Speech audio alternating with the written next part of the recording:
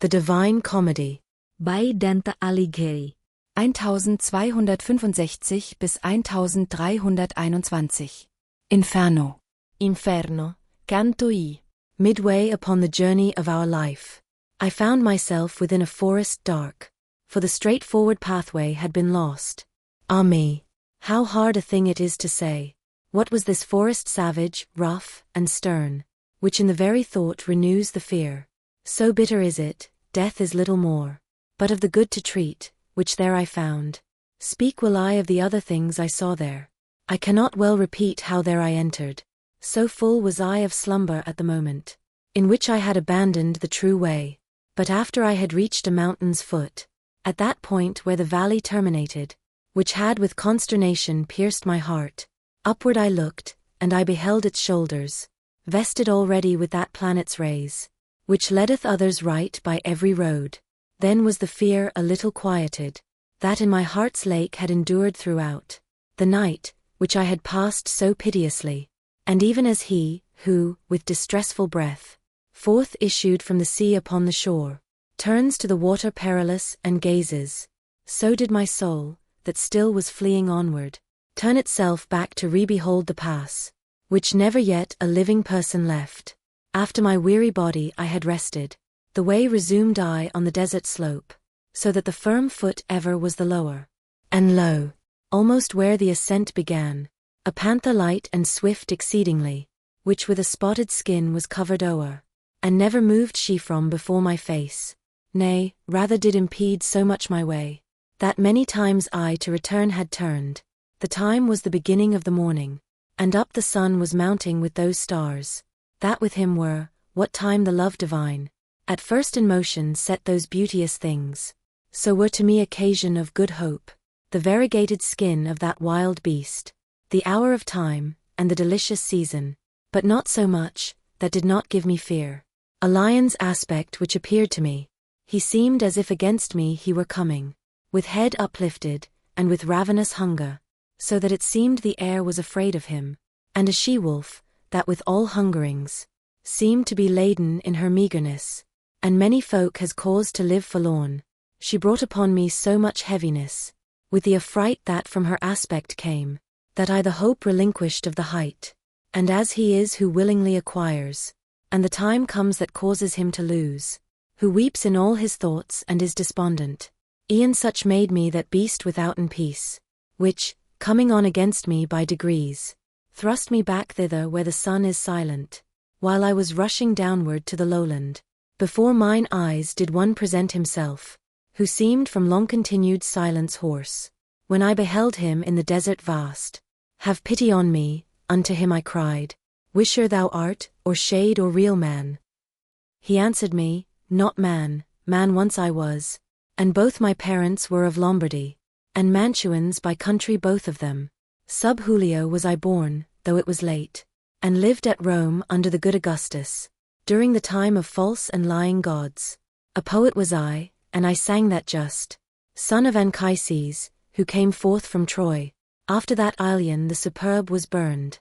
But thou, why goest thou back to such annoyance?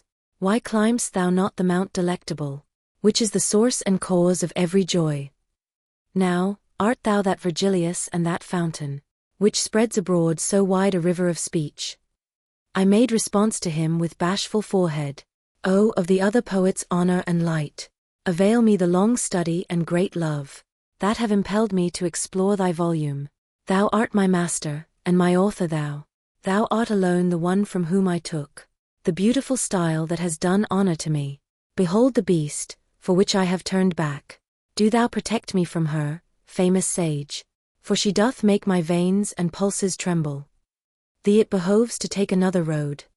Responded he, when he beheld me weeping, If from this savage place thou wouldst escape, because this beast, at which thou criest out, suffers not any one to pass her way, but so doth harass him, that she destroys him, and has a nature so malign and ruthless, that never doth she glut her greedy will, and after food is hungrier than before. Many the animals with whom she weds, and more they shall be still, until the greyhound comes, who shall make her perish in her pain. He shall not feed on either earth or pelf, but upon wisdom, and on love and virtue.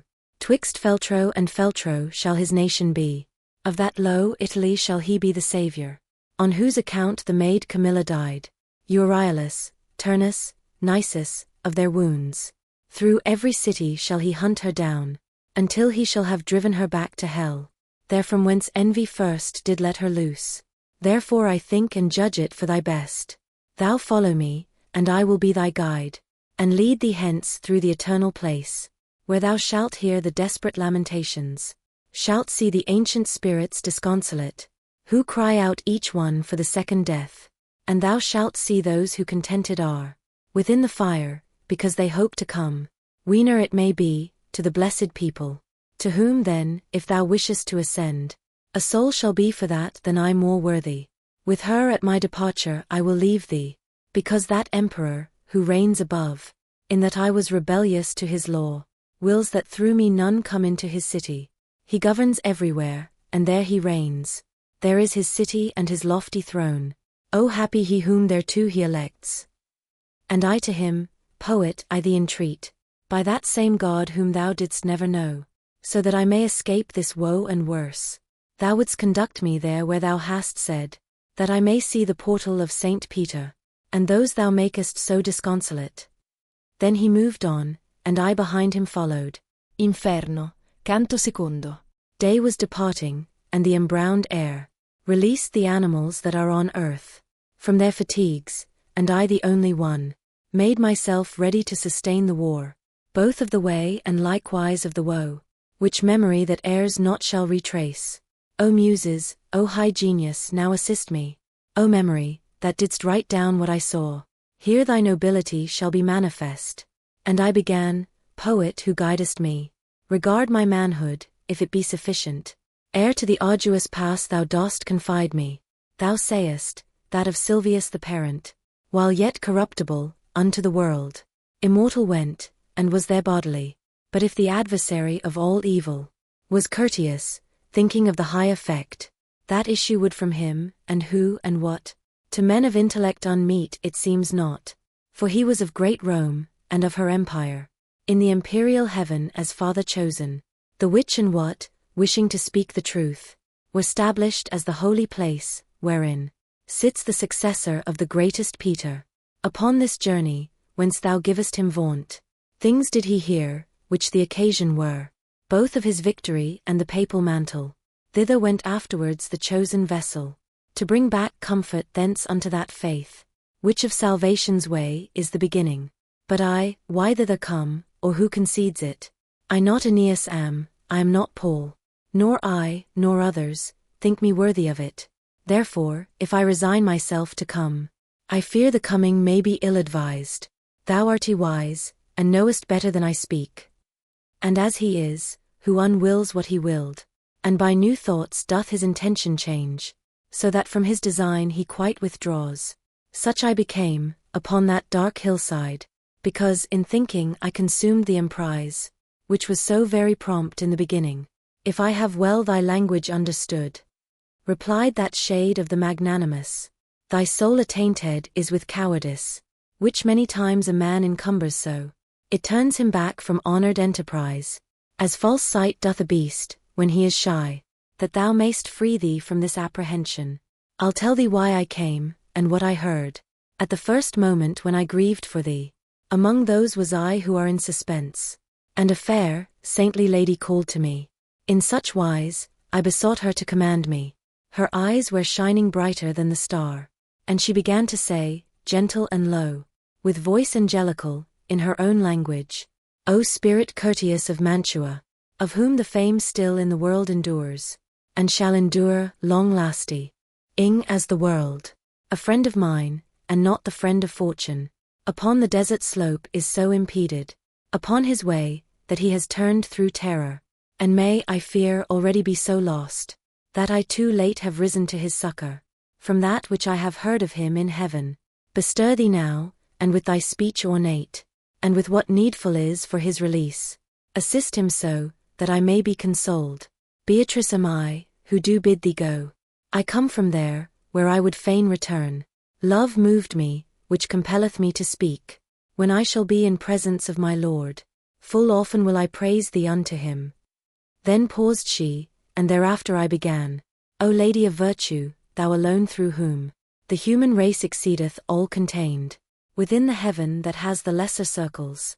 So grateful unto me is thy commandment. To obey, if 'twere already done, were late. No farther needst thou ope to me thy wish.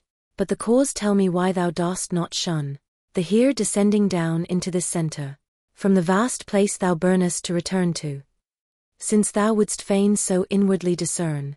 Briefly will I relate, she answered me, why I am not afraid to enter here.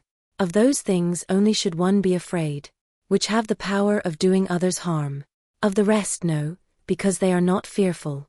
God in his mercy such created me. That misery of yours attains me not, nor any flame assails me of this burning. A gentle lady is in heaven, who grieves at this impediment, to which I send thee, so that stern judgment there above is broken. In her entreaty she besought Lucia, and said, thy faithful one now stands in need of thee, and unto thee I recommend him. Lucia, foe of all that cruel is, hastened away, and came unto the place where I was sitting with the ancient Rachel. Beatrice, said she, the true praise of God, why succourest thou not him, who loved thee so? For thee he issued from the vulgar herd? Dost thou not hear the pity of his plaint? Dost thou not see the death that combats him? Beside that flood, where ocean has no vaunt, never were persons in the world so swift to work their weal and to escape their woe. As I, after such words as these were uttered, came hither downward from my blessed seat, confiding in thy dignified discourse, which honors thee, and those who've listened to it. After she thus had spoken unto me, weeping, her shining eyes she turned away, whereby she made me swifter in my coming. And unto thee I came, as she desired. I have delivered thee from that wild beast, which barred the beautiful mountain's short ascent. What is it, then? Why dost thou delay? Why is such baseness bedded in thy heart? Daring and hardihood why hast thou not? Seeing that 3 such ladies benedight are caring for thee in the court of heaven, and so much good my speech doth promise thee. Even as the flowerets, by nocturnal chill, bowed down and closed, when the sun whitens them, uplift themselves all open on their stems, such I became with my exhausted strength, and such good courage to my heart there coursed, that I began, like an intrepid person, O she compassionate, who succored me, and courteous thou, who hast obeyed so soon, the words of truth which she addressed to thee. Thou hast my heart so with desire disposed, to the adventure, with these words of thine, that to my first intent I have returned. Now go, for one soul will is in us both. Thou leader, and thou Lord and Master thou. Thus said I to him, and when he had moved, I entered on the deep and savage way. Inferno, canto terzo. Through me the way is to the city dolent. Through me the way is to eternal dole. Through me the way among the people lost. Justice incited my sublime Creator, created me divine omnipotence, the highest wisdom and the primal love. Before me there were no created things, only etern, and I eternal last. All hope abandon, ye who enter in. These words in somber color I beheld, written upon the summit of a gate, whence I, their sense is master hard to me, and he to me, as one experienced. Here all suspicion needs must be abandoned, all cowardice must needs be here extinct. We to the place have come, where I have told thee, thou shalt behold the people dolorous, who have foregone the good of intellect. And after he had laid his hand on mine, with joyful mien, whence I was comforted, he led me in among the secret things. Their sighs, complaints, and ululations loud, resounded through the air without a star, whence I, at the beginning, wept thereat. Languages diverse, horrible dialects, accents of anger, words of agony, and voices high and hoarse, with sound of hands, made up a tumult that goes whirling on, for ever in that air for ever black, even as the sand doth, when the whirlwind breathes. And I, who had my head with horror bound, said, Master, what is this which now I hear? What folk is this, which seems by pain so vanquished? And he to me, this miserable mode, maintain the melancholy souls of those who lived without an infamy or praise. Commingled are they with that caitiff choir of angels, who have not rebellious been, nor faithful were to God, but were for self. The heavens expelled them, not to be less fair, nor them the nethermore abyss receives, for glory none the damned would have from them. And I, O Master, what so grievous is, to these that mocketh them lament so sore? He answered, I will tell thee very briefly. These have no longer any hope of death, and this blind life of theirs is so debased.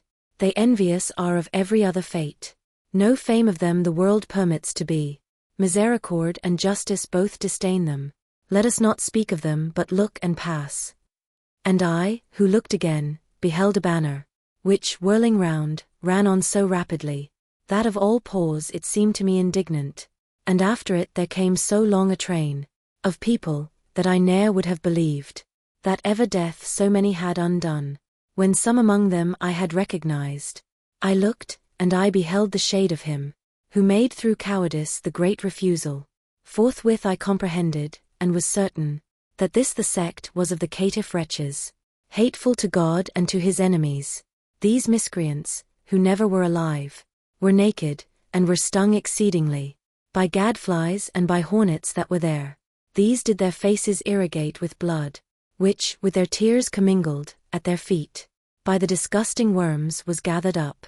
And when to gazing farther I betook me, people I saw on a great river's bank, whence said I, Master, now vouchsafe to me, that I may know who these are, and what law makes them appear so ready to pass over, as I discern athwart the dusky light.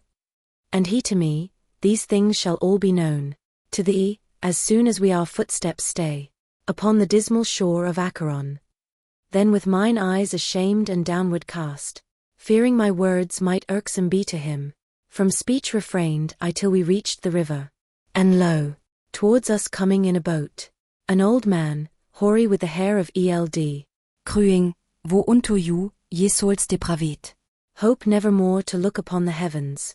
I come to lead you to the other shore, to the eternal shades in heat and frost. And thou, that yonder standest, living soul, withdraw thee from these people, who are dead. But when he saw that I did not withdraw, he said, By other ways, by other ports, thou to the shore shalt come, not here for passage. A lighter vessel needs must carry thee. And unto him the guide, Vex thee not, Sharon. It is so willed there where is power to do that which is willed, and farther question not. Thereat were quieted the fleecy cheeks of him the ferryman of the livid fun, who round about his eyes had wheels of flame. But all those souls who weary were and naked, their color changed and gnashed their teeth together, as soon as they had heard those cruel words. God they blasphemed and their progenitors, the human race, the place, the time, the seed of their engendering and of their birth. Thereafter altogether they drew back, bitterly weeping, to the accursed shore, which waiteth every man who fears not God. Sharon the demon, with the eyes of Gleed, beckoning to them, collects them all together, beats with his or whoever lags behind. As in the autumn time the leaves fall off, first one and then another, till the branch unto the earth surrenders all its spoils. In similar wise the evil seed of Adam throw themselves from that margin one by one, at signals, as a bird unto its lure. So they depart across the dusky wave, and ere upon the other side they land, again on this side a new troop assembles. My son, the courteous master said to me, all those who perish in the wrath of God, here meet together out of every land, and ready are they to pass o'er the river, because celestial justice spurs them on, so that their fear is turned into desire. This way there never passes a good soul. And hence if Sharon doth complain of thee, well mayst thou know now what his speech imports. This being finished, all the dusk champagne trembled so violently, that of that terror, the recollection bathes me still with sweat. The land of tears gave forth a blast of wind, and fulminated a vermilion light, which overmastered in me every sense, and as a man whom sleep hath seized I fell. Inferno, canto quarto. Broke the deep lethargy within my head, a heavy thunder, so that I upstart, like to a person who by force is wakened, and round about I moved my rested eyes. A prison erect, and steadfastly I gazed, to recognize the place wherein I was. True is it, that upon the verge I found me, of the abysmal valley dolorous, that gathers thunder of infinite ululations. Obscure, profound it was, and nebulous, so that by fixing on its depths my sight, nothing whatever I discerned therein. Let us descend now into the blind world. Began the poet, pallid utterly. I will be first, and thou shalt second be. And I, who of his color was aware, said, how shall I come, if thou art afraid? Who art wont to be a comfort to my fears? And he to me, the anguish of the people, who are below here in my face depicts, that pity which for terror thou hast taken. Let us go on, for the long way impels us. Thus he went in, and thus he made me enter the foremost circle that surrounds the abyss. There, as it seemed to me from listening, were lamentations none, but only sighs, that tremble made the everlasting air. And this arose from sorrow without torment, which the crowds had, that many were and great, of infants and of women and of men. To me the Master good, thou dost not ask, what spirits these, which thou beholdest, are? Now will I have thee know, ere thou go farther, that they sinned not, and if they merit had, 'tis not enough, because they had not baptism, which is the portal of the faith thou holdest. And if they were before Christianity, in the right manner they adored not God. And among such as these am I myself. For such defects, and not for other guilt, lost are we and are only so far punished, that without hope we live on in desire. Great grief seized on my heart when this I heard, because some people of much worthiness, I knew, who in that limbo were suspended. Tell me, my Master, tell me, thou my Lord. Began I, with desire of being certain, of that faith which overcometh every error. Came any one by his own merit hence, or by another's, who was blessed thereafter? And he, who understood my covert speech, replied, I was a novice in this state, when I saw hither come a mighty one, with sign of victory incoronate. Hence he drew forth the shade of the first parent, and that of his son Abel, and of Noah, of Moses the lawgiver, and the obedient, Abraham, patriarch, and David king, Israel with his father and his children, and Rachel, for whose sake he did so much, and others many, and he made them blessed. And thou must know, that earlier than these, never were any human spirits saved. We ceased not to advance because he spake, but still were passing onward through the forest. The forest, say I, of thick crowded ghosts. Not very far as yet our way had gone, this side the summit, when I saw a fire, that overcame a hemisphere of darkness. We were a little distant from it still, but not so far that I in part discerned not. That honorable people held that place. O thou who honorest every art and science, who may these be, which such great honor have, that from the fashion of the rest it parts them? And he to me, the honorable name, that sounds of them above there in thy life, wins grace in heaven, that so advances them. In the meantime a voice was heard by me. All honor be to the preeminent poet. His shade returns again, that was departed. After the voice had ceased and quiet was, 4 mighty shades I saw approaching us. Semblance had they nor sorrowful nor glad. To say to me began my gracious Master, him with that falchion in his hand behold, who comes before the 3, even as their Lord. That one is Homer, poet sovereign. He who comes next is Horace, the satirist. The third is Ovid, and the last is Lucan, because to each of these with me applies the name that solitary voice proclaimed. They do me honor, and in that do well. Thus I beheld assemble the fair school of that Lord of the song preeminent, who o'er the others like an eagle soars. When they together had discoursed somewhat, they turned to me with signs of salutation, and on beholding this, my Master smiled, and more of honor still much more they did me, in that they made me one of their own band, so that the 6th was I, mid so much wit. Thus we went on as far as to the light, things saying, 'tis becoming to keep silent, as was the saying of them where I was.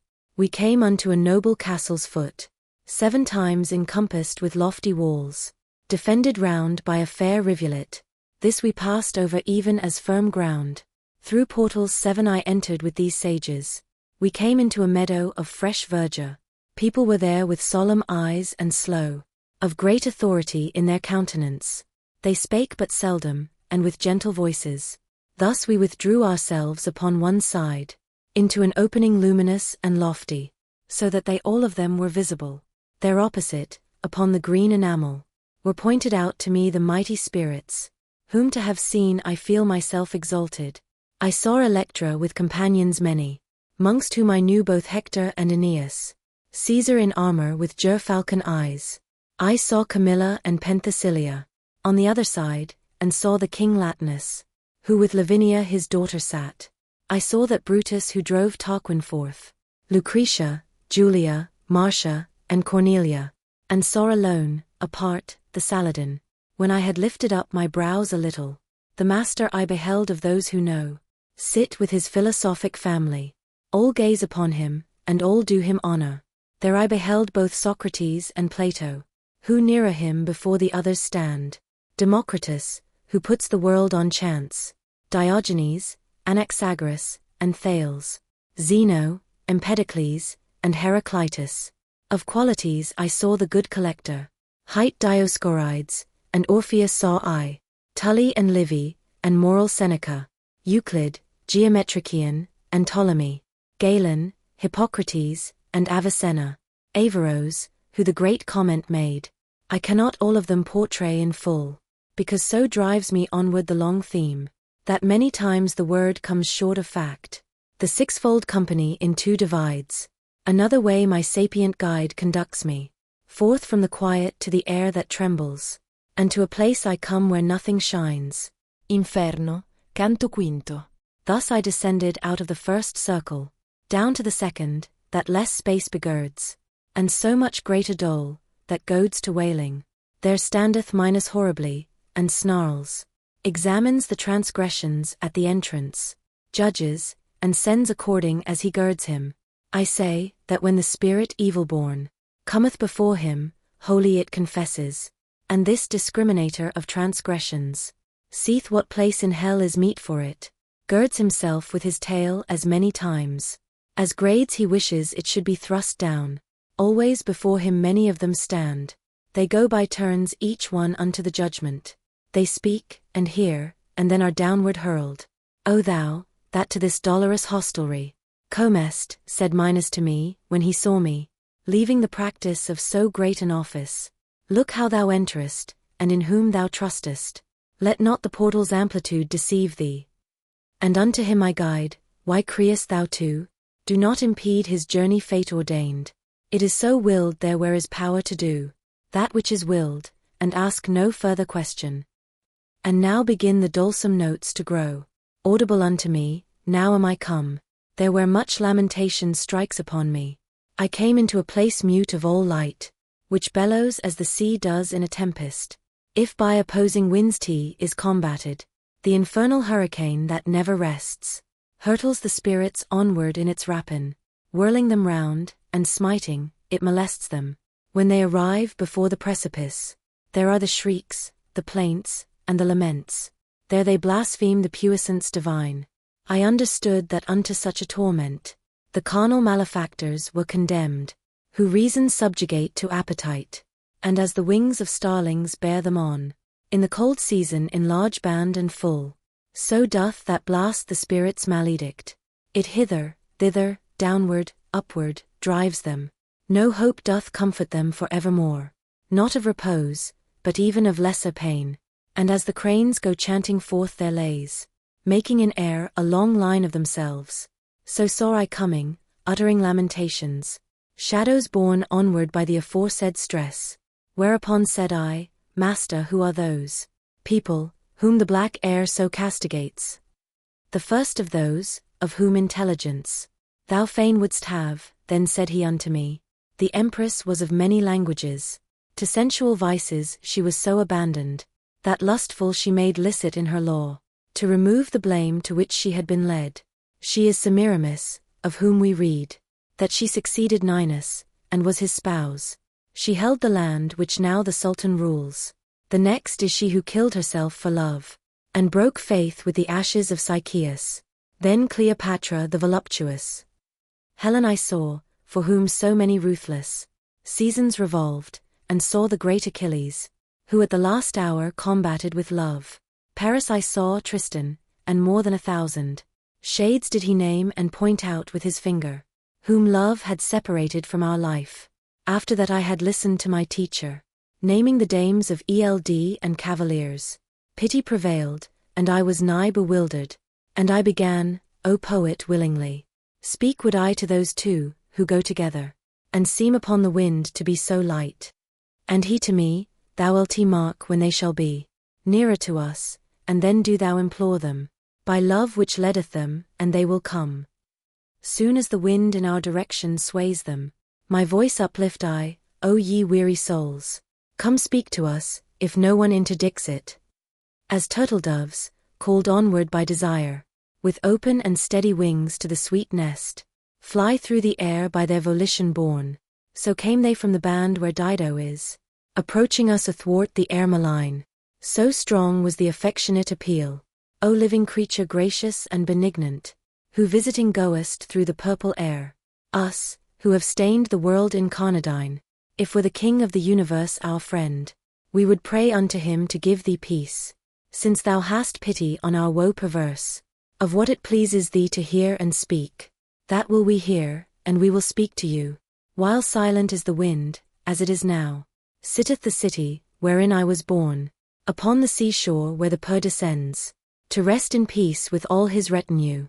Love, that on gentle heart doth swiftly seize, seized this man for the person beautiful, that was ta'en from me, and still the mode offends me.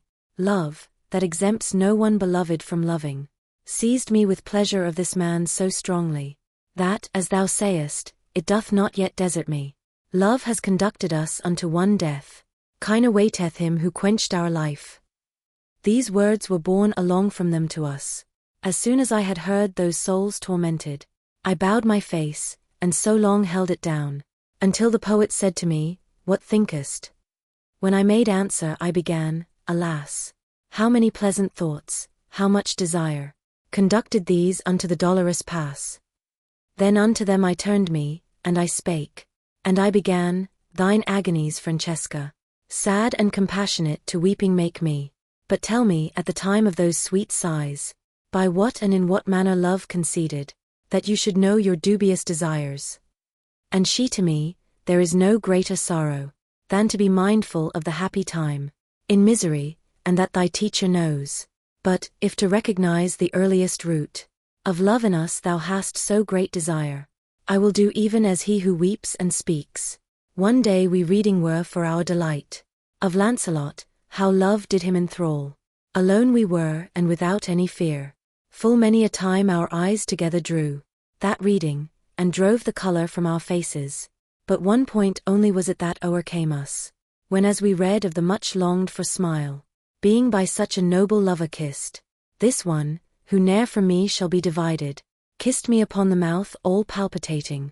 Gay Lotto was the book and he who wrote it. That day no farther did we read therein. And all the while one spirit uttered this, the other one did weep so, that for pity, I swooned away as if I had been dying, and fell, even as a dead body falls. Inferno, Canto Sesto. At the return of consciousness, that closed, before the pity of those two relations, which utterly with sadness had confused me, new torments I behold, and new tormented, around me, whichsoever way I move, and whichsoever way I turn, and gaze. In the third circle am I of the rain, eternal, maledict, and cold, and heavy. Its law and quality are never new. Huge hail, and water sombre-hued, and snow, athwart the tenebrous air pour down amain. Noisome the earth is, that receiveth this. Cerberus, monster cruel and uncouth, with his 3 gullets like a dog is barking, over the people that are there submerged. Red eyes he has, an unctuous beard and black, and belly large, and armed with claws his hands. He rends the spirits, flays, and quarters them. Howl the rain mocketh them like unto dogs. One side they make a shelter for the other. Oft turn themselves the wretched reprobates. When Cerberus perceived us, the great worm, his mouths he opened, and displayed his tusks. Not a limb had he that was motionless. And my conductor, with his spans extended, took of the earth, and with his fists well filled, he threw it into those rapacious gullets, such as that dog is, who by barking craves, and quiet grows soon as his food he gnaws, for to devour it he but thinks and struggles. The like became those muzzles filth begrimed, of Cerberus the demon, who so thunders over the souls that they would fain be deaf. We passed across the shadows, which subdues the heavy rainstorm, and we placed our feet upon their vanity. That person seems, they all were lying prone upon the earth, excepting one, who sat upright as soon as he beheld us passing on before him. O thou that art conducted through this hell, he said to me, recall me if thou canst. Thyself wast made before I was unmade. And I to him, the anguish which thou hast, perhaps doth draw thee out of my remembrance, so that it seems not I have ever seen thee. But tell me who thou art, that in so doleful a place art put, and in such punishment. If some are greater, none is so displeasing. And he to me, thy city which is full of envy, so that now the sack runs over, held me within it in the life serene. You citizens were wont to call me Chaco, for the pernicious sin of gluttony. I, as thou sayest, am battered by this rain. And I, sad soul, am not the only one, for all these suffer the like penalty, for the like sin, and word no more spake he. I answered him, Chaco, thy wretchedness weighs on me so that it to weep invites me. But tell me if thou knowest, to what shall come the citizens of the divided city, if any there be just, and the occasion. Tell me why so much discord has assailed it. And he to me, they, after long contention, will come to bloodshed, and the rustic party will drive the other out with much offence.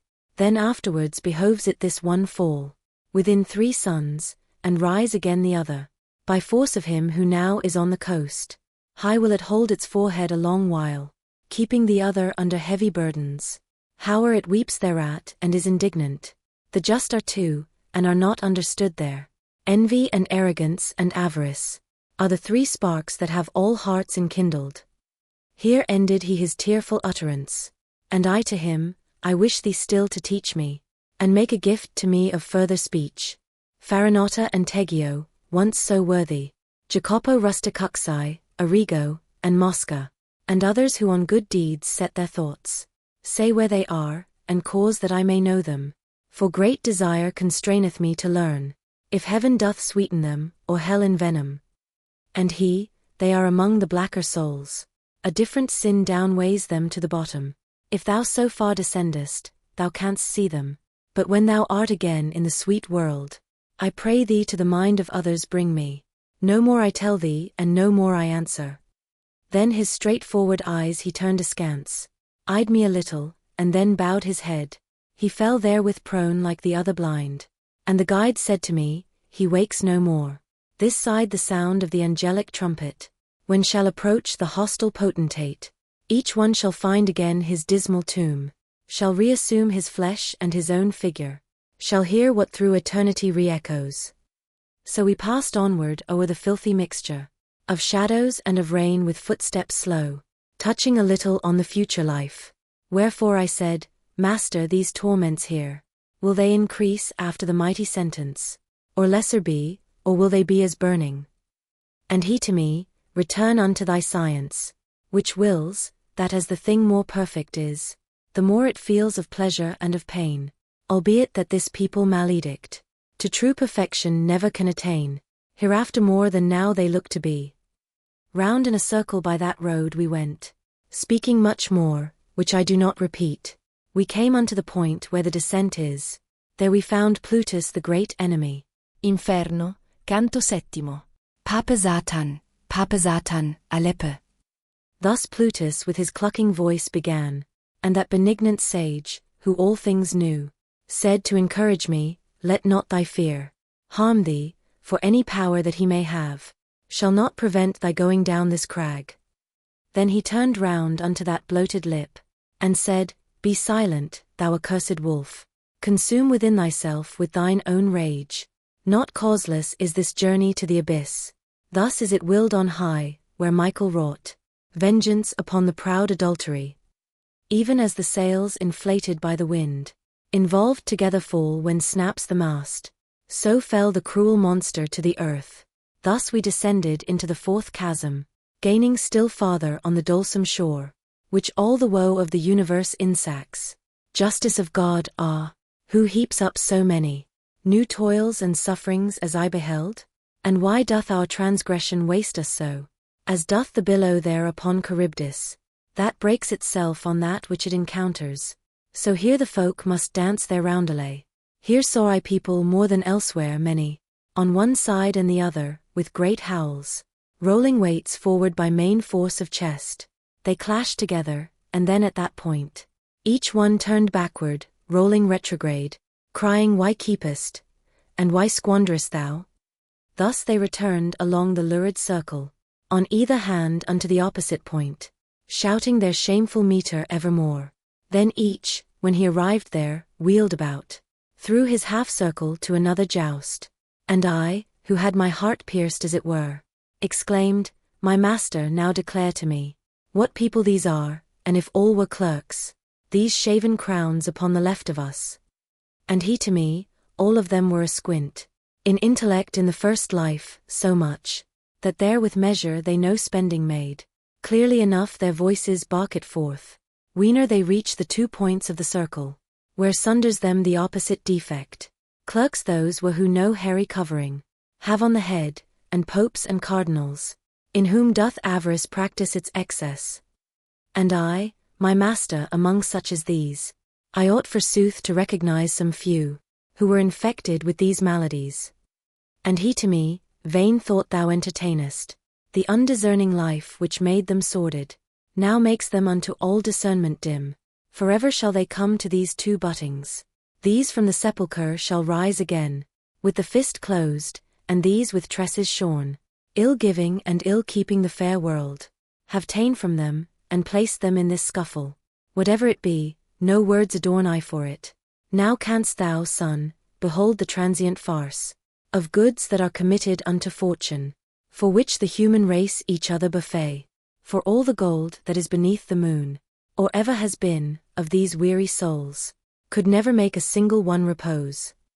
Master, I said to him, now tell me also, what is this fortune which thou speakest of, that has the world's goods so within its clutches? And he to me, O creatures imbecile, what ignorance is this which doth beset you? Now will I have thee learn my judgment of her, he whose omniscience everything transcends, the heavens created, and gave who should guide them, that every part to every part may shine, distributing the light in equal measure. He in like manner to the mundane splendors ordained a general mini-stress and guide, that she might change at times the empty treasures, from race to race, from one blood to another, beyond resistance of all human wisdom. Therefore one people triumphs, and another languishes, in pursuance of her judgment, which hidden is, as in the grass a serpent. Your knowledge has no counterstand against her. She makes provision, judges, and pursues. Her governance, as theirs the other gods. Her permutations have not any truce. Necessity makes her precipitate. So often cometh who his turn obtains. And this is she who is so crucified, even by those who ought to give her praise, giving her blame amiss, and bad repute. But she is blissful, and she hears it not. Among the other primal creatures gladsome, she turns her sphere, and blissful she rejoices. Let us descend now unto greater woe.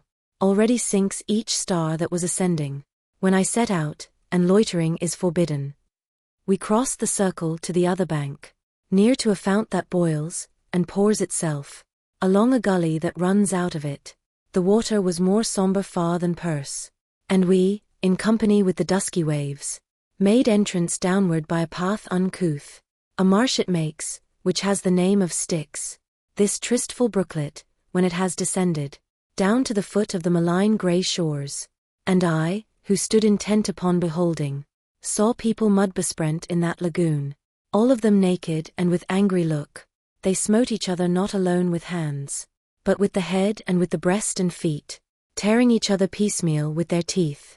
Said the good master, Son, thou now beholdest the souls of those whom anger overcame, And likewise I would have thee know for certain, beneath the water people are who sigh, and make this water bubble at the surface, as the eye tells thee wheresoe'er it turns.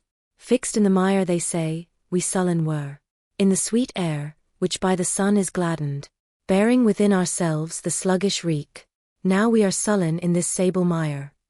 This hymn do they keep gurgling in their throats, for with unbroken words they cannot say it.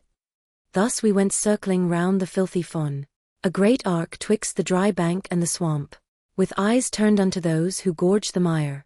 Unto the foot of a tower we came at last. Inferno, canto ottavo.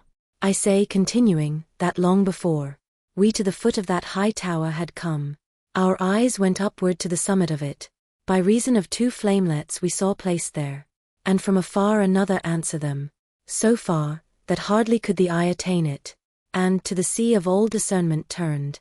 I said, what saith this, and what respondeth? That other fire? And who are they that made it? And he to me, across the turbid waves, what is expected thou canst now discern, if reek of the morass conceal it not. Cord never shot an arrow from itself, that sped away athwart the air so swift, as I beheld a very little boat come o'er the water toward us at that moment, under the guidance of a single pilot, who shouted, now art thou arrived, fell soul? Phlegyas, Phlegyas, thou criest out in vain. For this once, said my lord, thou shalt not have us longer than in the passing of the slough. As he who listens to some great deceit that has been done to him, and then resents it, such became Phlegyas, in his gathered wrath. My guide descended down into the boat, and then he made me enter after him, and only when I entered seemed it laden. Soon as the guide and I were in the boat, the antique prow goes on its way dividing more of the water than 'tis wont with others. While we were running through the dead canal, uprose in front of me one full of mire, and said, who art thou that comest ere the hour? And I to him, although I come, I stay not. But who art thou that hast become so squalid? Thou sayest that I am one who weeps, he answered. And I to him, with weeping and with wailing, thou spirit maledict, do thou remain. For thee I know, though thou art all defiled. Then stretched he both his hands unto the boat, whereat my wary master thrust him back, saying, away there with the other dogs. Thereafter with his arms he clasped my neck. He kissed my face and said, disdainful soul, blessed be she who bore thee in her bosom. That was an arrogant person in the world. Goodness is none, that decks his memory. So likewise here his shade is furious. How many are esteemed great kings up there, who here shall be like unto swine in mire, leaving behind them horrible dispraises. And I, my master, much should I be pleased, if I could see him soused into this broth, before we issue forth out of the lake. And he to me, ere unto thee the shore reveal itself, thou shalt be satisfied. Such a desire 'tis meet thou shouldst enjoy. A little after that, I saw such havoc made of him by the people of the mire, that still I praise and thank my God for it. They all were shouting, at Filippo Argenti. And that exasperate spirit Florentine turned round upon himself with his own teeth. We left him there, and more of him I tell not, but on mine ears there smote a lamentation, whenceforward I intent unbar mine eyes. And the good master said, even now, my son, the city draweth near whose name is Dis, with the grave citizens, with the great throng. And I, its mosques already, master, clearly, within there in the valley I discern, vermilion, as if issuing from the fire. They were. And he to me, the fire eternal, that kindles them within makes them look red, as thou beholdest in this nether hell. Then we arrived within the moats profound, that circumvallate that disconsolate city. The walls appeared to me to be of iron. Not without making first a circuit wide, we came unto a place where loud the pilot cried out to us, debark, here is the entrance. More than 1,000 at the gates I saw, out of the heavens rained down, who angrily were saying, who is this that without death goes through the kingdom of the people dead? And my sagacious master made a sign of wishing secretly to speak with them. A little then they quelled their great disdain, and said, come thou alone, and he be gone, who has so boldly entered these dominions. Let him return alone by his mad road. Try if he can, for thou shalt here remain, who hast escorted him through such dark regions. Think, reader, if I was discomfort at utterance of the accursed words, for never to return here I believed. O my dear guide, who more than 7 times hast rendered me security, and drawn me from imminent peril that before me stood, do not desert me, said I, thus undone, and if the going farther be denied us, let us retrace our steps together swiftly. And that Lord, who had led me thitherward, said unto me, Fear not, because our passage none can take from us, it by such is given. But here await me, and thy weary spirit comfort and nourish with a better hope, for in this nether world I will not leave thee. So onward goes, and there abandons me my Father sweet, and I remain in doubt. For no and yes within my head contend, I could not hear what he proposed to them, but with them there he did not linger long. Ere each within in rivalry ran back, they closed the portals, those our adversaries, on my Lord's breast, who had remained without, and turned to me with footsteps far between. His eyes cast down, his forehead shorn had he of all its boldness, and he said with sighs, Who has denied to me the dolesome houses? And unto me, Thou, because I am angry. Fear not, for I will conquer in the trial. Whatever for defense within be planned, this arrogance of theirs is nothing new. For once they used it at less secret gate, which finds itself without a fastening still. O'er it didst thou behold the dead inscription, and now this side of it descends the steep, passing across the circles without escort, one by whose means the city shall be opened. Inferno, canto nono. That hue which cowardice brought out on me, beholding my conductor backward turn, sooner repressed within him his new color. He stopped attentive, like a man who listens, because the eye could not conduct him far, through the black air, and through the heavy fog. Still it behoveth us to win the fight. Began he, else such offered us herself. Oh how I long that someone here arrive. Well I perceived, as soon as the beginning, he covered up with what came afterward, that they were words quite different from the first, but none the less his saying gave me fear, because I carried out the broken phrase, perhaps to a worse meaning than he had. Into this bottom of the doleful conch, doth any air descend from the first grade, which for its pain has only hope cut off?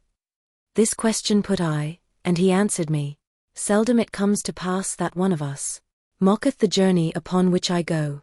True is it, once before I here below was conjured by that pitiless Erichtho, who summoned back the shades unto their bodies, naked of me short while the flesh had been, before within that wall she made me enter, to bring a spirit from the circle of Judas, that is the lowest region and the darkest, and farthest from the heaven which circles all.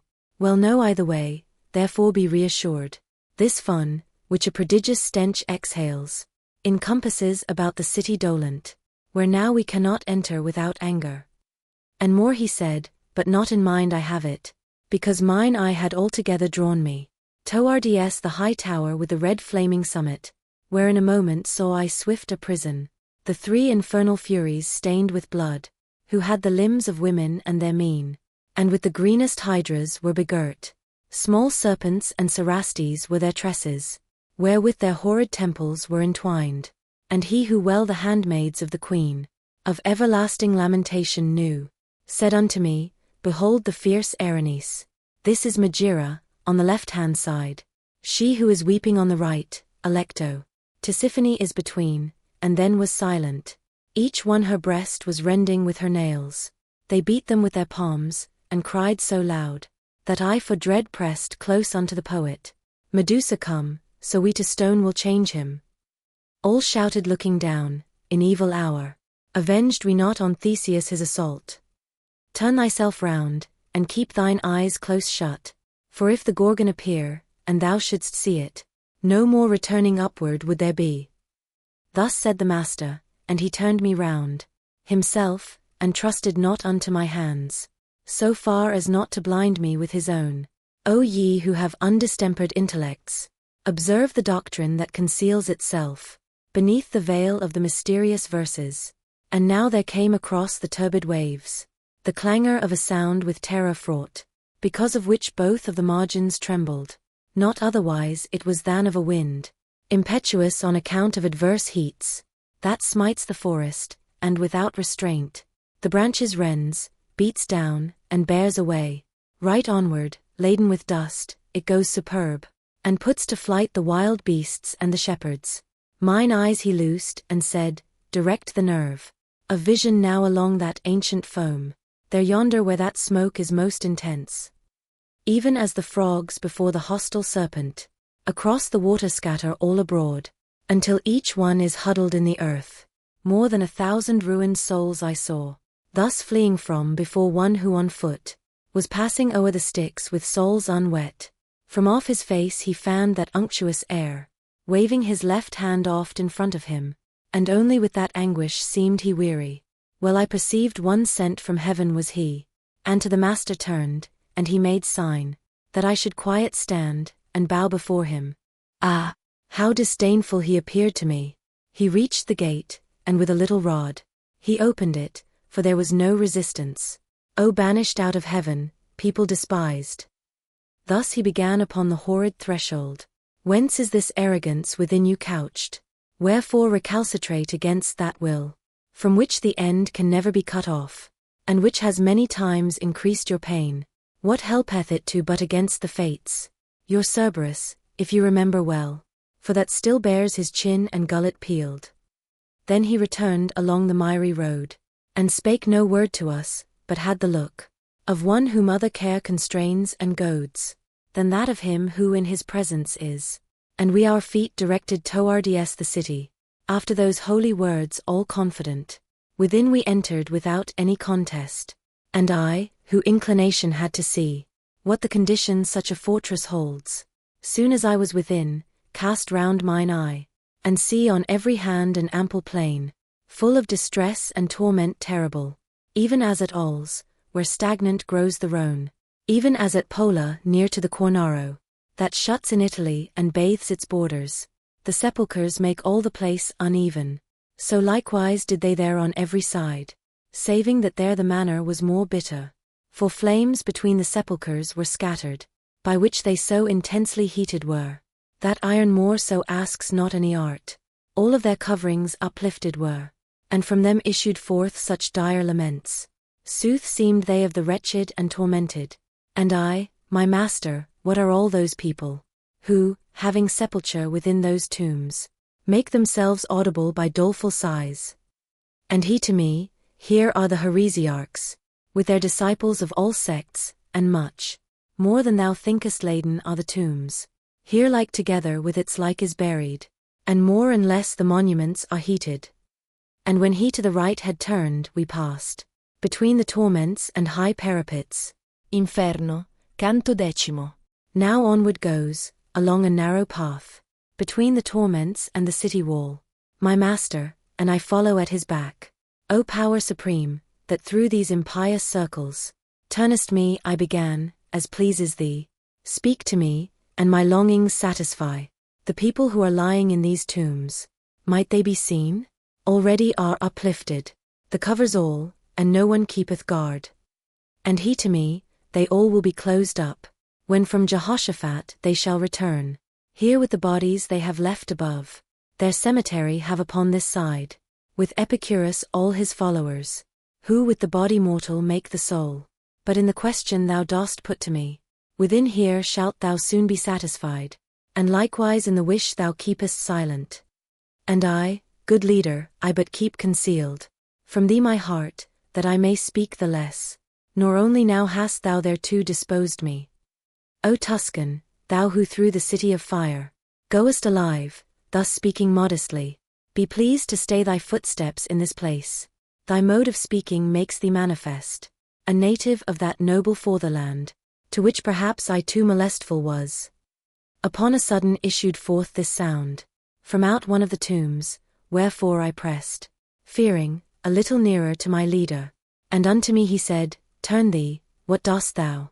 Behold their Farinata who has risen, from the waist upwards wholly shalt thou see him.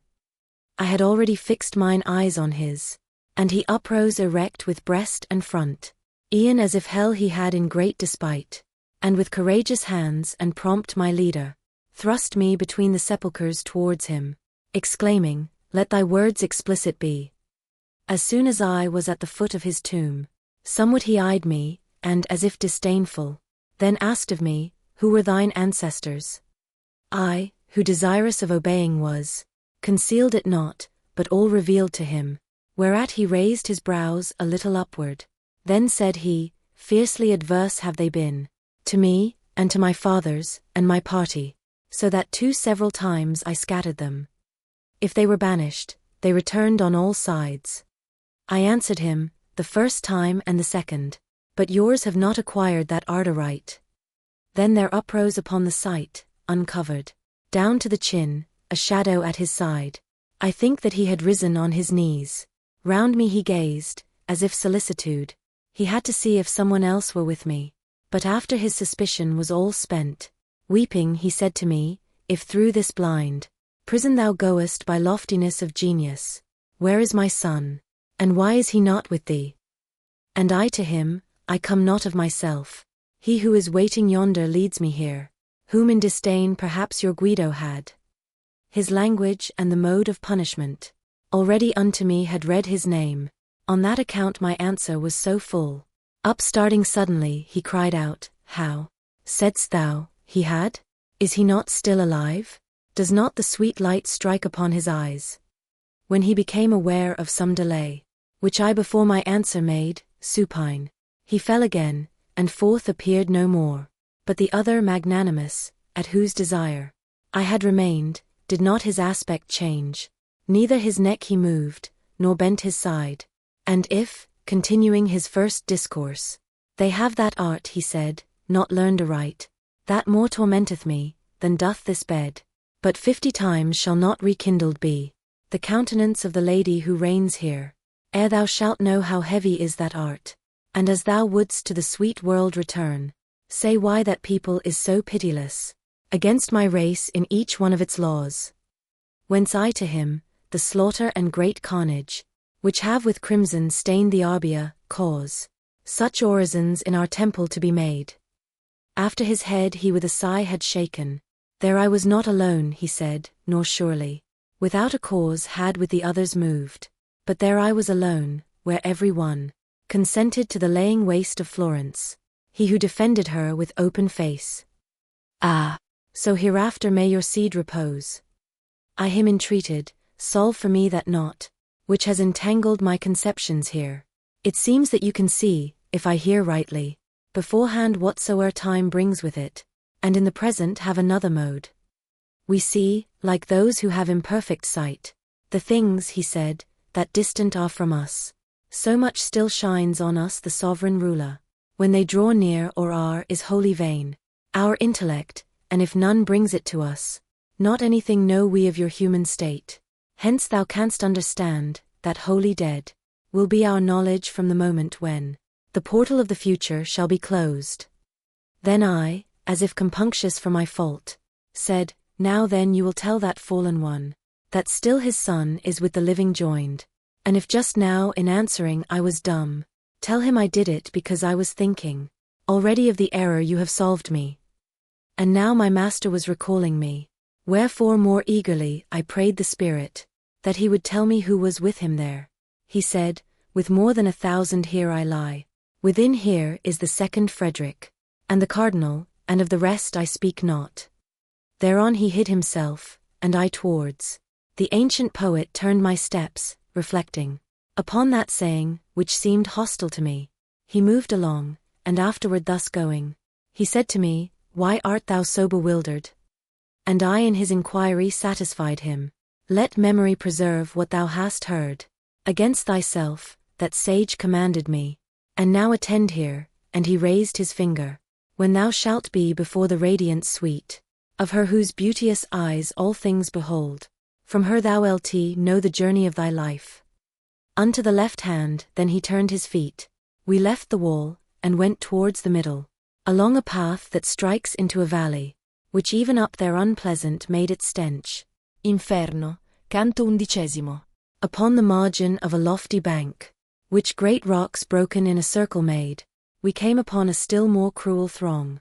And there, by reason of the horrible excess of stench the deep abyss throws out, we drew ourselves aside behind the cover of a great tomb, whereon I saw a writing, which said, Pope Anastasius I hold, whom out of the right way Photinus drew.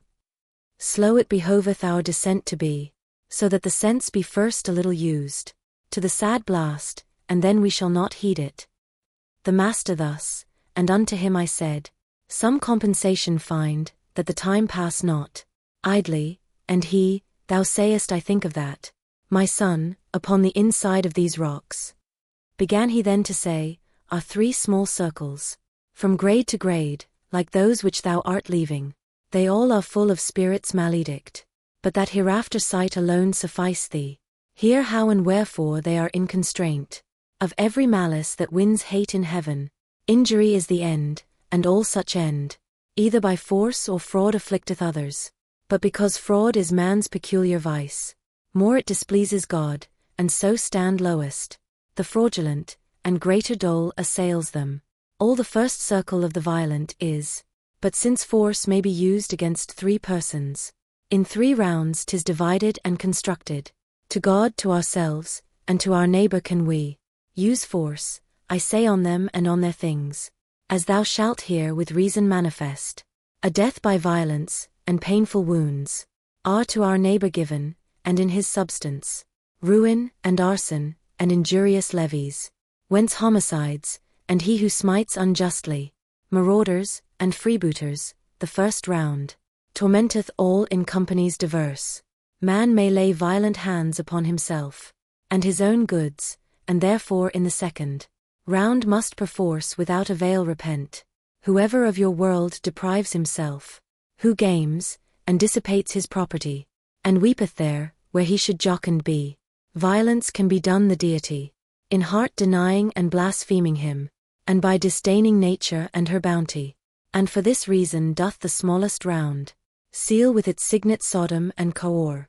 And who, disdaining God, speaks from the heart fraud, wherewithal is every conscience stung, a man may practice upon him who trusts, and him who doth no confidence immerse. This latter mode, it would appear, dissevers only the bond of love which nature makes. Wherefore within the second circle Nestle, hypocrisy, flattery, and who deals in magic, falsification, theft, and simony, panders, and barrators, and the like filth. By the other mode, forgotten is that love which nature makes, and what is after added, from which there is a special faith engendered. Hence in the smallest circle, where the point is, of the universe, upon which dis is seated, whoe'er betrays for ever is consumed.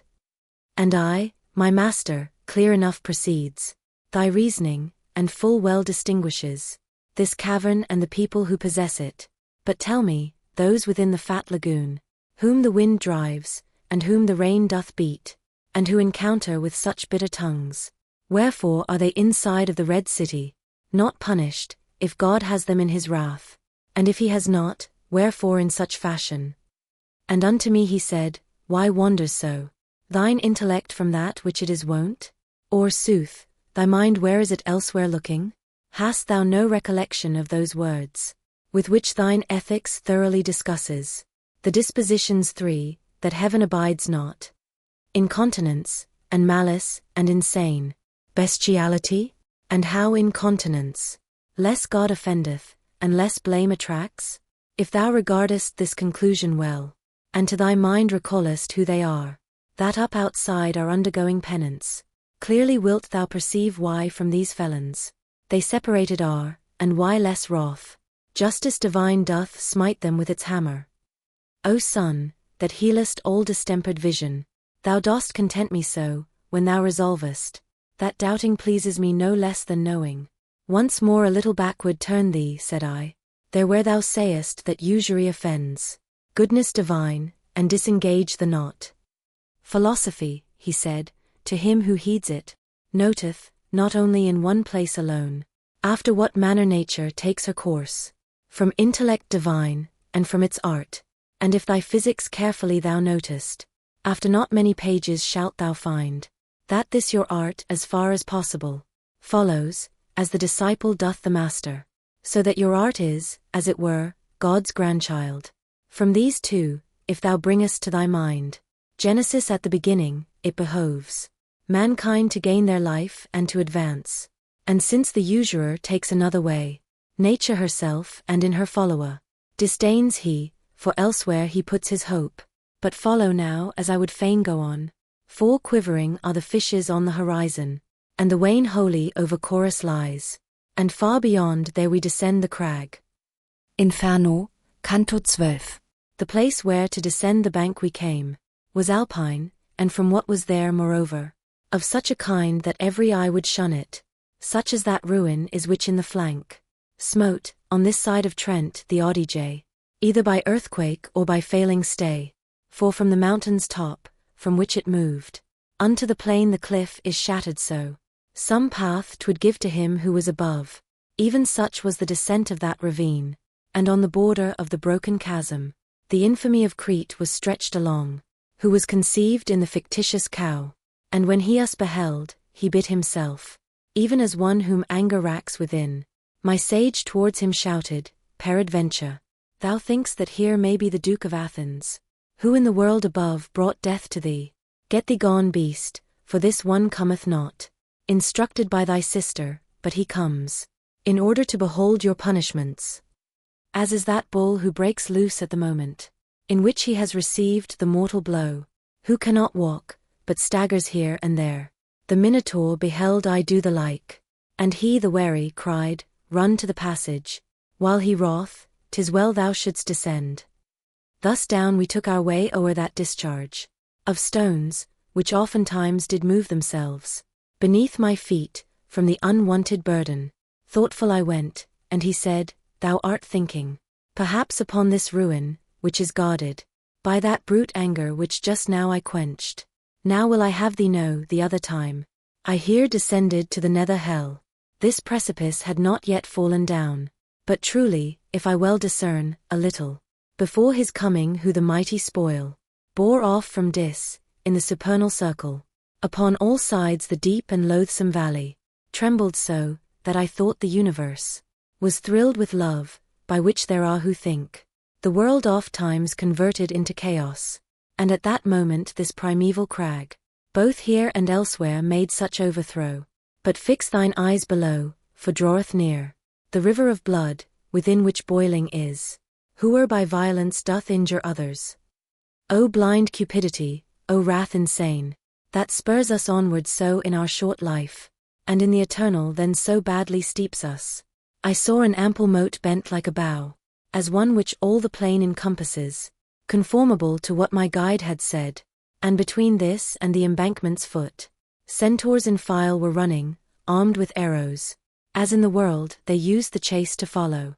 Beholding us descend, each one stood still, and from the squadron 3 detached themselves, with bows and arrows in advance selected, and from afar one cried, Unto what torment come ye, who down the hillside are descending?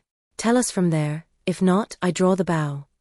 My master said, Our answer will we make, to Chiron near you there, in evil hour. That will of thine was evermore so hasty. Then touched he me, and said, This one is Nessus, who perished for the lovely Deianira, and for himself did vengeance take. And he in the midst, who at his breast is gazing, is the great Chiron, who brought up Achilles. That other Pholus is, who was so wrathful. Thousands and thousands go about the moat, shooting with shafts whatever soul emerges out of the blood, more than his crime allots. Near we approached unto those monsters fleet. Chiron an arrow took, and with the notch backward upon his jaws he put his beard. After he had uncovered his great mouth, he said to his companions, Are you ware that he behind moveth whatever he touches? Thus are not wont to do the feet of dead men. And my good guide, who now was at his breast, where the two natures are together joined, replied, Indeed he lives, and thus alone. Me it behoves to show him the dark valley. Necessity, and not delight, impels us. Someone withdrew from singing Hallelujah, who unto me committed this new office. No thief is he, nor I a thievish spirit, but by that virtue through which I am moving, my steps along this savage thoroughfare. Give us someone of thine, to be with us, and who may show us where to pass the ford, and who may carry this one on his back, for 'tis no spirit that can walk the air. Upon his right breast Chiron wheeled about, and said to Nessus, Turn and do thou guide them, and warn aside, if other band may meet you. We with our faithful escort onward moved, along the brink of the vermilion boiling, wherein the boiled were uttering loud laments. People I saw within up to the eyebrows, and the great centaur said, Tyrants are these, who dealt in bloodshed and in pillaging. Here they lament their pitiless mischiefs. Here is Alexander, and fierce Dionysius, who upon Sicily brought dolorous years. That forehead there which has the hair so black, is Azalin, and the other who is blonde. Abizo is of Este who, in truth, up in the world was by his stepson slain. Then turned I to the poet, and he said, Now he be first to thee, and second I. A little farther on the centaur stopped, above a folk, who far down as the throat, seemed from that boiling stream to issue forth. A shade he showed us on one side alone, saying, He cleft asunder in God's bosom, the heart that still upon the Thames is honored. Then people saw I, who from out the river, lifted their heads and also all the chest, and many among these I recognized. Thus ever more and more grew shallower that blood, so that the feet alone it covered, and there across the moat our passage was, even as thou here upon this side beholdest, the boiling stream, that I diminishes. The centaur said, I wish thee to believe, that on this other more and more declines its bed, until it reunites itself. Wer it behovet tyranny to groan. Justice divine, upon this side, is goading that Attila, who was a scourge on earth, and Pyrrhus and Sextus, and forever milks the tears which with the boiling it unseals. In rigne da corneto end rigne pazzo. Who made upon the highways so much war. Then back he turned, and passed again the ford. Inferno, canto XIII. Not yet had Nessus reached the other side, when we had put ourselves within a wood, that was not marked by any path whatever, not foliage green, but of a dusky color, not branches smooth, but gnarled and intertangled, not apple trees were there, but thorns with poison. Such tangled thickets have not, nor so dense, those savage wild beasts, that in hatred hold, twixt Cesena and Corneto the tilled places, there do the hideous harpies make their nests, who chase the Trojans from the Strophades, with sad announcement of impending doom. Broad wings have they, and necks and faces human, and feet with claws, and their great bellies fledged. They make laments upon the wondrous trees. And the good master, ere thou enter farther, know that thou art within the second round. Thus he began to say, and shalt be till thou comest out upon the horrible sand. Therefore look well around, and thou shalt see things that will credence give unto my speech. I heard on all sides lamentations uttered, and person none beheld I who might make them, whence, utterly bewildered, I stood still. I think he thought that I perhaps might think. So many voices issued through those trunks, from people who concealed themselves from us. Therefore the master said, If thou break off some little spray from any of these trees, the thoughts thou hast will wholly be made vain. Then stretched I forth my hand a little forward, and plucked a branchlet off from a great thorn, and the trunk cried, Why dost thou mangle me? After it had become embrowned with blood, it recommenced its cry, Why dost thou rend me? Hast thou no spirit of pity whatsoever? Men once we were, and now are changed to trees. Indeed, thy hand should be more pitiful, even if the souls of serpents we had been. As out of a green brand, that is on fire, at one of the ends, and from the other drips, and hisses with the wind that is escaping, so from that splinter issued forth together, both words and blood, whereat I let the tip fall, and stood like a man who is afraid. Had he been able sooner to believe, my sage made answer, O thou wounded soul, what only in my verses he has seen, not upon thee had he stretched forth his hand, whereas the thing incredible has caused me to put him to an act which grieveth me. But tell him who thou wast, so that by way of some amends thy fame he may refresh, up in the world, to which he can return. And the trunk said, so thy sweet words allure me. I cannot silent be, and you be vexed not, that I a little to discourse am tempted. I am the one who both keys had in keeping, of Frederick's heart, and turned them to and fro, so softly in unlocking and in locking, that from his secrets most men I withheld. Fidelity I bore the glorious office, so great, I lost thereby my sleep and pulses. The courtesan who never from the dwelling of Caesar turned aside her strumpet eyes. Death universal and the vice of courts inflamed against me all the other minds, and they, inflamed, did so inflame Augustus, that my glad honors turned to dismal mournings. My spirit, in disdainful exultation, thinking by dying to escape disdain, made me unjust against myself, the just. I by the roots unwanted of this wood, do swear to you that never broke I faith, unto my Lord, who was so worthy of honor, and to the world if one of you return, let him my memory comfort, which is lying, still prostrate from the blow that envy dealt it. Waited a while and then, since he is silent, the poet said to me, lose not the time, but speak and question him if more may please thee. Whence I to him, do thou again inquire, concerning what thou thinkst will satisfy me, for I cannot, such pity is in my heart. Therefore he recommenced, so may the man do for thee freely what thy speech implores. Spirit incarcerate, again be pleased to tell us in what way the soul is bound within these knots, and tell us if thou canst, if any from such members air is freed. Then blew the trunk amain, and afterward the wind was into such a voice converted, with brevity shall be replied to you, when the exasperated soul abandons the body whence it rent itself away, Minos consigns it to the seventh abyss. It falls into the forest, and no part is chosen for it, but where fortune hurls it, there like a grain of spelt it germinates. It springs a sapling, and a forest tree. The harpies, feeding then upon its leaves, do pain create, and for the pain an outlet. Like others for our spoils shall we return, but not that any one may them revest. For 'tis not just to have what one casts off. Here we shall drag them, and along the dismal forest our bodies shall suspended be, each to the thorn of his molested shade.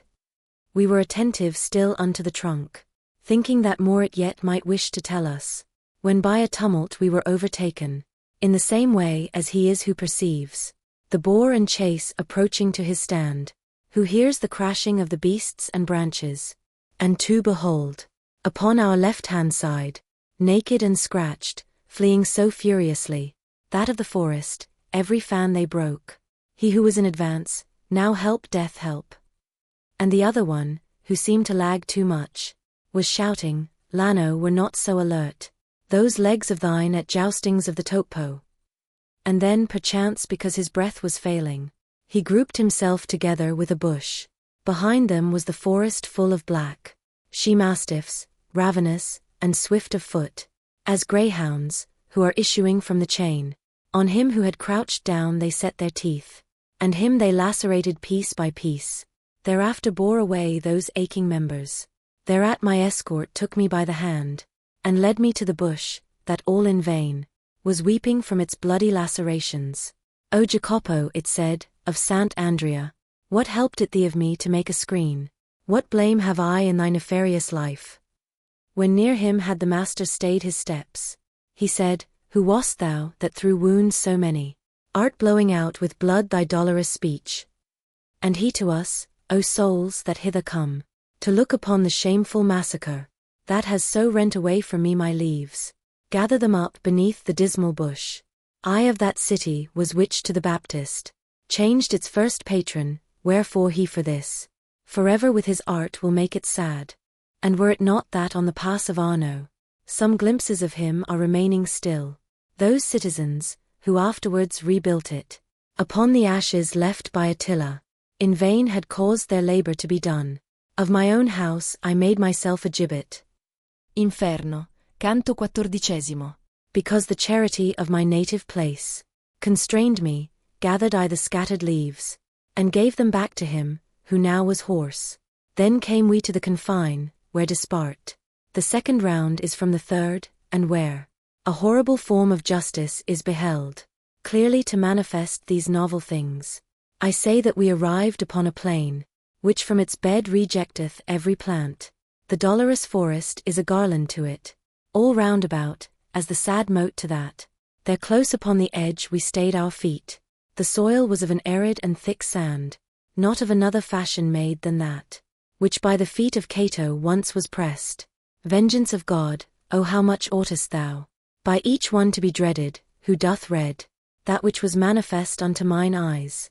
Of naked souls beheld I many herds, who all were weeping very miserably, and over them seemed set a law diverse.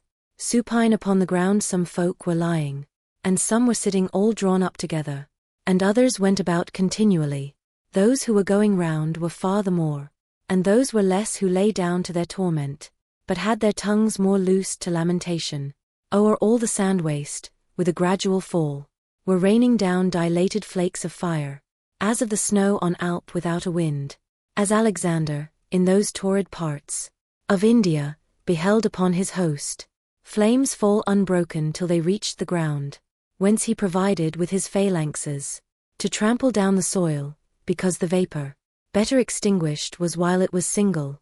Thus was descending the eternal heat, whereby the sand was set on fire, like tinder, beneath the steel, for doubling of the dole. Without repose forever was the dance of miserable hands, now there now here, shaking away from off them the fresh gleeds. Master, began I, thou who overcomest all things except the demons dire, that issued against us at the entrance of the gate. Who is that mighty one who seems to heed not the fire, and leath lowering and disdainful, so that the rain seems not to ripen him? And he himself, who had become aware that I was questioning my guide about him, cried, such as I was living am I dead. If Jove should weary out his smith, from whom he seized in anger the sharp thunderbolt, wherewith upon the last day I was smitten, and if he wearied out by turns the others, in Mongabello at the swarthy forge, vociferating, help, good Vulcan, help, even as he did there at the fight of Phlegra, and shot his bolts at me with all his might, he would not have thereby a joyous vengeance. Then did my leader speak with such great force, that I had never heard him speak so loud. O Capaneus, in that is not extinguished thine arrogance, thou punished art the more. Not any torment, saving thine own rage, would be unto thy fury pain complete. Then he turned round to me with better lip, saying, one of the 7 kings was he, who Thebes besieged, and held, and seems to hold God in disdain, and little seems to prize him. But, as I said to him, his own despites are for his breast the fittest ornaments. Now follow me, and mind thou do not place as yet thy feet upon the burning sand, but always keep them close unto the wood. Speaking no word, we came to where there gushes forth from the wood a little rivulet, whose redness makes my hair still stand on end. As from the Bulacame springs the brooklet, the sinful women later share among them. So downward through the sand it went its way. The bottom of it, and both sloping banks, were made of stone, and the margins at the side, whence I perceived that there the passage was, in all the rest which I have shown to thee, since we have entered in within the gate, whose threshold unto no one is denied. Nothing has been discovered by thine eyes, so notable as is the present river, which all the little flames above it quenches. These words were of my leader, whence I prayed him, that he would give me largesse of the food, for which he had given me largesse of desire. In the mid-sea there sits a wasted land, said he thereafterward, whose name is Crete, under whose king the world of old was chaste. There is a mountain there, that once was glad, with waters and with leaves, which was called Ida. Now 'tis deserted, as a thing worn out. Rhea once chose it for the faithful cradle of her own son, and to conceal him better. Weena, he cried, she there had clamours made. A grand old man stands in the mount erect, who holds his shoulders turned toward Dies Damietta, and looks at Rome as if it were his mirror. His head is fashioned of refined gold, and of pure silver are the arms and breast. Then he is brass as far down as the fork. From that point downward all is chosen iron, save that the right foot is of kiln-baked clay, and more he stands on that than on the other. Each part, except the gold, is by a fissure, asunder cleft, that dripping is with tears, which gather together perforate that cavern. From rock to rock they fall into this valley. Acheron, Styx, and Phlegethon they form. Then downward go along this narrow sluice, unto that point where is no more descending. They form Cocytus, what that pool may be. Thou shalt behold, so here 'tis not narrated.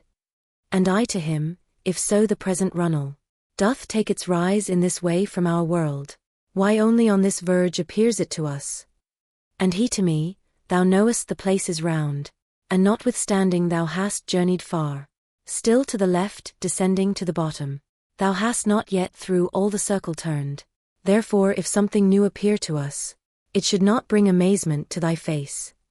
And I again, Master, where shall be found Lethe and Phlegethon, for of one thou art silent, and sayest the other of this reign is made. In all thy questions truly thou dost please me. Replied he, but the boiling of the red water might well solve one of them thou makest. Thou shalt see Lethe, but outside this moat, there where the souls repair to lave themselves, when sin repented of has been removed. Then said he, it is time now to abandon the wood, take heed that thou come after me. Away the margins make that are not burning, and over them all vapors are extinguished. Inferno, canto 15. Now bears us onward one of the hard margins, and so the brooklet's mist o'ershadows it. From fire it saves the water and the dikes, even as the Flemings, twixt Cadsand and Bruges, fearing the flood that towards them hurls itself, their bulwarks build to put the sea to flight, and as the Paduans along the Brenta, to guard their villas and their villages, or ever Cairentana feel the heat. In such similitude had those been made, albeit not so lofty nor so thick. Whoever he might be, the master made them. Now were we from the forest so remote, I could not have discovered where it was, even if backward I had turned myself, when we a company of souls encountered, who came beside the dike, and every one gazed at us, as at evening we are wont to eye each other under a new moon, and so towards us sharpened they their brows, as an old tailor at the needle's eye. Thus scrutinized by such a family, by someone I was recognized, who seized my garment's hem, and cried out, what a marvel! And I, when he stretched forth his arm to me, on his baked aspect fastened so mine eyes, that the scorched countenance prevented not his recognition by my intellect, and bowing down my face unto his own, I made reply, are you here, Ser Brunetto? And he, may it not displease thee, O my son, if a brief space with the Brunetto Latini, backward return and let the trail go on. I said to him, with all my power I ask it, and if you wish me to sit down with you, I will if he please, for I go with him. O son, he said, whoever of this heard, a moment stops, lies then 100 years, nor fans himself when smitteth him the fire. Therefore go on, I at thy skirts will come, and afterward will I rejoin my band, which goes lamenting its eternal doom. I did not dare to go down from the road, level to walk with him, but my head bowed. I held as one who goeth reverently. And he began, what fortune or what fate, before the last day leadeth thee down here? And who is this that showeth thee the way? Up there above us in the life serene. I answered him, I lost me in a valley, or ever yet my age had been completed. But yestermorn I turned my back upon it. This one appeared to me, returning thither, and homeward leadeth me along this road. And he to me, if thou thy star do follow, thou canst not fail thee of a glorious port. If well I judged in the life beautiful, and if I had not died so prematurely, seeing heaven thus benignant unto thee, I would have given thee comfort in the work. But that ungrateful and malignant people, which of old time from Fisol descended, and smacks still of the mountain and the granite, will make itself, for thy good deeds, thy foe. And it is right, for among crabbed sorbs, it ill befits the sweet fig to bear fruit. Old rumor in the world proclaims them blind. A people avaricious, envious, proud. Take heed that of their customs thou do cleanse thee. Thy fortune so much honor doth reserve thee. One party and the other shall be hungry for thee, but far from goat shall be the grass. Their litter let the beasts of Fisol make of themselves, nor let them touch the plant. If any still upon their dunghill rise, in which may yet revive the consecrated seed of those Romans, who remained there when the nest of such great malice it became. If my entreaty wholly were fulfilled, replied I to him, not yet would you be in banishment from human nature placed. For in my mind is fixed, and touches now my heart the dear and good paternal image of you, when in the world from hour to hour you taught me how a man becomes eternal, and how much I am grateful, while I live, behoves that in my language be discerned. What you narrate of my career I write, and keep it to be glossed with other text, by a lady who can do it, if I reach her. This much will I have manifest to you, provided that my conscience do not chide me. For whatsoever fortune I am ready. Such hansel is not new unto mine ears. Therefore let fortune turn her wheel around, as it may please her, and the churl his mattock. My master thereupon on his right cheek did backward turn himself, and looked at me. Then said, he listeneth well who noteth it. Nor speaking less on that account I go with Ser Brunetto, and I ask who are his most known and most eminent companions. And he to me, to know of some is well, of others it were laudable to be silent. For short would be the time for so much speech. Know them in sum, that all of them were clerks, and men of letters great and of great fame, in the world tainted with the self-same sin. Priscian goes yonder with that wretched crowd, and Francis of Accorso, and thou hadst seen there, if thou hadst had a hankering for such scurf, that one, who by the servant of the servants, from Arno was transferred to Bacchiglione, where he has left his sin-excited nerves. More would I say, but coming and discoursing can be no longer, for that I behold new smoke uprising yonder from the sand. A people comes with whom I may not be commended. Unto thee be my tesoro, in which I still live, and no more I ask. Then he turned round, and seemed to be of those who at Verona run for the green mantle across the plain, and seemed to be among them the one who wins, and not the one who loses. Inferno, canto XVI.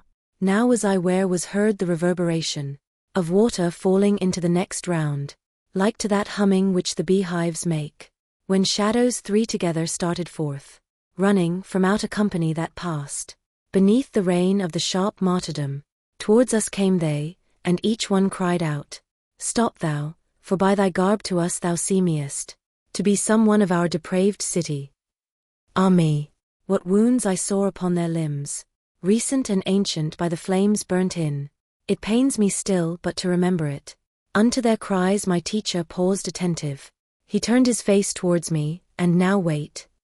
He said, to these we should be courteous, and if it were not for the fire that darts, the nature of this region, I should say, that haste were more becoming thee than them. As soon as we stood still, they recommenced the old refrain, and when they overtook us, formed of themselves a wheel, all three of them, as champions stripped and oiled are wont to do, watching for their advantage and their hold, before they come to blows and thrusts between them. Thus, wheeling round, did every one his visage direct to me, so that in opposite wise his neck and feet continual journey made. And, if the misery of this soft place bring in disdain ourselves and our entreaties, began one, and our aspect black and blistered, let the renown of us thy mind incline, to tell us who thou art, who thus securely thy living feet dost move along through hell, he in whose footprints thou dost see me treading, naked and skinless though he now may go, was of a greater rank than thou dost think. He was the grandson of the good Gualdrada. His name was Guido Guerra, and in life much did he with his wisdom and his sword. The other, who close by me treads the sand, Tecchiaio Aldobrandis, Vosefem. above there in the world should welcome be. And I, who with them on the cross am placed, Jacopo Rusticuxi was, and truly, my savage wife, more than aught else, doth harm me. Could I have been protected from the fire below, I should have thrown myself among them, and think the teacher would have suffered it. But as I should have burned and baked myself, my terror overmastered my good will, which made me greedy of embracing them. Then I began, sorrow and not disdain, did your condition fix within me so, that tardily it wholly is stripped off. As soon as this my Lord said unto me, words, on account of which I thought within me, that people such as you are were approaching. I of your city am, and evermore. Your labors and your honorable names I with affection have retraced and heard. I leave the goal, and go for the sweet fruits promised to me by the voracious leader, but to the center first I needs must plunge. So may the soul for a long while conduct those limbs of thine, did he make answer then, and so may thy renown shine after thee. Valor and courtesy, say if they dwell within our city, as they used to do, or if they wholly have gone out of it. For Guglielmo Borsier, who is in torment with us of late, and goes there with his comrades, doth greatly mortify us with his words. The new inhabitants and the sudden gains, pride and extravagance have in thee engendered, Florence, so that thou weepst thereat already. In this wise I exclaimed with face uplifted, and the three, taking that for my reply, looked at each other, as one looks at truth. If other times so little it doth cost thee, replied they all, to satisfy another. Happy art thou, thus speaking at thy will. Therefore, if thou escape from these dark places, and come to re-behold the beauteous stars, when it shall pleasure thee to say, I was, see that thou speak of us unto the people. Then they broke up the wheel, and in their flight, it seemed as if their agile legs were wings.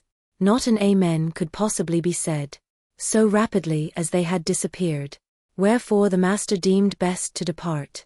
I followed him, and little had we gone, before the sound of water was so near us, that speaking we should hardly have been heard, even as that stream which holdeth its own course.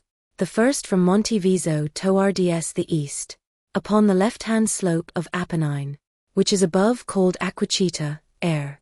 It down descendeth into its low bed, and at Forli is vacant of that name, reverberates there above San Benedetto, from Alps, by falling at a single leap, where for 1,000 there were room enough.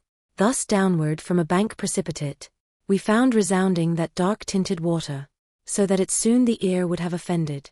I had a cord around about me girt, and therewithal I whilom had designed, to take the panther with the painted skin, after I this had all from me unloosed, as my conductor had commanded me. I reached it to him, gathered up and coiled, whereat he turned himself to the right side, and at a little distance from the verge, he cast it down into that deep abyss. It must needs be some novelty respond. I said within myself, to the new signal, the master with his eye is following so.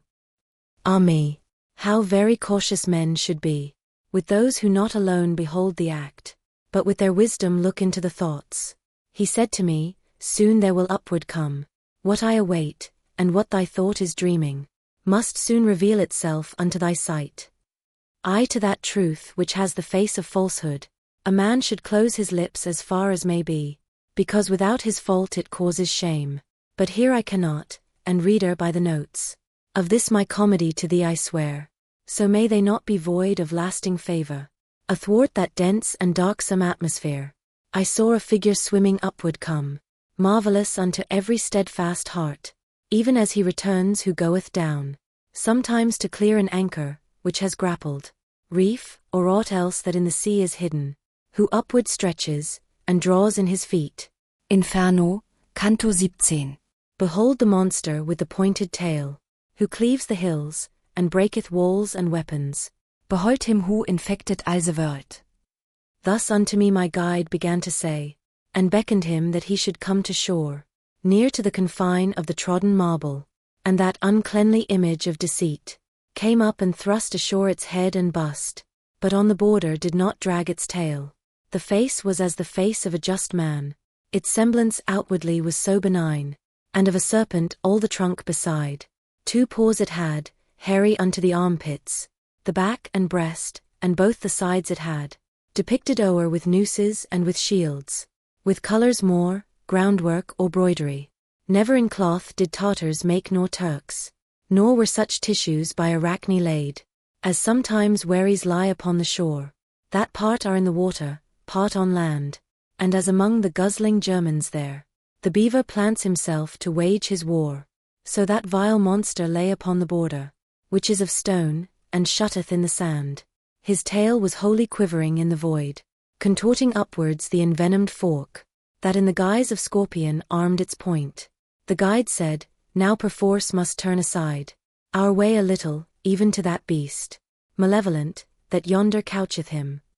We therefore on the right side descended, and made 10 steps upon the outer verge, completely to avoid the sand and flame. And after we are come to him, I see, a little farther off upon the sand, a people sitting near the hollow place.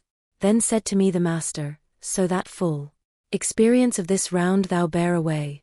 Now go and see what their condition is. There let thy conversation be concise. Till thou returnest I will speak with him, that he concede to us his stalwart shoulders.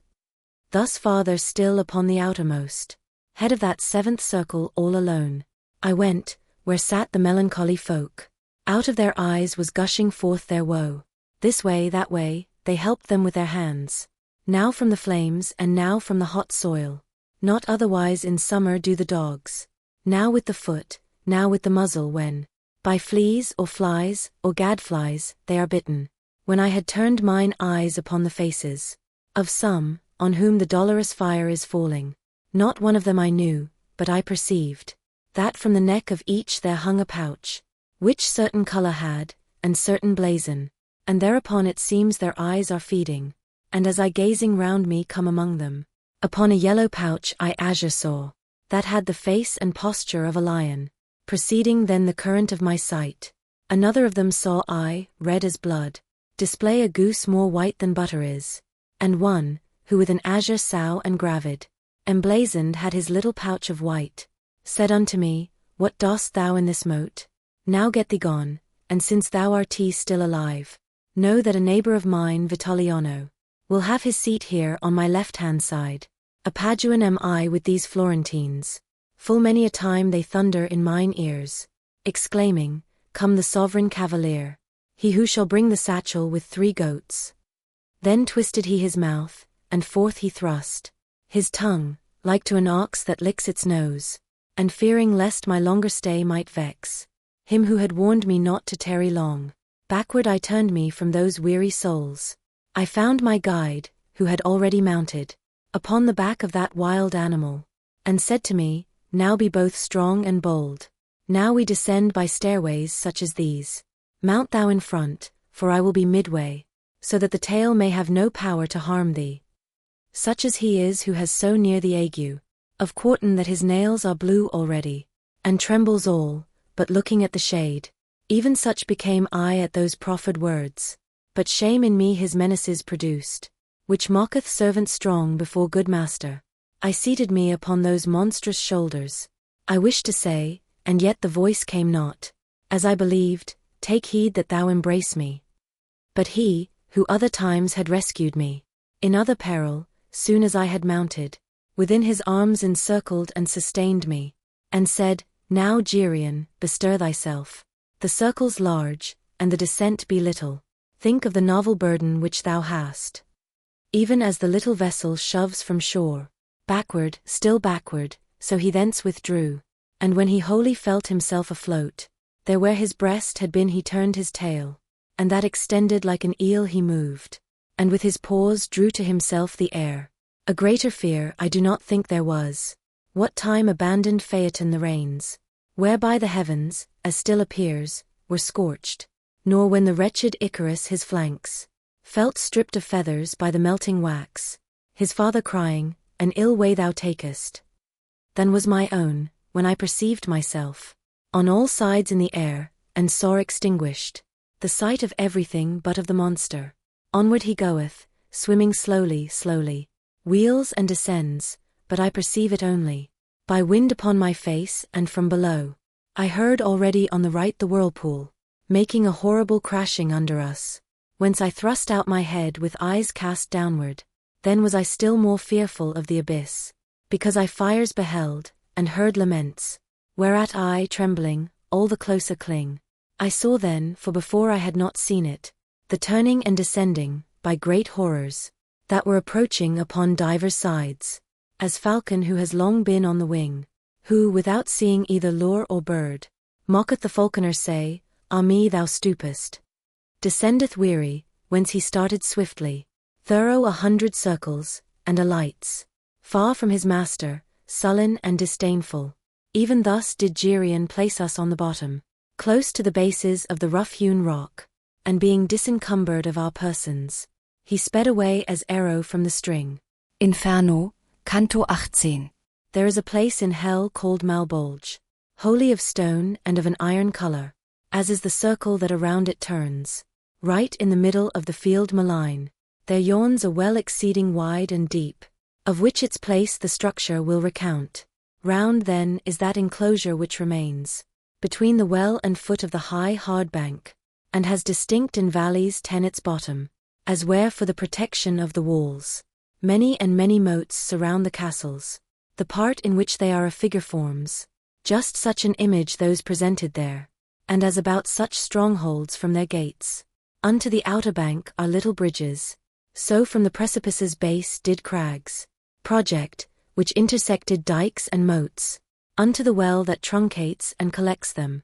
Within this place, down shaken from the back of Geryon, we found us, and the poet held to the left, and I moved on behind. Upon my right hand I beheld new anguish, new torments, and new wielders of the lash, wherewith the foremost Bolgia was replete. Down at the bottom were the sinners naked. This side the middle came they facing us. Beyond it with us, but with greater steps. Even as the Romans, for the mighty host, the year of Jubilee, upon the bridge, have chosen a mode to pass the people over. For all upon one side towards the castle, their faces have, and go unto St. Peter's. On the other side they go towards the mountain. This side and that, along the livid stone, beheld I horned demons with great scourges, who cruelly were beating them behind. Ah me, how they did make them lift their legs at the first blows, and sooth not any one. The second waited for, nor for the third. While I was going on, mine eyes by one encountered were, and straight I said, already, with sight of this one I am not unfed. Therefore I stayed my feet to make him out, and with me the sweet guide came to a stand, and to my going somewhat back assented. And he, the scourged one, thought to hide himself, lowering his face, but little it availed him. For said I, thou that castest down thine eyes, if false are not the features which thou bearest, Duarte venedico caccianimico. but what doth bring thee to such pungent sauces? And he to me, unwillingly I tell it, but forces me thine utterance distinct, which makes me recollect the ancient world. I was the one who the fair Gisela induced to grant the wishes of the Marquis. Howe'er the shameless story may be told, not the sole Bolognese am I who weeps here. Nay, rather is this place so full of them, that not so many tongues today are taught, twixt Reno and Savina to say Sipa. And if thereof thou wishest pledge or proof, bring to thy mind our avaricious heart. While speaking in this manner, with his scourge, a demon smote him, and said, Get thee gone. Pander, there are no women here for coin. I joined myself again unto mine escort. Thereafterward with footsteps few we came, to where a crag projected from the bank. This very easily did we ascend, and turning to the right along its ridge, from those eternal circles we departed. When we were there, where it is hollowed out, beneath, to give a passage to the scourged, the guide said, Wait, and see that on thee strike the vision of those others evil born, of whom thou hast not yet beheld the faces, because together with us they have gone. From the old bridge we looked upon the train, which towards us came upon the other border, and which the scourges in like manner smite. And the good master, without my inquiring, said to me, See that tall one who is coming, and for his pain seems not to shed a tear. Still what a royal aspect he retains. That Jason is, who by his heart and cunning, the Colchians of the Ram made destitute. He by the isle of Lemnos passed along, after the daring women pitiless, had unto death devoted all their males. There with his tokens and with ornate words, did he deceive Hypsipyle, the maiden, who first herself, had all the rest deceived. There did he leave her pregnant and forlorn. Such sin unto such punishment condemns him, and also for Medea is vengeance done.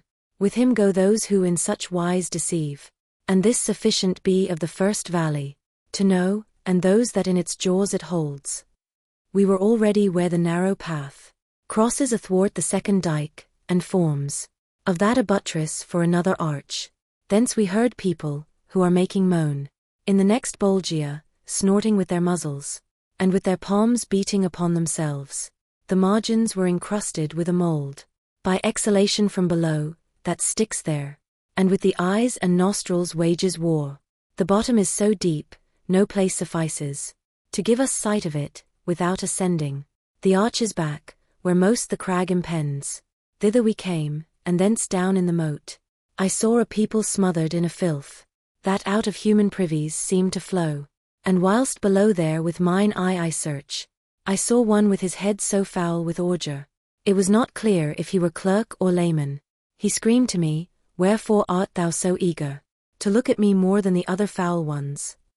And I to him, "Because, if I remember, I have already seen thee with dry hair, and thou art Alessio Interminii of Lucca, therefore I eye thee more than all the others." And he thereon, belabouring his pumpkin, "The flatteries have submerged me here below, wherewith my tongue was never surfeited." Then said to me the guide, "See that thou thrust thy visage somewhat farther in advance, that with thine eyes thou well the face attain of that uncleanly and dishevelled drab, who there doth scratch herself with filthy nails, and crouches now, and now on foot is standing. Therese the harlot is it, who replied unto her paramour when he said, Have I great gratitude from thee? Nay, marvellous. And herewith let our sight be satisfied." Inferno, canto 19. O Simon Magus, o voll on disciples. Ye who the things of God which ought to be the brides of holiness, rapaciously, for silver and for gold do prostitute. Now it behoves for you the trumpet sound, because in this third Bolgia ye abide. We had already on the following tomb ascended to that portion of the crag, which o'er the middle of the moat hangs plumb. Wisdom supreme, O how great art thou showest, in heaven, in earth, and in the evil world, and with what justice doth thy power distribute. I saw upon the sides and on the bottom the livid stone with perforations filled, all of one size, and every one was round. To me less ample seemed they not, nor greater, than those that in my beautiful St. John are fashioned for the place of the baptizers, and one of which, not many years ago, I broke for someone, who was drowning in it. Be this a seal all men to undeceive. Out of the mouth of each one there protruded the feet of a transgressor, and the legs, up to the calf, the rest within remained. In all of them the souls were both on fire, wherefore the joints so violently quivered, they would have snapped asunder withes and bands, even as the flame of unctuous things is wont to move upon the outer surface only. So likewise was it there from heel to point. Master, who is that one who writhes himself more than his other comrades quivering? I said, and whom a redder flame is sucking? And he to me, If thou wilt have me bear thee down there along that bank which lowest lies, from him thou wilt know his errors and himself. And I, what pleases thee to me is pleasing. Thou art my Lord, and knowest that I depart not from thy desire, and knowest what is not spoken. Straightway upon the fourth dyke we arrived. We turned, and on the left-hand side descended, down to the bottom full of holes and narrow. And the good master yet from off his haunch deposed me not, till to the hole he brought me, of him who so lamented with his shanks. Who thou art, that standest upside down, O doleful soul, implanted like a stake? To say began I, if thou canst speak out. I stood even as the friar who is confessing, the false assassin, who, when he is fixed, recalls him, so that death may be delayed. And he cried out, Dost thou stand there already? Dost thou stand there already, Boniface? By many years the record lied to me. Art thou so early satiate with that wealth, for which thou didst not fear to take by fraud the beautiful lady, and then work her woe? Such I became, as people are who stand, not comprehending what is answered them, as if bemocked, and know not how to answer. Then said Virgilius, Say to him straightway, I am not he thou thinkest. And I replied as was imposed on me, whereat the spirit writhed with both his feet. Then sighing, with a voice of lamentation, said to me, Then what wantest thou of me? If who I am thou carest so much to know, that thou on that account hast crossed the bank. Know that I vested was with the great mantle, and truly was I son of the she-bear, so eager to advance the cubs, that wealth above, and here myself, I pocketed. Beneath my head the others are dragged down, who have preceded me in simony, flattened along the fissure of the rock. Below there I shall likewise fall, whenever that one shall come who I believed thou wast. What time the sudden question I proposed, but longer I my feet already toast, and here have been in this way upside down, then he will planted stay with reddened feet, for after him shall come a fouler deed. From Toardies the west a pastor without law, such as befits to cover him and me. New Jason will he be, of whom we read in Maccabees, and as his king was pliant, so he who governs France shall be to this one. I do not know if I were here too bold, that him I answered only in this meter.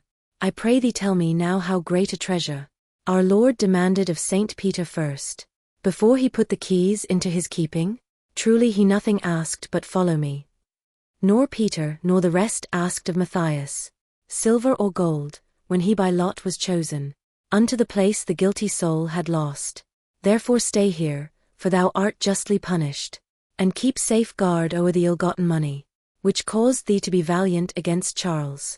And were it not that still forbids it me, The Reverenz for the keys superlative. thou hadst in keeping in the gladsome life, I would make use of words more grievous still, because your avarice afflicts the world, trampling the good and lifting the depraved.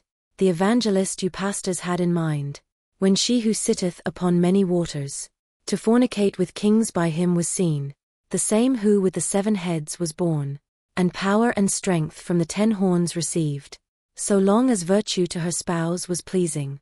Ye have made yourselves a god of gold and silver, and from the idolater how differ ye, save that he one, and ye 100 worship?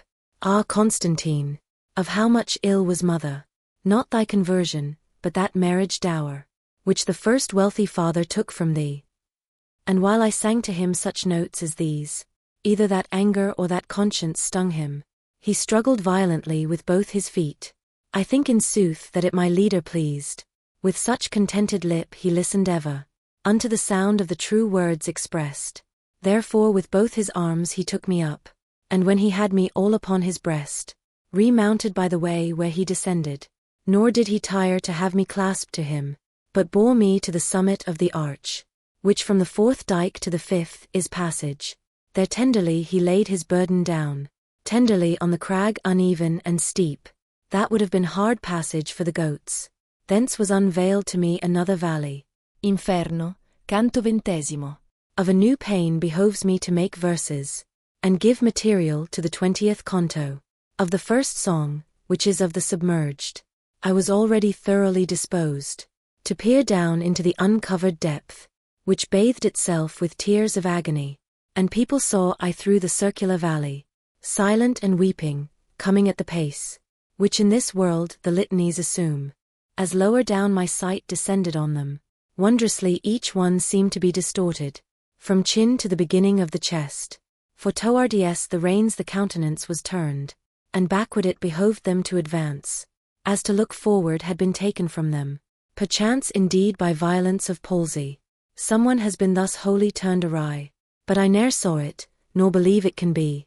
As God may let thee, reader, gather fruit from this thy reading, think now for thyself, how I could ever keep my face unmoistened, when our own image near me I beheld, distorted so, the weeping of the eyes, along the fissure bathed the hinder parts. Truly I wept, leaning upon a peak of the hard crag, so that my escort said to me, Art thou too of the other fools? Here pity lives when it is wholly dead. Who is a greater reprobate than he who feels compassion at the doom divine? Lift up thy head, and see for whom opened the earth before the Thebans' eyes. Wherefore they all cried, Whither rushest thou? Amphiaraus? Why dost leave the war? And downward ceased he not to fall amain, as far as Minos, who lays hold on all. See, he has made a bosom of his shoulders, because he wished to see too far before him. Behind he looks, and backward goes his way. Behold Tiresias, who his semblance changed, when from a male a female he became.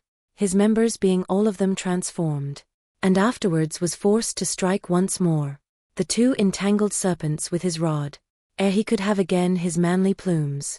That a runes is, who backs the other's belly, who in the hills of Luni, there where grubs, the Cararies who houses underneath, among the marbles white a cavern had, for his abode, whence to behold the stars, and see, the view was not cut off from him, and she there, who is covering up her breasts, which thou beholdest not, with loosened tresses, and on that side has all the hairy skin, was Manto, who made quest through many lands, afterwards tarried there where I was born, whereof I would thou list to me a little, after her father had from life departed, and the city of Bacchus had become enslaved, she a long season wandered through the world. Above in beauteous Italy lies a lake, at the Alps' foot that shuts in Germany, over Tyrol, and has the name Banaco. By 1,000 springs, I think, and more is bathed, twixt Garda and Val Camonica Pennino, with water that grows stagnant in that lake. Midway a place is where the Trentine pastor, and he of Brescia, and the Veronese, might give his blessing, if he passed that way. Sitteth Peschiera, fortress fair and strong, to front the Brescians and the Bergamasques, where round about the bank descendeth lowest. There of necessity must fall whatever in bosom of Banaco cannot stay, and grows a river down through verdant pastures. Soon as the water doth begin to run, no more Banaco is it called, but Mincio. Far as Governo, where it falls in Pur, not far it runs before it finds a plain, in which it spreads itself, and makes it marshy, and oft 'tis wont in summer to be sickly. Passing that way the Virgin pitiless, land in the middle of the fond descried, untilled and naked of inhabitants, there to escape all human intercourse. She with her servants stayed, her arts to practice, and lived, and left her empty body there. The men thereafter, who were scattered round, collected in that place, which was made strong by the lagoon it had on every side. They built their city over those dead bones, and, after her who first the place selected, Mantua named it, without other omen. Its people once within more crowded were, ere the stupidity of Cosalodi from Pinamonti had received deceit. Therefore I caution thee, if e'er thou hearest originate my city otherwise, no falsehood may the verity defraud. And I, my master, thy discourses are to me so certain, and so take my faith, that unto me the rest would be spent coals. But tell me of the people who are passing, if any one noteworthy thou beholdest, for only unto that my mind reverts. Then said he to me, he who from the cheek thrusts out his beard upon his swarthy shoulders, was, at the time when Greece was void of males, so that there scarce remained one in the cradle, an augur, and with Calchas gave the moment, in Aulis, when to sever the first cable.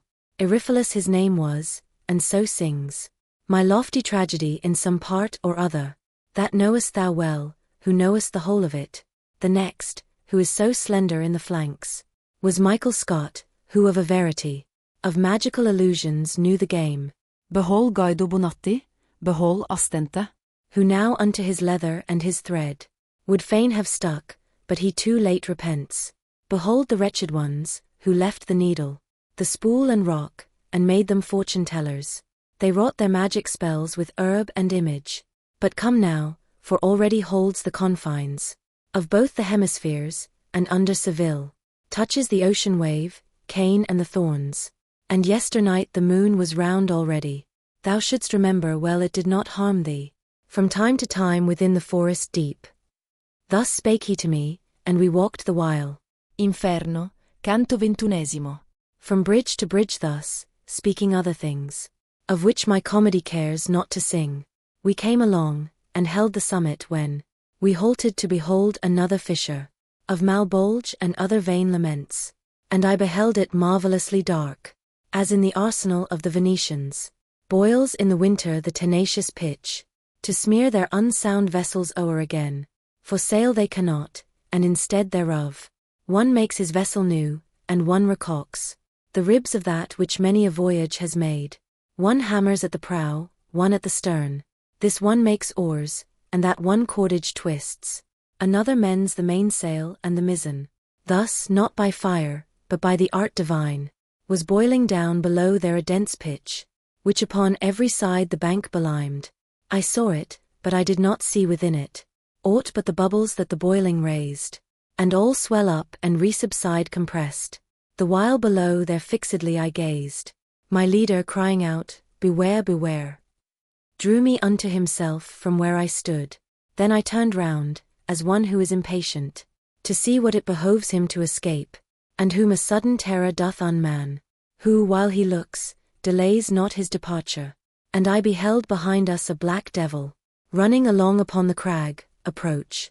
Ah, how ferocious was he in his aspect, and how he seemed to me in action ruthless, with open wings and light upon his feet. His shoulders, which sharp-pointed were and high, a sinner did encumber with both haunches, and he held clutched the sinews of the feet. From off our bridge, he said, O Malebranche, behold one of the elders of Saint Zita, plunge him beneath, for I return for others, unto that town, which is well furnished with them. All there are barators, except Bonturo. No into yes for money there is changed. He hurled him down, and over the hard crag, turned round, and never was a mastiff loosened, in so much hurry to pursue a thief. The other sank, and rose again face downward, but the demons, under cover of the bridge, cried, Here the Santo Volto has no place. Here swims one otherwise than in the Serchio. Therefore, if for our gaffes thou wishest not, do not uplift thyself above the pitch. They seized him then with more than 100 rakes. They said, It here behoves thee to dance covered, that, if thou canst, thou secretly mayest pilfer.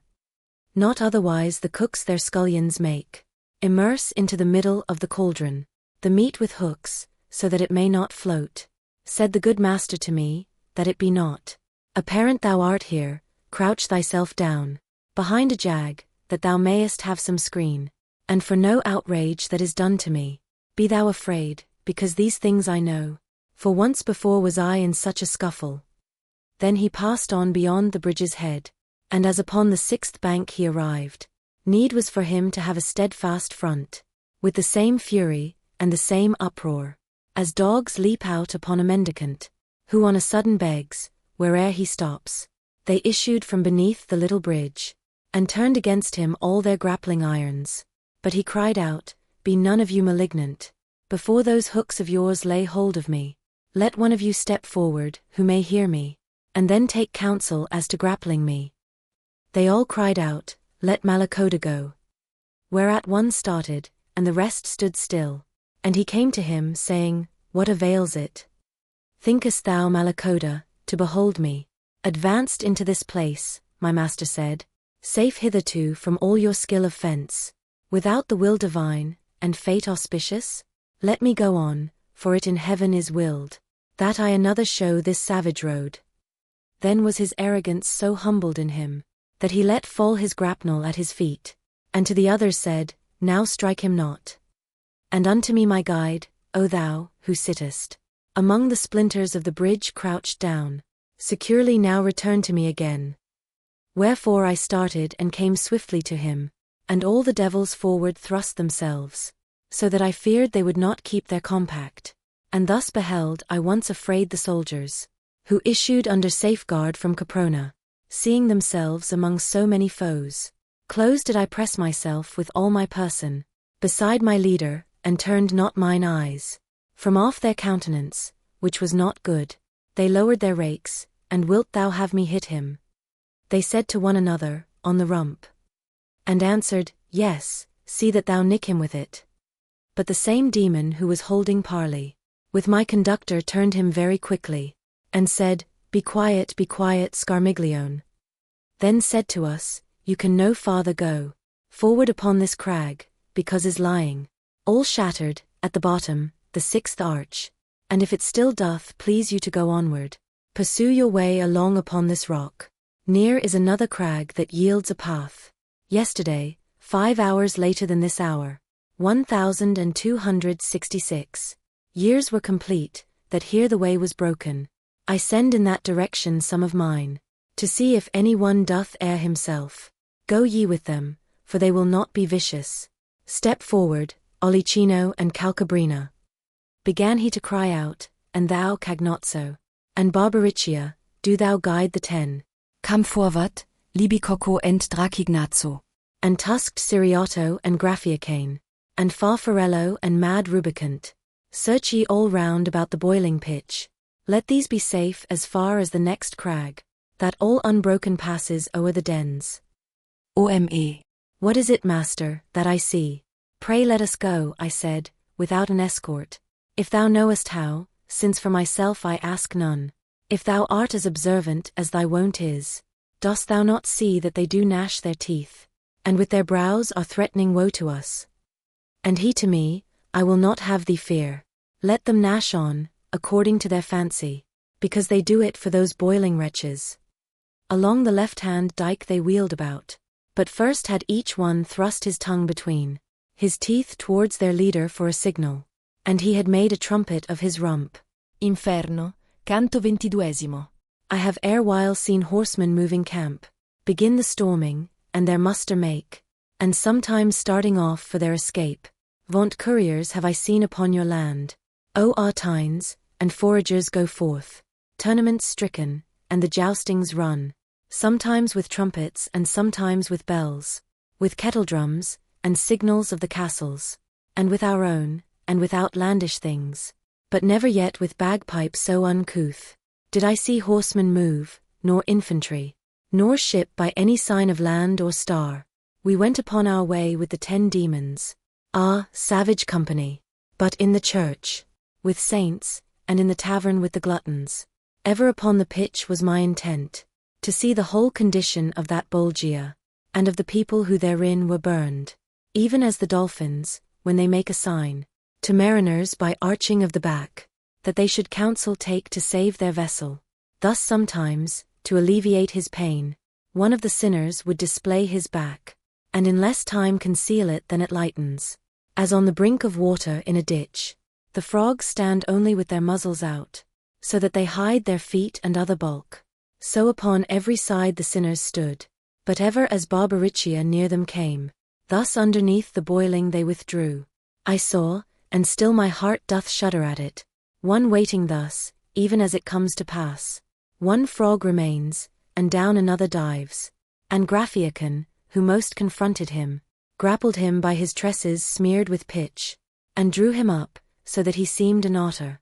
I knew before the names of all of them, so had I noted them when they were chosen, and when they called each other, listened how. O Rubicant, see that thou do lay thy claws upon him, so that thou mayst flay him. Cried all together the accursed ones, and I, my master, see to it if thou canst, that thou mayst know who is the luckless wight, thus come into his adversary's hands. Near to the side of him my leader drew, asked of him whence he was, and he replied, I in the kingdom of Navarre was born. My mother placed me servant to a lord, for she had borne me to a ribald knave, destroyer of himself and of his things. Then I domestic was of good King Thibaut. I set me there to practice barratry, for which I pay the reckoning in this heat. And Siriotto, from whose mouth projected, on either side, a tusk, as in a boar, caused him to feel how one of them could rip.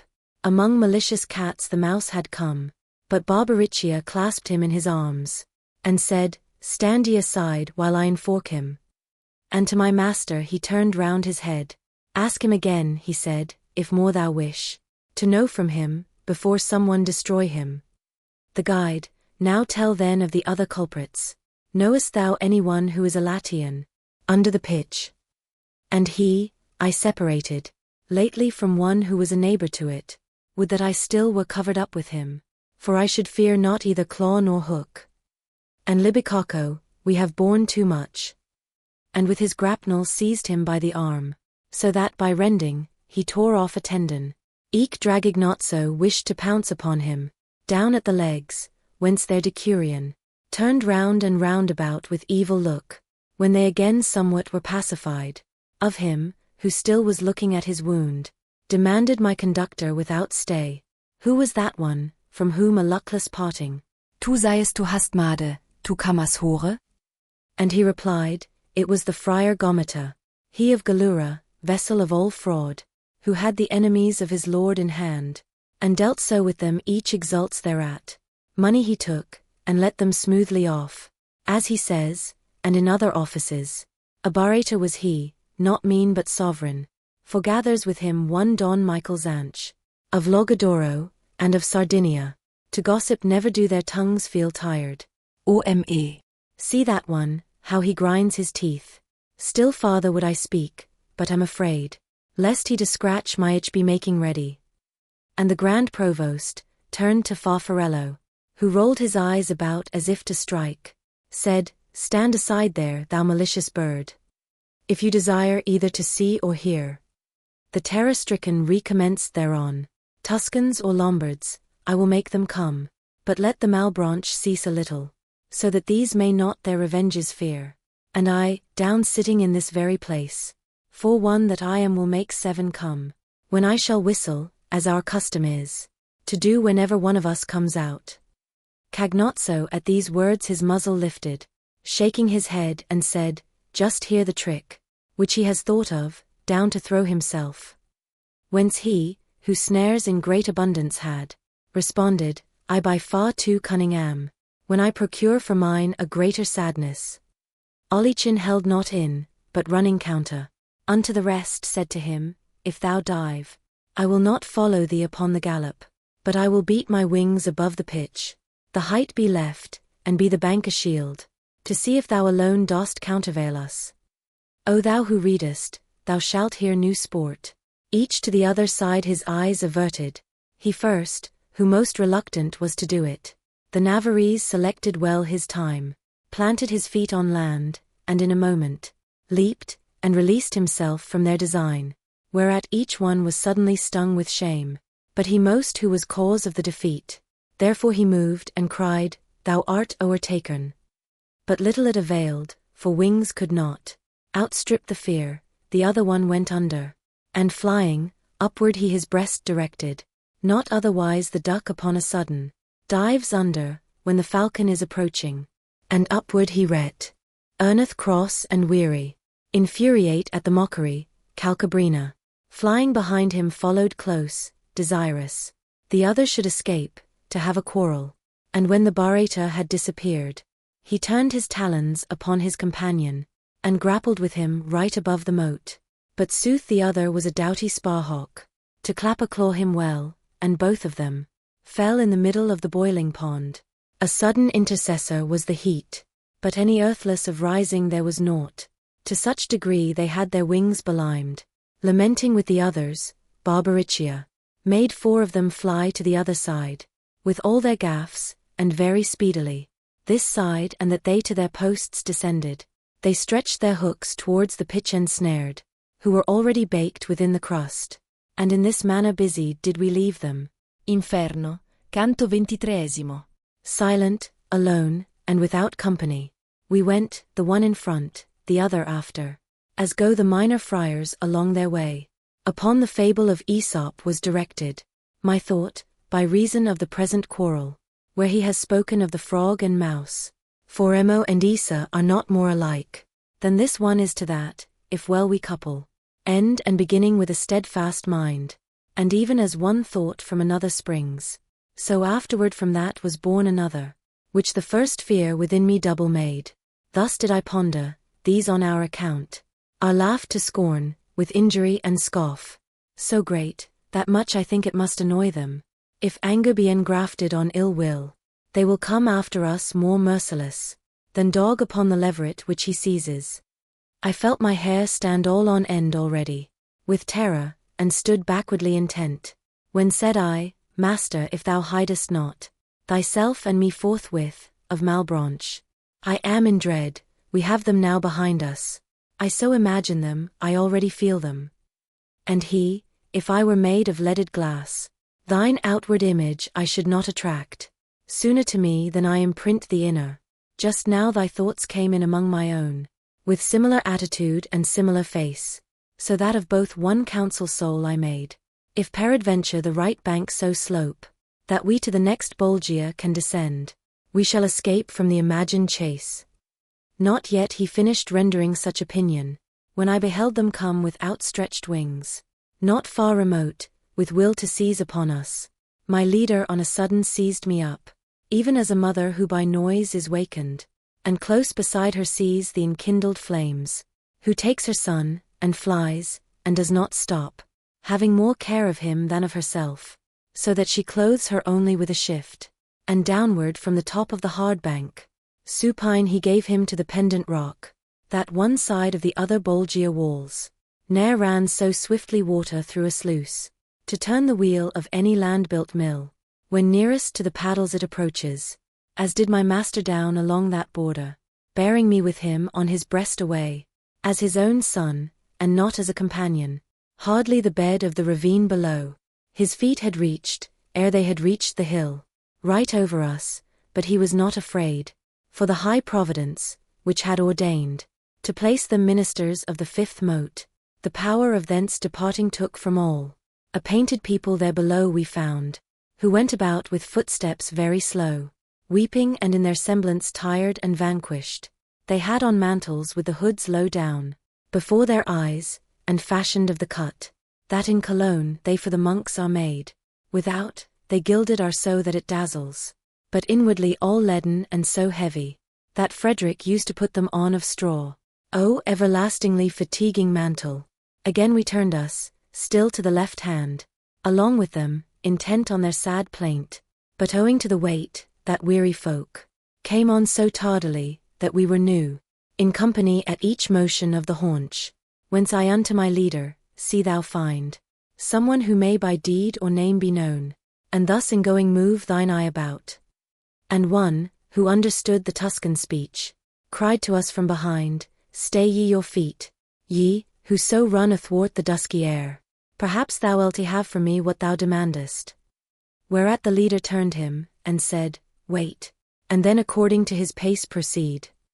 I stopped, and too beheld I show great haste of spirit, in their faces, to be with me, but the burden and the narrow way delayed them.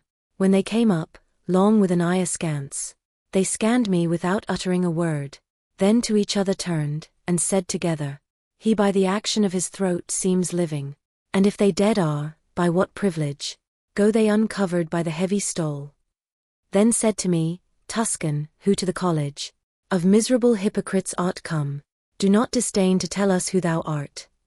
And I to them, born was I, and grew up in the great town on the fair river of Arno, and with the body am I've always had. But who are ye, in whom there trickles down along your cheeks such grief as I behold? And what pain is upon you, that so sparkles?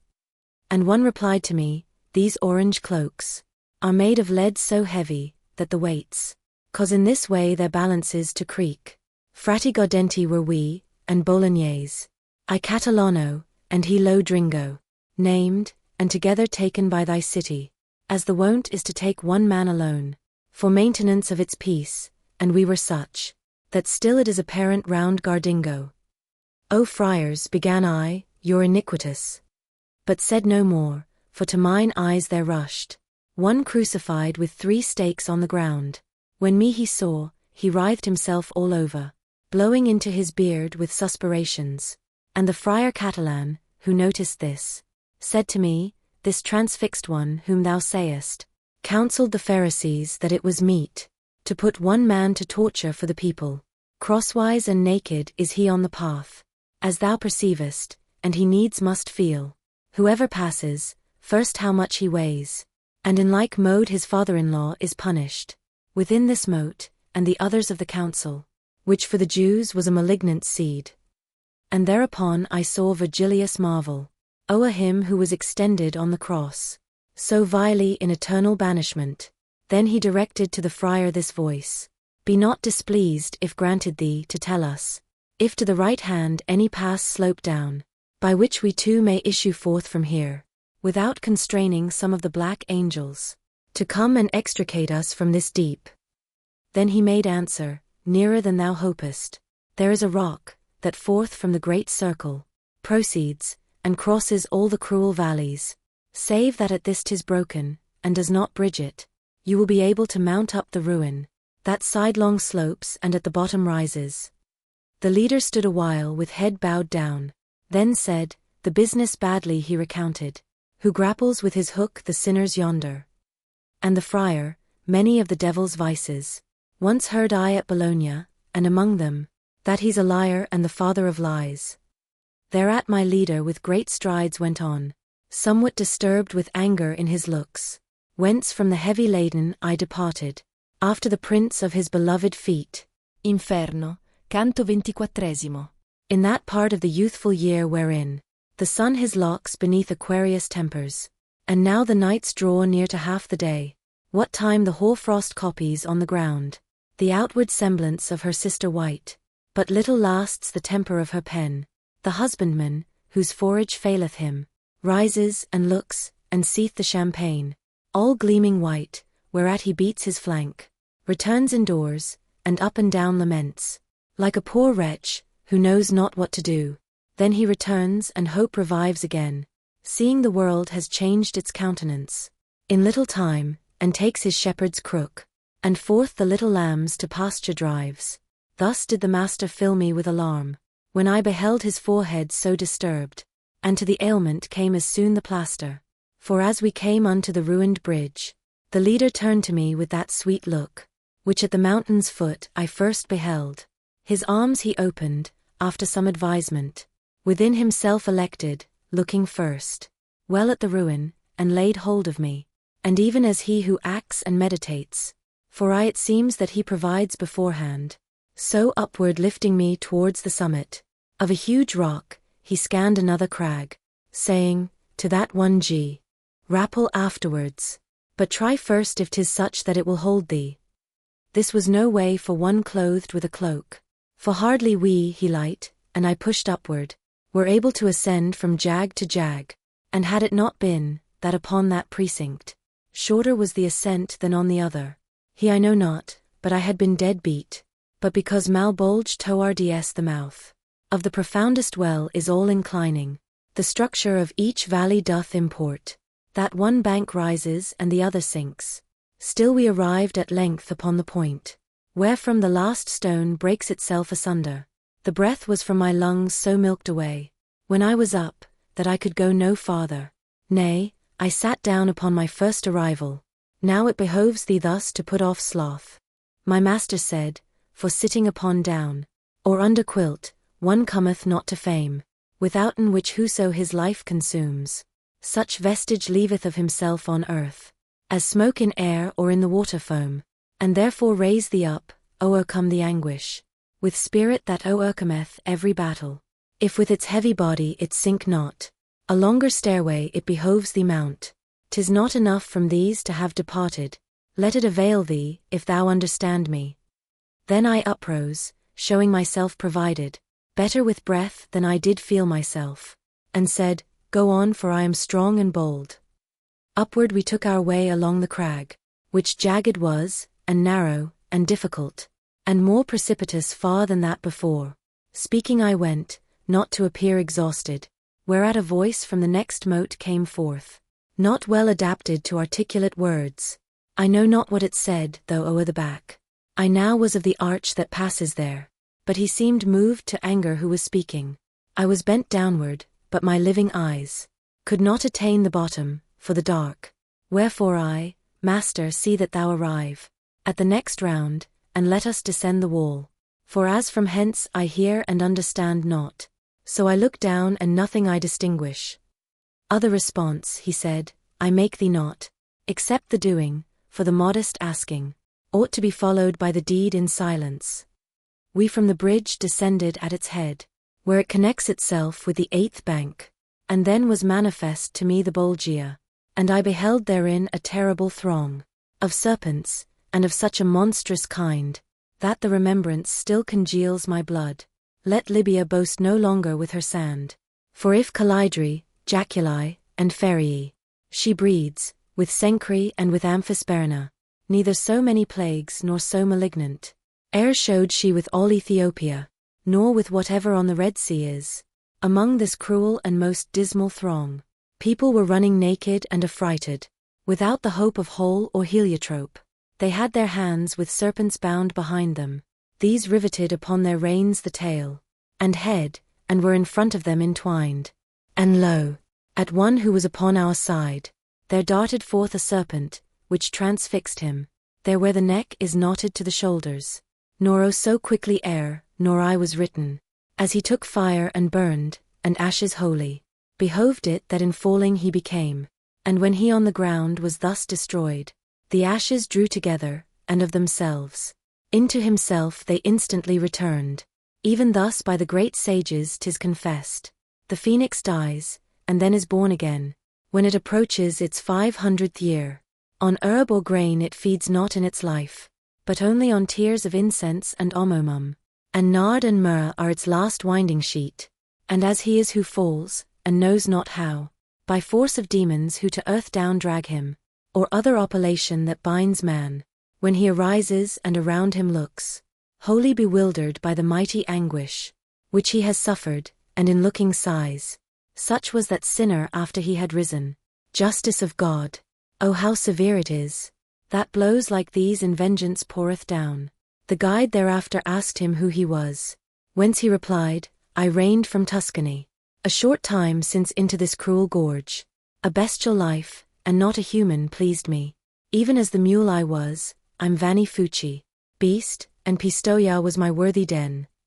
And I unto the guide, tell him to stir not, and ask what crime has thrust him here below.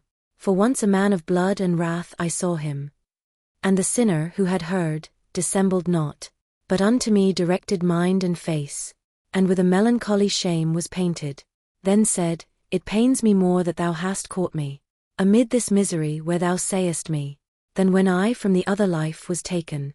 What thou demandest I cannot deny. So low am I put down because I robbed the sacristy of the fair ornaments, and falsely once 'twas laid upon another. But that thou mayst not such a sight enjoy, if thou shalt e'er be out of the dark places, thine ears to my announcement ope and hear. Pistoia first of Neri groweth meagre, then Florence doth renew her men and manners. Mars draws a vapor up from Val di Magra, which is with turbid clouds enveloped round, and with impetuous and bitter tempest. Over Campo Pison shall be the battle, when it shall suddenly rend the mist asunder, so that each Bianco shall thereby be smitten.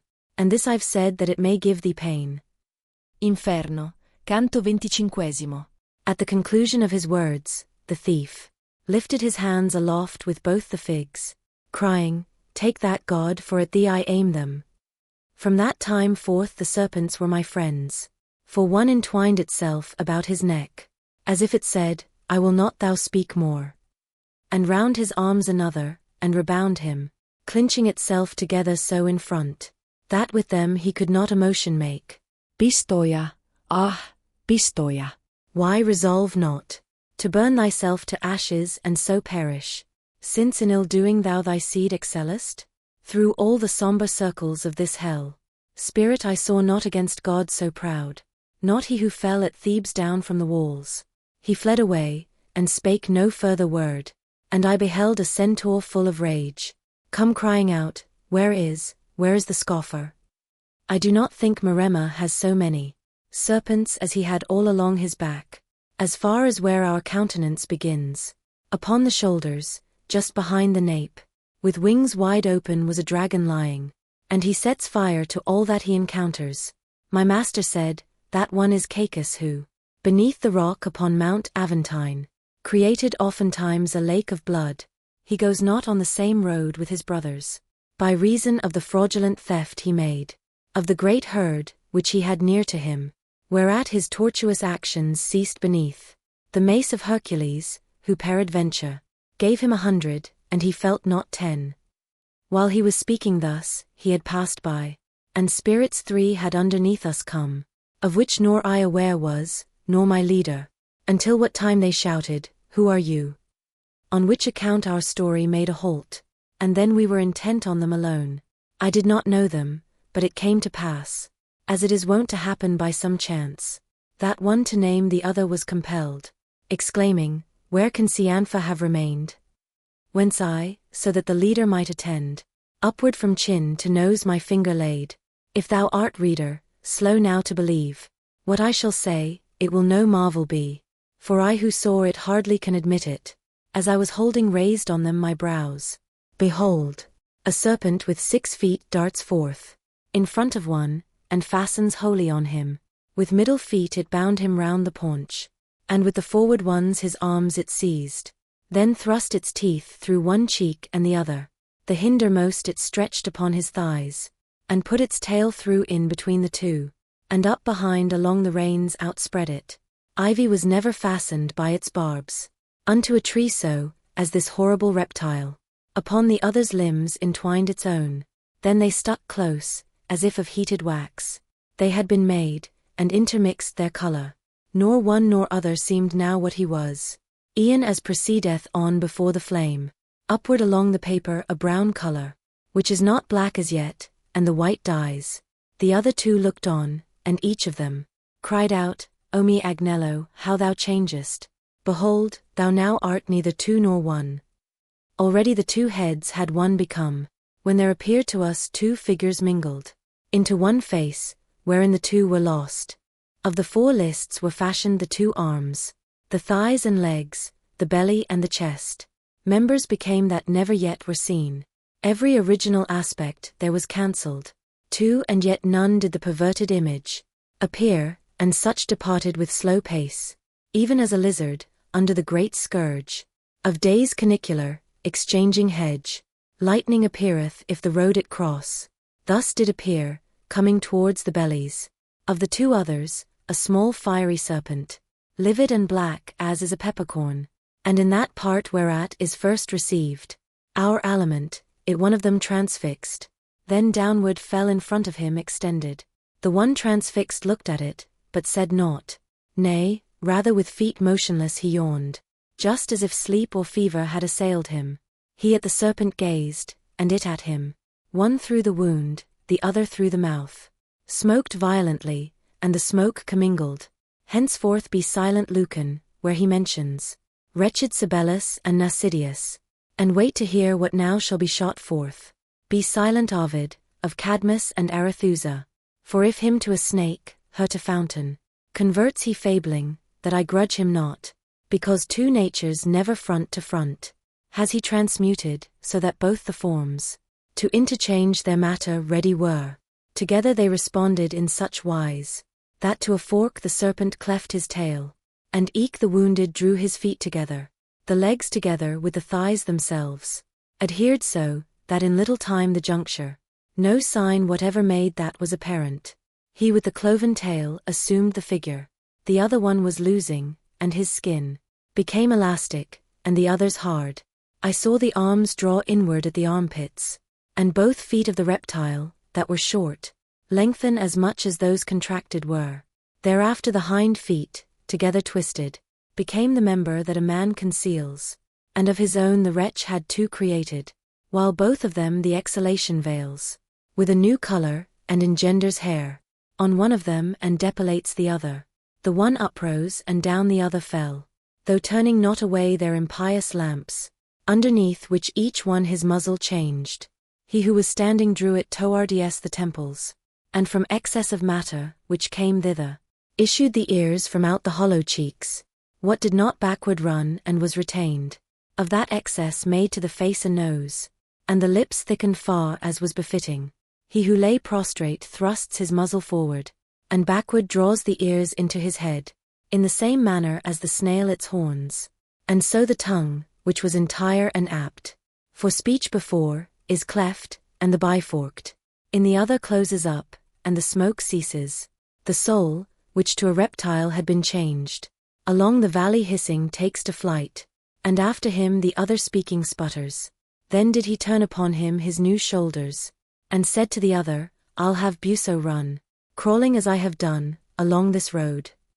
In this way I beheld the seventh ballast shift and reshift, and here be my excuse, the novelty, if aught my pen transgress, and notwithstanding that mine eyes might be somewhat bewildered, and my mind dismayed, they could not flee away so secretly, but that I plainly saw Puccio Ciancato, and he it was whose soul of three companions, which came in the beginning, was not changed. The other was he whom thou, Gavil, weepest. Inferno, canto 26. Rejoice, O Florence, since thou art so great, that over sea and land thou beatest thy wings, and throughout hell thy name is spread abroad. Among the thieves 5 citizens of thine. Like these I found, whence shame comes unto me. And thou thereby to no great honor risest. But if when morn is near our dreams are true, feel shalt thou in a little time from now, what Proto, if none other, craves for thee. And if it now were, it were not too soon. Would that it were, seeing it needs must be. For 'twill aggrieve me more the more I age. We went our way, and up along the stairs. The bournes had made us to descend before. Remounted my conductor and drew me. And following the solitary path, among the rocks and ridges of the crag, the foot without the hand sped not at all. Then sorrowed I, and sorrow now again, when I direct my mind to what I saw, and more my genius curb than I am wont, that it may run not unless virtue guide it, so that if some good star or better thing have given me good, I may myself not grudge it. As many as the hind, who on the hill rests at the time when he who lights the world, his countenance keeps least concealed from us, while as the fly gives place unto the gnat, seeth the glow-worms down along the valley, perchance there where he ploughs and makes his vintage, with flames as manifold resplendent all, was the 8th Bolgia, as I grew aware, as soon as I was where the depth appeared, and such as he who with the bears avenged him, beheld Elijah's chariot at departing, what time the steeds to heaven erect uprose, for with his eye he could not follow it, so as to see aught else than flame alone, even as a little cloud ascending upward, thus each along the gorge of the entrenchment was moving, for not one reveals the theft, and every flame a sinner steals away. I stood upon the bridge a prison to see, so that, if I had seized not on a rock, down had I fallen without being pushed. And the leader, who beheld me so attent, exclaimed, within the fires the spirits are. Each swathes himself with that wherewith he burns. My master, I replied, by hearing thee, I am more sure, but I surmised already. It might be so, and already wished to ask thee, who is within that fire, which comes so cleft. At top, it seems uprising from the pyre, where was Eteocles with his brother placed. He answered me, within there are tormented Ulysses and Diomed, and thus together they unto vengeance run as unto wrath, and there within their flame do they lament the ambush of the horse, which made the door, whence issued forth the Romans' gentle seed. Therein is wept the craft, for which being dead, Died mir still deplores Achilles. And pain for the Palladium there is born. If they within those sparks possess the power to speak, I said, thee master much I pray, and re-pray, that the prayer be worth 1,000, that thou make no denial of awaiting, until the horned flame shall hither come. Thou sayest that with desire I lean towards it. And he to me, worthy is thy entreaty, of much applause, and therefore I accept it. But take heed that thy tongue restrain itself. Leave me to speak, because I have conceived that which thou wishest, for they might disdain, perchance, since they were Greeks, discourse of thine. When now the flame had come unto that point, where to my leader it seemed time and place, after this fashion did I hear him speak. O ye, who are twofold within one fire, if I deserved of you, while I was living, if I deserved of you or much or little, when in the world I wrote the lofty verses, do not move on, but one of you declare, whither being lost, he went away to die. Then of the antique flame the greater horn, murmuring, began to wave itself about, even as a flame doth which the wind fatigues.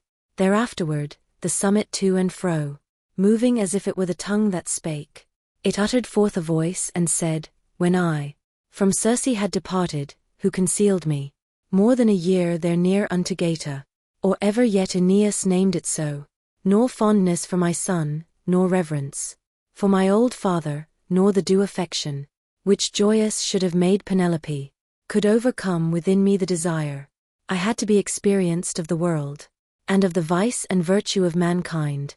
But I put forth on the high open sea, with one sole ship, and that small company, by which I never had deserted been. Both of the shores I saw as far as Spain, far as Morocco, and the Isle of Sardes, and the others which that sea bathes round about. I and my company were old and slow, when at that narrow passage we arrived, where Hercules his landmarks set as signals, that man no farther onward should adventure. On the right hand behind me left I Seville, and on the other already had left Ceuta. O brothers, who amid 100,000 perils, I said, have come unto the west, to this so inconsiderable vigil, which is remaining of your senses still. Be ye unwilling to deny the knowledge, following the sun, of the unpeopled world. Consider ye the seed from which ye sprang. Ye were not made to live like unto brutes, but for pursuit of virtue and of knowledge. So eager did I render my companions, with this brief exhortation, for the voyage, that then I hardly could have held them back. And having turned our stern unto the morning, we of the oars made wings for our mad flight, evermore gaining on the larboard side. Already all the stars of the other pole, the night beheld, and ours so very low, it did not rise above the ocean floor. 5 times rekindled and as many quenched, had been the splendor underneath the moon, since we had entered into the deep pass, when there appeared to us a mountain dim, from distance, and it seemed to me so high, as I had never any one beheld. Joyful were we, and soon it turned to weeping, for out of the new land a whirlwind rose, and smote upon the fore part of the ship. 3 times it made her whirl with all the waters. At the 4th time it made the stern uplift, and the prow downward go, as pleased another, until the sea above us closed again. Inferno, canto 27. Already was the flame erect and quiet, to speak no more, and now departed from us, with the permission of the gentle poet, when yet another, which behind it came, caused us to turn our eyes upon its top, by a confused sound that issued from it, as the Sicilian bull, that bellowed first, with the lament of him, and that was right, who with his file had modulated it, bellowed so with the voice of the afflicted, that, notwithstanding it was made of brass, still it appeared with agony transfixed, thus by not having any way or issue, at first from out the fire, to its own language, converted were the melancholy words, but afterwards, when they had gathered way, up through the point, giving it that vibration, the tongue had given them in their passage out, we heard it said, O thou at whom I aim, my voice, and who but now wast speaking Lombard, saying, now go thy way, no more I urge thee. Because I come perchance a little late, to stay and speak with me let it not irk thee, thou sayest it irks not me, and I am burning. If thou but lately into this blind world, hast fallen down from that sweet Latian land, wherefrom I bring the whole of my transgression, say, if the Romagnuals have peace or war, for I was from the mountains there between, Urbino and the yoke whence Tiber bursts. I still was downward bent and listening, when my conductor touched me on the side, saying, speak thou, this one a Latian is. And I, who had beforehand my reply, in readiness, forthwith began to speak.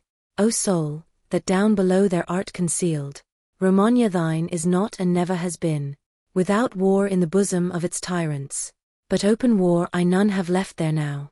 Ravenna stands as it long years has stood, the eagle of Polenta there is brooding, so that she covers Servia with her vans, the city which once made the long resistance, and of the French a sanguinary heap, beneath the green paws finds itself again, Verruccio's ancient mastiff and the new, who made such bad disposal of Montagna, where they are wont make wimbles of their teeth. The cities of Lamone and Sonterno, governs the lion cell of the white lair, who changes sides twixt summertime and winter, and that of which the Savio bathes the flank, even as it lies between the plain and mountain, lives between tyranny and a free state. Now I entreat thee tell us who thou art, be not more stubborn than the rest have been, so may thy name hold front there in the world.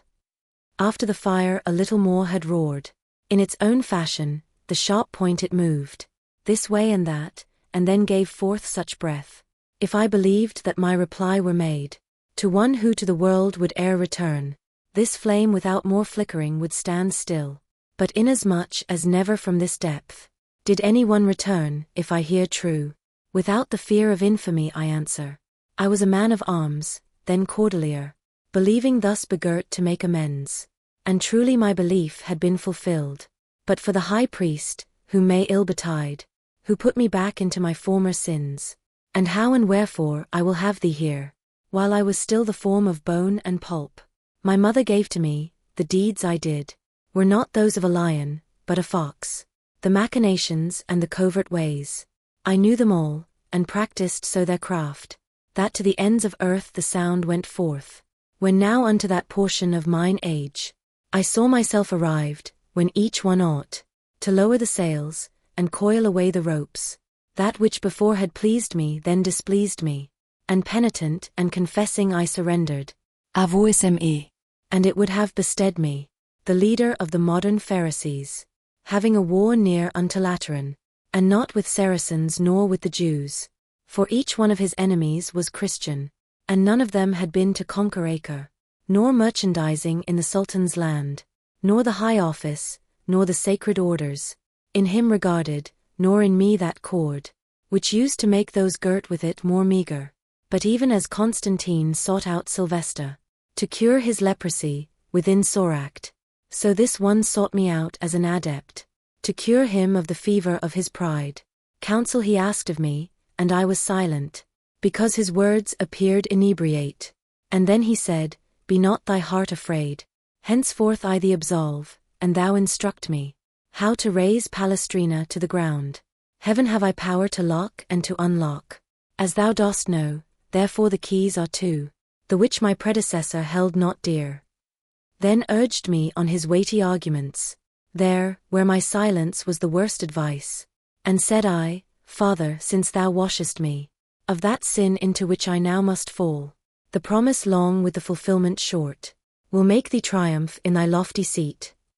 Francis came afterward, when I was dead, for me, but one of the black cherubim said to him, Take him not, do me no wrong. He must come down among my servitors, because he gave the fraudulent advice. From which time forth I have been at his hair. For who repents not cannot be absolved, nor can one both repent and will at once, because of the contradiction which consents not. O miserable me. How I did shudder, when he seized on me, saying, Peradventure, thou didst not think that I was a logician. Hebore me unto minus, who entwinnet. 8 times his tail about his stubborn back, and after he had bitten it in great rage, said, Of the thievish fire a culprit this. Wherefore, here where thou sayest, am I lost, and vested thus in going I bemoan me. When it had thus completed its recital, the flame departed uttering lamentations, writhing and flapping its sharp-pointed horn. Onward we passed, both I and my conductor, up o'er the crag above another arch, which the moat covers, where is paid the fee, by those who, sowing discord, win their burden. Inferno, canto 28.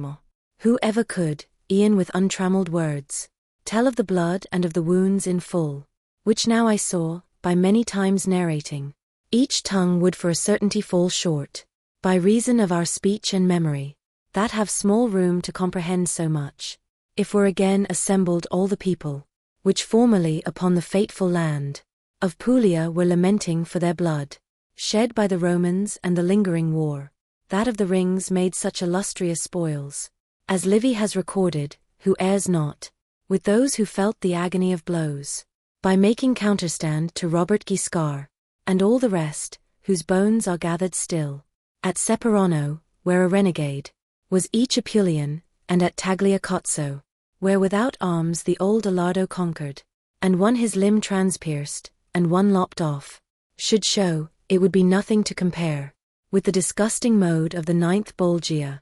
A cask by losing centerpiece or cant was never shattered so, as I saw one, rent from the chin to where one breaketh wind. Between his legs were hanging down his entrails. His heart was visible, and the dismal sack, that mocketh excrement of what is eaten. While I was all absorbed in seeing him, he looked at me, and opened with his hands his bosom, saying, See now how I rend me. How mutilated, see, is Mahomet. In front of me doth Ali weeping go, cleft in the face from forelock unto chin, and all the others whom thou here beholdest, disseminators of scandal and of schism, while living were, and therefore are cleft thus. A devil is behind here, who doth cleave us, thus cruelly, unto the falchion's edge, putting again each one of all this ream, when we have gone around the doleful road, by reason that our wounds are closed again, ere any one in front of him repass. But who art thou, that musest on the crag? Perchance to postpone going to the pain, that is adjudged upon thine accusations. Nor death hath reached him yet, nor guilt doth bring him. My master made reply, to be tormented, but to procure him full experience. Me who am dead, behoves it to conduct him down here through hell, from circle unto circle. And this is true as that I speak to thee. More than 100 were there when they heard him, who in the moat stood still to look at me, through wonderment oblivious of their torture. Now say to Frodolcino then to arm him, thou, who perhaps wilt shortly see the sun, if soon he wish not here to follow me, so with provisions, that no stress of snow may give the victory to the Novaris, which otherwise to gain would not be easy. After 1 foot to go away he lifted, this word did Mahomet say unto me, then to depart upon the ground he stretched it. Another one, who had his throat pierced through, and nose cut off close underneath the brows, and had no longer but a single ear, staying to look in wonder with the others, before the others did his gullet open, which outwardly was red in every part, and said, O thou, whom guilt doth not condemn, and whom I once saw up in Latian land, unless too great similitude deceive me. Culturem embarks pier da medicina. If e'er thou see again the lovely plain, that from Vercelli slopes to Marcabo, and make it known to the best two of Fano, to Messer Guido and Angiolello likewise, that if foreseeing here be not in vain, cast over from their vessel shall they be, and drowned near unto the Catolica, by the betrayal of a tyrant fell, between the isles of Cyprus and Majorca. Neptune ne jet behält so great acrimme. Neither of pirates nor Argolic people, that traitor, who sees only with one eye, and holds the land, which someone here with me, would fain be fasting from the vision of, will make them come unto a parley with him, then will do so, that to Phocra's wind, they will not stand in need of vow or prayer. And I to him, show to me and declare, if thou wouldst have me bear up news of thee, who is this person of the bitter vision? Then did he lay his hand upon the jaw of one of his companions, and his mouth up-ed crying, this is he, and he speaks not. This one, being banished, every doubt submerged, in Caesar by affirming the forearmed, always with detriment allowed delay. Oh how bewildered unto me appeared, with tongue asunder in his windpipe slit, Curio, who in speaking was so bold, and one, who both his hands dissevered had, the stumps uplifting through the murky air, so that the blood made horrible his face, cried out, thou shalt remember Mosca also, who said, alas, a thing done has an end, which was an ill seed for the Tuscan people. And death unto thy race, thereto I added, whence he, accumulating woe on woe, departed, like a person sad and crazed. But I remained to look upon the crowd, and saw a thing which I should be afraid, without some further proof, even to recount, if it were not that conscience reassures me, that good companion which emboldens man, beneath the hauberk of its feeling pure. I truly saw, and still I seem to see it, a trunk without a head walk in like manner, as walked the others of the mournful herd, and by the hair it held the head dissevered, hung from the hand in fashion of a lantern, and that upon us gazed and said, O me! It of itself made to itself a lamp, and they were 2 in 1, and 1 in 2. How that can be, he knows who so ordains it. When it was come close to the bridge's foot, it lifted high its arm with all the head, to bring more closely unto us its words, which were, behold now the sore penalty, thou, who dost breathing go the dead beholding, behold if any be as great as this, and so that thou may carry news of me, know that Bertram de Born am I, the same, who gave to the young king the evil comfort. I made the father and the son rebellious. Achitophel not more with Absalom, and David did with his accursed goadings, because I parted persons so united. Parted do I now bear my brain, alas, from its beginning, which is in this trunk. Thus is observed in me the counterpoise. Inferno, canto 29. The many people and the divers wounds. These eyes of mine had so inebriated, that they were wishful to stand still and weep. But said Virgilius, what dost thou still gaze at? Why is thy sight still riveted down there, among the mournful, mutilated shades? Thou hast not done so at the other bulge. Consider, if to count them thou believest, that 22 miles the valley winds, and now the moon is underneath our feet. Henceforth the time allotted us is brief, and more is to be seen than what thou sayest. If thou hadst, I made answer thereupon, attended to the cause for which I looked, perhaps a longer stay thou wouldst have pardoned. Meanwhile my guide departed, and behind him I went, already making my reply, and superadding, in that cavern where I held mine eyes with such attention fixed, I think a spirit of my blood laments the sin which down below there costs so much. Then said the Master, be no longer broken, thy thought from this time forward upon him. Attend elsewhere, and there let him remain. For him I saw below the little bridge, pointing at thee, and threatening with his finger, fiercely, and heard him called Jerry del Bello. So wholly at that time wast thou impeded by him who formerly held Altaforte. Thou didst not look that way, so he departed. O my conductor, his own violent death, which is not yet avenged for him, I said, by any who is sharer in the shame, made him disdainful, whence he went away, as I imagine without speaking to me, and thereby made me pity him the more. Thus did we speak as far as the first place, upon the crag, which the next valley shows, down to the bottom, if there were more light, when we were now right over the last cloister of Malbolge, so that its lay brothers could manifest themselves unto our sight. Divers lamentings pierced me through and through, which with compassion had their arrows barbed, whereat mine ears I covered with my hands. What pain would be, if from the hospitals of Valdichiana, twixt July and September, and of Maremma and Sardinia, all the diseases in one mote were gathered. Such was it here, and such a stench came from it, as from putrescent limbs is wont to issue. We had descended on the furthest bank, from the long crag, upon the left hand still, and then more vivid was my power of sight, down towards the bottom, where the mini-stress of the High Lord, justice infallible, punishes forgers, which she here records. I do not think a sadder sight to see was in Aegina the whole people sick, when was the air so full of pestilence. The animals, down to the little worm, all fell, and afterwards the ancient people, according as the poets have affirmed, were from the seed of ants restored again. Then was it to behold through that dark valley, the spirits languishing in diverse heaps, this on the belly, that upon the back, one of the other lay, and others crawling, shifted themselves along the dismal road. We step by step went onward without speech, gazing upon and listening to the sick, who had not strength enough to lift their bodies. I saw two sitting leaned against each other, as leans in heating platter against platter, from head to foot bespotted o'er with scabs, and never saw I plied a currycomb, by stable boy for whom his master waits, or him who keeps awake unwillingly, as every one was plying fast the bite of nails upon himself, for the great rage of itching which no other succor had, and the nails downward with them dragged the scab, in fashion as a knife the scales of bream, or any other fish that has them largest. O thou, that with thy fingers dost dismail thee, began my leader unto one of them, and makest of them pincers now and then, tell me if any Latian is with those who are herein, so may thy nails suffice thee to all eternity unto this work.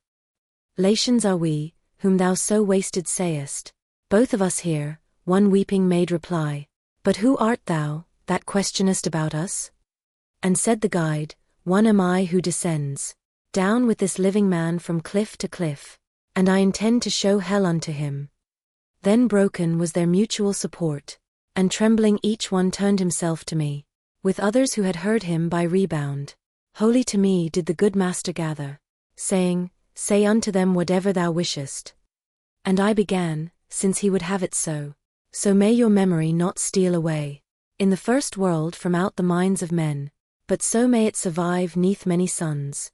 Say to me who ye are, and of what people. Let not your foul and loathsome punishment make you afraid to show yourselves to me. I of Arezzo was, one made reply, and Albert of Siena had me burned. But what I died for does not bring me here.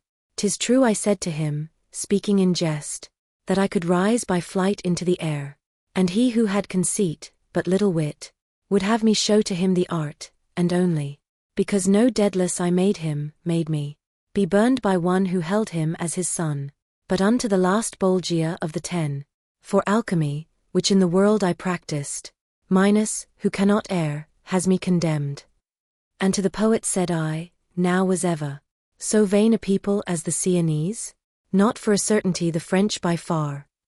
Whereat the other leper, who had heard me, replied unto my speech, taking out Stricca, who knew the art of moderate expenses, and Nicolo, who the luxurious use of cloves discovered earliest of all, within that garden where such seed takes root, and taking out the band, among whom squandered Coccidiacian his vineyards and vast woods, and where his wit the Abbagliato proffered, but that thou know who thus doth second thee against the Sienese, make sharp thine eye towards me, so that my face well answer thee, and thou shalt see I am Capocchio's shade, who metals falsified by alchemy.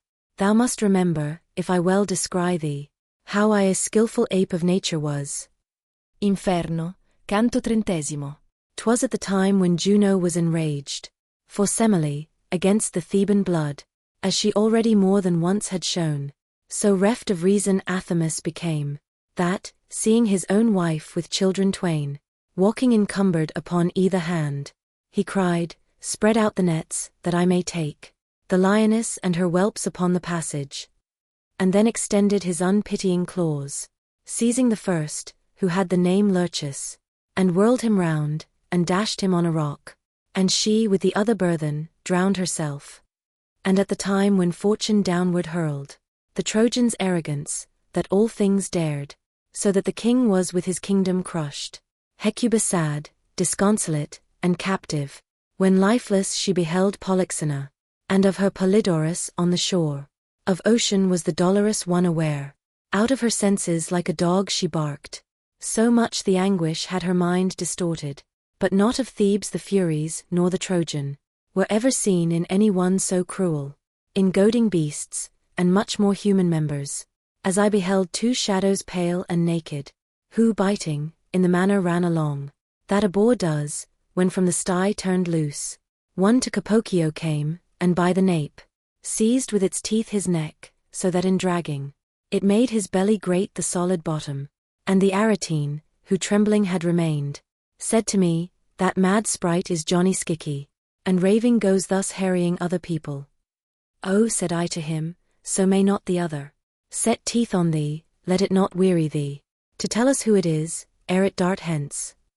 And he to me, that is the ancient ghost of the nefarious Mira, who became, beyond all rightful love her father's lover. She came to sin with him after this manner, by counterfeiting of another's form, as he who goeth yonder undertook, that he might gain the lady of the herd, to counterfeit in himself Buso Donati, making a will and giving it due form. And after the two maniacs had passed, on whom I held mine eye, I turned it back, to look upon the other evil-born.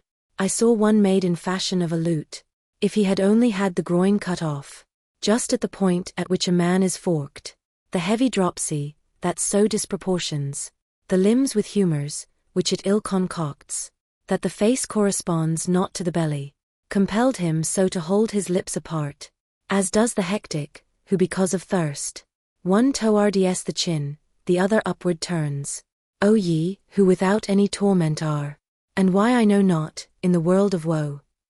He said to us, behold and be attentive, unto the misery of Master Adam. I had while living much of what I wished, and now alas, a drop of water crave. The rivulets, that from the verdant hills of Cassinton descend down into Arno, making their channels to be cold and moist, ever before me stand, and not in vain. For far more doth their image dry me up, than the disease which strips my face of flesh. The rigid justice that chastises me, draweth occasion from the place in which I sinned, to put the more my sighs in flight. There is Romana, where I counterfeited the currency imprinted with the Baptist, for which I left my body burned above. But if I here could see the tristful soul of Guido, or Alessandro, or their brother, for Branda's fount I would not give the sight. One is within already, if the raving shades that are going round about speak truth. But what avails it me, whose limbs are tied? If I were only still so light that in 100 years I could advance 1 inch.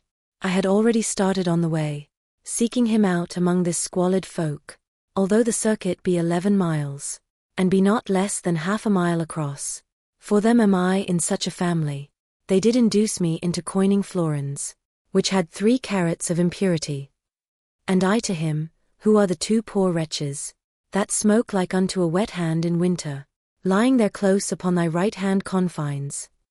I found them here, replied he, when I reigned into this chasm, and since they have not turned, nor do I think they will for evermore.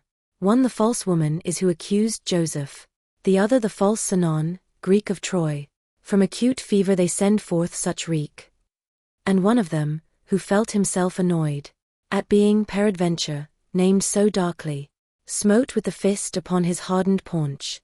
It gave a sound, as if it were a drum, and Master Adam smote him in the face, with arm that did not seem to be less hard, saying to him, although be taken from me all motion, for my limbs that heavy are, I have an arm unfettered for such need.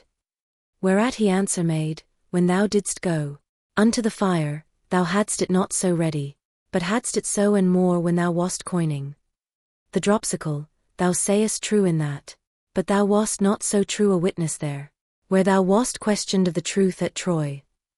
If I spake false, thou falsifiedst the coin, said Sinon, and for one fault I am here, and thou for more than any other demon. Remember, perjure, about the horse. He made reply who had the swollen belly, and rueful be it thee the whole world knows it. Rueful to thee the thirst be wherewith cracks thy tongue, the Greek said, and the putrid water, that hedges so thy paunch before thine eyes. Then the false coiner, so is gaping wide, thy mouth for speaking evil, as 'tis wont. Because if I have thirst, and humour stuff me, thou hast the burning and the head that aches, and to lick up the mirror of Narcissus, thou wouldst not want words many to invite thee. In listening to them was I wholly fixed, when said the master to me, now just look, for little wants it that I quarrel with thee.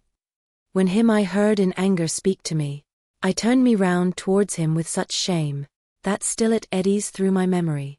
And as he is who dreams of his own harm, who dreaming wishes it may be a dream, so that he craves what is, as if it were not, such I became, not having power to speak. For to excuse myself I wished, and still excused myself, and did not think I did it, less shame doth wash away a greater fault. The master said, then this of thine has been, therefore thyself disburden of all sadness, and make account that I am I beside thee, if e'er it come to pass that fortune bring thee, where there are people in a like dispute, for a base wish it is to wish to hear it. Inferno, canto 31. One and the self-same tongue first wounded me, so that it tinged the one cheek and the other, and then held out to me the medicine. Thus do I hear that once Achilles' spear, his and his father's, used to be the cause, first of a sad and then a gracious boon. We turned our backs upon the wretched valley, upon the bank that girds it round about, going across it without any speech. There it was less than night, and less than day, so that my sight went little in advance. But I could hear the blare of a loud horn, so loud it would have made each thunder faint, which, counter to it following its way, mine eyes directed wholly to one place, after the dolorous discomfiture, when Charlemagne the holy emprise lost, so terribly Orlando sounded not. Short while my head turned thitherward I held, when many lofty towers I seemed to see, whereat I, Master, say, what town is this? And he to me, because thou peerest forth, athwart the darkness at too great a distance, it happens that thou errest in thy fancy. Well shalt thou see, if thou arrivest there, how much the sense deceives itself by distance. Therefore a little faster spur thee on. Then tenderly he took me by the hand, and said, before we farther have advanced, that the reality may seem to thee less strange, know that these are not towers, but giants, and they are in the well, around the bank, from navel downward, one and all of them. As, when the fog is vanishing away, little by little doth the sight refigure, whatever the mist that crowds the air conceals, so piercing through the dense and darksome air, more and more near approaching toward the verge. My era fled, and fear came over me, because as on its circular parapets, Monteregin crowns itself with towers, e'en thus the margin which surrounds the well, with one half of their bodies turreted, the horrible giants, whom Jove menaces, e'en now from out the heavens when he thunders, and I of one already saw the face, shoulders and breast, and great part of the belly, and down along his sides both of the arms. Certainly nature, when she left the making of animals like these, did well indeed, by taking such executors from Mars, and if of elephants and whales she doth not repent her, whosoever looketh subtly, more just and more discreet will hold her for it. For where the argument of intellect is added unto evil will and power, no rampart can the people make against it. His face appeared to me as long and large, as is at Rome the pine cone of St. Peter's, and in proportion were the other bones, so that the margin which an apron was, down from the middle, showed so much of him, above it, that to reach up to his hair, 3 Frieslanders in vain had vaunted them, for I beheld 30 great palms of him, down from the place where man his mantle buckles. Raphael mai amech isabi almi.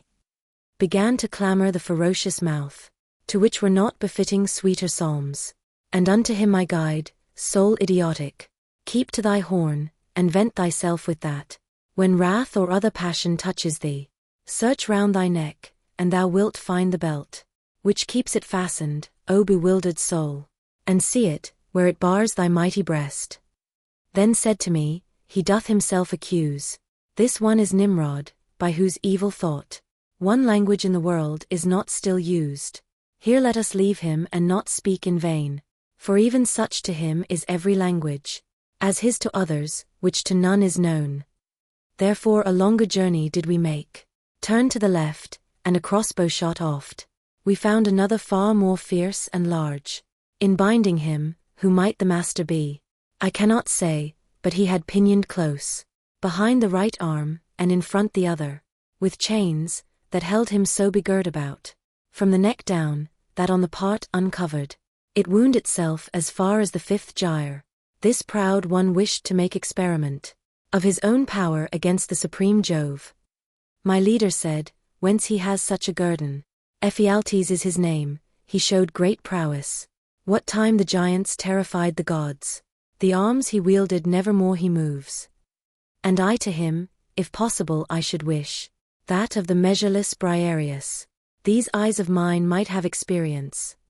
Whence he replied, thou shalt behold Antaeus, close by here, who can speak and is unbound, who at the bottom of all crime shall place us. Much farther yon is he whom thou wouldst see, and he is bound, and fashioned like to this one, save that he seems in aspect more ferocious. There never was an earthquake of such might, that it could shake a tower so violently, as Ephialtes suddenly shook himself. Then was I more afraid of death than ever, for nothing more was needful than the fear. If I had not beheld the manacles, then we proceeded farther in advance, and to Antaeus came, who, full 5 ells, without the head, forth issued from the cavern. O thou, who in the valley fortunate, which Scipio the heir of glory made, when Hannibal turned back with all his hosts, once brought'st 1,000 lions for thy prey, and who, hadst thou been at the mighty war, among thy brothers, some it seems still think, the sons of earth the victory would have gained. Place us below, nor be disdainful of it, there where the cold doth lock Cocytus up. Make us not go to Titius nor Typhoeus. This one can give of that which here is longed for. Therefore stoop down, and do not curl thy lip. Still in the world can he restore thy fame, because he lives, and still expects long life. If to itself grace call him not untimely. So said the master, and in haste the other. His hands extended and took up my guide. Hands whose great pressure Hercules once felt.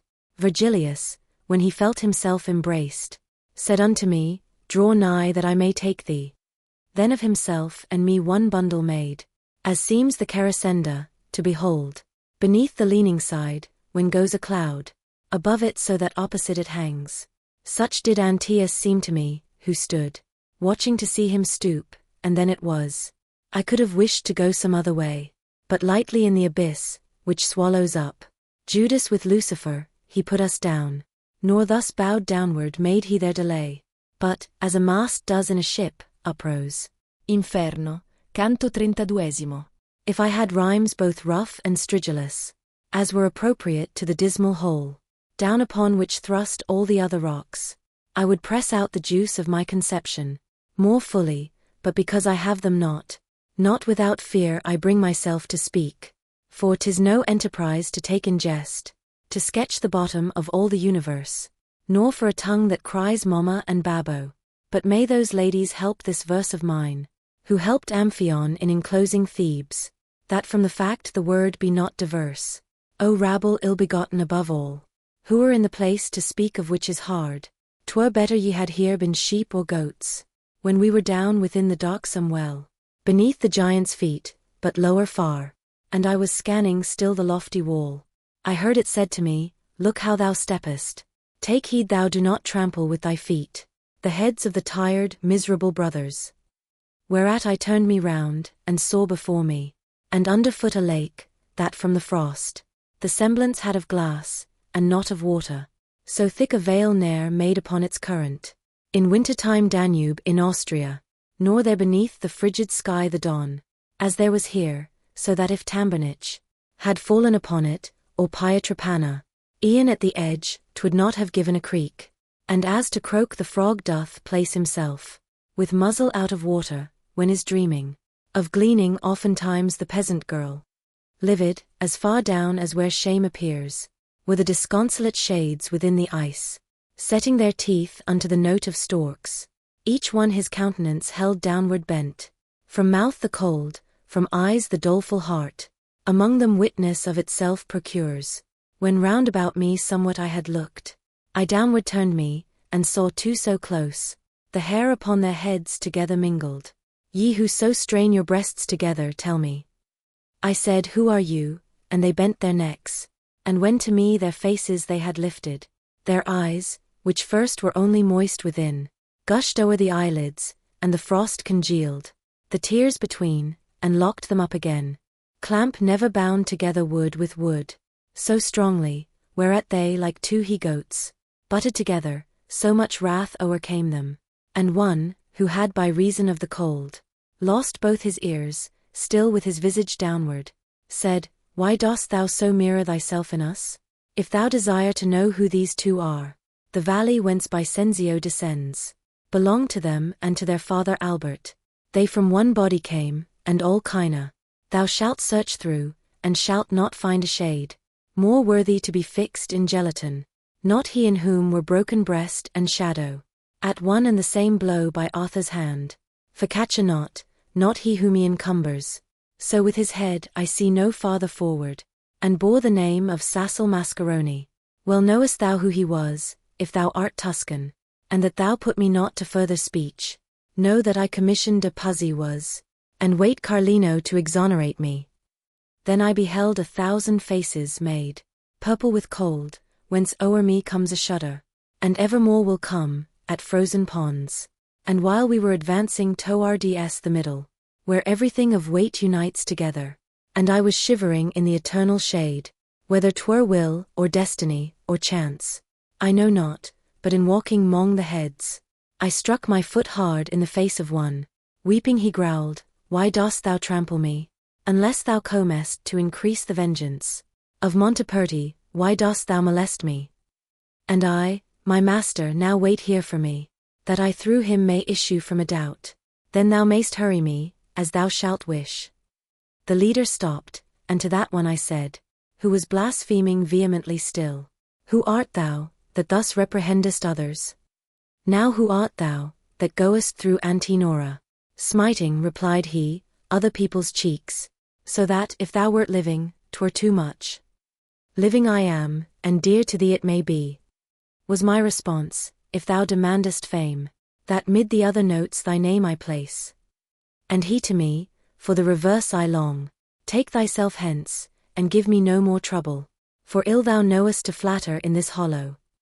Then by the scalp behind I seized upon him, and said, It must needs be thou name thyself, or not a hair remain upon thee here. Whence he to me, though thou strip off my hair, I will not tell thee who I am, nor show thee, if on my head 1,000 times thou fall. I had his hair in hand already twisted, and more than one shock of it had pulled out. He barking, with his eyes held firmly down, when cried another, What doth ail thee, Bacca? Is't not enough to clatter with thy jaws, but thou must bark? What devil touches thee? Now, said I care not to have thee speak, accursed traitor, for unto thy shame, I will report of thee veracious news. Begone, replied he, and tell what thou wilt, but be not silent, if thou issue hence. Of him who had just now his tongue so prompt, he weepeth here the silver of the French. I saw, thus canst thou phrase it, him of Dura, there where the sinners stand out in the cold. If thou shouldst questioned be who else was there, thou hast beside thee him of Beccaria, of whom the gorget Florence slit asunder. Gianni del Zardagna, I tink, my be. Yonder with Ganelon, and Tebeldello, who oped Farenza when the people slept. Already we had gone away from him, when I beheld two frozen in one hole, so that one head a hood was to the other, and even as bread through hunger is devoured, the uppermost on the other set his teeth, there where the brain is to the nape united, not in another fashion Tydeus gnawed the temples of Menalippus in disdain, than that one did the skull and the other things. O thou, who showest by such bestial sign thy hatred against him whom thou art eating, tell me the wherefore, said I, with this compact, that if thou rightfully of him complain, in knowing who ye are, and his transgression, I in the world above repay thee for it, if that wherewith I speak be not dried up. Inferno, canto 33.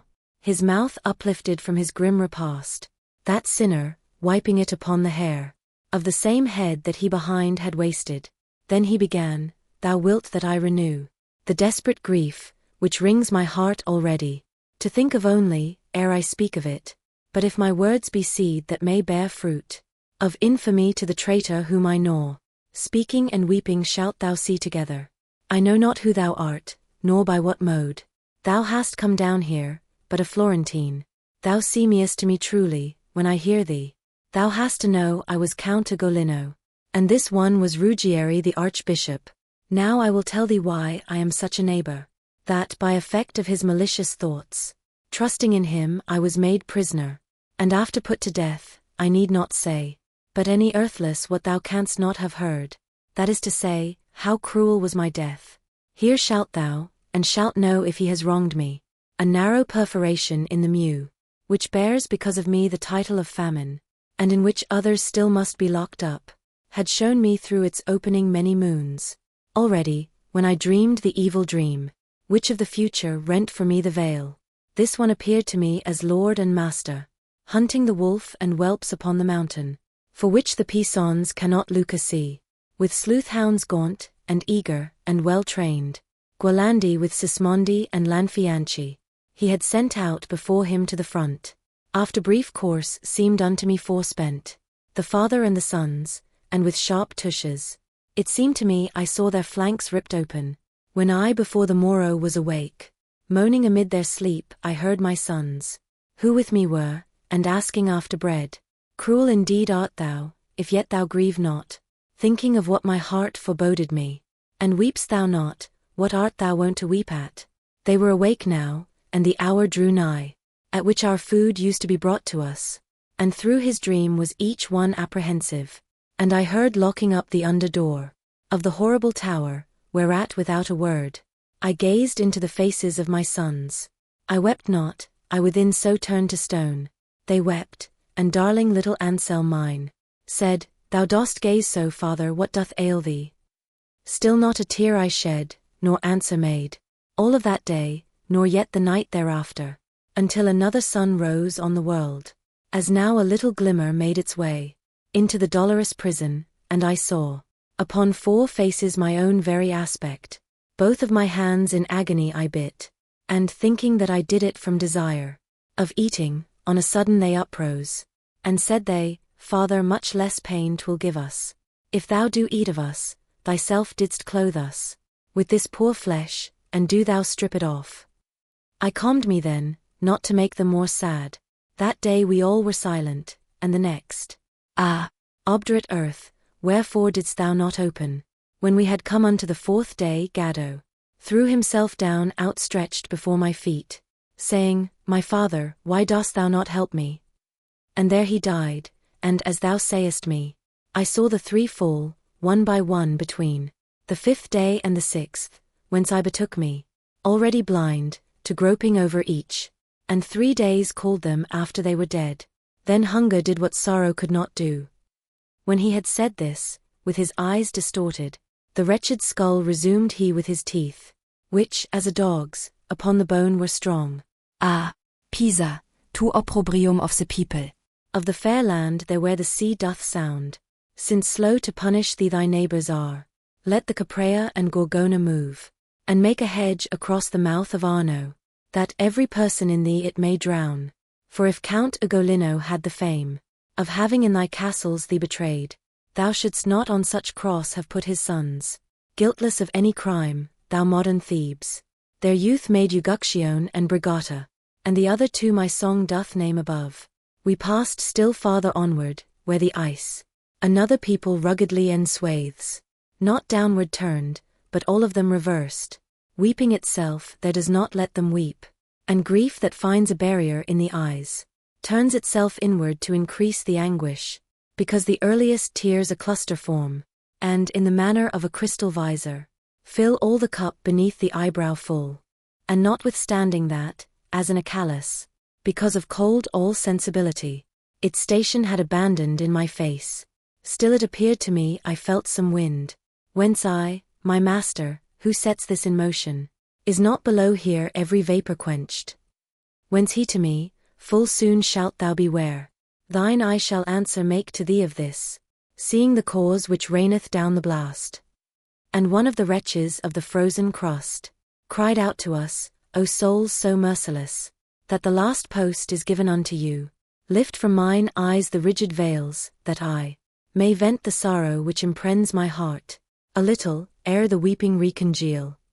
Whence I to him, if thou wouldst have me help thee, say who thou wast, and if I free thee not, may I go to the bottom of the ice. Then he replied, I am Friar Alberigo. He am I of the fruit of the bad garden, who here a date am getting for my figure. Oh, said I to him, now art thou too dead? And he to me, how may my body fare? Up in the world, no knowledge I possess. Such an advantage has this Ptolomea, that oftentimes the soul descendeth here, sooner than Atropos in motion sets it, and that thou mayest more willingly remove from off my countenance these glassy tears. Know that as soon as any soul betrays, as I have done, his body by a demon, is taken from him, who thereafter rules it, until his time has wholly been revolved. Itself down rushes into such a cistern, and still perchance above appears the body of yonder shade, that winters here behind me. This thou shouldst know, if thou hast just come down. It is Ser Branca d'Oria, and many years have passed away since he was thus locked up. I think, said I to him, thou dost deceive me, for Branca d'Oria is not dead as yet, and eats and drinks and sleeps and puts on clothes. In moat above, said he, of Malbranche, there where is boiling the tenacious pitch, as yet had Michel Zanche not arrived, when this one left a devil in his stead, in his own body and one near of kin, who made together with him the betrayal. But hitherward stretch out thy hand forthwith, open mine eyes, and open them I did not, and to be rude to him was courtesy. Ah, Genusse, ye men at variance with every virtue, full of every vice, wherefore are ye not scattered from the world? For with the vilest spirit of Romagna, I found of you one such, who for his deeds, in soul already in Cocytus bathes, and still above in body seems alive. Inferno, canto 34. Vexilla regis prodeunt inferni. Towards us, therefore look in front of thee. My master said, if thou discernest him. As when there breathes a heavy fog, or when our hemisphere is darkening into night, appears far off a mill the wind is turning. Methought that such a building then I saw, and for the wind, I drew myself behind my guide, because there was no other shelter. Now was I, and with fear in verse I put it, there where the shades were wholly covered up, and glimmered through like unto straws in glass. Some prone are lying, others stand erect, this with the head, and that one with the soles. Another, bow-like, face to feet inverts, when in advance so far we had proceeded, that it my master pleased to show to me, the creature who once had the beauteous semblance. He from before me moved and made me stop, saying, Behold this, and behold the place, where thou with fortitude must arm thyself. How frozen I became and powerless then. Ask it not, reader, for I write it not, because all language would be insufficient. I did not die, and I alive remained not. Think for thyself now, hast thou aught of wit? What I became, being of both deprived. The emperor of the kingdom dolorous, from his mid-breast forth issued from the ice, and better with a giant I compare, than do the giants with those arms of his. Consider now how great must be that whole, which unto such a part conforms itself, where he is fair once, as he now is foul, and lifted up his brow against his Maker, well may proceed from him all tribulation. Oh, what a marvel it appeared to me, when I beheld 3 faces on his head, the one in front, and that vermilion was. 2 were the others, that were joined with this, above the middle part of either shoulder, and they were joined together at the crest, and the right-hand one seemed, twixt white and yellow, the left was such to look upon as those, who come from where the Nile falls valley-ward. Underneath each came forth 2 mighty wings, such as befitting were so great a bird. Sails of the sea I never saw so large. No feathers had they, but as of a bat, their fashion was, and he was waving them, so that 3 winds proceeded forth therefrom. Thereby Cocytus wholly was congealed. With 6 eyes did he weep, and down 3 chins trickled the teardrops and the bloody drivel.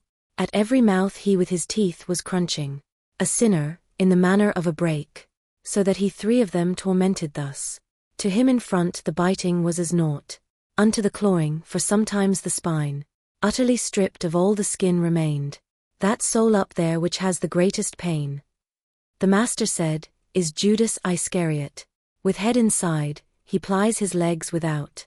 Of the 2 others, who head downward are, the one who hangs from the black jowl is Brutus. See how he writhes himself, and speaks no word. And the other, who so stalwart seems, is Cassius. But night is reascending, and 'tis time that we depart, for we have seen the whole. As seemed him good, I clasped him round the neck, and he the vantage seized of time and place. And when the wings were opened wide apart, he laid fast hold upon the shaggy sides. From fell to fell descended downward then, between the thick hair and the frozen crust, when we were come to where the thigh revolves, exactly on the thickness of the haunch. The guide, with labor and with hard-drawn breath, turned round his head where he had had his legs, and grappled to the hair, as one who mounts, so that to hell I thought we were returning. Keep fast thy hold, for by such stairs as these, the master said, panting as one fatigued, must we perforce depart from so much evil. Then through the opening of a rock he issued, and down upon the margin seated me. Then towards me he outstretched his weary step. I lifted up mine eyes and thought to see Lucifer in the same way I had left him, and I beheld him upward hold his legs. And if I then became disquieted, let stolid people think who do not see what the point is beyond which I had passed. Rise up, the master said, upon thy feet. The way is long, and difficult the road, and now the sun to Middle Tierce returns. It was not any palace corridor, there where we were, but dungeon natural, with floor uneven and unease of light. Ere from the abyss I tear myself away. My master, said I when I had arisen, to draw me from an error speak a little. Where is the ice? And how is this one fixed, thus upside down? And how in such short time, from eve to morn has the sun made his transit? And he to me, thou still imaginest, thou art beyond the centre, where I grasped the hair of the fell worm, who mines the world. That side thou wast, so long as I descended. When round I turned me, thou didst pass the point, to which things heavy draw from every side. And now beneath the hemisphere art come, opposite that which overhangs the vast dry land, and 'neath whose cope was put to death the man who without sin was born and lived. Thou hast thy feet upon the little sphere, which makes the other face of the Judeca. Here it is morn when it is evening there. And he who with his hair a stairway made us, still fixed remaineth as he was before. Upon this side he fell down out of heaven, and all the land, that whilom here emerged, for fear of him made of the sea a veil, and came to our hemisphere, and peradventure, to flee from him, what on this side appears, left the place vacant here, and back recoiled. A place there is below, from Beelzebub, as far receding as the tomb extends, which not by sight is known, but by the sound, of a small rivulet, that there descendeth, through chasm within the stone, which it has gnawed, with course that winds about and slightly falls. The guide and I into that hidden road, now entered, to return to the bright world, and without care of having any rest. We mounted up, he first and I the second, till I beheld trug around aperture. Some of the beauteous things that heaven doth bear. Thence we see, aim forth to re-behold the stars. The Divine Comedy, translated by Henry Wadsworth Longfellow. Paradiso. Paradiso, canto I. The glory of him who moveth everything, doth penetrate the universe, and shine, in one part more and in another less, within that heaven which most his light receives. Was I, and things beheld which to repeat, nor knows, nor can, who from above descends, because in drawing near to its desire, our intellect engulfs itself so far, that after it the memory cannot go. Truly whatever of the holy realm I had the power to treasure in my mind, shall now become the subject of my song. O good Apollo, for this last emprise, make of me such a vessel of thy power, as giving the beloved laurel asks. One summit of Parnassus hitherto has been enough for me, but now with both, I needs must enter the arena left. Enter into my bosom thou, and breathe, as at the time when Marsyas thou didst draw, out of the scabbard of those limbs of his. O power divine, lend'st thou thyself to me, so that the shadow of the blessed realm, stamped in my brain I can make manifest. Tu LTCME kam unto sei darling tri. And crown myself thereafter with those leaves, of which the theme and thou shall make me worthy. So seldom, Father, do we gather them, for triumph or of Caesar or of poet, the fault and shame of human inclinations, that the Paeanian foliage should bring forth joy to the joyous Delphic deity, when any one it makes to thirst for it. A little spark is followed by great flame, perchance with better voices after me, shall prayer be made that Syrah may respond.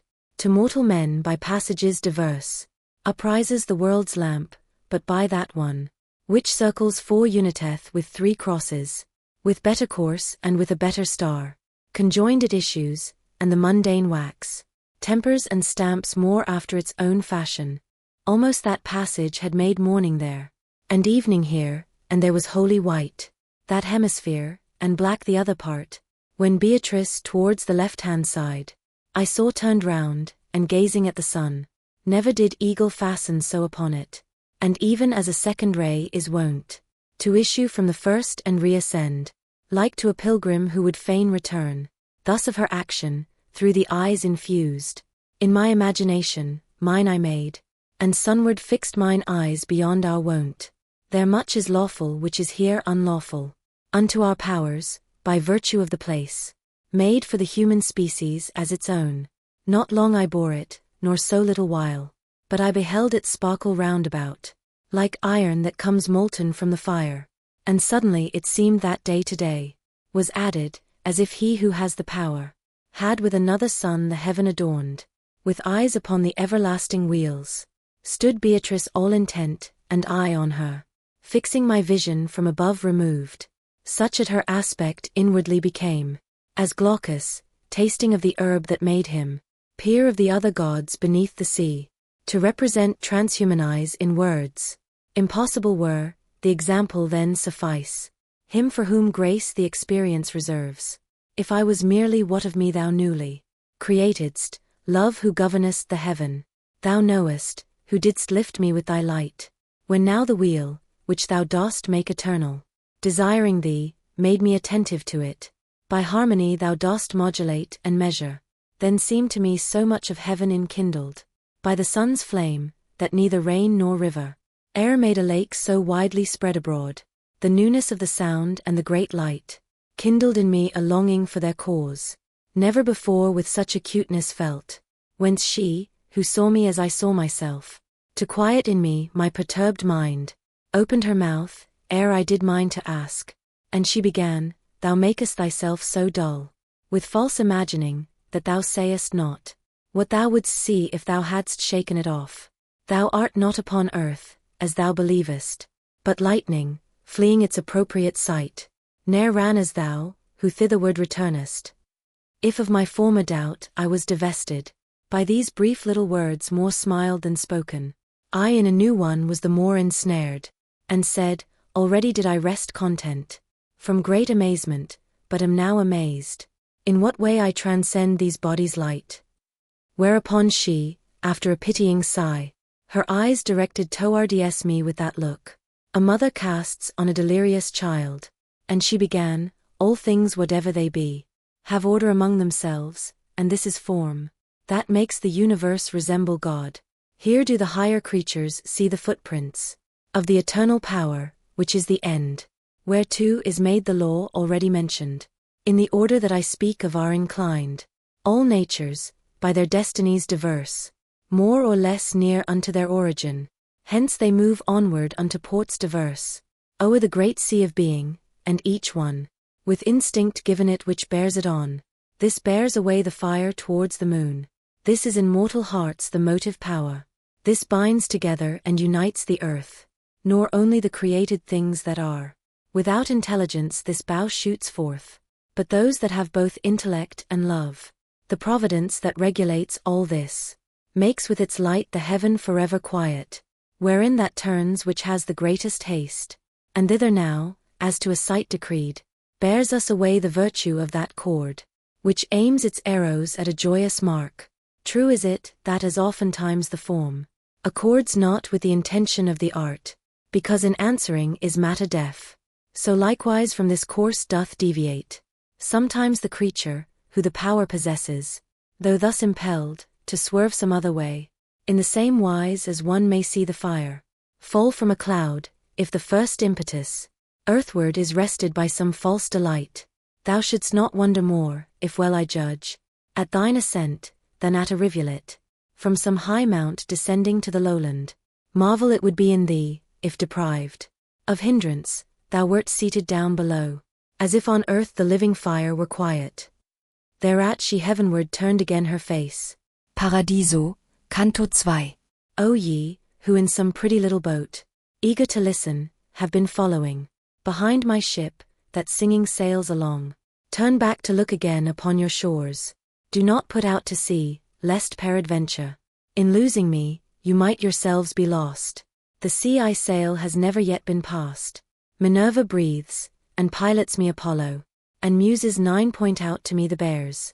Ye other few who have the neck uplifted, betimes to th bread of angels upon which one liveth here and grows not sated by it. Well may you launch upon the deep salt sea, your vessel, keeping still my wake before you, upon the water that grows smooth again.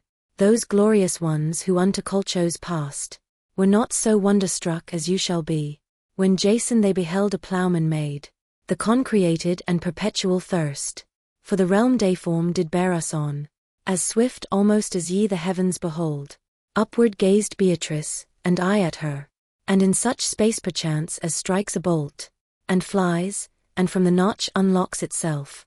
Arrived I saw me where a wondrous thing drew to itself my sight, and therefore she, from whom no care of mine could be concealed, towards me turning, blithe as beautiful, said unto me, Fix gratefully thy mind on God, who unto the first star has brought us.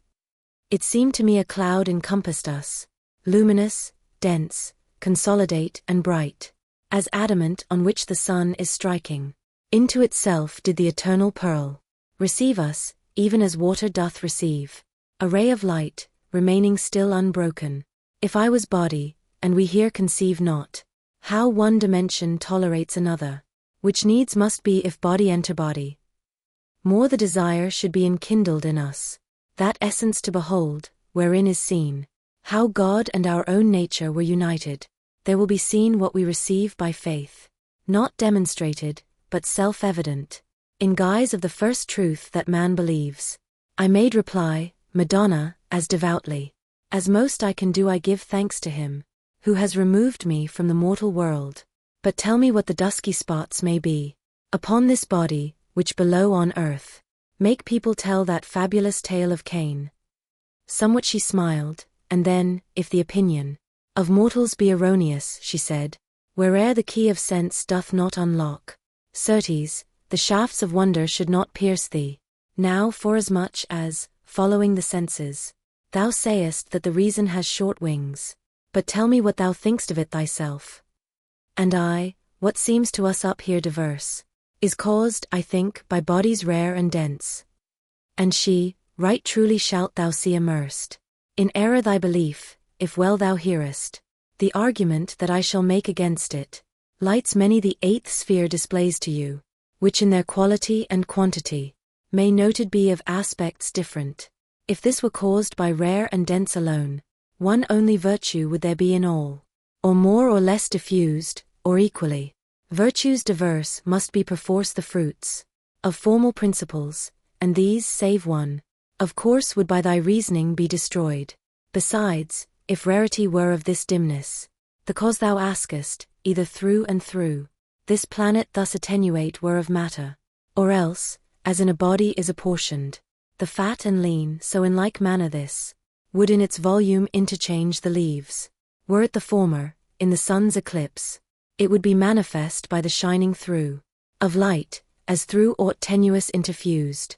This is not so, hence we must scan the other, and if it chance the other I demolish, then falsified will thy opinion be. But if this rarity go not through and through, there needs must be a limit, beyond which its contrary prevents the further passing, and thence the foreign radiance is reflected, even as a colour cometh back from glass, the which behind itself concealeth lead. Now thou wilt say the sunbeam shows itself more dimly there than in the other parts, by being there reflected farther back. From this reply experiment will free thee, if e'er thou try it, which is wont to be the fountain to the rivers of your arts.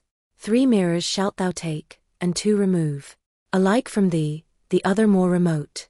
Between the former 2 shall meet thine eyes. Turned towards these, cause that behind thy back be placed a light, illuming the 3 mirrors, and coming back to thee by all reflected, though in its quantity be not so ample. The image most remote, there shalt thou see how it perforce is equally resplendent. Now, as beneath the touches of warm rays, naked the subject of the snow remains, both of its former color and its cold. Thee thus remaining in thy intellect, will I inform with such a living light, that it shall tremble in its aspect to thee. Within the heaven of the divine repose, revolves a body, in whose virtue lies the being of whatever it contains. The following heaven, that has so many eyes, divides this being by essences diverse, distinguished from it, and by it contained. The other spheres, by various differences, all the distinctions which they have within them, dispose unto their ends and their effects. Thus do these organs of the world proceed, as thou perceivest now, from grade to grade, since from above they take, and act beneath. Observe me well, how through this place I come, unto the truth thou wishest, that hereafter thou mayst alone know how to keep the ford, the power and motion of the holy spheres, as from the artisan the hammer's craft, forth from the blessed motors must proceed, the heaven, which lights so manifold make fair, from the intelligence profound, which turns it, the image takes, and makes of it a seal, and even as the soul within your dust, through members different and accommodated, to faculties diverse expands itself, so likewise this intelligence diffuses its virtue multiplied among the stars, itself revolving on its unity. Virtue diverse dot a diverse alloyage. Make with the precious body that it quickens, in which, as life in you, it is combined, from the glad nature whence it is derived, the mingled virtue through the body shines, even as gladness through the living pupil. From this proceeds whatever from light to light appeareth different, not from dense and rare. This is the formal principle that produces, according to its goodness, dark and bright. Paradiso, Canto 3. That sun, which erst with love my bosom warmed, of beauteous truth had unto me discovered, by proving and reproving, the sweet aspect, and that I might confess myself convinced, and confident, so far as was befitting, I lifted more erect my head to speak, but there appeared a vision, which withdrew me, so close to it, in order to be seen, that my confession I remembered not, such as through polished and transparent glass, or waters crystalline and undisturbed, but not so deep as that their bed be lost, come back again the outlines of our faces, so feeble, that a pearl on forehead white, comes not less speedily unto our eyes. Such saw I many faces prompt to speak, so that I ran in error opposite, to that which kindled love twixt man and fountain, as soon as I became aware of them, esteeming them as mirrored semblances, to see of whom they were, mine eyes I turned, and nothing saw, and once more turned them forward, direct into the light of my sweet guide, who smiling kindled in her holy eyes. Marvel thou not, she said to me, because I smile et se sai puerile conceet. Since on the truth it trusts not yet its foot, but turns thee, as 'tis wont, on emptiness. True substances are these which thou beholdest. Here relegate for breaking of some vow. Therefore speak with them, listen and believe. For the true light, which giveth peace to them, permits them not to turn from it their feet. And I unto the shade that seemed most wishful to speak directed me, and I began, as one whom too great eagerness bewilders. O well-created spirit, who in the rays of life eternal dost the sweetness taste, which being untasted ne'er is comprehended, grateful 'twill be to me, if thou content me, both with thy name and with your destiny. Whereat she promptly and with laughing eyes, our charity doth never shut the doors against a just desire, except as one who wills that all her court be like herself. I was a virgin sister in the world, and if thy mind doth contemplate me well, the being more fair will not conceal me from thee, but thou shalt recognize I am Picarda, who, stationed here among these other blessed, myself am blessed in the slowest sphere. All our affections, that alone inflamed, are in the pleasure of the Holy Ghost, rejoice at being of his order formed, and this allotment, which appears so low, therefore is given us, because our vows have been neglected and in some part void. Whence I to her, in your miraculous aspects, there shines I know not what of the divine, which doth transform you from our first conceptions. Therefore I was not swift in my remembrance, but what thou tellest me now aids me so, that the refiguring is easier to me. But tell me, ye who in this place are happy, are you desirous of a higher place, to see more or to make yourselves more friends? First with those other shades she smiled a little, thereafter answered me so full of gladness. She seemed to burn in the first fire of love. Brother, our will is quieted by virtue of charity, that makes us wish alone for what we have, nor gives us thirst for more. If to be more exalted we aspired, discordant would our aspirations be, unto the will of him who here secludes us, which thou shalt see finds no place in these circles. If being in charity is needful here, and if thou lookest well into its nature, nay, 'tis essential to this blessed existence, to keep itself within the will divine, whereby our very wishes are made one, so that, as we are station above station, throughout this realm, to all the realm 'tis pleasing, as to the King, who makes his will our will, and his will is our peace. This is the sea, to which is moving onward whatsoever it doth create, and all that nature makes. Then it was clear to me how everywhere in heaven is paradise, although the grace of good supreme there reign not in one measure, but as it comes to pass, if one food sates, and for another still remains the longing, we ask for this, and that decline with thanks. E'en thus did I, with gesture and with word, to learn from her what was the web wherein she did not ply the shuttle to the end. A perfect life and merit high in heaven, a lady o'er us, said she, by whose rule, down in your world they vest and veil themselves, that until death they may both watch and sleep, beside that spouse who every vow accepts, which charity conformeth to his pleasure, to follow her, in girlhood from the world. I fled, and in her habit shut myself, and pledged me to the pathway of her sect. Then men accustomed unto evil more than unto good, from the sweet cloister tore me. God knows what afterward my life became, this other splendor, which to thee reveals itself on my right side, and is enkindled with all the illumination of our sphere. What of myself I say applies to her. A nun was she, and likewise from her head was ta'en the shadow of the sacred wimple. But when she too was to the world returned, against her wishes and against good usage, of the heart's veil she never was divested. Of great Costanza this is the effulgence, who from the second wind of Swabia brought forth the third and latest puissance.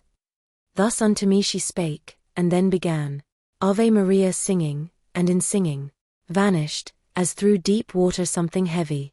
My sight, that followed her as long a time as it was possible, when it had lost her, turned round unto the mark of more desire, and wholly unto Beatrice reverted. But she such lightnings flashed into mine eyes, that at the first my sight endured it not, and this in questioning more backward made me. Paradiso, Canto 4. Between two viands, equally removed, and tempting, a free man would die of hunger, ere either he could bring unto his teeth. So would a lamb between the ravenings of two fierce wolves stand fearing both alike, and so would stand a dog between two does. Hence, if I held my peace, myself I blame not, impelled in equal measure by my doubts, since it must be so, nor do I commend. I held my peace, but my desire was painted upon my face, and questioning with that, more fervent far than by articulate speech, Beatrice did as Daniel had done, relieving Nebuchadnezzar from the wrath which rendered him unjustly merciless, and said, Well see I how attracteth thee, one and the other wish, so that thy care binds itself so that forth it does not breathe. Thou arguest, if good will be permanent, the violence of others, for what reason? Doth it decrease the measure of my merit? Again for doubting furnish the occasion, souls seeming to return unto the stars, according to the sentiment of Plato. These are the questions which upon thy wish are thrusting equally, and therefore first will I treat that which hath the most of gall. He of the seraphim most absorbed in God, Moses and Samuel, and whichever John thou mayst select, I say, and even Mary, have not in any other heaven their seats than have those spirits that just appeared to thee, nor of existence more or fewer years, but all make beautiful the primal circle, and have sweet life in different degrees. By feeling more or less the eternal breath, they showed themselves here, not because allotted. This sphere has been to them, but to give sign of the celestial which is least exalted. To speak thus is adapted to your mind, since only through the sense it apprehendeth. What then it worthy makes of intellect? On this account the Scripture condescends unto your faculties, and feet and hands, to God attributes, and means something else. And Holy Church under an aspect human, Gabriel and Michael represent to you, and him who made Tobias whole again, that which Timaeus argues of the soul, doth not resemble that which here is seen, because it seems that as he speaks he thinks. He says the soul unto its star returns, believing it to have been severed thence, whenever nature gave it as a form. Perhaps his doctrine is of other guise than the words sound, and possibly may be with meaning that is not to be derided, if he doth mean that to these wheels return the honor of their influence and the blame. Perhaps his bow doth hit upon some truth. This principle ill understood once warped the whole world nearly, till it went astray, invoking Jove and Mercury and Mars. The other doubt which doth disquiet thee, less venom has, for its malevolence, could never lead the other where from me, that as unjust our justice should appear in eyes of mortals, is an argument of faith, and not of sin heretical, but still, that your perception may be able to thoroughly penetrate this verity. As thou desirest, I will satisfy thee. If it be violence when he who suffers cooperates not with him who uses force, these souls were not on that account excused. For will is never quenched unless it will, but operates as nature doth in fire, if violence 1,000 times distort it. Hence, if it yieldeth more or less, it seconds the force, and these have done so, having power of turning back unto the holy place. If their will had been perfect, like to that which Lawrence fast upon his gridiron held, and Mutius made severe to his own hand, it would have urged them back along the road, whence they were dragged, as soon as they were free. But such a solid will is all too rare. And by these words, if thou hast gathered them, as thou shouldst do, the argument is refuted. That would have still annoyed thee many times. But now another passage runs across before thine eyes, and such that by thyself thou couldst not thread it ere thou wouldst be weary. I have for certain put into thy mind, that soul beatified could never lie, for it is near the primal truth. And then thou from Picarda mightst have heard, Costanza kept affection for the veil, so that she seemeth here to contradict me. Many times, brother, has it come to pass, that, to escape from peril, with reluctance, that has been done it was not right to do. E'en as Alcmaeon, who, being by his father thereto entreated, his own mother slew, not to lose pity pitiless became. At this point I desire thee to remember, that force with will commingles, and they cause, that the offences cannot be excused. Will absolute consenteth not to evil, but in so far consenteth as it fears, if it refrain, to fall into more harm. Hence when Picarda uses this expression, she meaneth the will absolute, and I, the other, so that both of us speak truth. Such was the flowing of the holy river, that issued from the fount whence springs all truth. This put to rest my wishes one and all. O love of the first lover, O divine! Said I forthwith, whose speech inundates me, and warms me so, it more and more revives me. My own affection is not so profound, as to suffice in rendering grace for grace. Let him who sees and can, thereto respond. Well I perceive that never sated is our intellect unless the truth illume it, beyond which nothing true expands itself. It rests therein, as wild beast in his lair, when it attains it, and it can attain it. If not, then each desire would frustrate be. Therefore springs up, in fashion of a shoot, doubt at the foot of truth, and this is nature, which to the top from height to height impels us. This doth invite me, this assurance give me, with reverence, lady, to inquire of you another truth, which is obscure to me. I wish to know if man can satisfy you for broken vows with other good deeds, so that in your balance they will not be light. Beatrice gazed upon me with her eyes, full of the sparks of love, and so divine, that, overcome my power, I turned my back, and almost lost myself with eyes downcast. Paradiso, Canto V. If in the heat of love I flame upon thee, beyond the measure that on earth is seen, so that the valor of thine eyes I vanquish, marvel thou not thereat, for this proceeds from perfect sight, which as it apprehends, to the good apprehended moves its feet. Well I perceive how is already shining into thine intellect the eternal light, that only seen enkindles always love, and if some other thing your love seduce, 'tis nothing but a vestige of the same, ill understood, which there is shining through. Thou fain wouldst know if with another service, for broken vow can such return be made, as to secure the soul from further claim. This canto thus did Beatrice begin, and, as a man who breaks not off his speech, continued thus her holy argument. The greatest gift that in his largest God, creating made, and unto his own goodness, nearest conformed, and that which he doth prize most highly, is the freedom of the will, wherewith the creatures of intelligence, both all and only were and are endowed. Now wilt thou see, if thence thou reasonest, the high worth of a vow, if it he made, so that when thou consentest God consents. For, closing between God and man the compact, a sacrifice is of this treasure made, such as I say, and made by its own act. What can be rendered then as compensation? Think'st thou to make good use of what thou'st offered? With gains ill-gotten thou wouldst do good deed.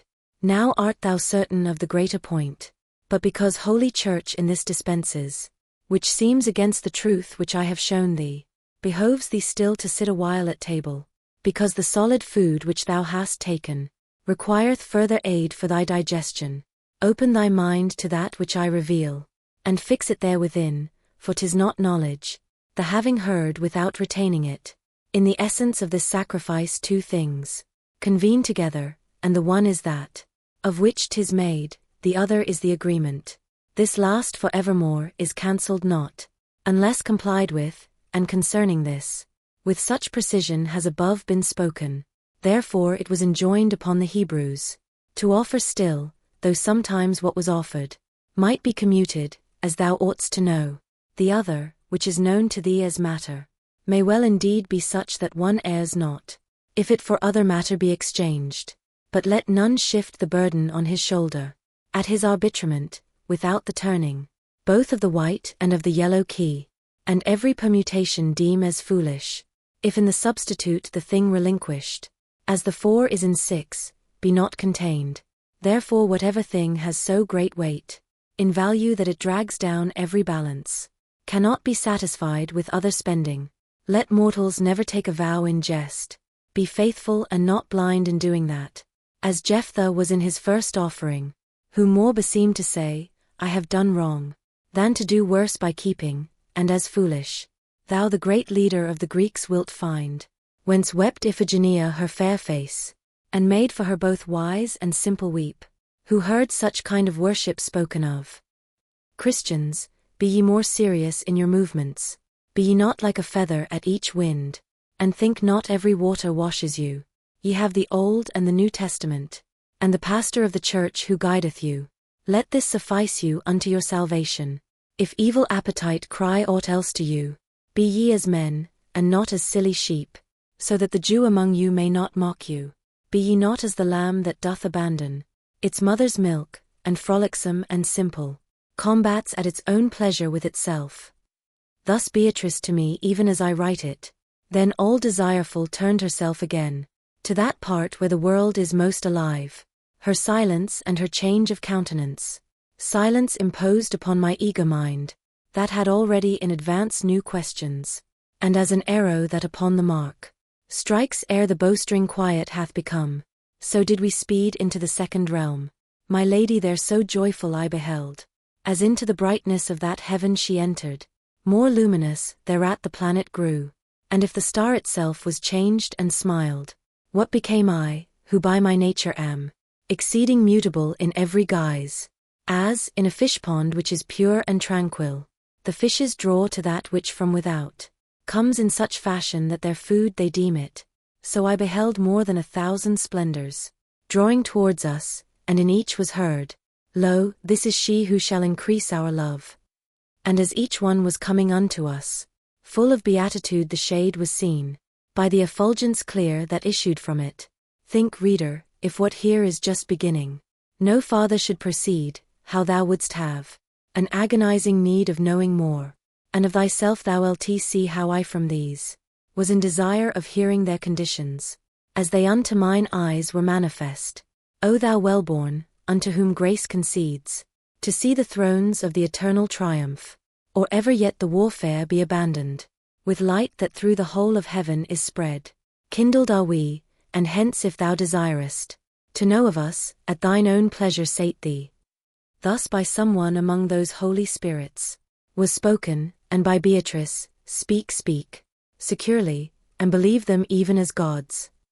Well I perceive how thou dost nest thyself in thine own light, and drawest it from thine eyes, because they coruscate when thou dost smile, but know not who thou art, nor why thou hast spirit august, thy station in the sphere, that veils itself to men in alien rays.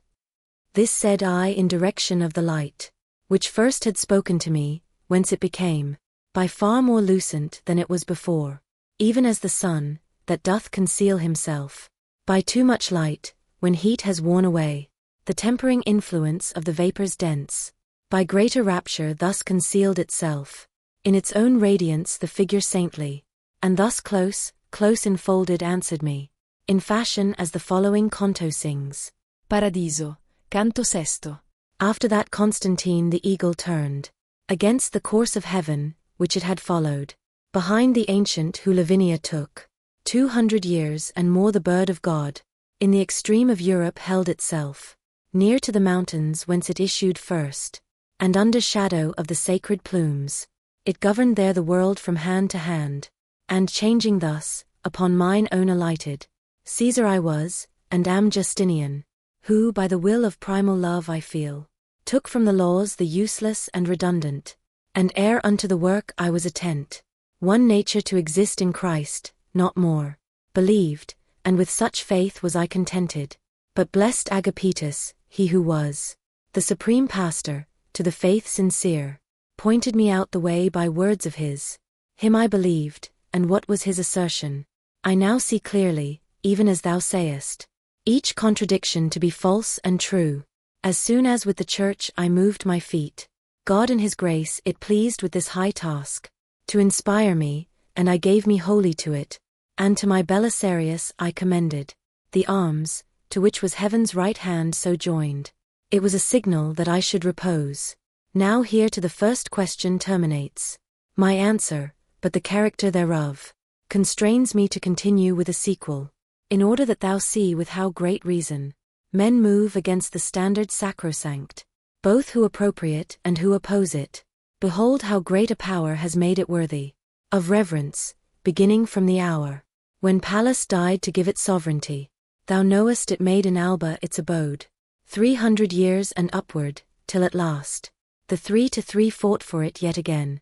Thou knowest what it achieved from Sabine wrong, down to Lucretia's sorrow, in 7 kings, coming round about the neighboring nations. Thou knowest what it achieved, borne by the Romans, illustrious against Brennus, against Pyrrhus, against the other princes and confederates, Torquatus thence and Quinctius, who from locks unkempt was named, Decii and Fabii, received the fame I willingly embalm. It struck to earth the pride of the Arabians, who, following Hannibal, had passed across the Alpine ridges, from which thou glidest. Beneath it triumphed while they yet were young, Pompey and Scipio, and to the hill, beneath which thou wast born it bitter seemed. Then, near unto the time when heaven had willed to bring the whole world to its mood serene, did Caesar by the will of Rome assume it, what it achieved from Var unto the Rhine. Isere behält Entsaone, behält sie seine, And every valley whence the Rhone is filled, what it achieved when it had left Ravenna, and leaped the Rubicon, was such a flight, that neither tongue nor pen could follow it. Round towards Spain it wheeled its legions, then towards Durazzo, and Pharsalia smote, that to the Calid Nile was felt the pain, and Tandros and the Samois, whence it started, it saw again, and there where Hector lies, and ill for Ptolemy then roused itself. From thence it came like lightning upon Juba, then wheeled itself again into your west, where the Pompeian clarion it heard, from what it wrought with the next standard-bearer. Brutus and Cassius howl in hell together, and Medina and Perugia dolent were. Still doth the mournful Cleopatra weep, because thereof, who, fleeing from before it, took from the adder sudden and black death. With him it ran even to the Red Sea shore. With him it placed the world in so great peace, that unto Janus was his temple closed. But what the standard that has made me speak, achieved before, and after should achieve, throughout the mortal realm that lies beneath it, becometh in appearance mean and dim, if in the hand of the third Caesar seen, with eye unclouded and affection pure, because the living justice that inspires me, granted it, in the hand of him I speak of, the glory of doing vengeance for its wrath. Now here attend to what I answer thee. Later it ran with Titus to do vengeance upon the vengeance of the ancient sin, and when the tooth of Lombardy had bitten the Holy Church, then underneath its wings did Charlemagne victorious succor her. Now hast thou power to judge of such as those, whom I accused above, and of their crimes, which are the cause of all your miseries. To the public standard one the yellow lilies opposes, the other claims it for a party, so that 'tis hard to see which sins the most. Let the Ghibellines ply their handicraft beneath some other standard, for this ever ill follows he who it and justice parts. And let not this new Charles heir strike it down, he and his Guelphs, but let him fear the talons that from a nobler lion stripped the fell. Already oftentimes the sons have wept the father's crime, and let him not believe that God will change his scutcheon for the lilies. This little planet doth adorn itself with the good spirits that have active been, that fame and honor might come after them, and whensoever the desires mount thither, thus deviating, must perforce the rays. Of the true love less vividly mount upward, but in commensuration of our wages. With our desert is portion of our joy, because we see them neither less nor greater. Herein doth living justice sweeten so, affection in us, that for evermore it cannot warp to any iniquity. Voices diverse make up sweet melodies. So in this life of ours the seats diverse render sweet harmony among these spheres. And in the compass of this present pearl shineth the sheen of Romeo, of whom the grand and beauteous work was ill rewarded. But the Provençals who against him wrought, they have not laughed, and therefore ill goes he who makes his hurt of the good deeds of others. 4 daughters, and each one of them a queen, had Raymond Berenger, and this for him did Romeo, a poor man and a pilgrim. And then malicious words incited him to summon to a reckoning this just man, who rendered to him 7 and 5 for 10. Then he departed poor and stricken in years. And if the world could know the heart he had, in begging bit by bit his livelihood, though much it laud him, it would laud him more. Paradiso, Canto 7. Osanna Sanctus Deus Sabaoth. Superil lustrans claritate tua. Felices ignis horum malahot. In this wise, to his melody returning, this substance, upon which a double light doubles itself, was seen by me to sing, and to their dance this and the others moved, and in the manner of swift hurrying sparks, veiled themselves from me with a sudden distance. Doubting was I, and saying, tell her, tell her. Within me tell her, saying, tell my lady, who slakes my thirst with her sweet effluences, and yet that reverence which doth lord it over the whole of me only by B and I see, bowed me again like unto one who drowses. Short while did Beatrice endure me thus, and she began, lighting me with a smile, such as would make one happy in the fire, according to infallible advisement. After what manner a just vengeance justly could be avenged has put thee upon thinking, but I will speedily thy mind unloose.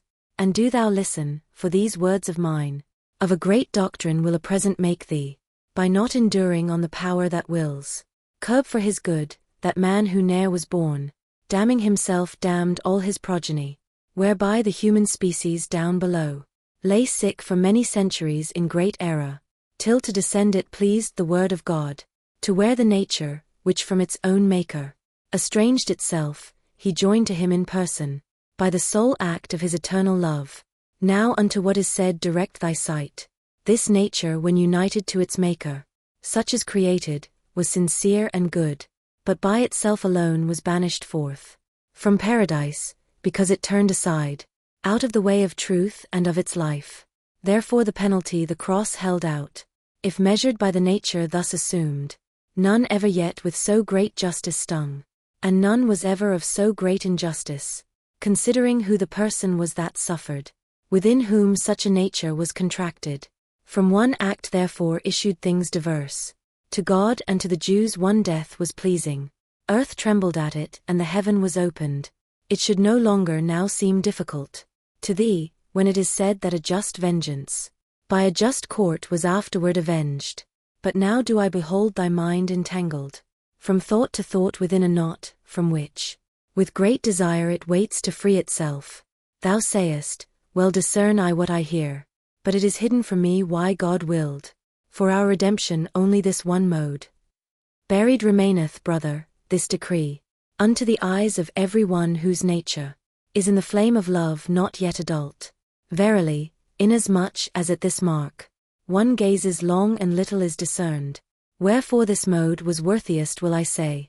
Goodness divine, which from itself doth spurn all envy, burning in itself so sparkles, that the eternal beauties it unfolds, whatever from this immediately distills, has afterwards no end, for ne'er removed is its impression when it sets its seal.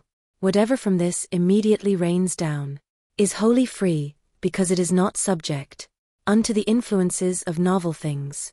The more conformed thereto, the more it pleases.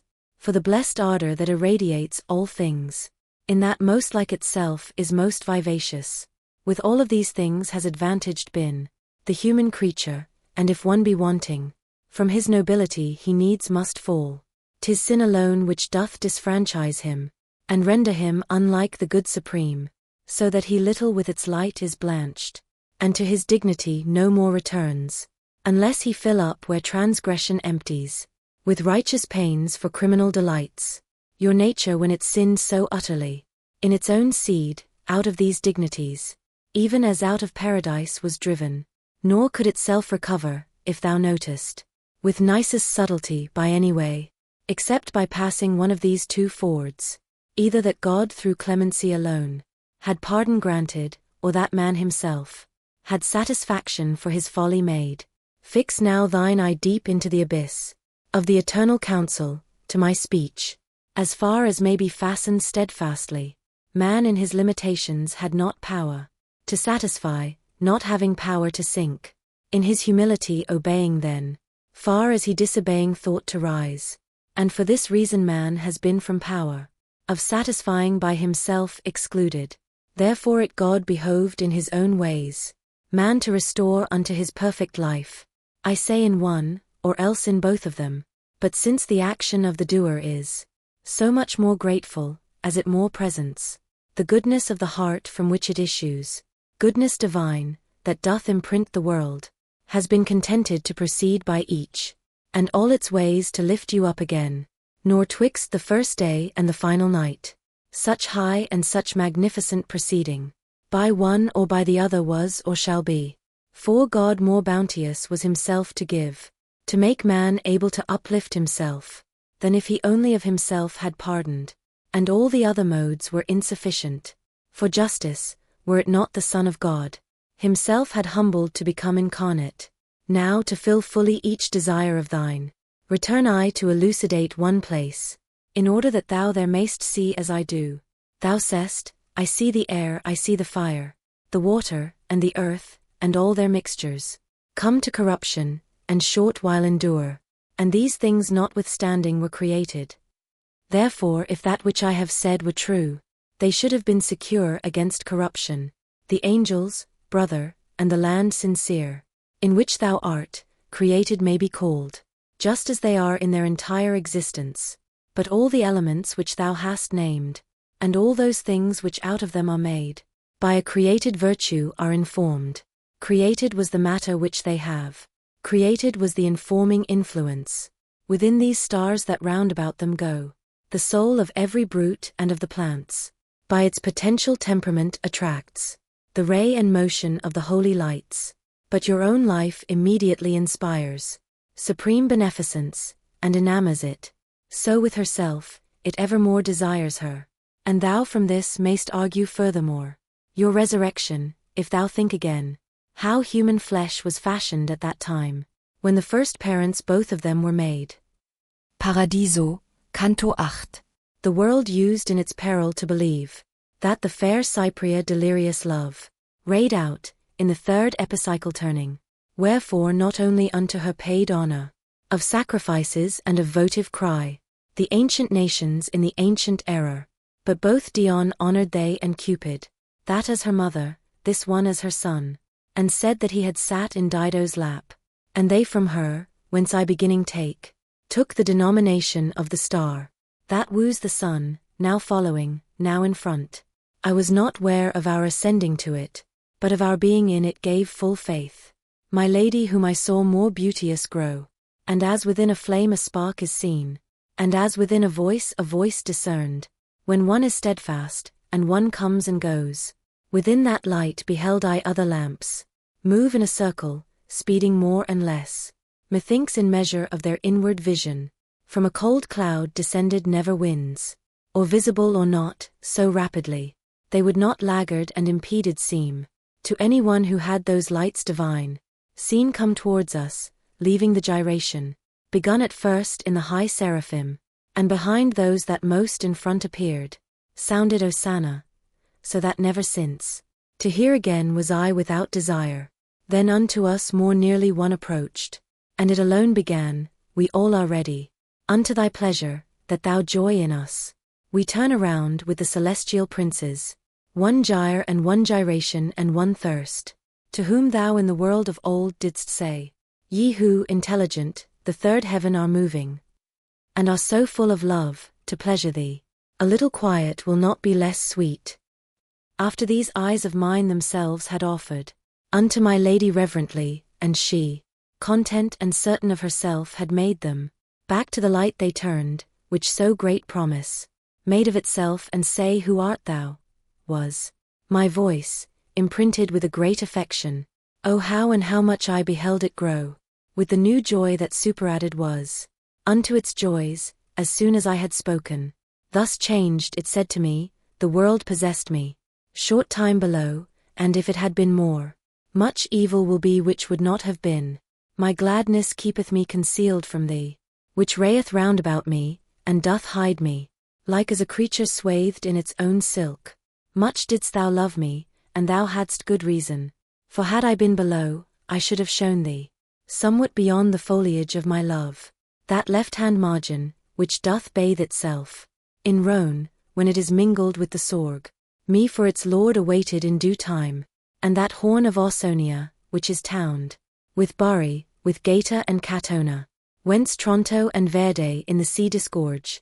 Already flashed upon my brow the crown of that dominion which the Danube waters, after the German borders it abandons, and beautiful Trinacria, that is murky, twixt Pacino and Peloro, on the gulf, which greatest scath from Eurus doth receive, not through Typhoeus, but through nascent sulphur, would have awaited her own monarchs still, through me from Charles descended and from Rudolph. If evil lordship, that exasperates ever the subject populations, had not moved Palermo to the outcry of death, death. And if my brother could but this foresee, the greedy poverty of Catalonia, straight would he flee, that it might not molest him. For verily, 'tis needful to provide, through him or other, so that on his bark, already freighted, no more freight be placed. His nature, which from liberal covetous descended, such a soldiery would need, as should not care for hoarding in a chest. Because I do believe the lofty joy thy speech infuses into me, my lord, where every good thing doth begin and end. Thou sayest as I see it, the more grateful is it to me, and this too hold I dear, that gazing upon God thou dost discern it. Glad hast thou made me, so make clear to me, since speaking thou hast stirred me up to doubt, how from sweet seed can bitter issue forth. This I to him, and he to me, if I can show to thee a truth, to what thou askest. Sei fest tu lt holtest tu dost holt sei beck. The good which all the realm thou art ascending, turns and contents, mocketh its providence, to be a power within these bodies vast, and not alone the natures are foreseen, within the mind that in itself is perfect, but they together with their preservation. For whatsoever thing this bough shoots forth, falls foreordained unto an end foreseen, even as a shaft directed to its mark. If that were not, the heaven which thou dost walk, would in such manner its effects produce, that they no longer would be arts, but ruins. This cannot be, if the intelligences that keep these stars in motion are not maimed, and maimed the first that has not made them perfect. Wilt thou this truth have clearer made to thee? And I, not so, for 'tis impossible. That nature tire I see in what is needful. Whence he again, now say, would it be worse? For men on earth were they not citizens? Yes, I replied, and here I ask no reason. And can they be so, if below they live not? Diva seli unto office diverse? No, if your master writeth well for you. So came he with deductions to this point. Then he concluded, therefore it behoves the roots of your effects to be diverse. Hence one is Solon born, another Xerxes, another Melchizedek, and another he, who flying through the air, his son did lose. Revolving nature, which a signet is, to mortal wax, doth practice well her art, but not one in distinguish from another. Thence happens it that Esau differeth in seed from Jacob, and Quirinus comes from sire so vile that he is given to Mars. A generated nature its own way would always make like its progenitors, if providence divine were not triumphant. Now that which was behind thee is before thee, but that thou know that I with thee am pleased. With a corollary will I mantle thee. Evermore nature, if it fortune find discordant to it, like each other seed, out of its region, mocketh evil thrift. And if the world below would fix its mind on the foundation which is laid by nature. Pursuing that, 'twould have the people good. But you unto religion wrench aside him who was born to gird him with the sword, and make a king of him who is for sermons. Therefore your footsteps wander from the road.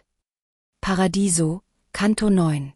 Beautiful Clemence, after that thy Charles had me enlightened, he narrated to me the treacheries his seed should undergo, but said, be still and let the years roll round. So I can only say, that lamentation legitimate shall follow on your wrongs, and of that holy light the life already had to the sun which fills it turned again, as to that good which for each thing sufficeth. Ah, souls deceived, and creatures impious, who from such good do turn away your hearts, directing upon vanity your foreheads. And now behold, another of those splendors approached me, and its will to pleasure me, it signified by brightening outwardly the eyes of Beatrice, that fastened were upon me as before of dear assent, to my desire assurance gave to me. Ah, bring swift compensation to my wish, thou blessed spirit, I said, and give me proof that what I think in thee I can reflect. Whereat the light, that still was new to me, out of its depths, whence it before was singing, as one delighted to do good, continued, within that region of the land depraved, of Italy, that lies between Rialto and fountain heads of Brenta and of Piava, rises a hill, and mounts not very high, wherefrom descended formerly a torch, that made upon that region great assault. Out of one root were born both I and it. Cunizza was I called, and here I shine, because the splendor of this star o'ercame me. But gladly to myself the cause I pardon of my allotment, and it does not grieve me, which would perhaps seem strong unto your vulgar, of this so luculent and precious jewel, which of our heaven is nearest unto me. Great fame remained, and ere it die away, this 100th year shall yet quintupled be. See if man ought to make him excellent, so that another life the first may leave, and thus thinks not the present multitude, shut in by Adige and Tagliamento, nor yet for being scourged is penitent. But soon 'twill be that Padua in the marsh will change the water that Vicenza bathes, because the folk are stubborn against duty, and where the Sile and Cagnano join, one lordeth it, and goes with lofty head, for catching whom e'en now the net is making. Feltro moreover of her impious pasta shall weep the crime, which shall so monstrous be, that for the like none ever entered Malta. Ample exceedingly would be the vat, that of the Ferraries could hold the blood, and weary who should weigh it ounce by ounce, of which this courteous priest shall make a gift, to show himself a partisan, and such gifts will to the living of the land conform. Above us there are mirrors, thrones you call them, from which shines out on us God judicant, so that this utterance seems good to us. Here it was silent, and it had the semblance of being turned elsewhither by the wheel, on which it entered as it was before. The other joy, already known to me, became a thing transplendent in my sight, as a fine ruby smitten by the sun.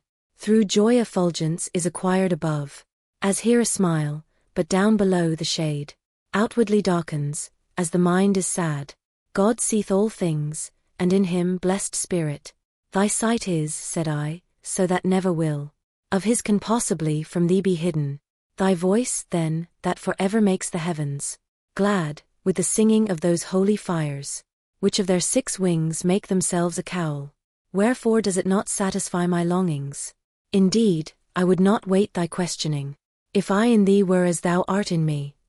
The greatest of the valleys where the water expands itself, forthwith its words began, that sea accepted which the earth engarlands, between discordant shores against the sun, extends so far, that it meridian makes, where it was wont before to make the horizon. I was a dweller on that valley's shore, twixt Ebro and Magra that with journey short, doth from the Tuscan part the Genoese, with the same sunset and same sunrise nearly, sit Buggia and the city whence I was, that with its blood once made the harbour hot, Falco that people called me unto whom my name was known, and now with me this heaven imprints itself, as I did once with it, for more the daughter of Belus never burned, offending both Sychaeus and Creusa, than I, so long as it became my locks, nor yet that Rhodophian, who deluded was by Demophon, nor yet I'll see dis. When Iole he in his heart had locked. Yet here is no repenting, but we smile. Not at the fault, which comes not back to mind, but at the power which ordered and foresaw. Here we behold the art that doth adorn, with such affection, and the good discover, whereby the world above turns that below, but that thou wholly satisfied mayst bear thy wishes hence which in this sphere are born. Still farther to proceed behoveth me. Thou fain wouldst know who is within this light, that here beside me thus is scintillating, even as a sunbeam in the limpid water. Then know thou, that within there is at rest Rahab, and being to our order joined, with her in its supremest grade 'tis sealed, into this heaven, where ends the shadowy cone, cast by your world, before all other souls. First of Christ's triumph was she taken up. Full meet it was to leave her in some heaven, even as a palm of the high victory, which he acquired with one palm and the other, because she favored the first glorious deed of Joshua upon the Holy Land. That little stirs the memory of the Pope. Thy city, which an offshoot is of him, who first upon his Maker turned his back, and whose ambition is so sorely wept, brings forth and scatters the accursed flower, which both the sheep and lambs hath led astray, since it has turned the shepherd to a wolf. For this the evangel and the mighty doctors are derelict, and only the decretals, so studied that it shows upon their margins.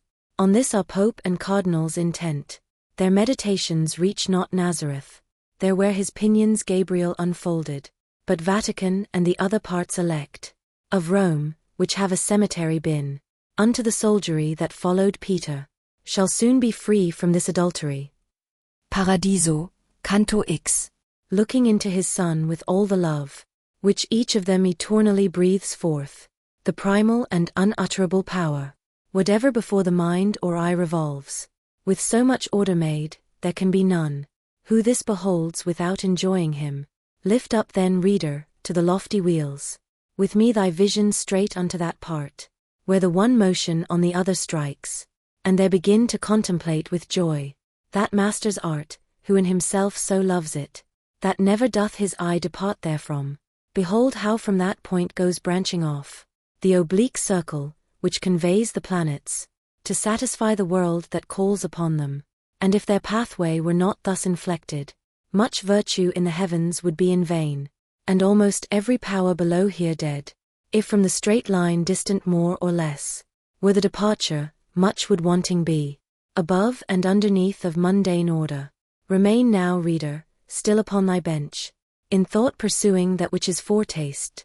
If thou wouldst jocund be instead of weary, I've set before thee, henceforth feed thyself, for to itself diverteth all my care, that theme whereof I have been made the scribe, the greatest of the ministers of nature, who with the power of heaven the world imprints, and measures with his light the time for us, with that part which above is called to mind, conjoined, along the spirals was revolving, where each time earlier he presents himself, and I was with him, but of the ascending I was not conscious, saving as a man of a first thought is conscious ere it come. And Beatrice, she who is seen to pass from good to better, and so suddenly, that not by time her action is expressed, how lucent in herself must she have been, and what was in the sun, wherein I entered, apparent not by color but by light. I, though I call on genius, art, and practice, cannot so tell that it could be imagined. Believe one can, and let him long to see it. And if our fantasies too lowly are, for altitude so great, it is no marvel, since o'er the sun was never I could go. Such in this place was the fourth family of the High Father, who forever sates it, showing how he breathes forth and how begets. And Beatrice began, give thanks, unto the Son of Angels, who to this sensible one has raised thee by his grace. Never was heart of mortal so disposed to worship, nor to give itself to God. With all its gratitude was it so ready, as at those words did I myself become, and all my love was so absorbed in him, that in oblivion Beatrice was eclipsed. Nor this displeased her, but she smiled at it, so that the splendor of her laughing eyes, my single mind on many things divided, lights many saw I, vivid and triumphant, make us a center and themselves a circle. more sweet in voice than luminous in aspect. Thus girt about the daughter of Latona, we sometimes see, when pregnant is the air, so that it holds the thread which makes her zone. Within the court of heaven, whence I return, are many jewels found, so fair and precious, they cannot be transported from the realm, and of them was the singing of those lights, who takes not wings that he may fly up thither, the tidings thence may from the dumb await. As soon as singing thus those burning suns had round about us whirled themselves 3 times, like unto stars neighboring the steadfast poles, ladies they seemed, not from the dance released, but who stop short, in silence listening, till they have gathered the new melody. And within one I heard beginning, when the radiance of grace, by which is kindled true love, and which thereafter grows by loving, within thee multiplied is so resplendent, that it conducts thee upward by that stair, where without reascending none descends, who should deny the wine out of his vial. Unto thy thirst, in liberty were not, except as water which descends not seaward. Fain wouldst thou know with what plants is inflowered this garland that encircles with delight the lady fair who makes thee strong for heaven. Of the lambs was I of the holy flock, which Dominic conducteth by a road, where well one fattens if he strayeth not. He who is nearest to me on the right, my brother and master was, and he Albertus is of Cologne, I Thomas of Aquinum. If thou of all the others wouldst be certain, follow behind my speaking with thy sight, upward along the blessed garland turning, that next effulgence issues from the smile of Gratian, who assisted both the courts, in such wise that it pleased in paradise. The other which near by adorns our choir, that Peter was who, e'en as the poor widow, offered his treasure unto holy church. The 5th light, that among us is the fairest, breathes forth from such a love, that all the world below is greedy to learn tidings of it. Within it is the lofty mind, where knowledge so deep was put, that if the true be true, to see so much there never rose a second. Thou sayest next the lustre of that taper, which in the flesh below looked most within, the angelic nature and its ministry. Within that other little light is smiling, the advocate of the Christian centuries, out of whose rhetoric Augustine was furnished. Now if thou trainest thy mind's eye along, from light to light pursuant of my praise, with thirst already of the 8th thou waitest, by seeing every good therein exalts the sainted soul, which the fallacious world makes manifest to him who listeneth well. The body whence 'twas hunted forth is lying down in Ciel d'Oro, and from martyrdom and banishment it came unto this peace. See farther onward flame the burning breath of Isidore, of Beda, and of Richard, who was in contemplation more than man. This, whence to me returneth thy regard, the light is of a spirit unto whom, in his grave meditations death seemed slow. It is the light eternal of Sigier, who, reading lectures in the street of straw, did syllogize invidious verities. Then, as a horologe that calleth us, what time the bride of God is rising up, with matins to her spouse that he may love her, wherein one part the other draws and urges, ting, ting, resounding with so sweet a note, that swells with love the spirit, well disposed. Thus I beheld the glorious wheel move round, and render voice to voice, in modulation, and sweetness that cannot be comprehended, excepting there where joy is made eternal. Paradiso, Canto 11. O thou insensate care of mortal men, how inconclusive are the syllogisms that make thee beat thy wings in downward flight. One after laws and one to aphorisms was going, and one following the priesthood, and one to reign by force or sophistry, and one in theft, and one in state affairs, one in the pleasures of the flesh involved. Wearied himself, one gave himself to ease. When I, from all these things emancipate, with Beatrice above there in the heavens, with such exceeding glory was received, when each one had returned unto that point, within the circle where it was before, it stood as in a candlestick a candle, and from within the effulgence which at first had spoken unto me, I heard begin, smiling while it more luminous became, even as I am kindled in its ray. So, looking into the eternal light, the occasion of thy thoughts I apprehend. Thou doubtest, and wouldst have me to re-sift in language so extended and so open, my speech, that to thy sense it may be plain, where just before I said, where well one fattens, and where I said, there never rose a second. And here 'tis needful we distinguish well, the providence, which governeth the world, with counsel, wherein all created vision, is vanquished ere it reach unto the bottom, so that towards her own beloved might go, the bride of him who, uttering a loud cry, espoused her with his consecrated blood, self-confident and unto him more faithful. 2 princes did ordain in her behoof, which on this side and that might be her guide. The one was all seraphical in ardor, the other by his wisdom upon earth. A splendor was of light cherubical. One will I speak of, for of both is spoken, in praising one, whichever may be taken, because unto one end their labors were, between Topino and the stream that falls down from the hill elect of blessed Ubald, a fertile slope of lofty mountain hangs, from which Perugia feels the cold and heat, through Portasol, and behind it weep Gualdo and Nocera their grievous yoke. From out that slope, there where it breaketh most, its steepness, rose upon the world a sun, as this one does sometimes from out the Ganges.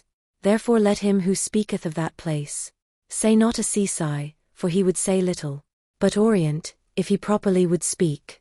He was not yet far distant from his rising, before he had begun to make the earth some comfort from his mighty virtue feel, for he in youth his father's wrath incurred, for certain dame to whom, as unto death, the gate of pleasure no one doth unlock, and was before his spiritual court. Et coram patre, unto her united. Then day by day more fervently he loved her.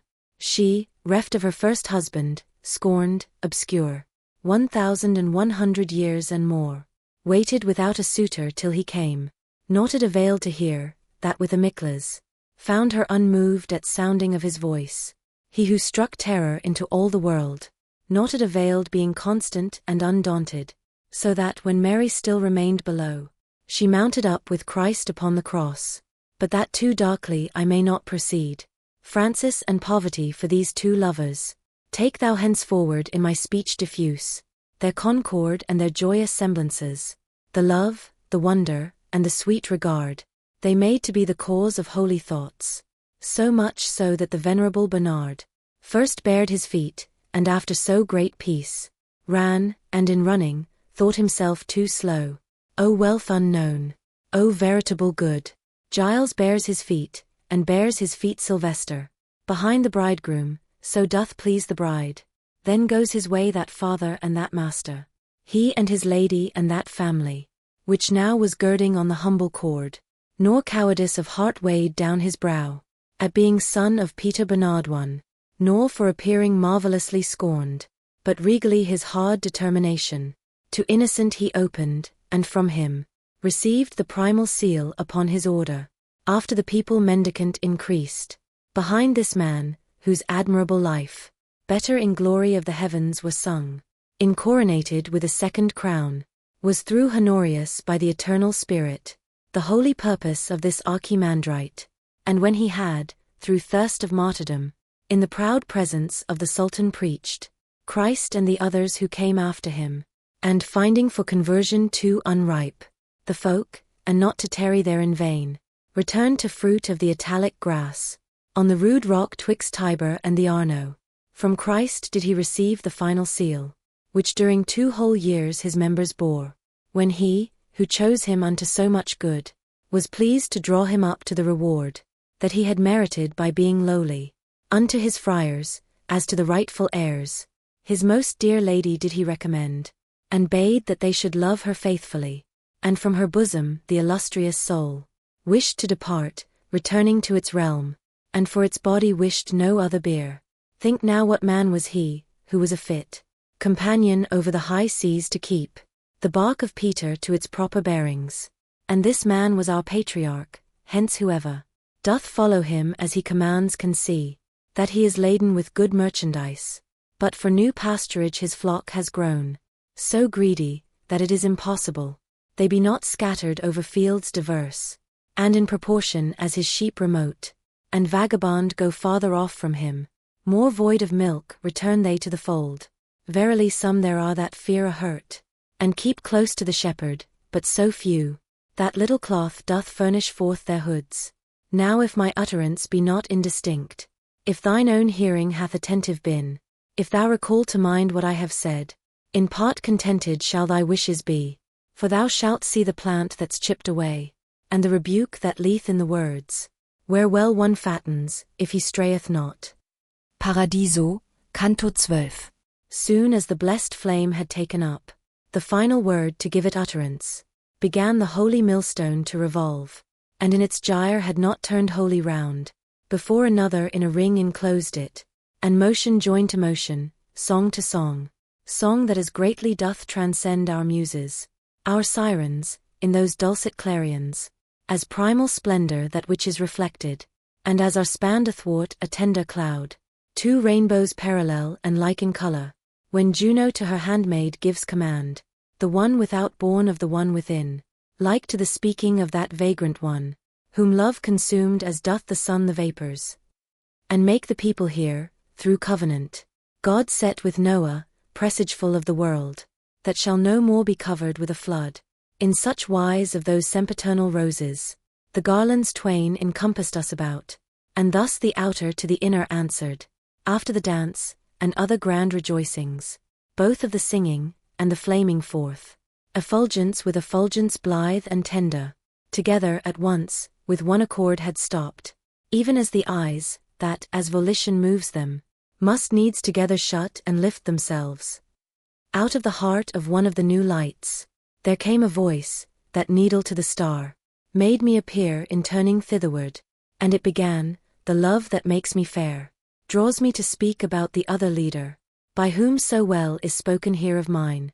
'Tis right where one is, to bring in the other, that, as they were united in their warfare, together likewise may their glory shine, the soldiery of Christ, which it had cost, so dear to arm again, behind the standard, moved slow and doubtful and in numbers few, when the emperor who reigneth evermore, provided for the host that was in peril, through grace alone and not that it was worthy, and as was said, he to his bride brought succor, with champions twain, at whose deed, at whose word, the straggling people were together drawn, within that region where the sweet west wind rises to open the new leaves, wherewith Europe is seen to clothe herself afresh, not far off from the beating of the waves, behind which in his long career the sun sometimes conceals himself from every man, is situate the fortunate Kalahora, under protection of the mighty shield, in which the lion subject is and sovereign.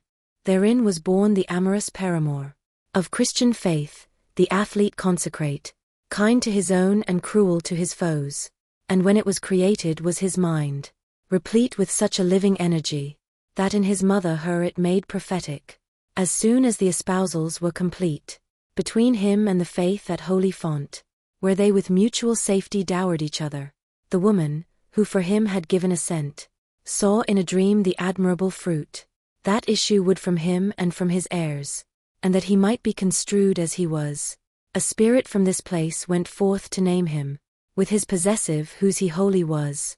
Dominic was he called, and him I speak of, even as of the husbandman whom Christ elected to his garden to assist him. Envoy and servant sooth he seemed of Christ, for the first love made manifest in him, was the first counsel that was given by Christ. Silent and wakeful many a time was he, discovered by his nurse upon the ground, as if he would have said, for this I came. O thou his father, Felix verily. O thou his mother, verily Joanna. If this, interpreted, means as is said, not for the world which people toil for now, in following Ostiance and Taddeo, but through his longing after the true manna, he in short time became so great a teacher, that he began to go about the vineyard, which for death soon, if faithless be the dresser, and of the sea, that once was more benignant, unto the righteous poor, not through itself, but him who sits there and degenerates. Not to dispense or 2 or 3 for 6, not any fortune of first vacancy. Non decimas quaesant pauperum dii. He asked for, but against the errant world, permission to do battle for the seed, of which these 24 plants surround thee, then with the doctrine and the will together, With office apostolical he moved, like torrent which some lofty vein outpresses, and in among the shoots heretical, his impetus with greater fury smote, wherever the resistance was the greatest. Of him were made thereafter diverse runnels, whereby the garden Catholic is watered, so that more living its plantations stand, if such the one wheel of the bygone was, in which the Holy Church itself defended, and in the field its civic battle won, truly full manifest should be to thee, the excellence of the other, unto whom Thomas so courteous was before my coming, but still the orbit, which the highest part of its circumference made, is derelict, so that the mould is where was once the crust. His family, that had straightforward moved, with feet upon his footprints, are turned round, so that they set the point upon the heel, and soon aware they will be of the harvest, of this bad husbandry, when shall the tares complain the granary is taken from them. Yet say I, he who searcheth leaf by leaf, our volume through, would still some page discover, where he could read, I am as I am wont. 'Twill not be from Casal nor Aquasparta, from whence come such unto the written word, that one avoids it, and the other narrows. Bonaventura of Bagnoregio's life. Am I, who always in great offices postponed considerations sinister, Hier a illuminato ent Agostino. who of the first barefooted beggars were, that with the cord the friends of God became. Hugh of Saint Victor is among them here, and Peter Mangiador, and Peter of Spain, who down below in volumes 12 is shining. Nathan the Seer, and Metropolitan, Chrysostom, and Anselmus, and Donatus, who deigned to lay his hand to the first art. Here is Rabanus, and beside me here shines the Calabrian Abbot Joachim, he with the spirit of prophecy endowed, to celebrate so great a paladin, have moved me the impassioned courtesy, and the discreet discourses of Friar Thomas, and with me they have moved this company. Paradiso, Canto 13. Let him imagine, who would well conceive, what now I saw, and let him while I speak, retain the image as a steadfast rock, the 15 stars, that in their divers regions, the sky enliven with a light so great, that it transcends all clusters of the air. Let him the wane imagine unto which our vault of heaven sufficeth night and day, so that in turning of its pole it fails not. Let him the mouth imagine of the horn, that in the point beginneth of the axis, round about which the primal wheel revolves. To have fashioned of themselves 2 signs in heaven, like unto that which Minos' daughter made, the moment when she felt the frost of death, and one to have its rays within the other, and both to whirl themselves in such a manner, that one should forward go, the other backward, and he will have some shadowing forth of that true constellation and the double dance, that circled round the point at which I was, because it is as much beyond our wont, as swifter than the motion of the Chiana, moveth the heaven that all the rest outspeeds. There sang they neither Bacchus nor Apollo, but in the divine nature persons 3, and in one person the divine and human, the singing and the dance fulfilled their measure, and unto us those holy lights gave need, growing in happiness from care to care. Then broke the silence of those saints concordant, the light in which the admirable life of God's own mendicant was told to me, and said, now that one straw is trodden out, now that its seed is garnered up already, sweet love invites me to thresh out the other, into that bosom thou believest whence was drawn the rib to form the beauteous cheek, whose taste to all the world is costing dear, and into that which, by the lance transfixed, before and since, such satisfaction made, that it weighs down the balance of all sin, whatever of light it has to human nature, been lawful to possess was all infused, by the same power that both of them created, and hence at what I said above dost wonder, when I narrated that no second had, the good which in the 5th light is enclosed. Now ope thine eyes to what I answer thee, and thou shalt see thy creed and my discourse, fit in the truth as center in a circle. That which can die, and that which dieth not, are nothing but the splendor of the idea, which by his love our Lord brings into being, because that living light, which from its fount effulgent flows, so that it disunites not from him nor from the love in them entwined, through its own goodness reunites its rays, in 9 subsistences, as in a mirror, itself eternally remaining one. Thence it descends to the last potencies, downward from act to act becoming such, that only brief contingencies it makes. And these contingencies I hold to be things generated, which the heaven produces, by its own motion, with seed and without. Neither their wax, nor that which tempers it, remains immutable, and hence beneath the ideal signet more and less shines through. Therefore it happens, that the self-same tree, after its kind bears worse and better fruit, and ye are born with characters diverse. If in perfection tempered were the wax, and were the heaven in its supremest virtue, the brilliance of the seal would all appear, but nature gives it ever more deficient. In the like manner working as the artist, who has the skill of art and hand that trembles. If then the fervent love, the vision clear, of primal virtue do dispose and seal, perfection absolute is there acquired. Thus was of old the earth created worthy of all and every animal perfection, and thus the Virgin was impregnate made, so that thine own opinion I commend, that human nature never yet has been, nor will be, what it was in those two persons. Now if no farther forth I should proceed, then in what way was he without a peer? Would be the first beginning of thy words, but that may well appear what now appears not. Think who he was, and what occasion moved him to make request when it was told him, ask. I've not so spoken that thou canst not see. Clearly he was a king who asked for wisdom, that he might be sufficiently a king. 'Twas not to know the number in which are the motors here above, or if necess, with a contingent air necess make, Non si estare primum motum esse.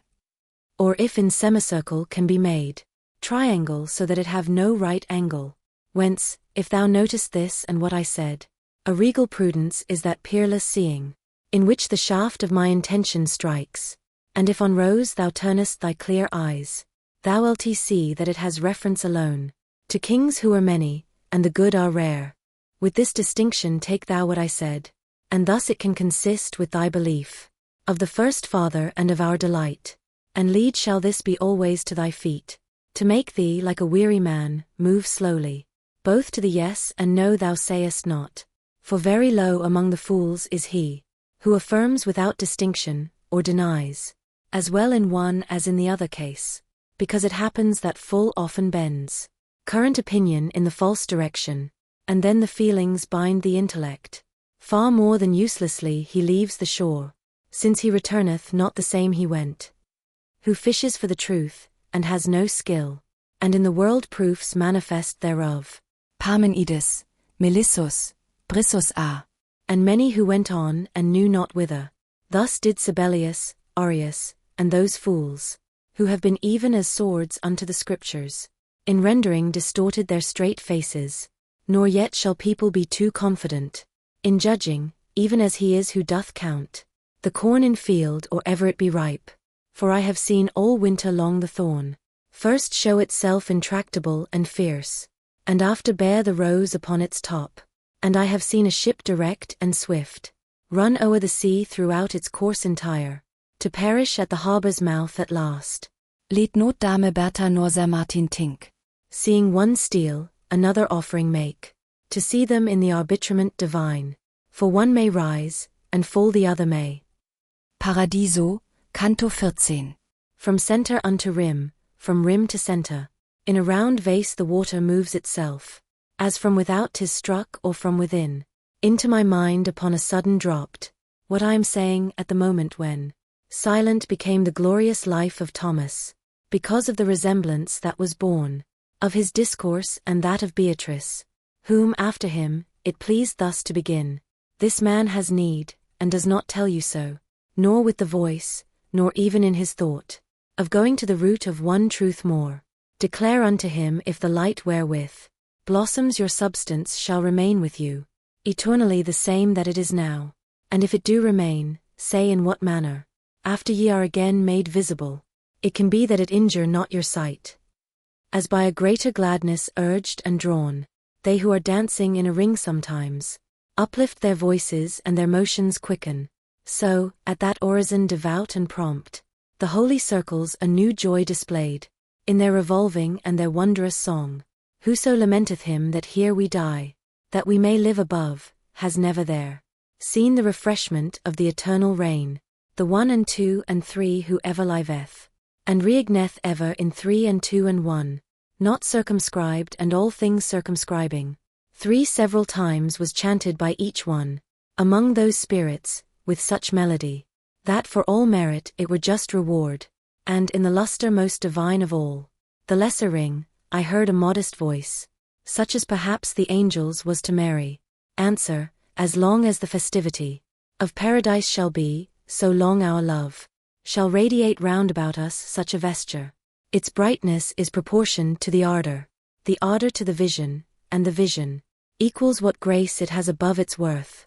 When glorious and sanctified, our flesh is reassumed, then shall our persons be more pleasing by their being all complete, for will increase whatever bestows on us of light gratuitous the good supreme, light which enables us to look on him. Therefore the vision must perforce increase the ardor which from that is kindled, increase the radiance which from this proceeds. But even as a coal that sends forth flame, and by its vivid whiteness overpowers it, so that its own appearance it maintains, thus the effulgence that surrounds us now shall be o'erpowered in aspect by the flesh, which still today the earth doth cover up, nor can so great a splendor weary us. For strong will be the organs of the body, to everything which hath the power to please us. So sudden and alert appeared to me, both one and the other choir to say Amen, that well they showed desire for their dead bodies, nor soul for them perhaps, but for the mothers, the fathers, and the rest who had been dear, or ever they became eternal flames. And lo, all round about of equal brightness, arose a lustre over what was there, like an horizon that is clearing up, and as at rise of early eve begin, along the welkin new appearances, so that the sight seems real and unreal. It seemed to me that new subsistences began there to be seen, and make a circle outside the other two circumferences. O very sparkling of the Holy Spirit, how sudden and incandescent it became, unto mine eyes, that vanquished bore it not, but Beatrice so beautiful and smiling, appeared to me, that with the other sights, that followed not my memory I must leave her. Then to uplift themselves mine eyes resumed the power, and I beheld myself translated to higher salvation with my lady only. Well was I ware that I was more uplifted by the enkindled smiling of the star, that seemed to me more ruddy than its wont, with all my heart, and in that dialect, which is the same in all, such holocaust. To God I made as the new grace beseemed, and not yet from my bosom was exhausted the ardor of sacrifice, before I knew this offering was accepted and auspicious. For with so great a lustre and so red splendors appeared to me in twofold rays, I said, O Helios, who dost so adorn them, even as distinct with less and greater lights, glimmers between the two poles of the world, the galaxy that mocketh wise men doubt, thus constellated in the depths of Mars, those rays described the venerable sign, that quadrants joining in a circle make. Here doth my memory overcome my genius, for on that cross as leaven gleamed forth Christ, so that I cannot find ensample worthy, but he who takes his cross and follows Christ, again will pardon me what I omit, seeing in that aurora lighten Christ, from horn to horn, and twixt the top and base, lights were in motion, brightly scintillating, as they together met and passed each other, thus level and aslant and swift and slow, we here behold, renewing still the sight, the particles of bodies long and short, across the sunbeam move, wherewith is listed, sometimes the shade, which for their own defense, people with cunning and with art contrive, and as a lute and harp, accordant strung, with many strings, a dulcet tinkling make, to him by whom the notes are not distinguished, so from the lights that there to me appeared, upgathered through the cross a melody, which rapt me, not distinguishing the hymn, well was I where it was of lofty lord, because there came to me, a rise and conquer. As unto him who hears and comprehends not, so much enamored I became therewith, that until then there was not anything, that e'er had fettered me with such sweet bonds. Perhaps my word appears somewhat too bold, postponing the delight of those fair eyes, into which gazing my desire has rest, but who bethinks him that the living seals of every beauty grow in power ascending, and that I there had not turned round to those, can me excuse, if I myself accuse, to excuse myself, and see that I speak truly. For here the holy joy is not disclosed, because ascending it becomes more pure. Paradiso, Canto 15.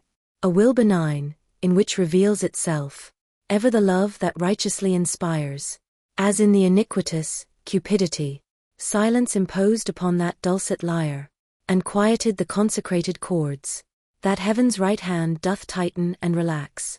How unto just entreaties shall be deaf those substances which, to give me desire of praying them, with one accord grew silent? 'Tis well that without end he should lament, who for the love of thing that doth not last, eternally despoils him of that love, as through the pure and tranquil evening air there shoots from time to time a sudden fire, moving the eyes that steadfast were before, and seems to be a star that changeth place, except that in the part where it is kindled, nothing is missed, and this endureth little. So from the horn that to the right extends, unto that cross's foot there ran a star, out of the constellation shining there, nor was the gem dissevered from its ribbon, but down the radiant fillet ran along, so that fire seemed it behind alabaster. Thus piteous did Anchises' shade reach forward, if any faith our greatest muse deserve, when in Elysium he his son perceived. O sanguis mois, o super infusa, gratia Dei, sicut tibi, cui, bis unquam coeli janua reclusa. Thus that effulgence, whence I gave it heed, then round unto my lady turned my sight, and on this side and that was stupefied, for in her eyes was burning such a smile, that with mine own methought I touched the bottom, both of my grace and of my paradise. Then, pleasant to the hearing and the sight, the spirit joined to its beginning things. I understood not, so profound it spake, nor did it hide itself from me by choice, but by necessity, for its conception, above the mark of mortals set itself, and when the bow of burning sympathy was so far slackened, that its speech descended towards the mark of our intelligence, the first thing that was understood by me was, Benedight be thou, O Trine and One, who hast unto my seed so courteous been. And it continued, hunger long and grateful, drawn from the reading of the mighty volume, wherein is never changed the white nor dark. Thou hast appeased, my son, within this light, in which I speak to thee, by grace of her, who to this lofty flight with plumage clothed thee. Thou thinkest that to me thy thought doth pass from him who is the first, as from the unit. If that be known, ray out the 5 and 6, and therefore who I am thou askest not, and why I seem more joyous unto thee than any other of this gladsome crowd. Thou think'st the truth, because the small and great of this existence look into the mirror, wherein, before thou think'st, thy thought thou showest, but that the sacred love, in which I watch, with sight perpetual, and which makes me thirst with sweet desire, may better be fulfilled. Now let thy voice secure and frank and glad proclaim the wishes, the desire proclaim, to which my answer is decreed already.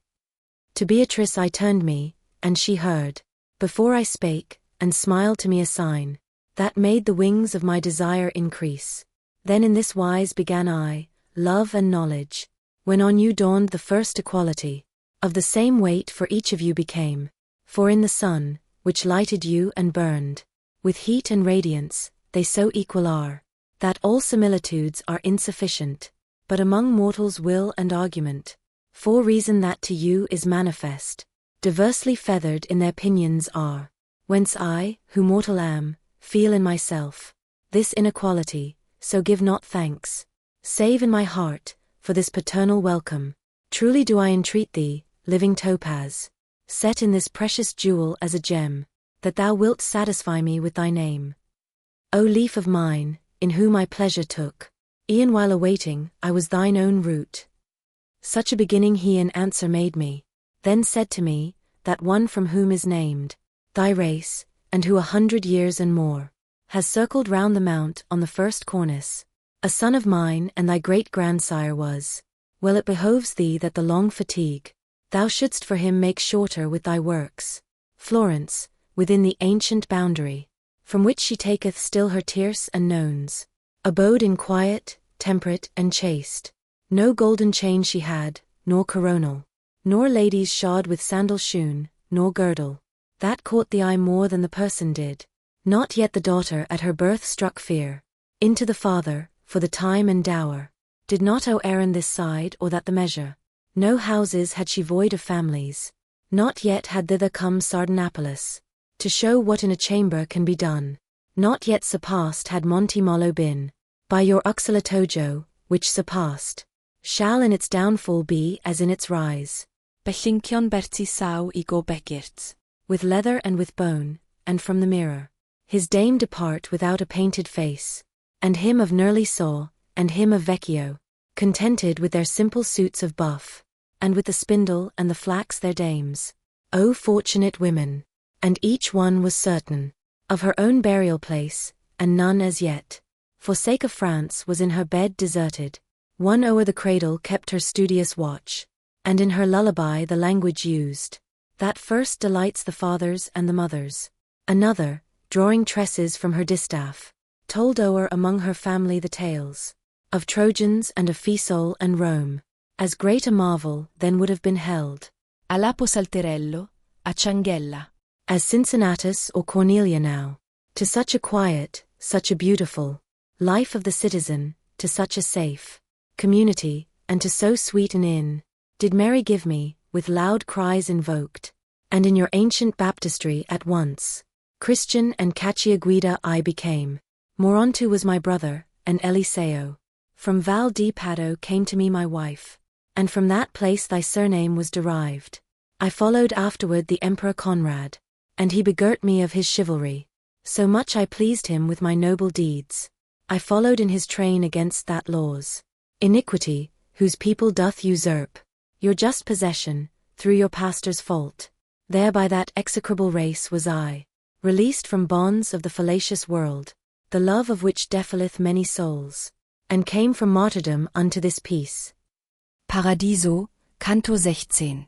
O thou our poor nobility of blood, if thou dost make the people glory in thee, down here where our affection languishes, a marvelous thing it ne'er will be to me, for there where appetite is not perverted, I say in heaven, of thee I made a boast. Truly thou art a cloak that quickly shortens, so that unless we piece thee day by day, time goeth round about thee with his shears. With you, which Rome was first to tolerate, wherein her family less perseveres.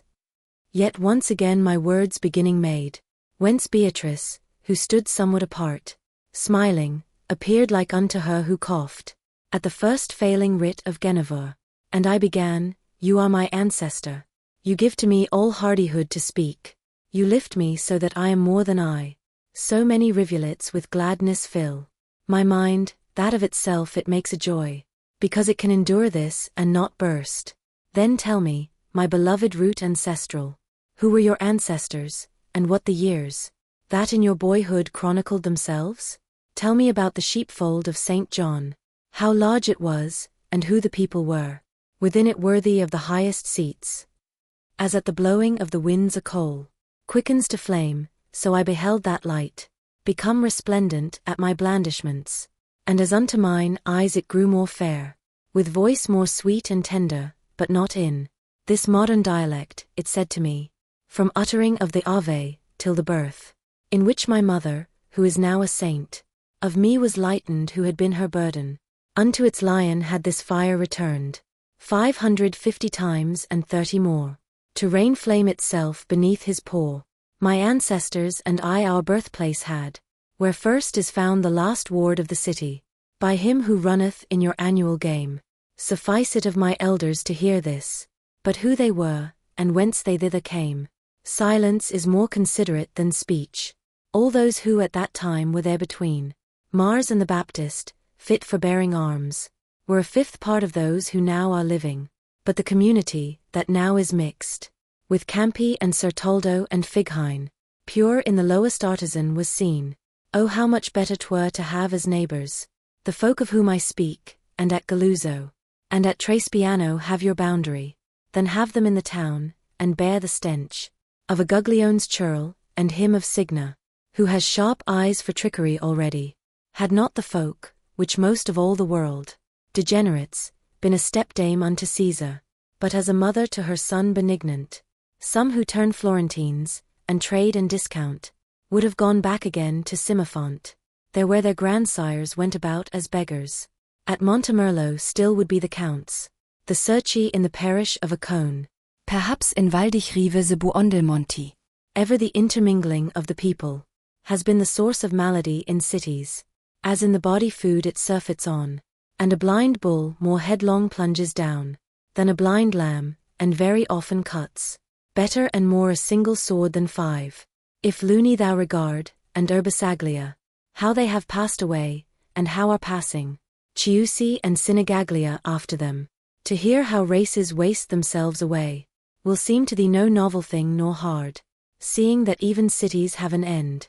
All things of yours have their mortality, even as yourselves, but it is hidden in some, that a long while endure, and lives are short, and as the turning of the lunar heaven, covers and bears the shores without a pause.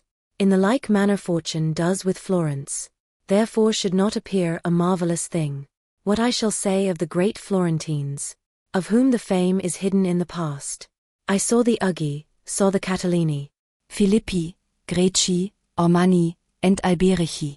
even in their full illustrious citizens, and saw, as mighty as they ancient were, with him of Lasanella him of Arca, and Soldonier, Ardinghi, and Bostici, near to the gate that is at present laden, with a new felony of so much weight, that soon it shall be jetsam from the bark. The Ravignani were, from whom descended, the County Guido, and who were the name, of the great Belintian since hath taken. He of La Pressa knew the art of ruling, already Galagajo, had hilt and pommel gilded in his house. Mighty already was the column-vare, Sacchetti, Giuochi, Fifant, and Barucci. and Golli, and they who for the bushel blush, the stock from which were the Calfucci born, was great already, and already chosen, to curule chairs the Sitzii and Aragucci. Oh how beheld I those who are undone, by their own pride, and how the bowls of gold, Florence inflowered in all their mighty deeds, so likewise did the ancestors of those, who evermore, when vacant is your church, fatten by staying in consistory, the insolent race, that like a dragon follows, whoever flees, and unto him that shows, his teeth or purse is gentle as a lamb, already rising was, but from low people, so that it pleased not Ubertin Donato, that his wife's father should make him their kin, already had Capansacco to the market, from Fiesole descended, and already, Judah and Infangotto were good burghers. I'll tell a thing incredible, but true. One entered the small circuit by a gate, which from the Della Pera took its name, each one that bears the beautiful escutcheon, of the great baron whose renown and name, the festival of Thomas keepeth fresh, knighthood and privilege from him received, though with the populace unites himself. Today the man who binds it with a border, already were Gualterotti and Importuni, and still more quiet would the Borgo be, if with new neighbors it remained unfed. The house from which is born your lamentation, through just disdain that death among you brought, and put an end unto your joyous life, was honored in itself and its companions. O Buondelmont, how in evil hour, thou fledst the bridle at another's promptings. Many would be rejoicing who are sad, if God had thee surrendered to the Emma, the first time that thou camest to the city, but it behoved the mutilated stone, which guards the bridge, that Florence should provide, a victim in her latest hour of peace, with all these families, and others with them. Florence beheld I in so great repose, that no occasion had she whence to weep, with all these families beheld so just, and glorious her people, that the lily, never upon the spear was placed reversed, nor by division was vermilion made. Paradiso, Canto 17. As came to Clymene, to be made certain, of that which he had heard against himself, he who makes fathers cherry still to children, even such was I, and such was I perceived, by Beatrice and by the holy light, that first on my account had changed its place. Therefore my lady said to me, send forth the flame of thy desire, so that it issue, imprinted well with the internal stamp, not that our knowledge may be greater made, by speech of thine, but to accustom thee, to tell thy thirst, that we may give thee drink. O my beloved tree, that so dost lift thee, that even as minds terrestrial perceive, no triangle conteneth too obtuse, so thou beholdest the contingent things, ere in themselves they are, fixing thine eyes upon the point in which all times are present. While I was with Virgilius conjoined, upon the mountain that the souls doth heal, and when descending into the dead world, were spoken to me of my future life, some grievous words, although I feel myself, in sooth foursquare against the blows of chance. On this account my wish would be content, to hear what fortune is approaching me, because foreseen an arrow comes more slowly. Thus did I say unto that self-same light, that unto me had spoken before, and even, as Beatrice willed was my own will confessed, not in vague phrase, in which the foolish folk ensnared themselves of old, ere yet was slain, the Lamb of God who taketh sins away, but with clear words and unambiguous language responded that paternal love, hid and revealed by its own proper smile, contingency, that outside of the volume of your materiality extends not, is all depicted in the eternal aspect. Necessity however thence it takes not, except as from the eye, in which 'tis mirrored, a ship that with the current down descends. From thence, e'en as there cometh to the ear, sweet harmony from an organ, comes in sight, to me the time that is preparing for thee, as forth from Athens went Hippolytus, by reason of his stepdame false and cruel. So thou from Florence must perforce depart. Already this is willed, and this is sought for, and soon it shall be done by him who thinks it, where every day the Christ is bought and sold. The blame shall follow the offended party, in outcry as is usual, but the vengeance shall witness to the truth that doth dispense it. Thou shalt abandon everything beloved, most tenderly, and this the arrow is, which first the bow of banishment shoots forth. Thou shalt have proof how savoureth of salt, the bread of others, and how hard a road, the going down and up another's stairs, and that which most shall weigh upon thy shoulders, will be the bad and foolish company, with which into this valley thou shalt fall. For all ingrate, all mad and impious, will they become against thee, but soon after, they, and not thou, shall have the forehead scarlet, of their bestiality their own proceedings, shall furnish proof, so 'twill be well for thee, a party to have made thee by thyself. Thine earliest refuge and thine earliest inn, shall be the mighty Lombard's courtesy, who on the ladder bears the holy bird, who such benign regard shall have for thee, that twixt you twain in doing and in asking, that shall be first which is with others last. With him shalt thou see one who at his birth has by this star of strength been so impressed, that notable shall his achievements be. Not yet the people are aware of him, through his young age, since only 9 years yet, around about him have these wheels revolved. But ere the Gascon cheat the noble Henry, some sparkles of his virtue shall appear, in caring not for silver nor for toil. So recognized shall his magnificence become hereafter, that his enemies will not have power to keep mute tongues about it. On him rely, and on his benefits. By him shall many people be transformed, changing condition rich and mendicant, and written in thy mind thou hence shalt bear of him but shalt not say it, and things said he, incredible to those who shall be present. Then added, Son, these are the commentaries on what was said to thee. Behold the snares that are concealed behind few revolutions. Yet would I not thy neighbors thou shouldst envy, because thy life into the future reaches beyond the punishment of their perfidies.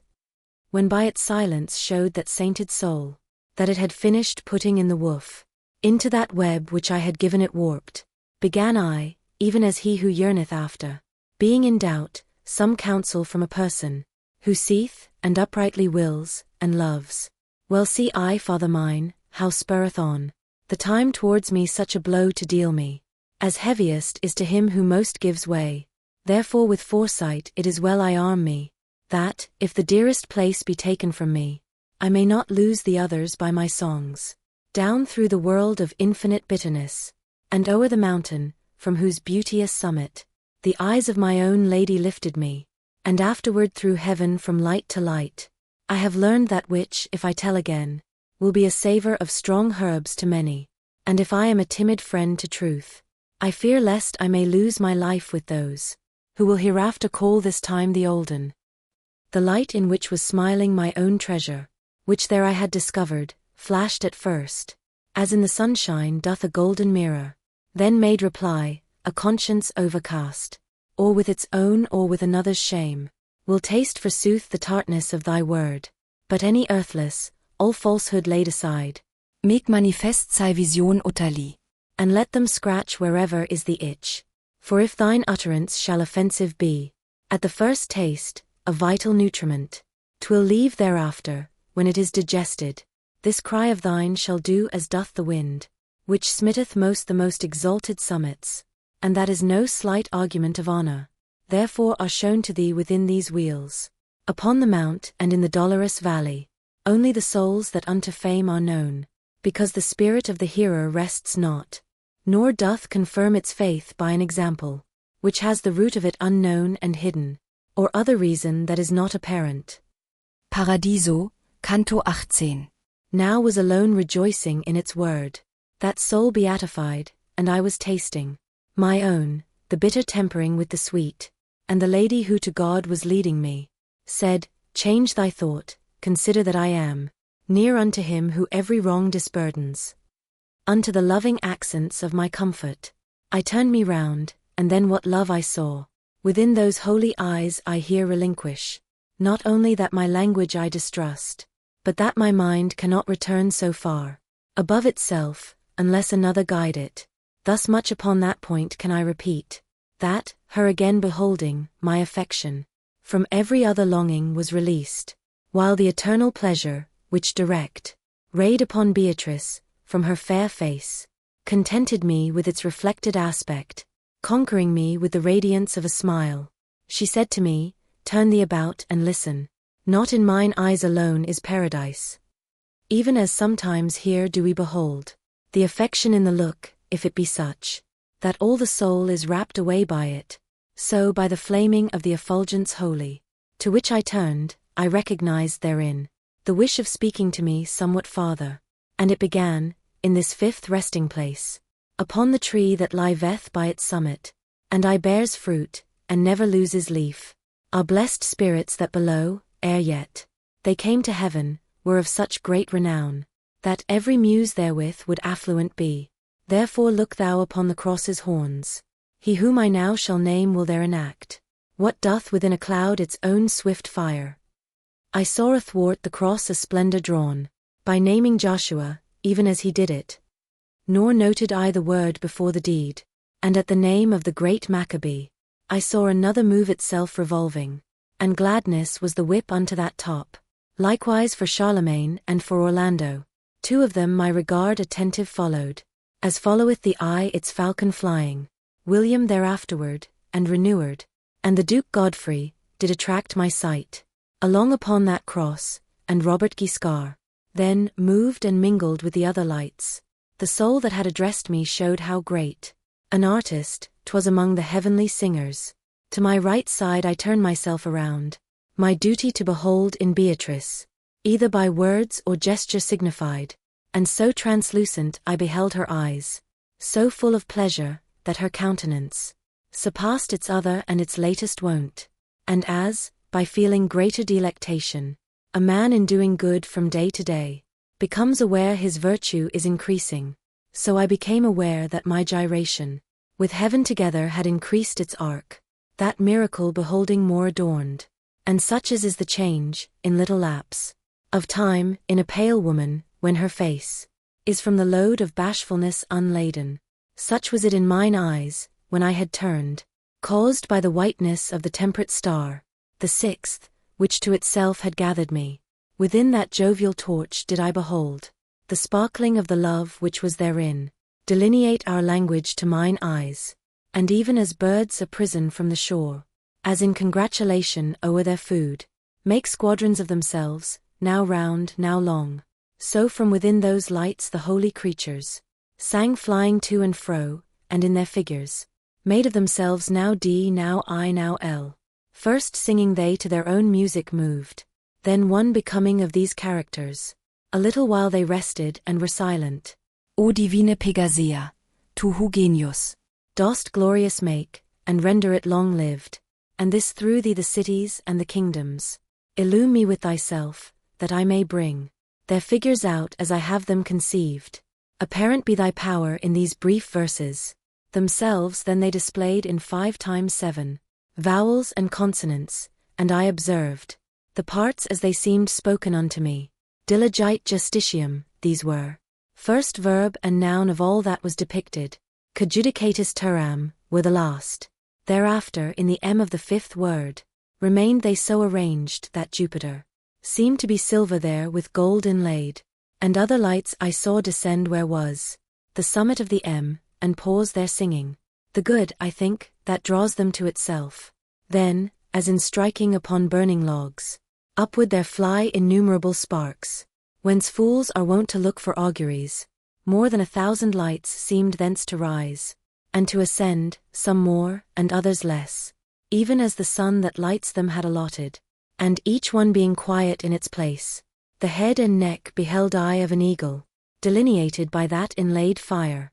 He who there paints has none to be his guide, but himself guides, and is from him remembered. That virtue which is form unto the nest, the other beatitude, that contented seemed, at first to bloom a lily on the M, by a slight motion followed out the imprint. O gentle star, what and how many gems, did demonstrate to me, that all our justice, effect is of that heaven which thou engemest. Wherefore I pray the mind, in which begin thy motion and thy virtue, to regard, whence comes the smoke that vitiates thy rays, so that a second time it now be wroth, with buying and with selling in the temple, whose walls were built with signs and martyrdoms.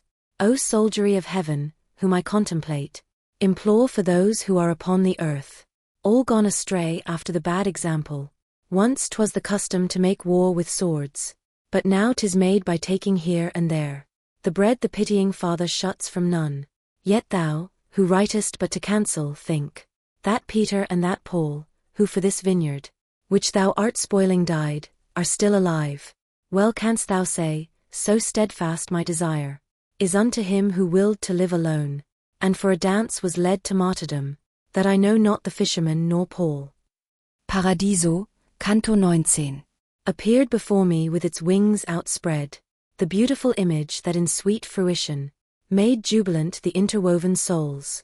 Appeared a little ruby each, wherein ray of the sun was burning so enkindled, that each into mine eyes refracted it, and what it now behoves me to retrace.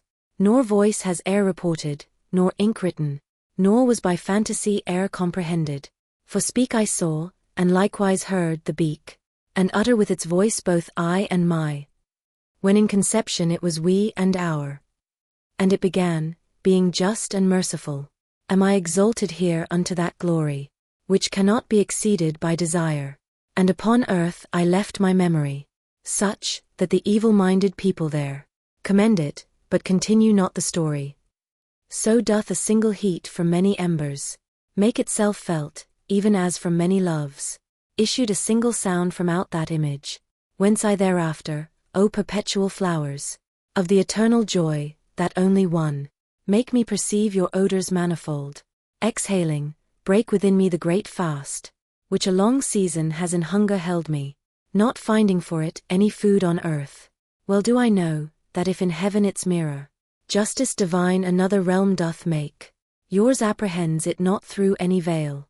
You know how I attentively address me, to listen, and you know what is the doubt, that is in me so very old a fast. Even as a falcon, issuing from his hood, doth move his head, and with his wings applaud him, showing desire, and making himself fine, saw I become that standard, which of lords was interwoven of the grace divine, with such songs as he knows who there rejoices.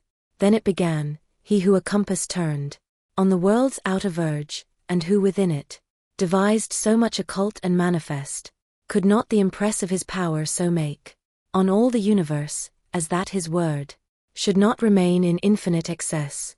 And this makes certain that the first proud being, who was the paragon of every creature, by not awaiting light fell immature.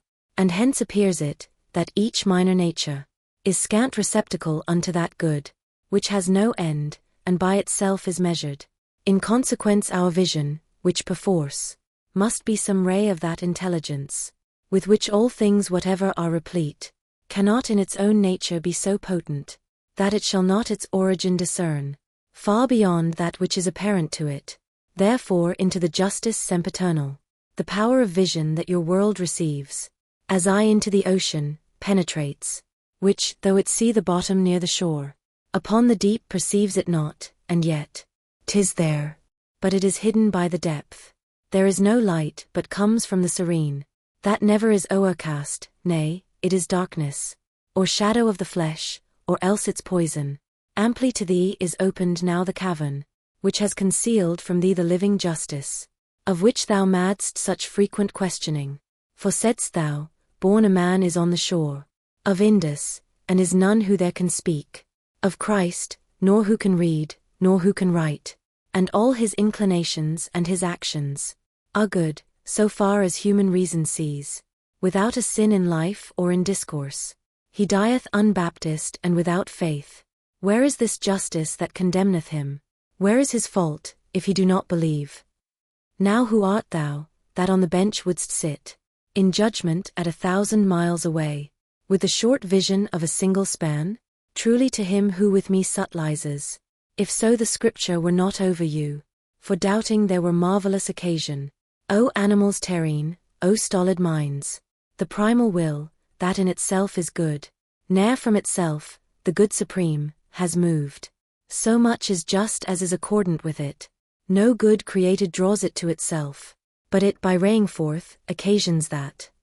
Even as above her nest goes circling round the stork when she has fed her little ones, and he who has been fed looks up at her, so lifted I my brows, and even such became the blessed image, which its wings was moving, by so many counsels urged, circling around it sang, and said, as are my notes to thee, who dost not comprehend them, such is the eternal judgment to you mortals. Those lucent splendors of the Holy Spirit grew quiet then, but still within the standard that made the Romans reverend to the world. It recommenced, unto this kingdom never ascended one who had not faith in Christ, before or since he to the tree was nailed. But look thou, many crying are, Christ, Christ. Who at the judgment shall be far less near to him than some shall be who knew not Christ. Such Christians shall the Ethiop condemn, when the two companies shall be divided, the one for ever rich, the other poor. What to your kings may not the Persians say, when they that volume opened shall behold, in which are written down all their dispraises? There shall be seen, among the deeds of Albert, that which ere long shall set the pen in motion, for which the realm of Prague shall be deserted. There shall be seen the woe that on the Seine he brings by falsifying of the coin, who by the blow of a wild boar shall die. There shall be seen the pride that causes thirst, which makes the Scot and Englishman so mad, that they within their boundaries cannot rest. Be seen the luxury and effeminate life of him of Spain, and the Bohemian, who valor never knew and never wished. Be seen the cripple of Jerusalem, his goodness represented by an I, while the reverse an M shall represent. Be seen the avarice and poltroonery of him who guards the island of the fire, wherein Anchises finished his long life, and to declare how pitiful he is, shall be his record in contracted letters, which shall make note of much in little space, and shall appear to each one the foul deeds of uncle and of brother who a nation so famous have dishonored, and 2 crowns, and he of Portugal and he of Norway, shall there be known, and he of Russia too, who saw in evil hour the coin of Venice. O happy Hungary, if she let herself be wronged no farther, and Navarre the happy, if with the hills that gird her she be armed, and each one may believe that now, as Hansel, thereof, do Nicosia and Famagosta lament and rage because of their own beast, who from the other's flank departeth not. Paradiso, Canto 20. When he who all the world illuminates, out of our hemisphere so far descends, that on all sides the daylight is consumed, the heaven, that erst by him alone was kindled, doth suddenly reveal itself again, by many lights, wherein is one resplendent, and came into my mind this act of heaven, when the ensign of the world and of its leaders had silent in the blessed beak become, because those living luminaries all, by far more luminous, did songs begin, lapsing and falling from my memory. O gentle love, that with a smile dost cloak thee, how ardent in those sparks didst thou appear, that had the breath alone of holy thoughts, after the precious and pellucid crystals, with which begemmed the sixth light I beheld. Silence imposed on the angelic bells. I seemed to hear the murmuring of a river, that clear descendeth down from rock to rock, showing the affluence of its mountain top, and as the sound upon the Scythian's neck taketh its form, and as upon the vent of rustic pipe the wind that enters it, even thus, relieved from the delay of waiting, that murmuring of the eagle mounted up along its neck, as if it had been hollow. There it became a voice, and issued thence from out its beak, in such a form of words, as the heart waited for wherein I wrote them, the part in me which sees and bears the sun. In mortal eagles, it began to me, now fixedly must needs be looked upon, for of the fires of which I make my figure, those whence the eye doth sparkle in my head, of all their orders the supremest are. He who is shining in the midst as pupil, was once the singer of the Holy Spirit, who bore the ark from city unto city. Now knoweth he the merit of his song, in so far as effect of his own counsel, by the reward which is commensurate. Of 5, that make a circle for my brow, he that approacheth nearest to my beak, did the poor widow for her son console. Now knoweth he how dearly it doth cost, not following Christ, by the experience of this sweet life and of its opposite. He who comes next in the circumference, of which I speak, upon its highest arc, did death postpone by penitence sincere. Now knoweth he that the eternal judgment suffers no change, albeit worthy prayer, mocketh below tomorrow of today. The next who follows, with the laws and me, under the good intent that bore bad fruit, became a Greek by ceding to the pastor. Now knoweth he how all the ill deduced from his good action is not harmful to him, although the world thereby may be destroyed. And he, whom in the downward arc thou sayest, Guglielmo was, whom the same land deplores, that weepeth Charles and Frederick yet alive. Now knoweth he how heaven enamoured is with a just king, and in the outward show of his effulgence he reveals it still. Who would believe, down in the errant world, that ere the Trojan Ripheus in this round could be the 5th one of the holy lights? Now knoweth he enough of what the world has not the power to see of grace divine, although his sight may not discern the bottom. Like as a lark that in the air expatiates, first singing and then silent with content, of the last sweetness that doth satisfy her, such seemed to me the image of the imprint of the eternal pleasure, by whose will doth everything become the thing it is. And notwithstanding to my doubt I was, as glass is to the color that invests it, to wait the time in silence it endured not, but forth from out my mouth, what things are these? Extorted with the force of its own weight, whereat I saw great joy of coruscation. Thereafterward with I still more enkindled, the blessed standard made to me reply, to keep me not in wonderment suspended. I see that thou believest in these things, because I say them, but thou sayest not how. So that, although believed in, they are hidden. Thou doest as he doth who a thing by name well apprehendeth, but its quiddity cannot perceive, unless another show it. Regnum coelorum, sufferet violens. From fervent love, and from that living hope, that overcometh the divine volition, not in the guise that man overcometh man, but conquers it because it will be conquered, and conquered conquers by benignity. The first life of the eyebrow and the 5th cause the astonishment, because with them thou sayest the region of the angels painted. They passed not from their bodies, as thou thinkest, Gentiles, but Christians in the steadfast faith, of feet that were to suffer and had suffered. For one from hell, where no one e'er turns back, unto good will, returned unto his bones, and that of living hope was the reward. Of living hope, that placed its efficacy in prayers to God made to resuscitate him, so that 'twere possible to move his will.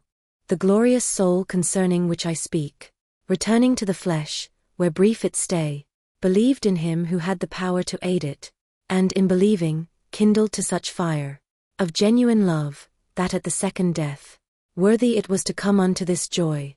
The other one, through grace, that from so deep a fountain wells that never hath the eye of any creature reached its primal wave, set all his love below on righteousness. Wherefore from grace to grace did God unclose his eye to our redemption yet to be, whence he believed therein, and suffered not from that day forth the stench of paganism, and he reproved therefore the folk perverse. Those maidens three, whom at the right hand wheel thou didst behold, were unto him for baptism, more than 1,000 years before baptizing. O thou predestination, how remote thy root is from the aspect of all those who the first cause do not behold entire. And you, O mortals, hold yourselves restrained in judging, for ourselves, who look on God, we do not know as yet all the elect, and sweet to us is such a deprivation, because our good in this good is made perfect, that whatsoe'er God wills we also will. After this manner by that shape divine, to make clear in me my short-sightedness, was given to me a pleasant medicine, and as good singer a good lutanist accompanies with vibrations of the chords, whereby more pleasantness the song acquires. So while it spake, do I remember me, that I beheld both of those blessed lights, even as the winking of the eyes concords, moving unto the words their little flames. Paradiso, Canto XXI. Already on my lady's face mine eyes again were fastened, and with these my mind, and from all other purpose was withdrawn, and she smiled not, but if I were to smile, she unto me began, thou wouldst become like Semele, when she was turned to ashes, because my beauty, that along the stairs of the eternal palace more enkindles, as thou hast seen, the farther we ascend, if it were tempered not, is so resplendent, that all thy mortal power in its effulgence would seem a leaflet that the thunder crushes. We are uplifted to the seventh splendor, that underneath the burning lion's breast now radiates downward mingled with his power. Fix in direction of thine eyes the mind, and make of them a mirror for the figure, that in this mirror shall appear to thee. He who could know what was the pasturage my sight had in that blessed countenance, when I transferred me to another care, would recognize how grateful was to me. Obedience unto my celestial escort. By counterpoising one side with the other, within the crystal which, around the world, revolving, bears the name of its dear leader, under whom every wickedness lay dead, colored like gold, on which the sunshine gleams. A stairway I beheld to such a height, uplifted, that mine eye pursued it not. Likewise beheld I down the steps descending so many splendors, that I thought each light that in the heaven appears was there diffused, and as accordant with their natural custom, the rooks together at the break of day bestir themselves to warm their feathers cold, then some of them fly off without return, others come back to where they started from, and others, wheeling round, still keep at home. Such fashion it appeared to me was there, within the sparkling that together came, as soon as on a certain step it struck, and that which nearest unto us remained, became so clear, that in my thought I said, well I perceive the love thou showest me, but she, from whom I wait the how and when, of speech and silence, standeth still, whence I, against desire do well if I ask not. She thereupon, who saw my silentness, in the sight of him who seeth everything, said unto me, let loose thy warm desire. And I began, no merit of my own renders me worthy of response from thee, but for her sake who granteth me the asking. Thou blessed life that dost remain concealed, in thy beatitude, make known to me the cause which draweth thee so near my side, and tell me why is silent in this wheel. The Dulcet Symphony of Paradise. That through the rest below sounds so devoutly. Thou hast thy hearing mortal as thy sight. It answer made to me, they sing not here, for the same cause that Beatrice has not smiled. Thus far adown the holy stairway's steps have I descended but to give thee welcome, with words, and with the light that mantles me. Nor did more love cause me to be more ready, for love as much and more up there is burning, as doth the flaming manifest to thee. But the high charity, that makes us servants, prompt to the counsel which controls the world, allotteth here, even as thou dost observe. I see full well, said I, O sacred lamp, how love unfettered in this court sufficeth, to follow the eternal providence. But this is what seems hard for me to see.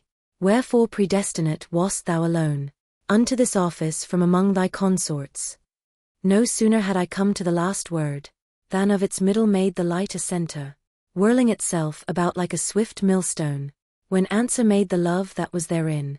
On me directed is a light divine, piercing through this in which I am embosomed, of which the virtue with my sight conjoined, lifts me above myself so far, I see the supreme essence from which this is drawn. Hence comes the joyfulness with which I flame, for to my sight, as far as it is clear, the clearness of the flame I equal make. But that soul in the heaven which is most pure, that seraph which his eye on God most fixes, could this demand of thine not satisfy, because so deeply sinks in the abyss of the eternal statute what thou askest. From all created sight it is cut off, and to the mortal world, when thou returnest, this carry back, that it may not presume longer toward such a goal to move its feet. The mind that shineth here, on earth doth smoke. From this observe how can it do below that which it cannot though the heaven assume it. Such limit did its words prescribe to me. The question I relinquished, and restricted myself to ask it humbly who it was. Between two shores of Italy rise cliffs, and not far distant from thy native place, so high, the thunders far below them sound, and form a ridge that Catria is called, neath which is consecrate a hermitage, wont to be dedicate to worship only. Thus unto me the third speech recommenced, and then continuing it said, therein, unto God's service I became so steadfast, that feeding only on the juice of olives, lightly I passed away the heats and frosts, contented in my thoughts contemplative, that cloister used to render to these heavens abundantly, and now is empty grown, so that perforce it soon must be revealed. I in that place was Peter Damiano, and Peter the sinner was I in the house of Our Lady on the Adriatic shore. Little of mortal life remained to me, when I was called and dragged forth to the hat, which shifteth evermore from bad to worse. Came Cephas, and the mighty vessel came, of the Holy Spirit, meager and barefooted, taking the food of any hostelry. Now someone to support them on each side, the modern shepherds need, and some to lead them. So heavy are they, and to hold their trains, they cover up their palfreys with their cloaks, so that two beasts go underneath one skin. O patience, that dost tolerate so much. At this voice saw I many little flames, from step to step descending and revolving, and every revolution made them fairer. Round about this one came they and stood still, and a cry uttered of so loud a sound, it here could find no parallel, nor I distinguished it, the thunder so o'ercame me. Paradiso, Canto XXI. Oppressed with stupor, I unto my guide turned like a little child who always runs for refuge there where he confideth most, and she, even as a mother who straightway gives comfort to her pale and breathless boy, with voice whose wont it is to reassure him, said to me, knowest thou not thou art in heaven, and knowest thou not that heaven is holy all, and what is done here cometh from good zeal?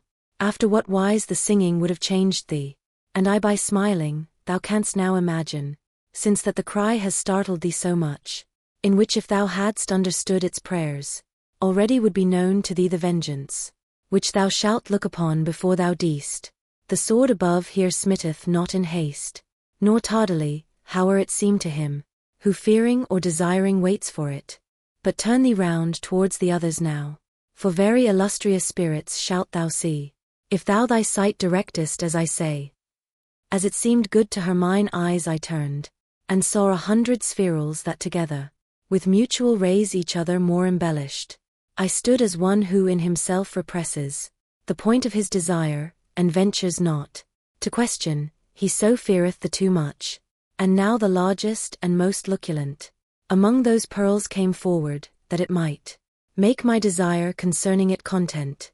Within it then I heard, if thou couldst see, even as myself the charity that burns among us, thy conceits would be expressed, but that by waiting thou mayst not come late. To the high end, I will make answer even, unto the thought of which thou art so chary. That mountain on whose slope Casino stands, was frequented of old upon its summit, by a deluded folk and ill-disposed. And I am he who first up thither bore the name of him who brought upon the earth the truth that so much sublimateth us, and such abundant grace upon me shone, that all the neighboring towns I drew away from the impious worship that seduced the world. These other fires, each one of them were men, contemplative, enkindled by that heat, which mocketh holy flowers and fruits spring up. Here is Macarius, here is Romualdus, here are my brethren, who within the cloisters their footsteps stayed and kept a steadfast heart. And I to him, the affection which thou showest, speaking with me, and the good countenance, which I behold and note in all your ardors, in me have so my confidence dilated, as the sun doth the rose, when it becomes as far unfolded as it hath the power. Therefore I pray, and thou assure me, Father, if I may so much grace receive, that I may thee behold with countenance unveiled. He thereupon, brother, thy high desire, in the remotest sphere shall be fulfilled, where are fulfilled all others and my own. There perfect is, and ripened and complete, every desire, within that one alone, is every part where it has always been, for it is not in space, nor turns on poles. And unto it our stairway reaches up, whence thus from out thy sight it steals away. Up to that height the patriarch Jacob saw it, extending its supernal part, what time, so thronged with angels it appeared to him, but to ascend it now no one uplifts his feet from off the earth, and now my rule below remaineth for mere waste of paper. The walls that used of old to be an abbey are changed to dens of robbers, and the cowls are sacks filled full of miserable flour. But heavy usury is not taken up so much against God's pleasure as that fruit, which mocketh so insane the heart of monks. For whatsoever hath the church in keeping, is for the folk that ask it in God's name, not for one's kindred or for something worse. The flesh of mortals is so very soft, that good beginnings down below suffice not. From springing of the oak to bearing acorns, Peter began with neither gold nor silver, and I with orison and abstinence, and Francis with humility his convent. And if thou lookest at each one's beginning, and then regardest whither he has run, thou shalt behold the white changed into brown. In verity the Jordan backward turned, and the seas fleeing, when God willed were more a wonder to behold than succor here. Thus unto me he said, and then withdrew to his own band, and the band closed together. Then like a whirlwind all was upward rapt. The gentle lady urged me on behind them, up o'er that stairway by a single sign. So did her virtue overcome my nature. Nor here below, where one goes up and down, by natural law, was motion e'er so swift, that it could be compared unto my wing. Reader, as I may unto that devout triumph return, on whose account I often for my transgressions weep and beat my breast. Thou hadst not thrust thy finger in the fire, and drawn it out again, before I saw the sign that follows Taurus, and was in it.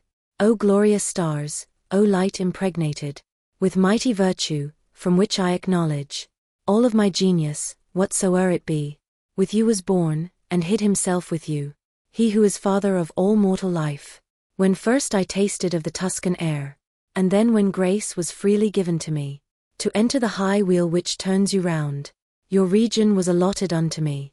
To you devoutly at this hour my soul is sighing, that it virtue may acquire, for the stern pass that draws it to itself. Thou art so near unto the last salvation.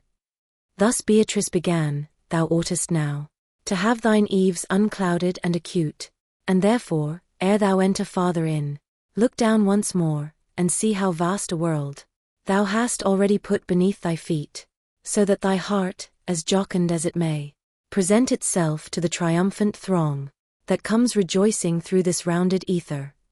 I with my sight returned through one and all the sevenfold spheres, and I beheld this globe, such that I smiled at its ignoble semblance, and that opinion I approve as best, which doth account at least, and he who thinks of something else may truly be called just. I saw the daughter of Latona shining, without that shadow, which to me was cause, that once I had believed her rare and dense. the aspect of thy son Hyperion. Here I sustained, and saw how move themselves. Around and near him Maia and Dion. Thence there appeared the temperateness of Jove. Twixt son and father, and to me was clear the change that of their whereabout they make. And all the seven made manifest to me. How great they are, and eke how swift they are. And how they are in distant habitations. The threshing floor that mocketh us so proud. To me revolving with the eternal twins. Was all apparent made from hill to harbor.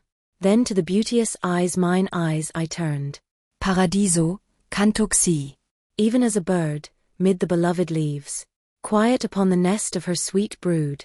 Throughout the night, that hideth all things from us. Who, that she may behold their longed for looks. And find the food wherewith to nourish them. In which, to her, grave labors grateful are. Anticipates the time on open spray. And with an ardent longing waits the sun, gazing intent as soon as breaks the dawn. Even thus my lady standing was, erect, and vigilant, turned round towards the zone, underneath which the sun displays less haste, so that beholding her distraught and wistful, such I became as he is who desiring, for something yearns, and hoping is appeased, but brief the space from one when to the other, of my awaiting say I and the seeing. The welkin grow resplendent more and more. And Beatrice exclaimed, Behold the hosts of Christ's triumphal march, and all the fruit harvested by the rolling of these spheres.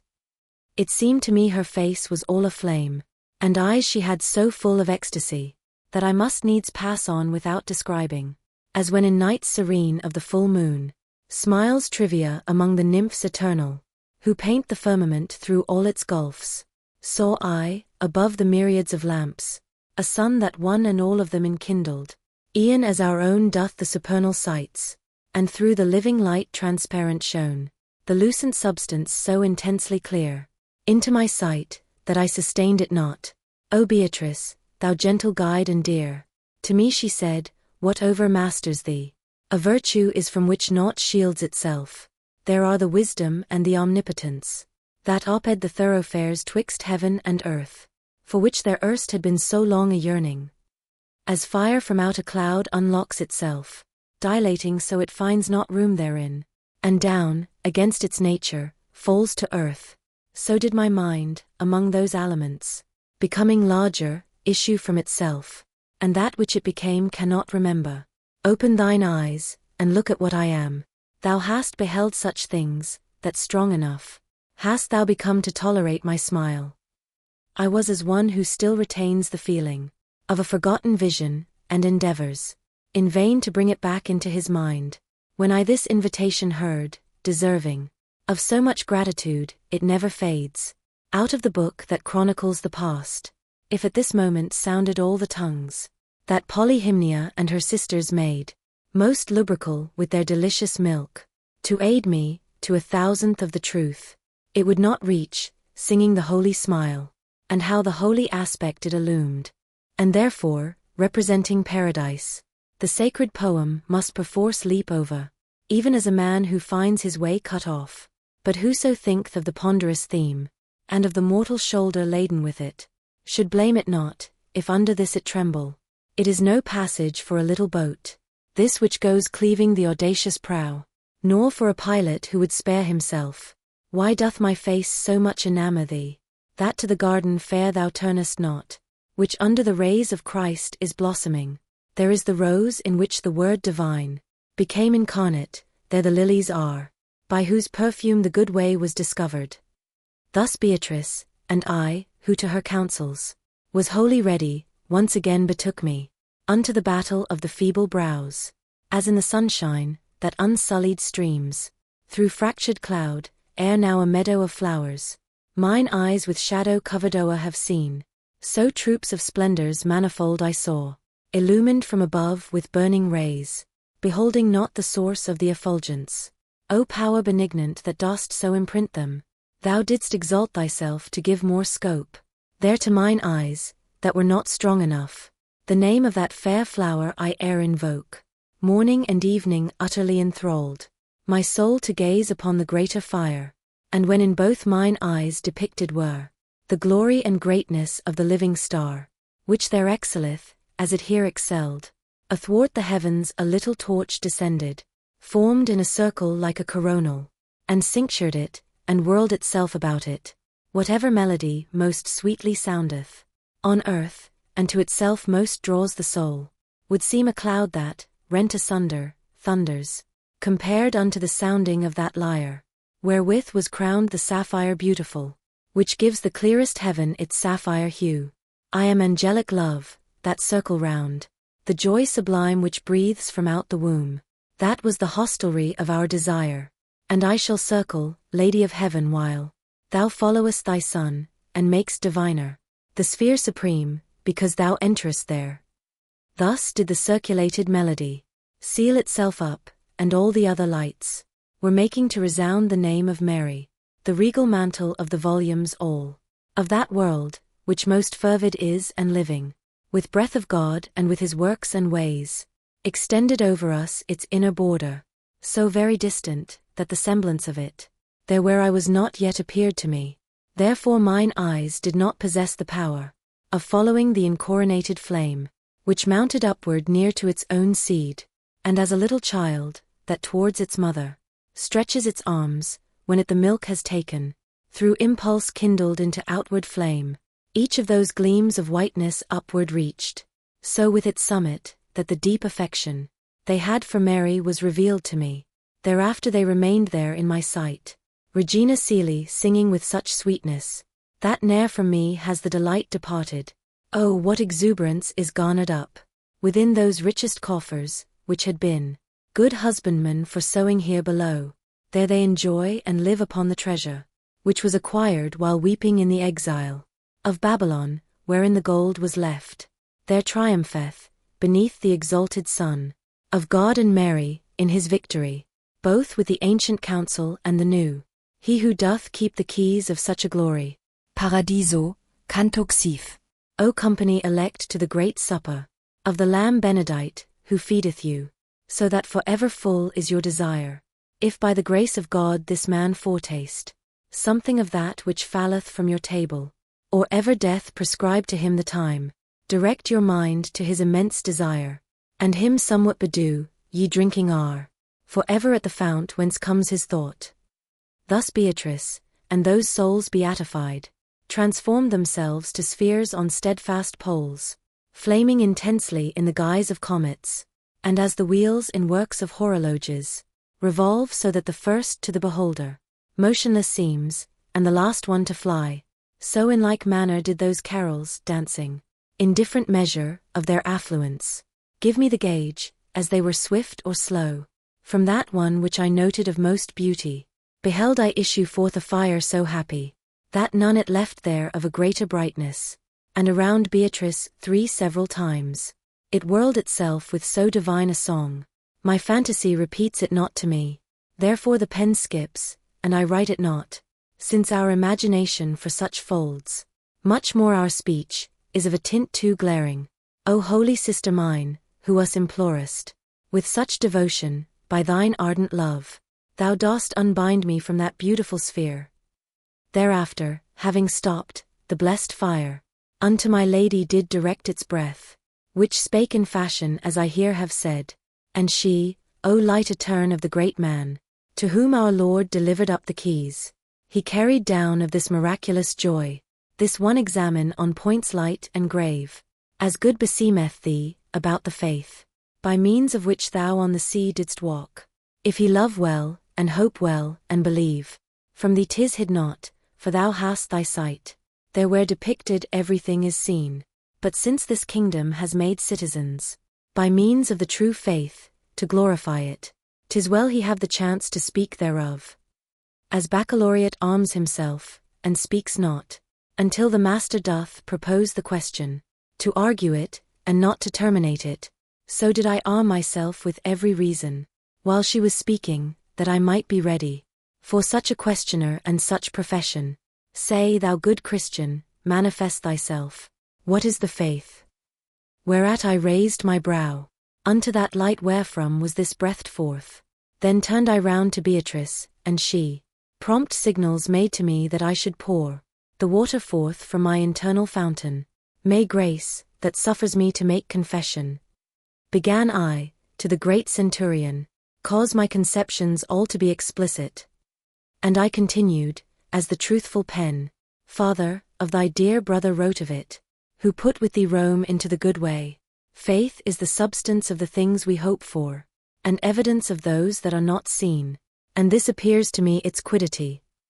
Then heard I, very rightly thou perceivest, if well thou understandest why he placed it, with substances and then with evidences. And I thereafterward, the things profound, that here vouchsafe to me their apparition, unto all eyes below are so concealed, that they exist there only in belief, upon the which is founded the high hope, and hence it takes the nature of a substance, and it behoveth us from this belief, to reason without having other sight, and hence it has the nature of evidence. Then heard I, if whatever is acquired, below by doctrine were thus understood, no sophist's subtlety would there find place. Thus was breathed forth from that enkindled love, then added, very well has been gone over, already of this coin the alloy and weight, but tell me if thou hast it in thy purse. And I, yes, both so shining and so round, that in its stamp there is no peradventure. Thereafter issued from the light profound, that there resplendent was, this precious jewel, upon the which is every virtue founded, whence hadst thou it? And I, the large outpouring, of Holy Spirit, which has been diffused, upon the ancient parchments and the new, a syllogism is, which proved it to me, with such acuteness, that compared therewith, all demonstration seems to me obtuse. And then I heard, the ancient and the new, postulates, that to thee are so conclusive, why dost thou take them for the word divine? And I, the proofs which show the truth to me, are the works subsequent, whereunto nature, ne'er heated iron yet, nor anvil beat. 'Twas answered me, say who assureth thee, that those works ever were? The thing itself, that must be proved, naught else to thee affirms it. Were the world to Christianity converted?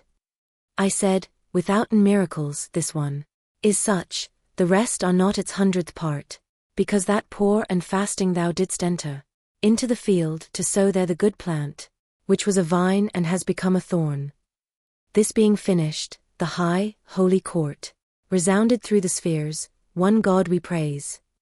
In melody that there above is chanted, and then that Baron, who from branch to branch, examining, had thus conducted me, till the extremest leaves we were approaching, again began, the grace that dallying, plays with thine intellect thy mouth has opened, up to this point, as it should opened be, so that I do approve what forth emerged, but now thou must express what thou believest, and whence to thy belief it was presented. O Holy Father, Spirit who beholdest, what thou believedst so that thou overcomest, towards the sepulchre, more youthful feet. Began I, thou dost wish me in this place, the form to manifest of my prompt belief, and likewise thou the cause thereof demandest. And I respond, in one God I believe, sole and etern, who moveth all the heavens, with love and with desire, himself unmoved. And of such faith not only have I proofs, physical and metaphysical, but gives them, likewise the truth that from this place rains down, through Moses, through the prophets and the Psalms, through the Evangel, and through you who wrote, after the fiery Spirit sanctified you.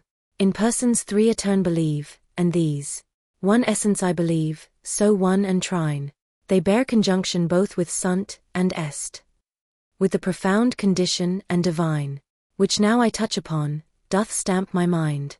Oft times the doctrine evangelical, this the beginning is, this is the spark, which afterwards dilates to vivid flame, and like a star in heaven, is sparkling in me. Even as a Lord who hears what pleaseth him, his servant straight embraces, gratulating, for the good news as soon as he is silent, so, giving me its benediction, singing, 3 times encircled me, when I was silent, the apostolic light, at whose command I spoken had, in speaking I so pleased him. Paradiso, Canto XXV. If e'er it happen that the poem sacred, to which both heaven and earth have set their hand, so that it many a year hath made me lean, come the cruelty that bars me out, from the fair sheepfold, where a lamb I slumbered, an enemy to the wolves that war upon it.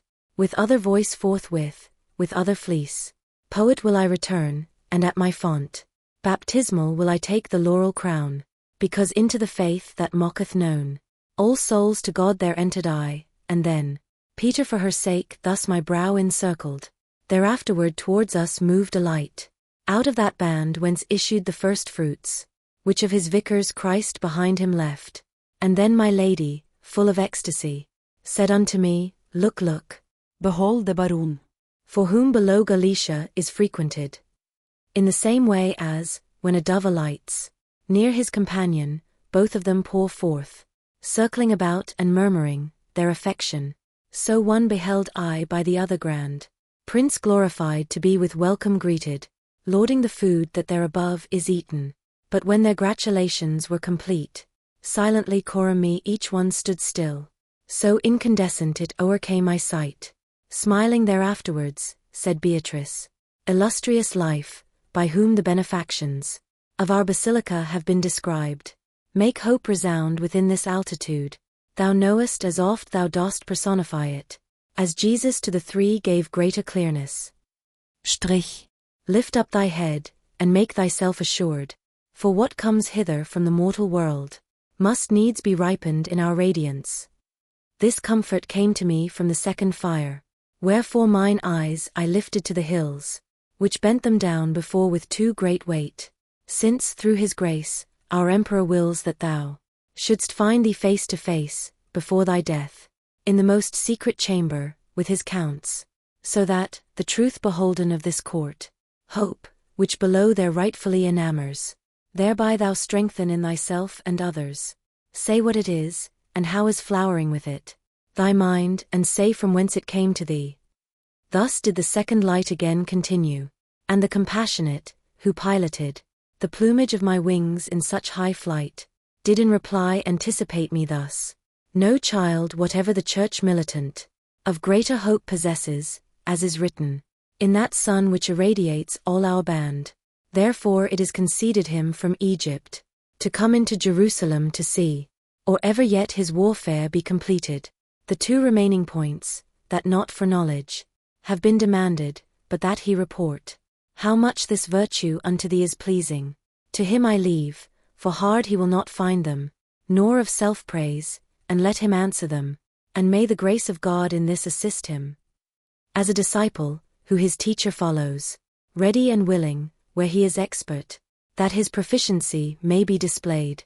Hope, said I, is the certain expectation of future glory, which is the effect of grace divine and merit precedent. From many stars this light comes unto me, but he instilled it first into my heart, who was chief singer unto the chief captain, sparent in te, in the high theody. He saith, those who know thy name, and who knoweth it not, if he my faith possess? Thou didst instil me, then with his instilling, in the epistle, so that I am full, and upon others reign again your reign. While I was speaking, in the living bosom of that combustion quivered an effulgence, sudden and frequent, in the guise of lightning, then breathed, the love wherewith I am inflamed, towards the virtue still which followed me, unto the palm and issue of the field, wills that I breathe to thee that thou delight in her, and grateful to me is thy telling, whatever things hope promises to thee. And I, the ancient scriptures and the new, the mark establish, and this shows it me, of all the souls whom God hath made his friends. Isaiah saith, that each one garmented in his own land shall be with twofold garments, and his own land is this delightful life. Thy brother too, far more explicitly, there where he treateth of the robes of white, this revelation manifests to us. And first, and near the ending of these words, sparent in tea from over us was heard, to which responsive answered all the carols. Thereafterward a light among them brightened, so that, if Cancer one such crystal had, winter would have a month of one sole day.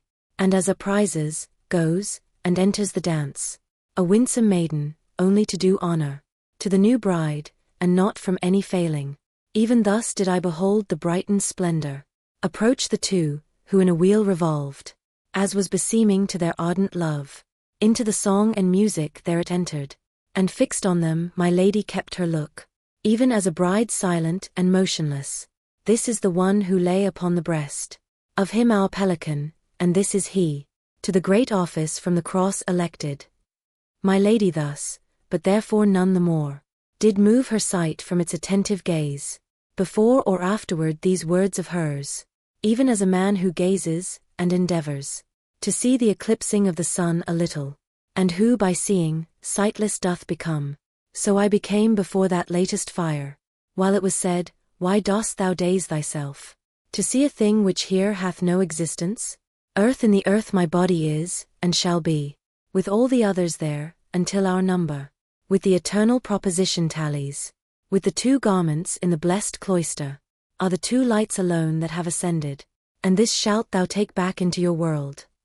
And at this utterance the flaming circle grew quiet, with the dulcet intermingling of sound that by the trinal breath was made, as to escape from danger or fatigue. The oars that erst were in the water beaten, are all suspended at a whistle's sound. Ah, how much in my mind was I disturbed, when I turned round to look on Beatrice, that her I could not see, although I was close at her side and in the happy world. Paradiso, canto 26.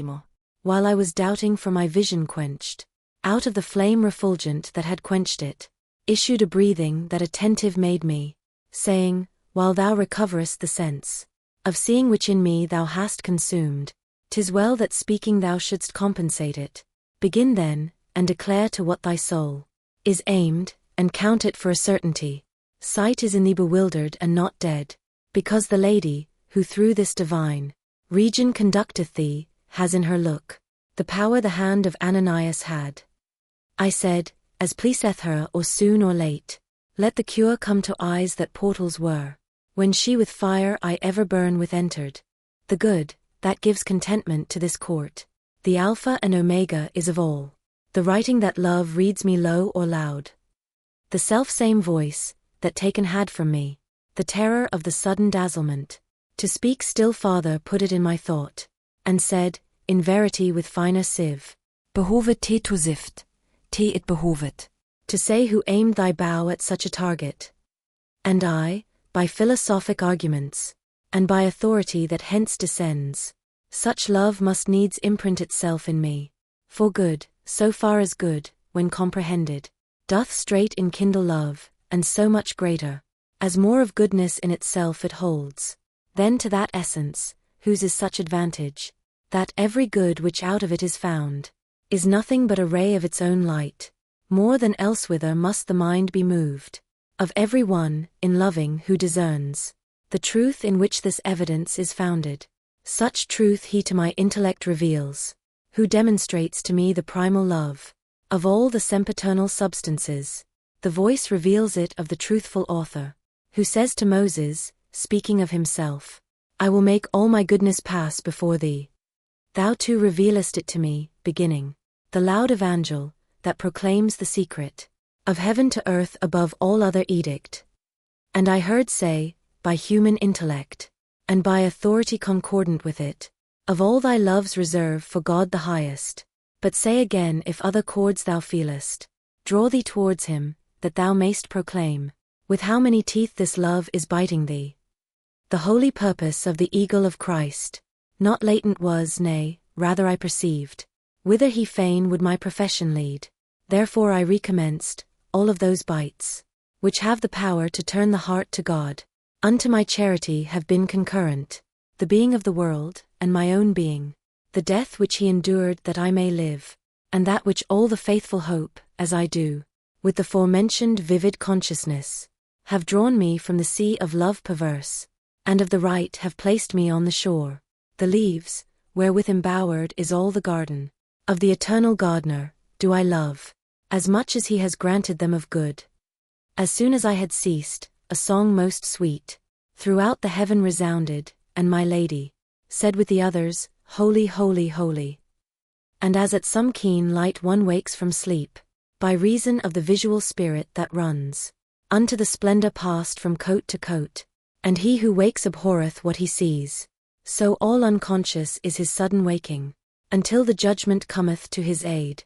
So from before mine eyes did Beatrice chase every mote with radiance of her own, that cast its light 1,000 miles and more. Whence better after than before I saw, and in a kind of wonderment I asked, about a fourth light that I saw with us. And said my lady, there within those rays, gazes upon its maker the first soul, that ever the first virtue did create. Even as the bough that downward bends its top, at transit of the wind, and then is lifted, by its own virtue, which inclines it upward, likewise did I, the while that she was speaking, being amazed, and then I was made bold, by a desire to speak wherewith I burned. And I began, O apple that mature, alone hast been produced, O ancient father, to whom each wife is daughter and daughter-in-law. Devoutly as I can I supplicate thee, that thou wouldst speak to me, thou sayest my wish, and I to hear thee quickly speak it not.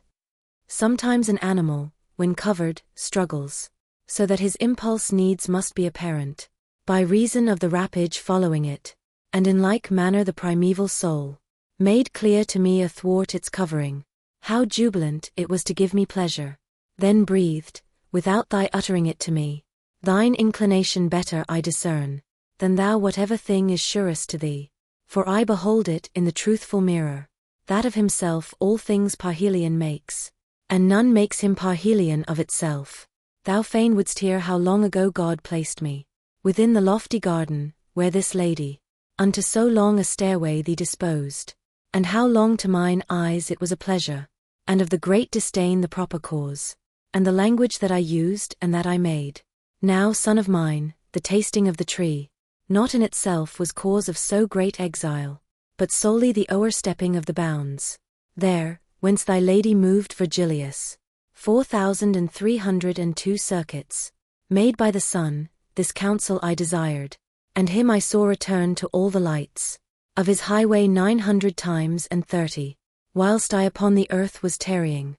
The language that I spake was quite extinct. Before that in the work interminable, the people under Nimrod were employed, for never more result of reasoning, because of human pleasure that doth change, obedient to the heavens, was durable. A natural action is it that man speaks, but whether thus or thus, doth nature leave to your own art, as seemeth best to you. Ere I descended to the infernal anguish, El was on earth the name of the chief good, from whom comes all the joy that wraps me round. Eli he then was called, and that is proper, because the use of men is like a leaf on bough, which goeth and another cometh. Upon the mount that highest o'er the wave, rises was I, in life or pure or sinful, from the first hour to that which is the second, as the sun changes quadrant, to the sixth. Paradiso, canto ex vici.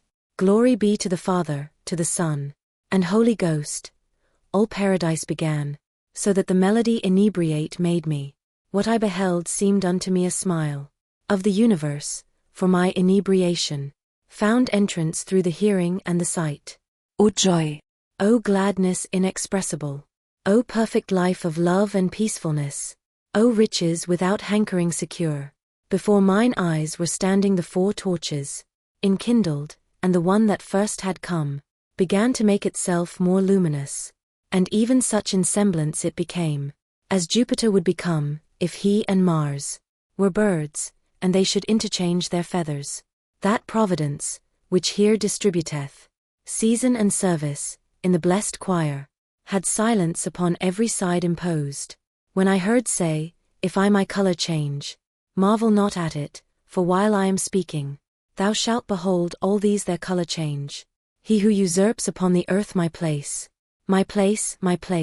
which vacant has become, before the presence of the Son of God, has of my cemetery made a sewer, of blood and stench, whereby the perverse one, who fell from here, below there is appeased.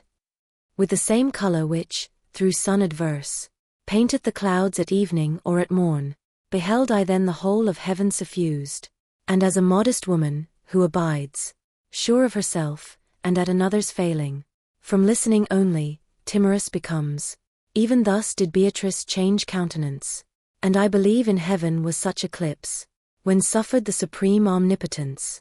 There afterward proceeded forth his words, with voice so much transmuted from itself, the very countenance was not more changed.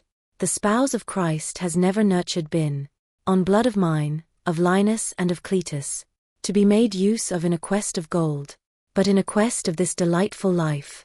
Sixtus and Pius, Urban and Calixtus, after much lamentation, shed their blood. Our purpose was not, that on the right hand of our successors should in part be seated the Christian folk, in part upon the other, nor that the keys which were to me confided should e'er become the escutcheon on a banner that should wage war on those who are baptized, nor I be made the figure of a seal to privileges venal and mendacious, whereat I often redden and flash with fire. In garb of shepherds the rapacious wolves are seen from here above o'er all the pastures. O wrath of God, why dost thou slumber still? To drink our blood the Corsines and Gascons are making ready. O thou good beginning, unto how vile an end must thou needs fall. But the high providence, that with Scipio at Rome the glory of the world defended, will speedily bring aid, as I conceive. And thou, my son, who by thy mortal weight shalt down return again, open thy mouth. What I conceal not, do not thou conceal. As with its frozen vapors downward falls in flakes our atmosphere, what time the horn of the celestial goat doth touch the sun, upward in such array saw I the ether become, and flaked with the triumphant vapors, which there together with us had remained. My sight was following up their semblances, and followed till the medium, by excess, the passing farther onward took from it, whereat the lady, who beheld me freed from gazing upward, said to me, Cast down thy sight, and see how far thou art turned round. Since the first time that I had downward looked, I saw that I had moved through the whole arc, which the first climate makes from midst to end, so that I saw the mad track of Ulysses, past Gades, and this side, well nigh the shore, whereon became Europa a sweet burden, and of this threshing floor the sight to me were more unveiled, but the sun was proceeding under my feet, a sign and more removed, my mind enamored, which is dallying at all times with my lady, to bring back to her mine eyes was more than ever ardent, and if or art or nature has made bait to catch the eyes and so possess the mind, in human flesh or in its portraiture, all joined together would appear as naught to the divine delight which shone upon me, when to her smiling face I turned me round. The virtue that her look endowed me with, from the fair nest of Leda tore me forth, and up into the swiftest heaven impelled me. Its parts exceeding full of life and lofty, are all so uniform, I cannot say, which Beatrice selected for my place, but she, who was aware of my desire, began, the while she smiled so joyously, that God seemed in her countenance to rejoice. The nature of that motion, which keeps quiet, the center and all the rest about it moves, from hence begins as from its starting point, and in this heaven there is no other where, than in the mind divine, wherein is kindled the love that turns it, and the power it reigns. Within a circle light and love embrace it, even as this doth the others, and that precinct. He who encircles it alone controls. Its motion is not by another meted, but all the others measured are by this. As 10 is by the half and by the fifth. And in what manner time in such a pot may have its roots, and in the rest its leaves, now unto thee can manifest be made. O covetousness, that mortals dost engulf beneath thee so, that no one hath the power of drawing back his eyes from out thy waves. Full fairly blossoms in mankind the will, but the uninterrupted rain converts into abortive wildings the true plums. Fidelity and innocence are found only in children, afterwards they both take flight or ere the cheeks with down are covered. One, while he prattles still, observes the fasts, who when his tongue is loosed, forthwith devours whatever food under whatever moon. Another, while he prattles, loves and listens unto his mother, who when speech is perfect, forthwith desires to see her in her grave. Even thus is swarthy made the skin so white, in its first aspect of the daughter fair, of him who brings the morn, and leaves the night. Thou, that it may not be a marvel to thee, think that on earth there is no one who governs, whence goes astray the human family. Ere January be unwintered wholly, by the centesimal on earth neglected, shall these supernal circles roar so loud, the tempest that has been so long awaited, shall whirl the poops about where are the prows, so that the fleet shall run its course direct, and the true fruit shall follow on the flower. Paradiso, canto ex vici.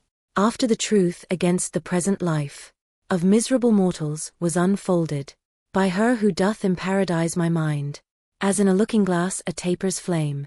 He sees who from behind is lighted by it, before he has it in his sight or thought, and turns him round to see if so the glass tell him the truth, and sees that it accords therewith as doth a music with its meter. In similar wise my memory recollecteth, that I did, looking into those fair eyes, of which love made the springes to ensnare me, and as I turned me round, and mine were touched by that which is apparent in that volume, whenever on its gyre we gaze intent, a point beheld I, that was raying out light so acute, the sight which it enkindles must close perforce before such great acuteness, and whatsoever star seems smallest here would seem to be a moon, if placed beside it, as one star with another star is placed, perhaps at such a distance as appears a halo cincturing the light that paints it, when densest is the vapor that sustains it, thus distant round the point a circle of fire, so swiftly whirled, that it would have surpassed whatever motion soonest girds the world. And this was by another circumcinct, that by a third, the third then by a fourth, by a fifth the fourth, and then by a sixth the fifth, the seventh followed thereupon in width, so ample now, that Juno's messenger entire would be too narrow to contain it, even so the eighth and ninth, and every one more slowly moved, according as it was in number distant farther from the first, and that one had its flame most crystalline, from which less distant was the stainless spark, I think because more with its truth imbued. My lady, who in my anxiety beheld me much perplexed, said, from that point dependent is the heaven and nature all. Behold that circle most conjoined to it, and know thou, that its motion is so swift, through burning love whereby it is spurred on. And I to her, if the world were arranged in the order which I see in yonder wheels, what set before me would have satisfied me, but in the world of sense we can perceive that evermore the circles are diviner, as they are from the center more remote. Wherefore if my desire is to be ended in this miraculous and angelic temple, that has for confines only love and light, to hear behoves me still how the example and the exemplar go not in one fashion, since for myself in vain I contemplate it. If thine own fingers unto such a knot be insufficient, it is no great wonder, so hard hath it become for want of trying. My lady thus, then said she, do thou take what I shall tell thee, if thou wouldst be sated, and exercise on that thy subtlety. The circles corporal are wide and narrow, according to the more or less of virtue, which is distributed through all their parts. The greater goodness works the greater weal, the greater weal the greater body holds. If perfect equally are all its parts, therefore this one which sweeps along with it, the universe sublime, doth correspond unto the circle which most loves and knows, on which account, if thou unto the virtue apply thy measure, not to the appearance of substances that unto thee seem round, thou wilt behold a marvelous agreement, of more to greater, and of less to smaller, in every heaven, with its intelligence. Even as remaineth splendid and serene the hemisphere of air, when Boreas is blowing from that cheek where he is mildest, because is purified and resolved the rack that erst disturbed it, till the welkin laughs, with all the beauties of its pageantry. Thus did I likewise, after that my lady had me provided with her clear response, and like a star in heaven the truth was seen, and soon as to a stop her words had come. Not otherwise does iron scintillate, when molten, than those circles scintillated. Their coruscation all the sparks repeated, and they so many were, their number makes more millions than the doubling of the chess. I heard them sing Hosanna choir by choir, to the fixed point which holds them at the ubi, and ever will, where they have ever been. And she, who saw the dubious meditations within my mind, the primal circles, said, have shown thee seraphim and cherubim. Thus rapidly they follow their own bonds, to be as like the point as most they can.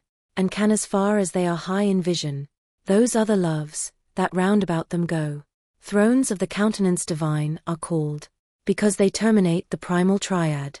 And thou shouldst know that they all have delight, as much as their own vision penetrates, the truth, in which all intellect finds rest.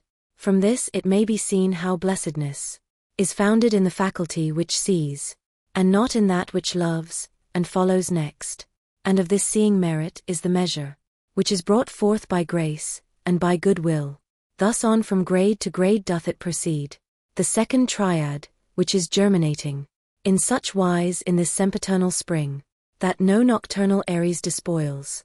Perpetually Hosanna warbles forth, with threefold melody, that sounds in three orders of joy, with which it is entwined. The three divine are in this hierarchy, first the dominions, and the virtues next, and the third order is that of the powers. Then in the dances twain penultimate, the principalities and archangels wheel. The last is holy of angelic sports. These orders upward all of them are gazing, and downward so prevail, that unto God they all attracted are and all attract. And Dionysius with so great desire to contemplate these orders set himself. He named them and distinguished them as I do. But Gregory afterwards dissented from him. Wherefore, as soon as he unclosed his eyes, within this heaven, he at himself did smile. And if so much of secret truth immortal proffered on earth, I would not have thee marvel. For he who saw it here revealed it to him, with much more of the truth about these circles. Paradiso, Canto XX. At what time both the children of Latona, surmounted by the ram and by the scales, together make a zone of the horizon, as long as from the time the zenith holds them, in equipoise, till from that girdle both, changing their hemisphere disturb the balance. So long, her face depicted with a smile, did Beatrice keep silence while she gazed fixedly at the point which had o'ercome me. Then she began, I say and I ask not what thou dost wish to hear, for I have seen it, where centers every when and every ubi. Not to acquire some good unto himself, which is impossible, but that his splendor, in its resplendency may say, subsisto. In his eternity outside of time, outside all other limits, as it pleased him, into new loves the eternal love unfolded. Nor as if torpid did he lie before, for neither after nor before proceeded the going forth of God upon these waters. Matter and form unmingled and conjoined, came into being that had no defect, e'en as three arrows from a three-stringed bow, and as in glass, in amber, or in crystal, a sunbeam flashes so, that from its coming to its full being is no interval, so from its Lord did the triform effect ray forth into its being altogether, without discrimination of beginning. Order was concreated and constructed, in substances, and summit of the world, were those wherein the pure act was produced. Pure potentiality held the lowest part, midway bound potentiality with act, such bond that it shall never be unbound. Jerome has written unto you of angels, created a long lapse of centuries, or ever yet the other world was made. But written is this truth in many places, by writers of the Holy Ghost, and thou shalt see it, if thou lookest well thereat, and even reason seeth it somewhat, for it would not concede that for so long could be the motors without their perfection. Now dost thou know both where and when these loves created were and how, so that extinct in thy desire already are three fires, nor could one reach, in counting, unto 20, so swiftly, as a portion of these angels disturbed the subject of your elements.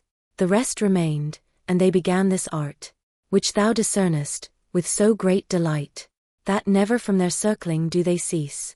The occasion of the fall was the accursed presumption of that one, whom thou hast seen, by all the burden of the world constrained.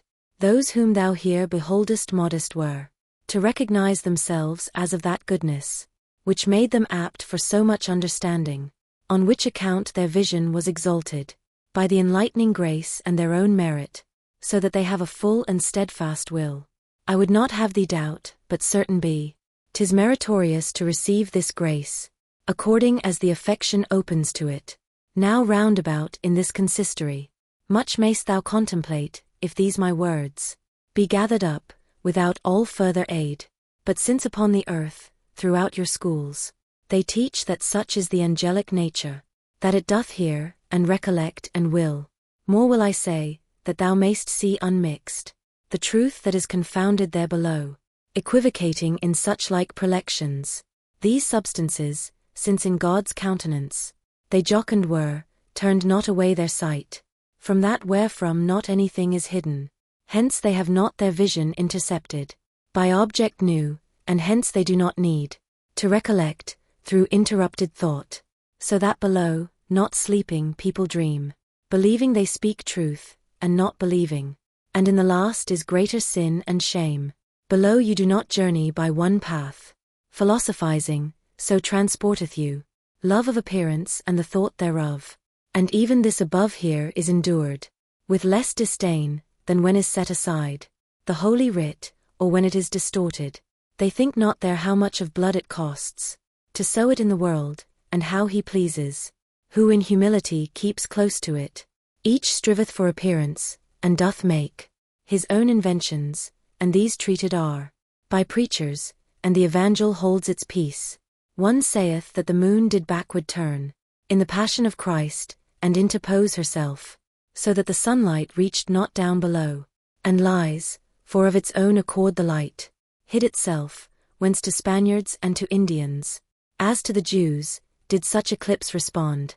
Florence has not so many Lappi and Bindi as fables such as these, that every year are shouted from the pulpit back and forth, in such wise that the lambs, who do not know, come back from pasture fed upon the wind, and not to see the harm doth not excuse them. Christ did not to his first disciples say, Go forth, and to the world preach idle tales. But unto them a true foundation gave, and this so loudly sounded from their lips, that, in the warfare to enkindle faith, they made of the evangel shields and lances. Now men go forth with jests and drolleries to preach, and if but well the people laugh, the hood puffs out, and nothing more is asked. But in the cowl there nestles such a bird, that, if the common people were to see it, they would perceive what pardons they confide in, for which so great on earth has grown the folly, that, without proof of any testimony, to each indulgence they would flock together. By this Saint Anthony his pig doth fatten, and many others, who are worse than pigs, paying in money without mark of coinage.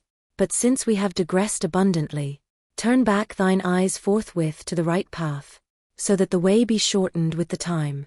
This nature doth so multiply itself in numbers, that there never yet was speech, nor mortal fancy that can go so far. And if thou notest that which is revealed by Daniel, thou wilt see that in his thousands number determinate is kept concealed the primal light, that all irradiates it, by modes as many is received therein, as are the splendors wherewith it is mated.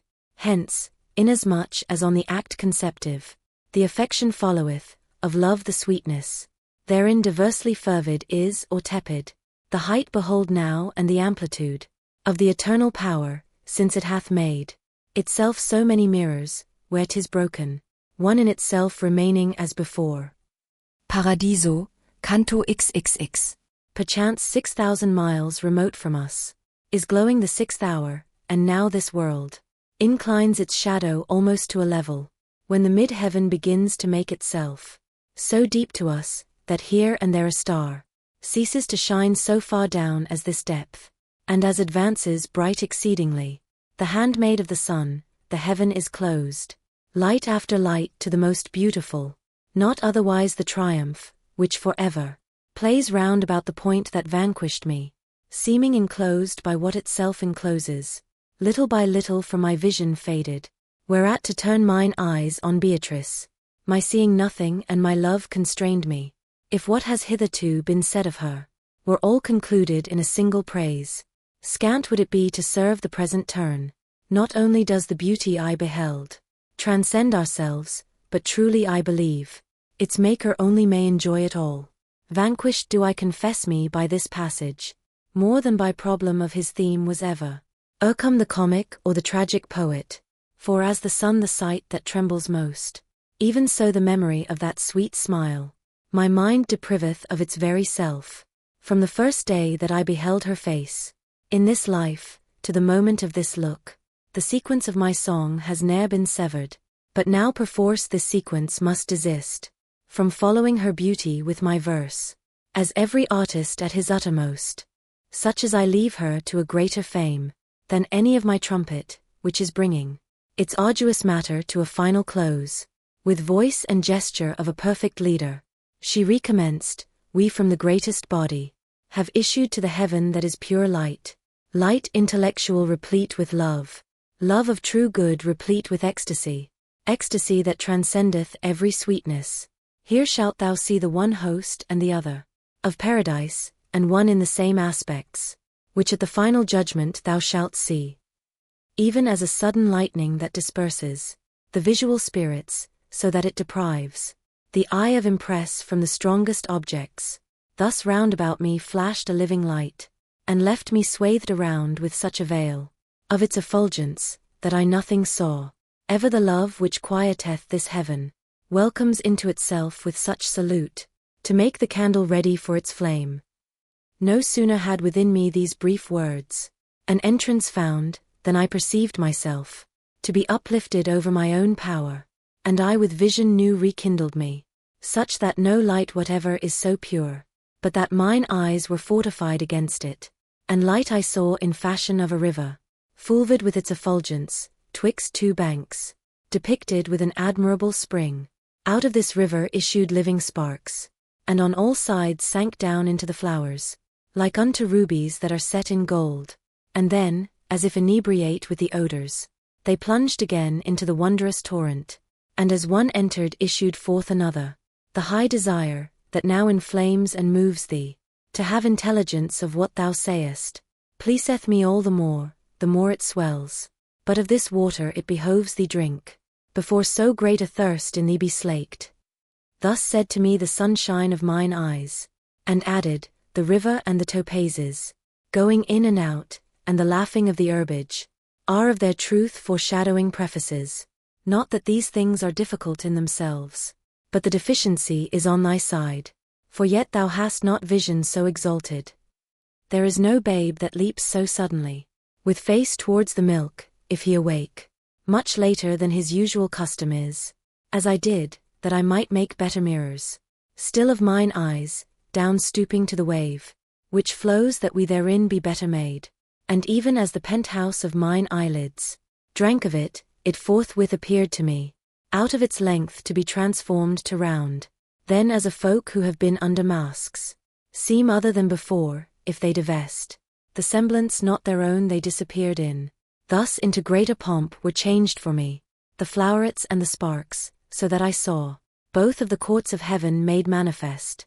O splendor of God, by means of which I saw the lofty triumph of the realm voracious, give me the power to say how it I saw.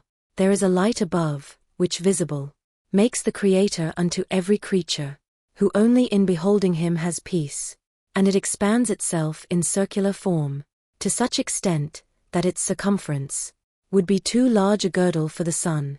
The semblance of it is all made of rays, reflected from the top of primal motion, which takes therefrom vitality and power, and as a hill in water at its base, mirrors itself, as if to see its beauty, when affluent most in verdure and in flowers. So, ranged aloft all round about the light, mirrored I saw in more ranks than 1,000, all who above there have from us returned, and if the lowest row collect within it, so great a light, how vast the amplitude is of this rose in its extremest leaves. My vision in the vastness and the height lost not itself, but comprehended all, the quantity and quality of that gladness, there near and far nor add nor take away, for there where God immediately doth govern, the natural law in naught is relevant, into the yellow of the rose eternal, that spreads, and multiplies, and breathes an odor of praise unto the ever-vernal sun, as one who silent is and fain would speak. Me Beatrice drew on, and said, Behold, of the white stoles how vast the convent is, behold how vast the circuit of our city, behold our seats so filled to overflowing, that here henceforward are few people wanting, on that great throne whereon thine eyes are fixed, for the crown's sake already placed upon it, Before thou suppest at this wedding feast, shall sit the soul, that is to be Augustus, on earth, of noble Henry, who shall come to redress Italy ere she be ready. Blind covetousness, that casts its spell upon you, has made you like unto the little child, who dies of hunger and drives off the nurse.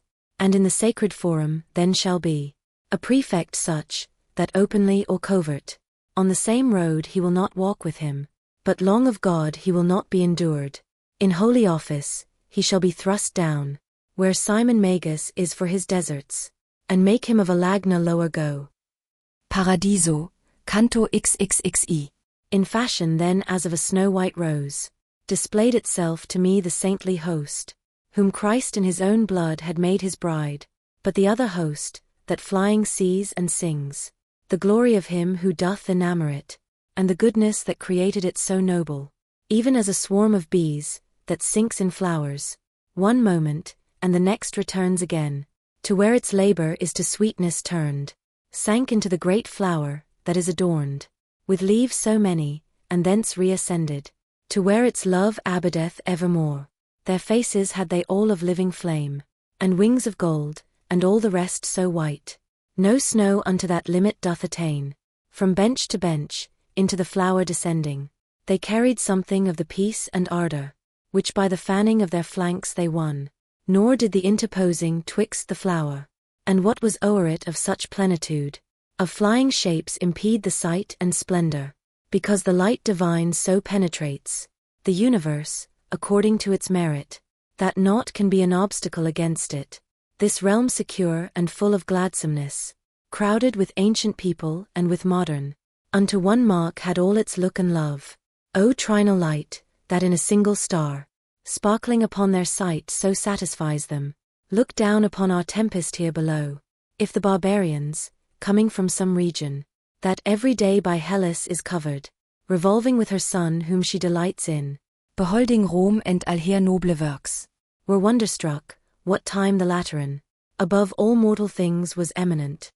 I who to the divine had from the human, from time unto eternity, had come, from Florence to a people just and sane, with what amazement must I have been filled. Truly between this and the joy, it was my pleasure not to hear, and to be mute, and as a pilgrim who delighteth him, in gazing round the temple of his vow, and hopes some day to retell how it was, so through the living light my way pursuing, directed I mine eyes o'er all the ranks, now up, now down, and now all round about. Faces I saw of charity persuasive, embellished by his light and their own smile, and attitudes adorned with every grace, the general form of paradise already my glance had comprehended as a whole, in no part hitherto remaining fixed, and round I turned me with rekindled wish, my lady to interrogate of things, concerning which my mind was in suspense. One thing I meant, another answered me. I thought I should see Beatrice, and saw an old man habited like the glorious people. O'erflowing was he in his eyes and cheeks, with joy benign, in attitude of pity, as to a tender father is becoming. And she, where is she? Instantly I said, whence he, to put an end to thy desire, me Beatrice hath sent from mine own place. And if thou lookest up to the third round, of the first rank, again shalt thou behold her. Upon the throne her merits have assigned her. Without reply I lifted up mine eyes, and saw her, as she made herself a crown, reflecting from herself the eternal rays, not from that region which the highest thunders. Is any mortal eye so far removed, in whatsoever sea it deepest sinks, as there from Beatrice my sight, but this was nothing unto me, because her image descended not to me by medium blurred. O Lady, thou in whom my hope is strong, and who for my salvation didst endure, in hell to leave the imprint of thy feet, of whatsoever things I have beheld, as coming from thy power and from thy goodness, I recognize the virtue and the grace. Thou from a slave hast brought me unto freedom, by all those ways, by all the expedients, whereby thou hadst the power of doing it. Preserve towards me thy magnificence, so that this soul of mine, which thou hast healed, pleasing to thee be loosened from the body. Thus I implored, and she, so far away, smiled as it seemed, and looked once more at me. Then unto the eternal fountain turned, and said the old man holy, that thou mayst accomplish perfectly thy journeying, whereunto prayer and holy love have sent me. Fly with thine eyes all round about this garden, for seeing it will discipline thy sight, farther to mount along the ray divine, and she, the Queen of Heaven, for whom I burn, holy with love, will grant us every grace, because that I her faithful Bernard am. As he who peradventure from Croatia cometh to gaze at our Veronica, who through its ancient fame is never sated, but says in thought, the while it is displayed, My Lord, Christ Jesus, God of very God, now was your semblance made like unto this. Even such was I while gazing at the living charity of the man, who in this world, by contemplation tasted of that peace. Thou Son of Grace, this jocund life, began he, will not be known to thee by keeping ever thine eyes below here on the lowest place, but mark the circles to the most remote, until thou shalt behold enthroned the Queen, to whom this realm is subject and devoted.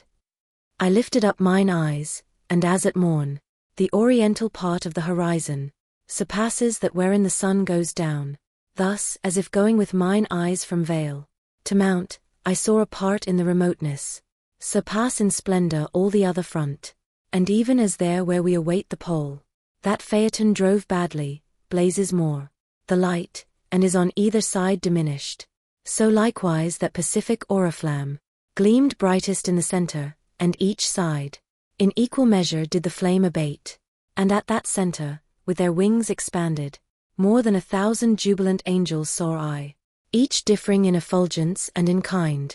I saw there at their sports and at their songs, a beauty smiling, which the gladness was, within the eyes of all the other saints, and if I had in speaking as much wealth as in imagining, I should not dare to attempt the smallest part of its delight. Bernard, as soon as he beheld mine eyes, fixed and intent upon its fervid fervor, his own with such affection turned to her, that it made mine more ardent to behold. Paradiso, canto XXC. Absorbed in his delight, that contemplator assumed the willing office of a teacher, and gave beginning to these holy words. The wound that Mary closed up and anointed, she at her feet who is so beautiful, she is the one who opened it and pierced it. Within that order which the third seats make, is seated Rachel, lower than the other, with Beatrice, in manner as thou sayest, Sarah, Rebecca, Judith, and her who was ancestress of the singer, who for dole of the misdeed said, Miserere me. Canst thou behold from seat to seat descending, down in gradation, as with each one's name, I through the rows go down from leaf to leaf, and downward from the 7th row, even as above the same, succeed the Hebrew women, dividing all the tresses of the flower, because, according to the view which faith in Christ had taken, these are the partition, by which the sacred stairways are divided. Upon this side, where perfect is the flower, with each one of its petals, seated are those who believed in Christ who was to come. Upon the other side, where intersected with vacant spaces are the semicircles, are those who looked to Christ already come. And as, upon this side, the glorious seat of the Lady of Heaven, and the other seats below it, such a great division make, so opposite doth that of the great John, who, ever holy, desert and martyrdom endured, and afterwards 2 years in hell, and under him thus to divide were chosen Francis and Benedict and Augustine, and down to us the rest from round to round. Behold now the high providence divine, for one and other aspect of the faith, in equal measure shall this garden fill, and know that downward from that rank which cleaves midway the sequence of the 2 divisions, not by their proper merit are they seated, but by another's under fixed conditions. For these are spirits one and all assoiled, before they any true election had. Well canst thou recognize it in their faces, and also in their voices puerile, if thou regard them well and hearken to them. Now doubtest thou, and doubting thou art silent, but I will loosen for thee the strong bond, in which thy subtle fancies hold thee fast. Within the amplitude of this domain, no casual point can possibly find place, no more than sadness can, or thirst, or hunger, for by eternal law has been established, Whatever thou beholdest, so that closely. The ring is fitted to the finger here. And therefore are these people, festinate. Unto true life, not sine causa here. More and less excellent among themselves. The king, by means of whom this realm reposes, in so great love and in so great delight, that no will ventureth to ask for more. In his own joyous aspect every mind, creating, at his pleasure dowers with grace, diversely, and let here the effect suffice. And this is clearly and expressly noted for you in Holy Scripture, in those twins, who in their mother had their anger roused, according to the color of the hair. Therefore, with such a grace the light supreme consenteth that they worthily be crowned, without then any merit of their deeds. Stationed are they in different gradations, differing only in their first acuteness. 'Tis true that in the early centuries, with innocence, to work out their salvation, sufficient was the faith of parents only. After the earlier ages were completed, behoved it that the males by circumcision, unto their innocent wings should virtue add. But after that the time of grace had come, without the baptism absolute of Christ, such innocence below there was retained. Look now into the face that unto Christ hath most resemblance, for its brightness only is able to prepare thee to see Christ. On her did I behold so great a gladness, rain down, borne onward in the holy minds, created through that altitude to fly, that whatsoever I had seen before, did not suspend me in such admiration, nor show me such similitude of God, and the same love that first descended there. Ave Maria, gratia plena, singing. In front of her his wings expanded wide, unto the canticle divine responded. From every part the court beatified, so that each sight became serener for it. O Holy Father, who for me endurest to be below here, leaving the sweet place, in which thou sittest by eternal lot, who is the angel that with so much joy, into the eyes is looking of our Queen, enamored so that he seems made of fire. Thus I again recourse had to the teaching of that one who delighted him in Mary, as doth the star of morning in the sun. And he to me, such gallantry and grace, as there can be in angel and in soul. All is in him, and thus we fain would have it, because he is the one who bore the palm down unto Mary, when the Son of God, to take our burden on himself decreed. But now come onward with thine eyes as I, speaking shall go, and note the great patricians, of this most just and merciful of empires, those two that sit above their most in rapture, as being very near unto Augusta, are as it were the two roots of this rose. He who upon the left is near her placed, the Father is, by whose audacious taste, the human species so much bitter tastes. Upon the right thou sayest that ancient Father, of Holy Church, into whose keeping Christ, the keys committed of this lovely flower, and he who all the evil days beheld, before his death, of her the beauteous bride, who with the spear and with the nails was one, beside him sits, and by the other rests, that leader under whom on manna lived, the people ingrate, fickle, and stiff-necked. Opposite Peter sayest thou Anna seated, so well content to look upon her daughter, her eyes she moves not while she sings Hosanna. And opposite the eldest household father, Lucia sits, she who thy lady moved, when to rush downward thou didst bend thy brows. But since the moments of thy vision fly, here will we make full stop, as a good tailor, who makes the gown according to his cloth, and unto the first love will turn our eyes, that looking upon him thou penetre, Ate, as far as possible through his effulgence. Truli, lest peradventure tu recede. Moving thy wings believing to advance. By prayer behoves it that grace be obtained, grace from that one who has the power to aid thee. And thou shalt follow me with thy affection, that from my words thy heart turn not aside. And he began this holy orison. Paradiso, canto ex exci. Thou Virgin Mother, daughter of thy Son, humble and high beyond all other creature, the limit fixed of the eternal counsel, thou art the one who such nobility to human nature gave, that its Creator did not disdain to make himself its creature. Within thy womb rekindled was the love, by heat of which in the eternal peace, after such wise this flower has germinated. Here unto us thou art a noonday torch, of charity, and below there among mortals. Thou art the living fountainhead of hope. Lady, thou art so great, and so prevailing, that he who wishes grace, nor runs to thee, his aspirations without wings would fly. Not only thy benignity gives succor to him who asketh it, but oftentimes forerunneth of its own accord the asking. In thee compassion is, in thee is pity, in thee magnificence, in thee unites whatever of goodness is in any creature. Now doth this man, who from the lowest depth of the universe as far as here has seen, one after one the spiritual lives, supplicate thee through grace for so much power, that with his eyes he may uplift himself higher towards the uttermost salvation.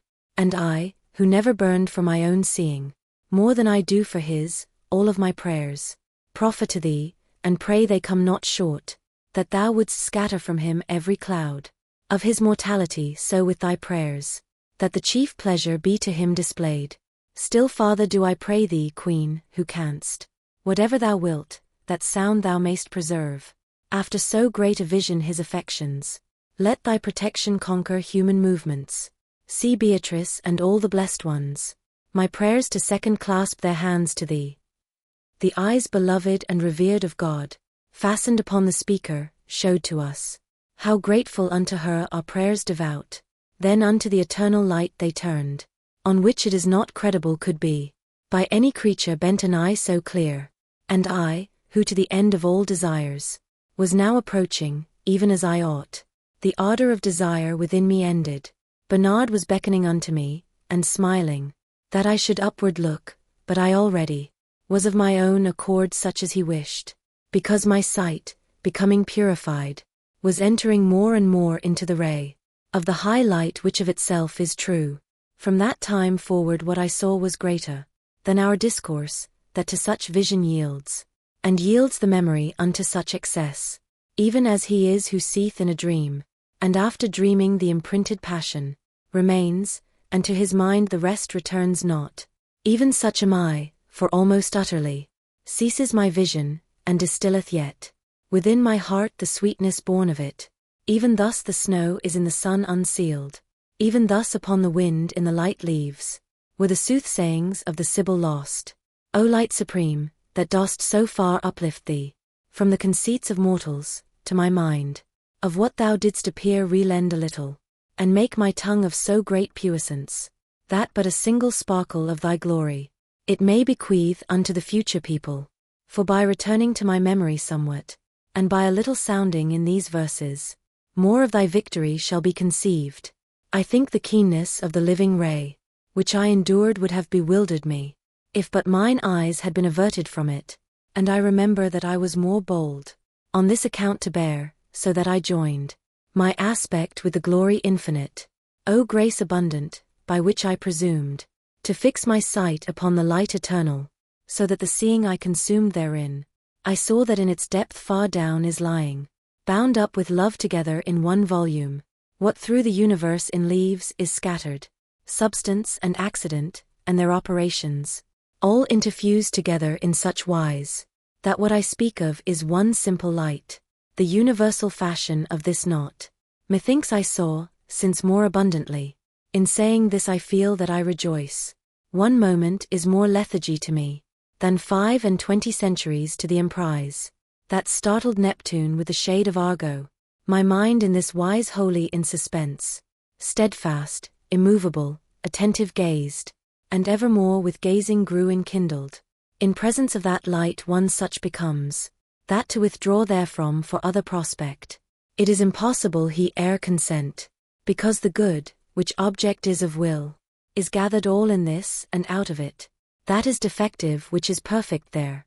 Shorter henceforward will my language fall, of what I yet remember, than an infant's, who still his tongue doth moisten at the breast, not because more than one unmingled semblance was in the living light on which I looked, for it is always what it was before, but through the sight that fortified itself in me by looking, one appearance only, to me was ever changing as I changed. Within the deep and luminous subsistence of the high light appeared to me 3 circles, of threefold color and of one dimension, and by the second seemed the first reflected, As iris is by iris, and the third seemed fire that equally from both is breathed. Oh, how all speech is feeble and falls short of my conceit, and this to what I saw is such, 'tis not enough to call it little. O light etern, soul in thyself that dwellest, soul knowest thyself, and known unto thyself, and knowing, lovest and smilest on thyself. That circulation, which being thus conceived, appeared in thee as a reflected light, when somewhat contemplated by mine eyes, within itself, of its own very colour, seemed to me painted with our effigy, wherefore my sight was all absorbed therein, as the geometrician, who endeavours to square the circle, and discovers not, by taking thought, the principle he wants. Even such was I at that new apparition. I wished to see how the image to the circle conformed itself, and how it there finds place. But my own wings were not enough for this. Had it not been that then my mind there smote a flash of lightning, wherein came its wish. Here vigour failed the lofty fantasy, but now was turning my desire and will, even as a wheel that equally is moved, the love which moves the sun and the other stars. Appendix. 6 sonnets en Dante's Divine Comédie. By Henry Wadsworth Longfellow, 1807–1882. Oft have I seen at some cathedral door a labourer, pausing in the dust and heat, lay down his burden, and with reverent feet enter, and cross himself, and on the floor kneel to repeat his paternoster o'er. Far off the noises of the world retreat, the loud vociferations of the street become an undistinguishable roar. So, as I enter here from day to day, and leave my burden at this minster gate, kneeling in prayer, and not ashamed to pray, the tumult of the time disconsolate to inarticulate murmurs dies away, while the eternal ages watch and wait. 2. How strange the sculptures that adorn these towers, this crowd of statues, in whose folded sleeves birds build their nests, while canopied with leaves parvis and portal bloom like trellised bowers, and the vast minster seems a cross of flowers.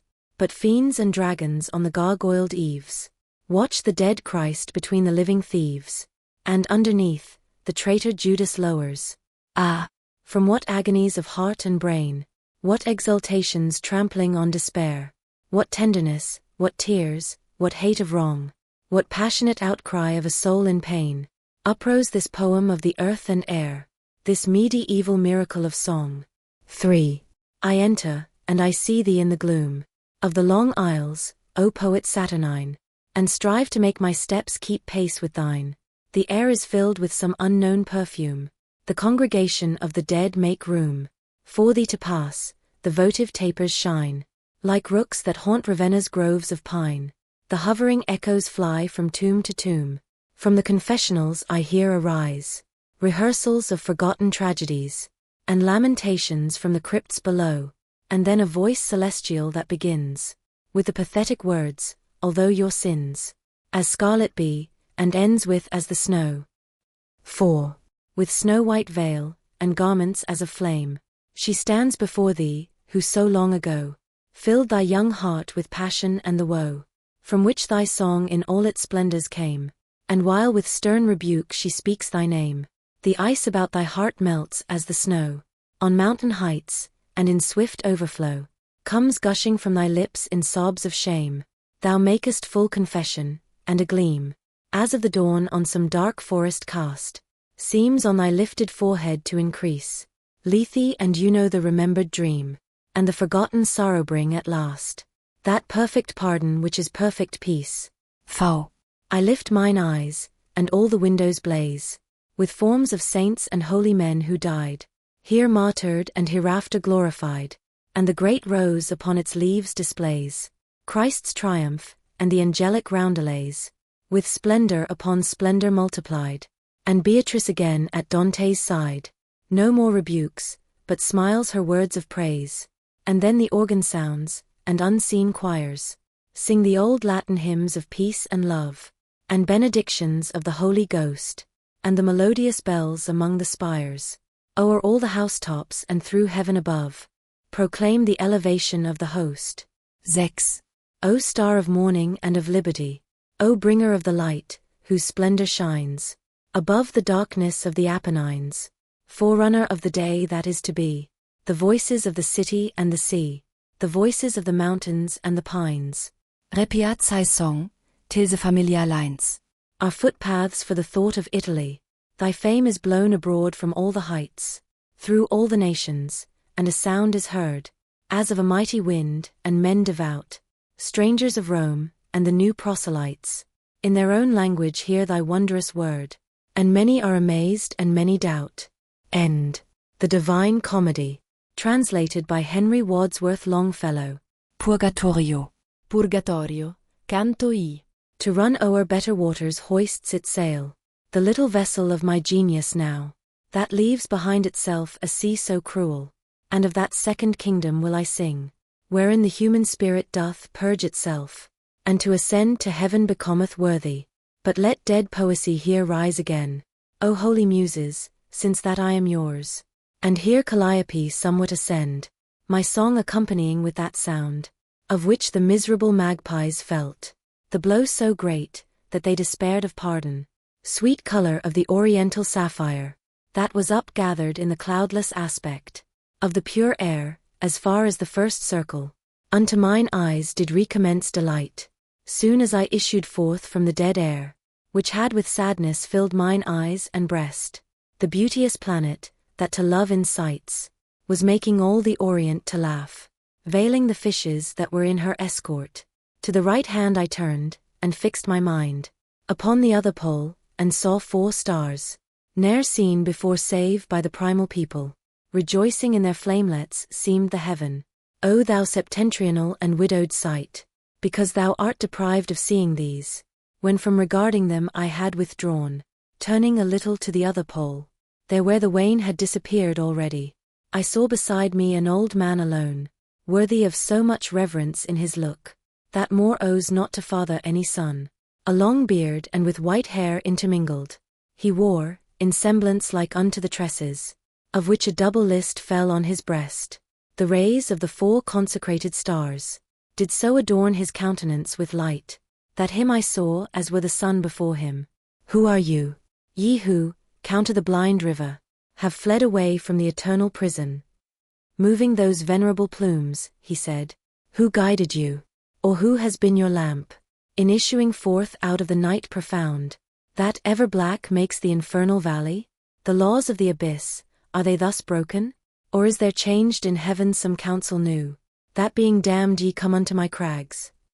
Then did my leader lay his grasp upon me, and with his words, and with his hands and signs, reverent he made in me my knees and brow. Then answered him, I came not of myself, a lady from heaven descended, at whose prayers I aided this one with my company. But since it is thy will more be unfolded, of our condition how it truly is, mine cannot be that this should be denied thee. This one has never his last evening seen, but by his folly was so near to it, that very little time was there to turn. As I have said, I unto him was sent, to rescue him, and other way was none, than this to which I have myself beta ken. I've shown him all the people of perdition, and now those spirits I intend to show, who purge themselves beneath thy guardianship. How I have brought him would be long to tell thee. Virtue descendeth from on high that aids me, to lead him to behold thee and to hear thee. Now may it please thee to vouchsafe his coming. He seeketh liberty, which is so dear, as knoweth he who life for her refuses. Thou know'st it, since for her to thee not bitter was death in Utica, where thou didst leave the vesture, that will shine so, the great day.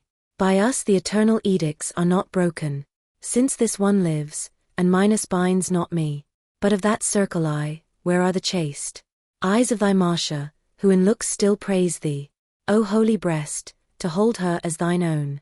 For her love, then, incline thyself to us. Permit us through thy sevenfold realm to go. I will take back this grace from thee to her, if to be mentioned there below thou deignest. Marcia so pleasing was unto mine eyes, while I was on the other side. Then said he, that every grace she wished of me I granted. Now that she dwells beyond the evil river, she can no longer move me, by that law, which when I issued forth from there was made.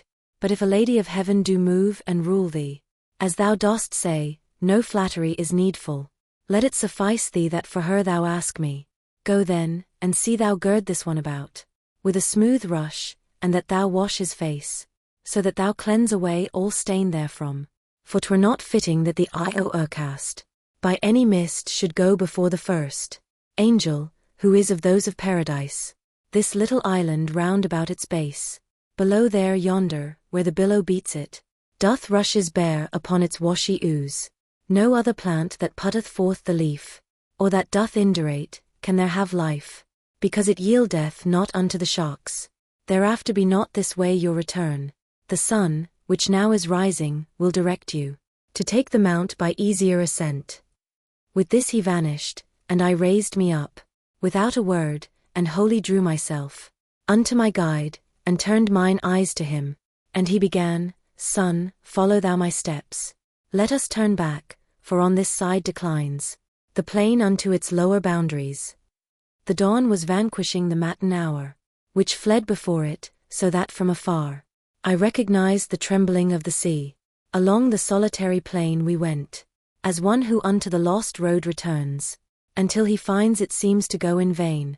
As soon as we were come to where the dew fights with the sun, and being in a part where shadow falls, little evaporates, both of his hands upon the grass outspread, in gentle manner did my master place, whence I, who of his action was aware, extended unto him my tearful cheeks. There did he make in me uncovered wholly that hue which hell had covered up in me. Then came we down upon the desert shore, which never yet saw navigate its waters, any that afterward had known return. There he begirt me as the other pleased. O marvelous! For even as he culled the humble plant, such it sprang up again, suddenly there where he uprooted it. Purgatorio, canto secondo. Already had the sun the horizon reached, whose circle of meridian covers o'er Jerusalem with its most lofty point, and night that opposite to him revolves, was issuing forth from Ganges with the scales that fall from out her hand when she exceedeth, so that the white and the vermilion cheeks of beautiful Aurora, where I was, by too great age were changing into orange. We still were on the border of the sea, like people who are thinking of their road, who go in heart and with the body stay. And lo, as when, upon the approach of morning, through the gross vapors Mars grows fiery red, down in the west upon the ocean floor, appeared to me may I again behold it. A light along the sea so swiftly coming, its motion by no flight of wing is equalled, from which when I a little had withdrawn mine eyes, that I might question my conductor, again I saw it brighter grown and larger. Then on each side of it appeared to me, I knew not what of white, and underneath it, little by little there came forth another. My master yet had uttered not a word, while the first whiteness into wings unfolded, but when he clearly recognized the pilot, he cried, make haste to bow the knee. Behold the angel of God. Fold thou thy hands. Henceforward shalt thou see such officers. See how he scorneth human arguments, so that nor or he wants, nor other sail, than his own wings, between so distant shores. See how he holds them pointed up to heaven, fanning the air with the eternal pinions, that do not molt themselves like mortal hair. Then as still nearer and more near us came the bird divine, more radiant he appeared, so that near by the eye could not endure him. But down I cast it, and he came to shore, with a small vessel, very swift and light, so that the water swallowed naught thereof. Upon the stern stood the celestial pilot. Beatitude seemed written in his face, and more than 100 spirits sat within. In exitu Israel de Egypto. They chanted all together in one voice, with whatso in that psalm is after written. Then made he sign of holy rood upon them, whereat all cast themselves upon the shore. And he departed swiftly as he came. The throng which still remained there unfamiliar, seemed with the place, all round about them gazing, as one who in new matters makes essay. On every side was darting forth the day. The sun, who had with his resplendent shafts, from the mid-heaven chased forth the Capricorn, when the new people lifted up their faces towards us, saying to us, If ye know, show us the way to go unto the mountain. And answer made Virgilius, Ye believe, perchance that we have knowledge of this place, but we are strangers even as yourselves. Just now we came, a little while before you, another way, which was so rough and steep, that mounting will henceforth seem sport to us. The souls who had, from seeing me draw breath, become aware that I was still alive, pallid in their astonishment became, and as to messenger who bears the olive, the people throng to listen to the news, and no one shows himself afraid of crowding, so at the sight of me stood motionless, those fortunate spirits, all of them as if oblivious to go and make them fair. One from among them saw I coming forward, as to embrace me, with such great affection, that it incited me to do the like. O empty shadows, save in aspect only. 3 times behind it did I clasp my hands, as oft returned with them to my own breast. I think with wonder I depicted me, whereat the shadow smiled and backward drew, and I, pursuing it, pressed farther forward. Gently it said that I should stay my steps. Then knew I who it was, and I entreated that it would stop a while to speak with me. It made reply to me, even as I loved thee, in mortal body, so I love thee free. Therefore I stop, but wherefore goest thou? My own Casella, to return once more. There where I am, I make this journey, said I. But how from thee has so much time be taken? And he to me, no outrage has been done me, if he who takes both when and whom he pleases, has many times denied to me this passage. For of a righteous will his own is made. He, sooth to say, for 3 months past has taken, whoever wished to enter with all peace. Whence I, who now had turned unto that shore, where salt the waters of the Tiber grow, benignantly by him have been received. Unto that outlet now his wing is pointed, because for evermore assemble there those who towards Acheron do not descend. And I, if some new law take not from thee, memory or practice of the song of love, which used to quiet in me all my longings, thee may it please to comfort therewithal. Somewhat this soul of mine, that with its body, hitherward coming is so much distressed. Love, that within my mind discourses with me. Forthwith began he so melodiously, the melody within me still is sounding. My master and myself, and all that people, which with him were, appeared as satisfied, as if naught else might touch the mind of any. We all of us were moveless and attentive unto his notes, and lo, the grave old man, exclaiming, What is this, ye laggard spirits? What negligence, what standing still is this? Run to the mountain to strip off the slough, that lets not God be manifest to you. Even as when, collecting grain or tares, the doves, together at their pasture met, quiet, nor showing their accustomed pride, if aught appear of which they are afraid, upon a sudden leave their food alone, because they are assailed by greater care. So that fresh company did I behold, the song relinquish, and go towards the hill, as one who goes, and knows not whitherward. Nor was our own departure less in haste. Purgatorio, Canto 3.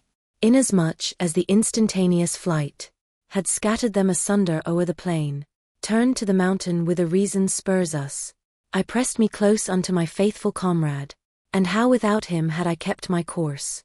Who would have led me up along the mountain? He seemed to me within himself remorseful. O noble conscience, and without a stain, how sharp a sting is trivial fault to thee, after his feet had laid aside the haste, which mars the dignity of every act. My mind, that hitherto had been restrained, let loose its faculties as if delighted, and I my sight directed to the hill, that highest towards the heaven uplifts itself. The sun, that in our rear was flaming red, was broken in front of me into the figure, which had in me the stoppage of its rays. Unto one side I turned me with the fear of being left alone, when I beheld, only in front of me the ground obscured. Why dost thou still mistrust, my comforter? Began to say to me turned wholly round. Dost thou not think me with thee, and that I guide thee? 'Tis evening there already where is buried the body within which I cast a shadow. 'Tis from Brundusium ta'en, and Naples has it.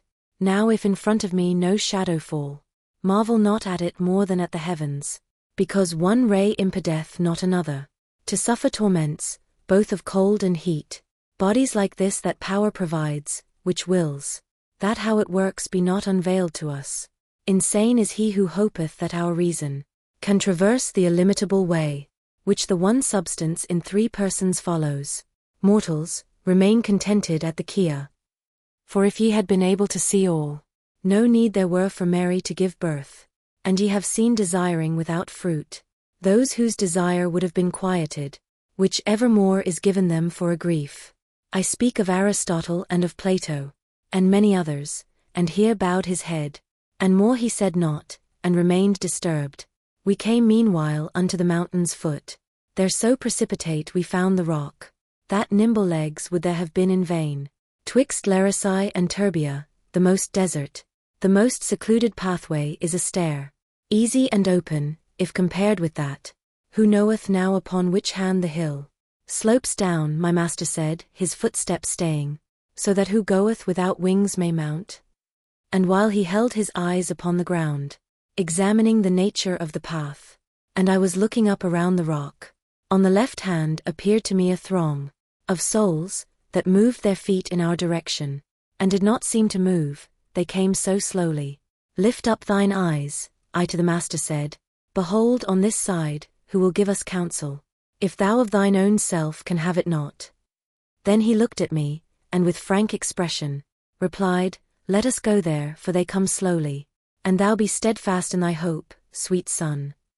Still was that people as far off from us, after 1,000 steps of ours I say, as a good thrower with his hand would reach, when they all crowded unto the hard masses of the high bank, and motionless stood and close, as he stands still to look who goes in doubt. O happy dead! O spirits elect already! Virgilius made beginning, by that peace, which I believe is waiting for you all. Tell us upon what side the mountain slopes, so that the going up be possible, for to lose time irks him most who most knows.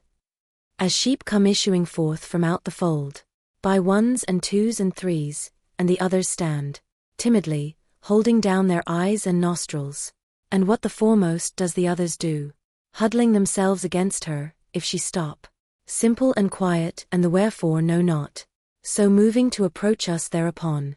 I saw the leader of that fortunate flock, modest in face and dignified in gait, as soon as those in the advance saw broken the light upon the ground at my right side, so that from me the shadow reached the rock, they stopped, and backward drew themselves somewhat, and all the others, who came after them, not knowing why nor wherefore, did the same.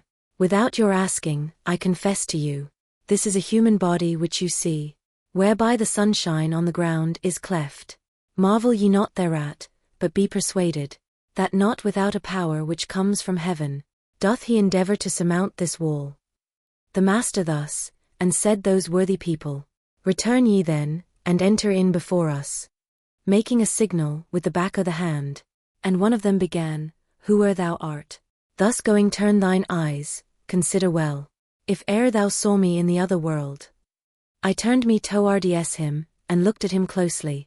Blond was he, beautiful, and of noble aspect, but one of his eyebrows had a blow divided, when with humility I had disclaimed. Ere having seen him, now behold, he said, and showed me high upon his breast a wound. Then said he with a smile, I am Manfredi, the grandson of the Empress Costanza. Therefore, when thou returnest, I beseech thee, go to my daughter beautiful, the mother of Sicily's honor and of Aragon's, and the truth tell her, if aught else be told. After I had my body lacerated by these 2 mortal stabs, I gave myself, weeping to him, who willingly doth pardon. Horrible my iniquities had been, but infinite goodness hath such ample arms, that it receives whatever turns to it. Had but Cosenza's pastor, who in chase of me was sent by Clement at that time, in God read understandingly this page, the bones of my dead body still would be at the bridgehead, near unto Benevento, under the safeguard of the heavy cairn.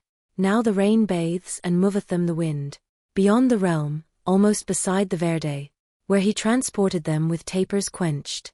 By Molly son of theirs is not so lost, eternal love, that it cannot return, so long as hope has anything of green. True is it, who in contumacy dies, of Holy Church, though penitent at last, must wait upon the outside this bank, 30 times told the time that he has been, in his presumption, unless such decree shorter by means of righteous prayers become. See now if thou hast power to make me happy, by making known unto my good Costanza, how thou hast seen me, and this ban beside, for those on earth can much advance us here. Purgatorio, Canto 4.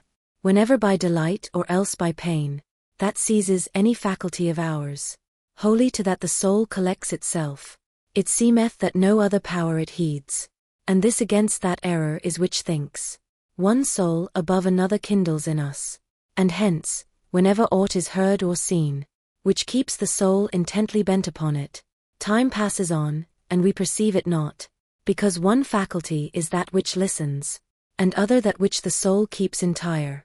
This is as if in bonds, and that is free. Of this I had experience positive, in hearing and in gazing at that spirit. 450 full degrees a prison was, the sun, and I had not perceived it when we came to where those souls with one accord cried out unto us, here is what you ask. A greater opening oft times hedges up, with but a little forkful of his thorns, the villager, what time the grape imbrowns, than was the passageway through which ascended, only my leader and myself behind him.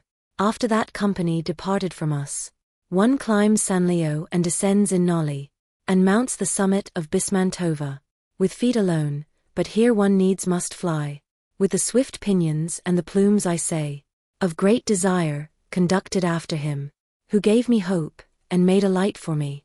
We mounted upward through the rift rock, and on each side the border pressed upon us, and feet and hands the ground beneath required, when we were come upon the upper rim of the high bank, out on the open slope.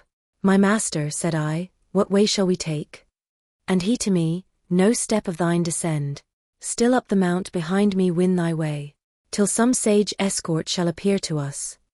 The summit was so high it vanquished sight, and the hillside precipitous far more, than line from middle quadrant to the center.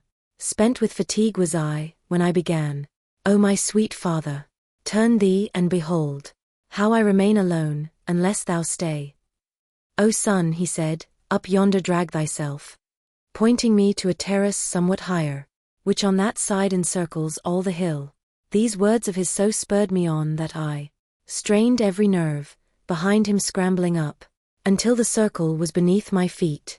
Thereon ourselves we seated both of us, turned to the east, from which we had ascended, for all men are delighted to look back. To the low shores mine eyes I first directed, then to the sun uplifted them, and wondered, that on the left hand we were smitten by it. The poet well perceived that I was wholly bewildered at the chariot of the light, where twixt us and the Aquilon it entered, whereon he said to me, if Castor and Pollux were in the company of yonder mirror, that up and down conducteth with its light, thou wouldst behold the zodiac's jagged wheel, revolving still more near unto the bears, unless it swerved aside from its old track. How that may be wouldst thou have power to think. Collected in thyself, imagine Zion, together with this mount on earth to stand, so that they both one sole horizon have, and hemispheres diverse, whereby the road, which Phaeton, alas, knew not to drive, thou lt see how of necessity must pass, this on one side, when that upon the other, if thine intelligence right clearly heed. Truly my master, said I, never yet saw I so clearly as I now discern, there where my wit appeared incompetent, that the mid-circle of supernal motion, which in some art is the equator called, and I remains between the sun and winter, for reason which thou sayest, departeth hence. Toards the septentrion, what time the Hebrews beheld it towards the region of the heat. But if it pleaseth thee, I fain would learn how far we have to go, for the hill rises higher than eyes of mine have power to rise. And he to me, this mount is such that ever, at the beginning down below 'tis tiresome, and I the more one climbs, the less it hurts. Therefore, when it shall seem so pleasant to thee, that going up shall be to thee as easy as going down the current in a boat, then at this pathway's ending thou wilt be, there to repose thy panting breath expect. No more I answer, and this I know for true. And as he finished uttering these words, a voice close by us sounded, peradventure, thou wilt have need of sitting down ere that.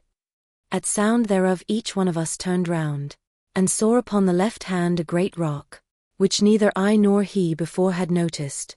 Thither we drew, and there were persons there, who in the shadow stood behind the rock, as one through indolence is wont to stand, and one of them, who seemed to me fatigued, was sitting down, and both his knees embraced, holding his face low down between them bowed. O my sweet Lord, I said, do turn thine eye on him who shows himself more negligent than even Sloth herself his sister were.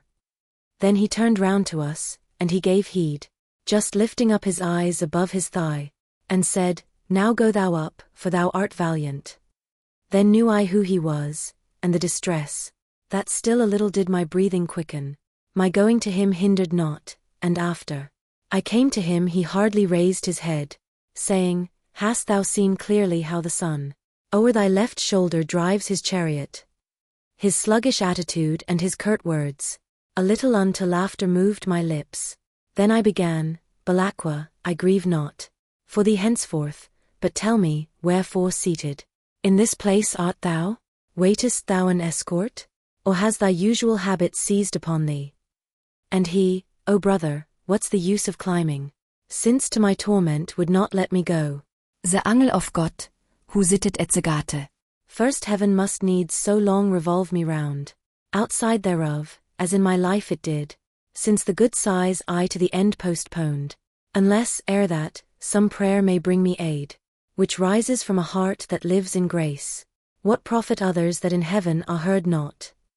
Meanwhile the poet was before me mounting, and saying, Come now, see the sun has touched meridian, and from the shore the night covers already with her foot Morocco. Purgatorio, Canto V. I had already from those shades departed, and followed in the footsteps of my guide, when from behind, pointing his finger at me, one shouted, See, it seems as if shone not the sunshine on the left of him below, and like one living seems he to conduct him.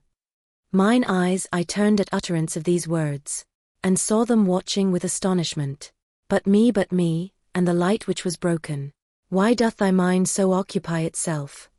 The Master said, that thou thy pace dost slacken? What matters it to thee what here is whispered? Come after me, and let the people talk. Stand like a steadfast tower, that never wags its top for all the blowing of the winds. For evermore the man in whom is springing thought upon thought, removes from him the mark, because the force of one the other weakens. What could I say in answer but, I come? I said it somewhat with that color tinged, which makes a man of pardon sometimes worthy. Meanwhile along the mountainside across, came people in advance of us a little, singing the miserere verse by verse. When they became aware I gave no place for passage of the sunshine through my body, they changed their song into a long hoarse O. And two of them, in form of messengers, ran forth to meet us, and demanded of us, Of your condition make us cognizant. And said my Master, Ye can go your way, and carry back again to those who sent you, that this one's body is of very flesh. If they stood still because they saw his shadow, as I suppose, enough is answered them. Him let them honor, it may profit them. Vapors enkindled saw I ne'er so swiftly, at early nightfall cleave the air serene, nor, at the set of sun, the clouds of August, but upward they returned in briefer time, and, on arriving, with the others wheeled towards us, like troops that run without a rein. This folk that presses unto us is great, and cometh to implore thee, said the poet, so still go onward, and in going listen. O soul that goest to beatitude, with the same members wherewith thou wast born. Shouting they came, a little stay thy steps. Look if thou e'er hast any of us seen, so that o'er yonder thou bear news of him. Ah, why dost thou go on? Ah, why not stay? Long since we all were slain by violence, and sinners even to the latest hour. Then did a light from heaven admonish us, so that both penitent and pardoning forth from life we issued reconciled to God, who with desire to see him stirs our hearts. And I, although I gaze into your faces, no one I recognize, but if may please you, aught I have power to do, ye well-born spirits, speak ye, and I will do it by that peace, which, following the feet of such a guide, from world to world makes itself sought by me. And one began, each one has confidence in thy good offices without an oath. Unless the eye cannot cut off the eye will. Whence I, who speak alone before the others, pray thee, if ever thou dost see the land, that twixt Romagna lies and that of Charles, thou be so courteous to me of thy prayers, Inferno, that they pray for me devoutly, that I may purge away my grave offences. From thence was I, but the deep wounds through which issued the blood wherein I had my seat, were dealt me in bosom of the Antenori, there where I thought to be the most secure. 'Twas he of Este had it done who held me in hatred far beyond what justice willed. But if towards the mirror I had fled, when I was overtaken at Auriaco, I still should be o'er yonder where men breathe. I ran to the lagoon, and reeds and mire did so entangle me I fell, and saw there a lake made from my veins upon the ground. Then said another, Ah, be that desire fulfilled that draws thee to the lofty mountain, as thou with pious pity aidest mine. I was of Montefeltro, and am Buon Conte, Giovanna, nor none other cares for me. Hence among these I go with downcast front. And I to him, what violence or what chance led thee astray so far from Campaldino, that never has thy sepulture been known? Oh, he replied, at Casentino's foot, a river crosses named Arciano born, above the hermitage in Apennine, there where the name thereof becometh void. Did I arrive, pierced through and through the throat, fleeing on foot, and bloodying the plain, there my sight lost I, and my utterance ceased in the name of Mary, and thereat I fell, and tenantless my flesh remained. Truth will I speak, repeat it to the living. God's angel took me up, and he of hell shouted, O thou from heaven, why dost thou rob me?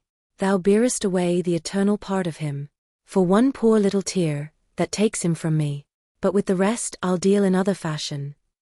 Well knowest thou how in the air is gathered that humid vapor which to water turns, soon as it rises where the cold doth grasp it. He joined that evil will, which I seeks evil, to intellect, and moved the mist and wind, by means of power, which his own nature gave. Thereafter, when the day was spent, the valley, from Pratamagno to the great yoke covered with fog, and made the heaven above intent, so that the pregnant air to water changed. Down fell the rain, and to the gullies came whatever of it earth tolerated not, and as it mingled with the mighty torrents, towards the royal river with such speed, it headlong rushed, that nothing held it back.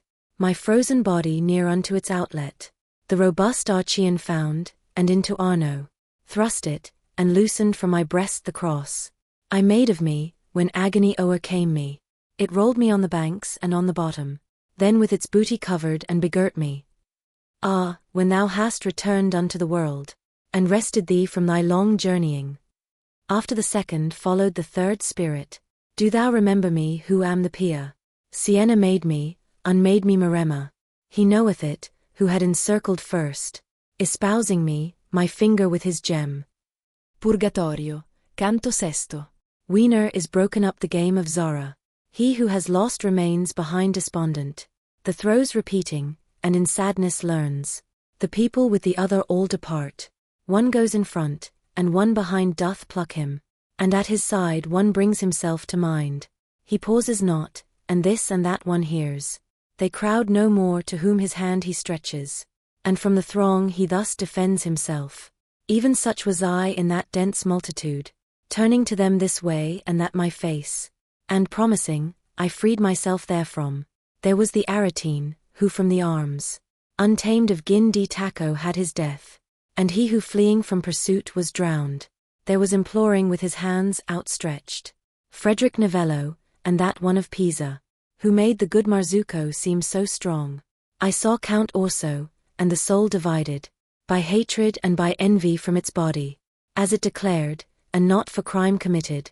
Pierre de la Brosse I say, and here provide, while still on earth the Lady of Brabant, so that for this she be of no worse flock. As soon as I was free from all those shades, who only prayed that someone else may pray, so as to hasten their becoming holy, began I, it appears that thou deniest, O light of mine, expressly in some text, that orison can bend decree of heaven, And any earthless these people pray for this. Might then their expectation bootless be? Or is to me thy saying not quite clear? And he to me, my writing is explicit, and not fallacious is the hope of these. If with sane intellect, 'tis well regarded, for top of judgment doth not veil itself, because the fire of love fulfills at once what he must satisfy who here installs him, and there where I affirmed that proposition, defect was not amended by a prayer, because the prayer from God was separate. Verily, in so deep a questioning, do not decide, unless she tell it thee, who light twixt truth and intellect shall be. I know not if thou understand, I speak of Beatrice, her shalt thou see above, smiling and happy, on this mountain's top. And I, good leader, let us make more haste, for I no longer tire me as before. And see, e'en now the hill a shadow casts. We will go forward with this day, he answered, as far as now is possible for us, but otherwise the fact is than thou thinkest. Ere thou art up there, thou shalt see return him, who now hides himself behind the hill, so that thou dost not interrupt his rays. But yonder there behold, a soul that stationed, all alone is looking hitherward. It will point out to us the quickest way. We came up unto it, O Lombard soul.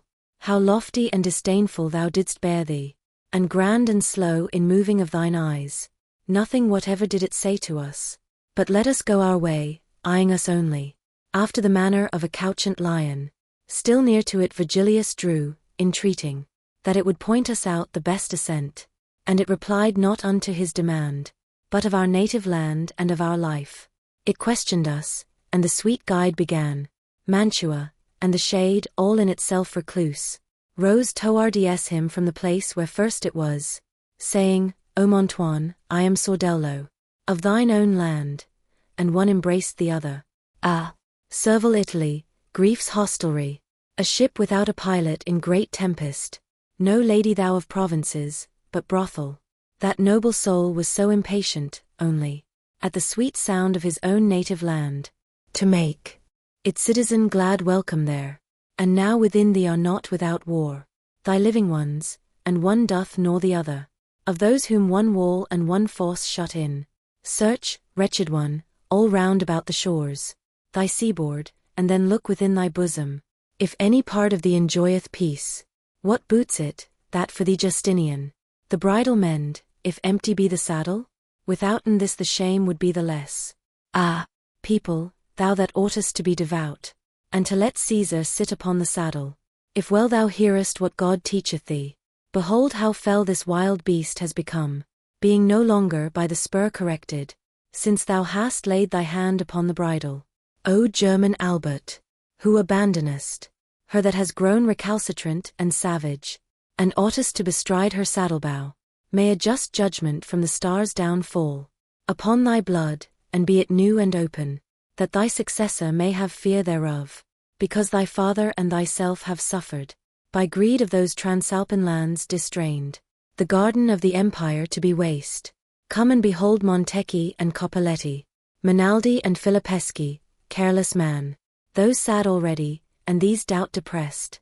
Come, cruel one, come and behold the oppression of thy nobility, and cure their wounds, and thou shalt see how safe is Santa Fiore. Come and behold thy Rome, that is lamenting, widowed, alone, and day and night exclaims, My Caesar, why hast thou forsaken me? Come and behold how loving are the people, and if for us no pity moveth thee, come and be made ashamed of thy renown, and if it lawful be, O Jove supreme, who upon earth for us wast crucified, are thy just eyes averted otherwhere? Or preparation is tea that, in the abyss of thine own counsel, for some good thou makest, from our perception utterly cut off? For all the towns of Italy are full of tyrants, and becometh a Marcellus, each peasant churl who plays the partisan. My Florence, well mayst thou contented be with this digression, which concerns thee not. Thanks to thy people who such forethought take. Many at heart have justice, but shoot slowly, that unadvised they come not to the bow, but on their very lips thy people have it.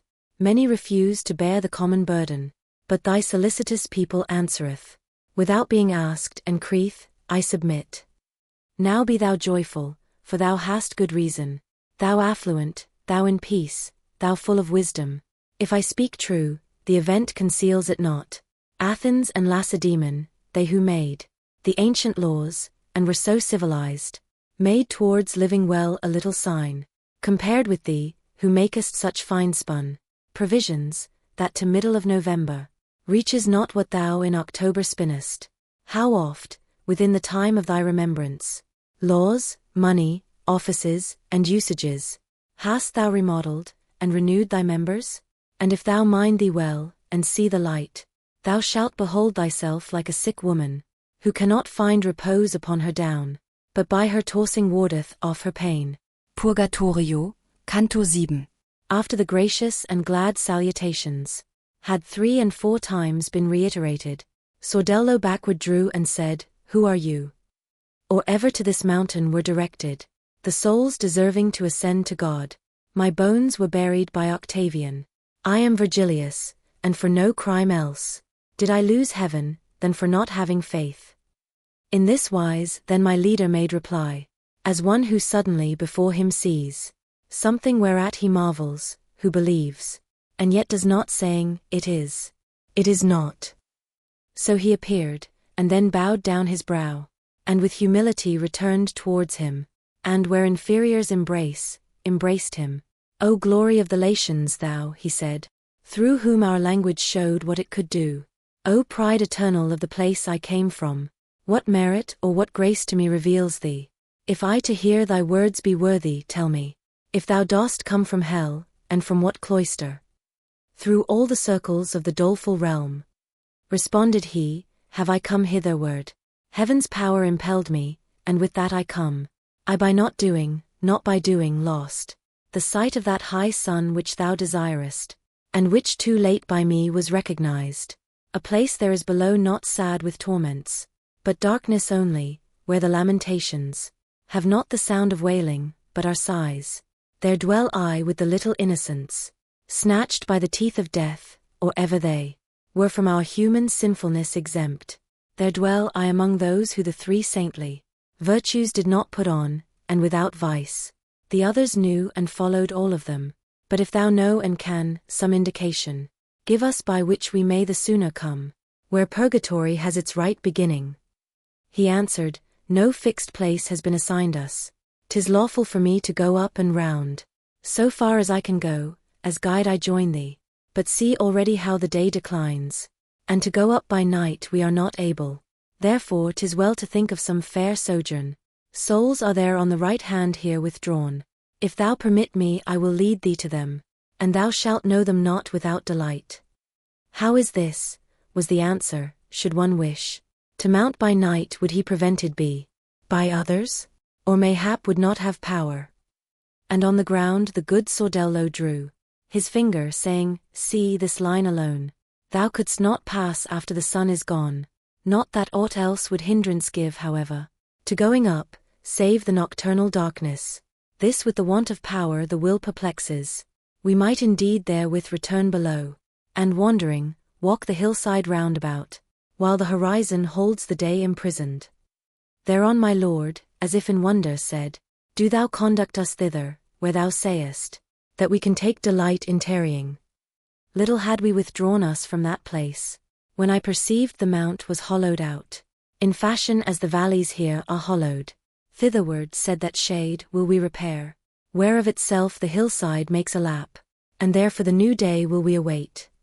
Twixt hill and plain there was a winding path, which led us to the margin of that dell, where dies the border more than half away, gold and fine silver, and scarlet and pearl white, the Indian wood resplendent and serene, fresh emerald the moment it is broken, by herbage and by flowers within that hollow, planted, each one in color would be vanquished, as by its greater vanquished is the less.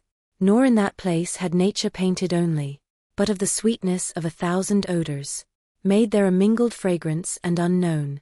Salve Regina, on the green and flowers, there seated, singing, spirits I beheld, which were not visible outside the valley, before the scanty sun now seeks his nest. Began the Montuan who had led us thither. Among them do not wish me to conduct you. Better from off this ledge the axe and faces of all of them will you discriminate, than in the plain below received among them. He who sits highest, and the semblance bears of having what he should have done neglected, and to the other's song moves not his lips. Rudolph the emperor was, who had the power to heal the wounds that Italy have slain, so that through others slowly she revives. The other, who in look doth comfort him, governed the region where the water springs. The Moldau bears the Elbe, and Elbe the sea. His name was Ottokar, and in swaddling clothes. Far better he than bearded Winslaus. His son, who feeds in luxury and ease, and the small-nosed, who close in counsel seems, with him that has an aspect so benign, died fleeing and disflowering the lily. Look there, how he is beating at his breast. Behold the other one, who for his cheek, sighing has made of his own palm a bed. Father and father-in-law of France's pest are they, and know his vicious life and lewd, and hence proceeds the grief that so doth pierce them. He who appears so stalwart, and chimes in, singing, with that one of the manly knows, the chord of every valor war begirt, and if as king had after him remained, the stripling who in rear of him is sitting, well had the valor passed from vase to vase, which cannot of the other heirs be said. Frederick and Giacomo possess the realms, but none the better heritage possesses. Not oftentimes upriseth through the branches the probity of man, and this he wills, who gives it, so that we may ask of him. Eke to the large-nosed reach my words, no less than to the other peer, who with him sings. Whence Provence and Apulia grieve already. The plant is as inferior to its seed, as more than Beatrice and Margaret. Costanza boasteth of her husband still. Behold the monarch of the simple life, Harry of England, sitting there alone. He in his branches has a better issue. He who the lowest on the ground among them sits looking upward, is the Marquis William, for whose sake Alessandria and her war make Montferrat and Canaves weep. Purgatorio, Canto 8. 'Twas now the hour that turneth back desire in those who sail the sea, and melts the heart, the day they've said to their sweet friends farewell, and the new pilgrim penetrates with love. If he doth hear from far away a bell, that seemeth to deplore the dying day, when I began to make of no avail my hearing, and to watch one of the souls, a prison, that begged attention with its hand, it joined and lifted upward both its palms, fixing its eyes upon the Orient, as if it said to God, naught else I care for. Te lucis ante so devoutly issued forth from its mouth, and with such dulcet notes, it made me issue forth from my own mind, and then the others, sweetly and devoutly, accompanied it through all the hymn entire, having their eyes on the supernal wheels. Here, reader, fix thine eyes well on the truth, for now indeed so subtle is the veil, surely to penetrate within is easy. I saw that army of the gentle-born, thereafterward in silence upward gaze, as if in expectation, pale and humble, and from on high come forth and down descend. I saw two angels with two flaming swords, truncated and deprived of their points, green as the little leaflets just now born. Their garments were, which, by their verdant pinions, beaten and blown abroad, they trailed behind. One just above us came to take his station, and one descended to the opposite bank, so that the people were contained between them. Clearly in them discerned I the blonde head, but in their faces was the eye bewildered, as faculty confounded by excess. From Mary's bosom both of them have come. Sordello said, as guardians of the valley, against the serpent, that will come anon. Whereupon I, who knew not by what road, turned round about, and closely drew myself, utterly frozen, to the faithful shoulders. And once again Sordello, now descend we, mid the grand shades, and we will speak to them. Right pleasant will it be for them to see you. Only 3 steps I think that I descended, and was below, and saw one who was looking only at me, as if he fain would know me. Already now the air was growing dark, but not so that between his eyes and mine, it did not show what it before locked up. Towards me he moved, and I towards him did move. Noble Judge Nino, how it me delighted, when I beheld thee not among the damned.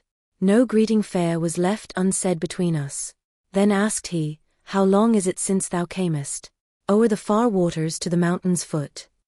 Oh, said I to him, through the dismal places, I came this morn, and am in the first life, albeit the other, going thus, I gain. And on the instant my reply was heard.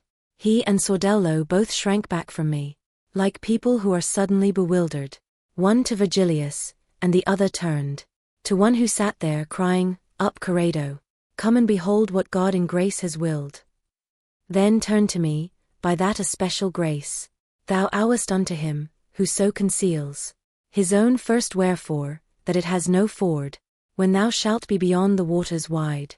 Tell my Giovanna that she pray for me, where answer to the innocent is made. I do not think her mother loves me more, since she has laid aside her wimple white, which she, unhappy, needs must wish again, through her full easily is comprehended. How long in woman lasts the fire of love, if eye or touch do not relight it often, so fair a hatchment will not make for her, the viper marshalling the Milanese, a field, as would have made Galura's cock. In this wise spake he, with the stamp impressed upon his aspect of that righteous zeal, which measurably burneth in the heart. My greedy eyes still wandered up to heaven, still to that point where slowest are the stars, even as a wheel the nearest to its axle. And my conductor, Son, what dost thou gaze at? Up there. And I to him, at those 3 torches, with which this hither pole is all on fire. And he to me, the 4 resplendent stars, thou sawest this morning are down yonder low, and these have mounted up to where those were. As he was speaking, to himself Sordello drew him and said, Lo there our adversary, and pointed with his finger to look thither, upon the side on which the little valley no barrier hath, a serpent was, perchance, the same which gave to Eve the bitter food. Twixt grass and flowers came on the evil streak, turning at times its head about, and licking its back like to a beast that smooths itself. I did not see, and therefore cannot say, how the celestial falcons gone to move, but well I saw that they were both in motion, hearing the air cleft by their verdant wings. The serpent fled, and round the angels wheeled, up to their stations flying back alike. The shade that to the judge had near approached, when he had called, throughout that whole assault, had not a moment loosed its gaze on me. So may the light that leadeth thee on high find in thine own free will as much of wax as needful is up to the highest azure.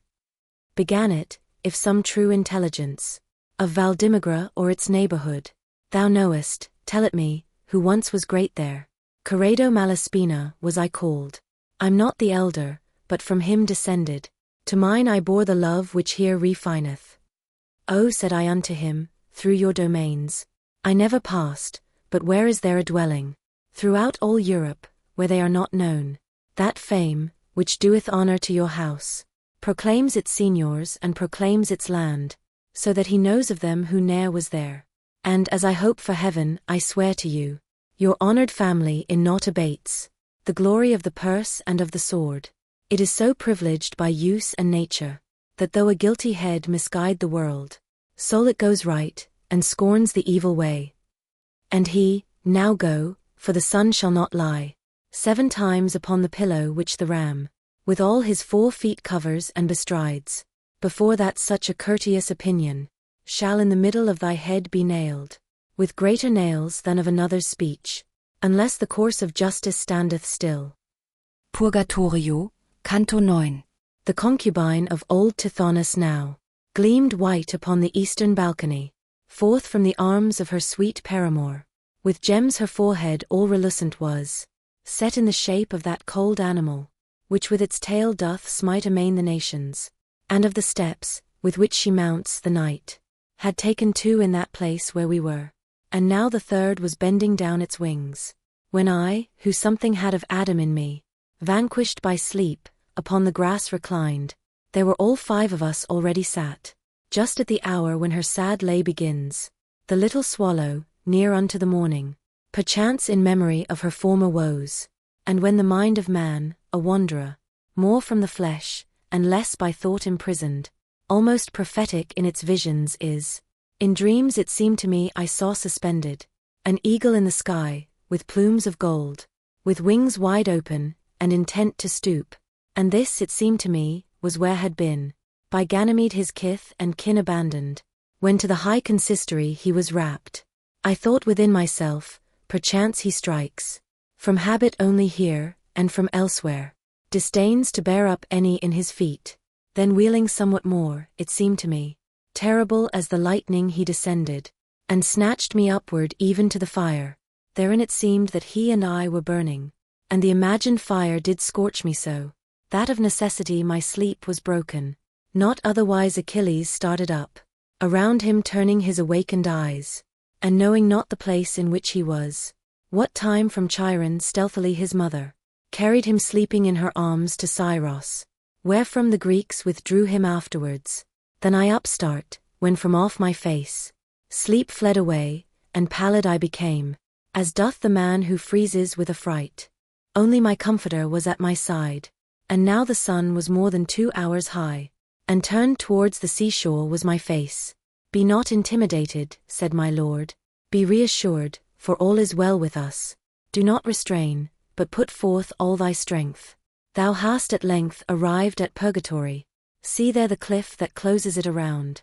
See there the entrance, where it seems disjoined, whilom at dawn, which doth precede the day, when inwardly thy spirit was asleep, upon the flowers that deck the land below, there came a lady and said, I am Lucia.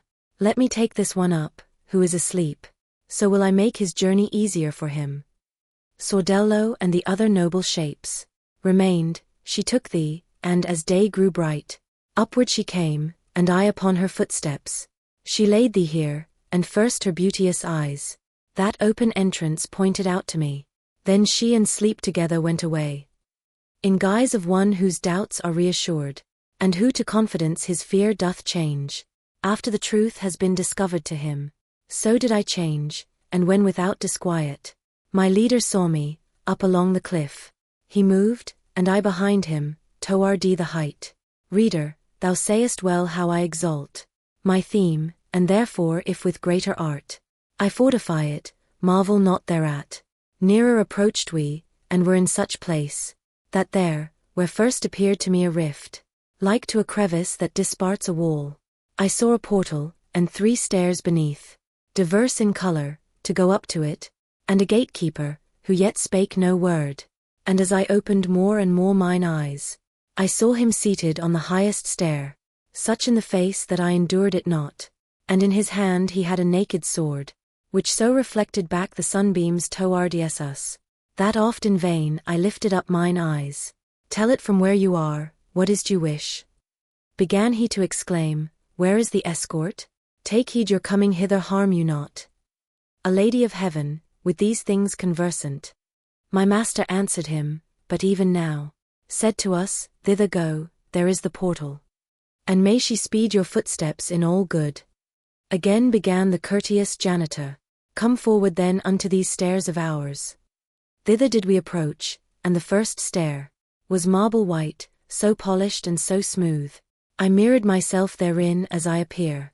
The second, tinct of deeper hue than purse, was of a calcined and uneven stone, cracked all asunder lengthwise and across.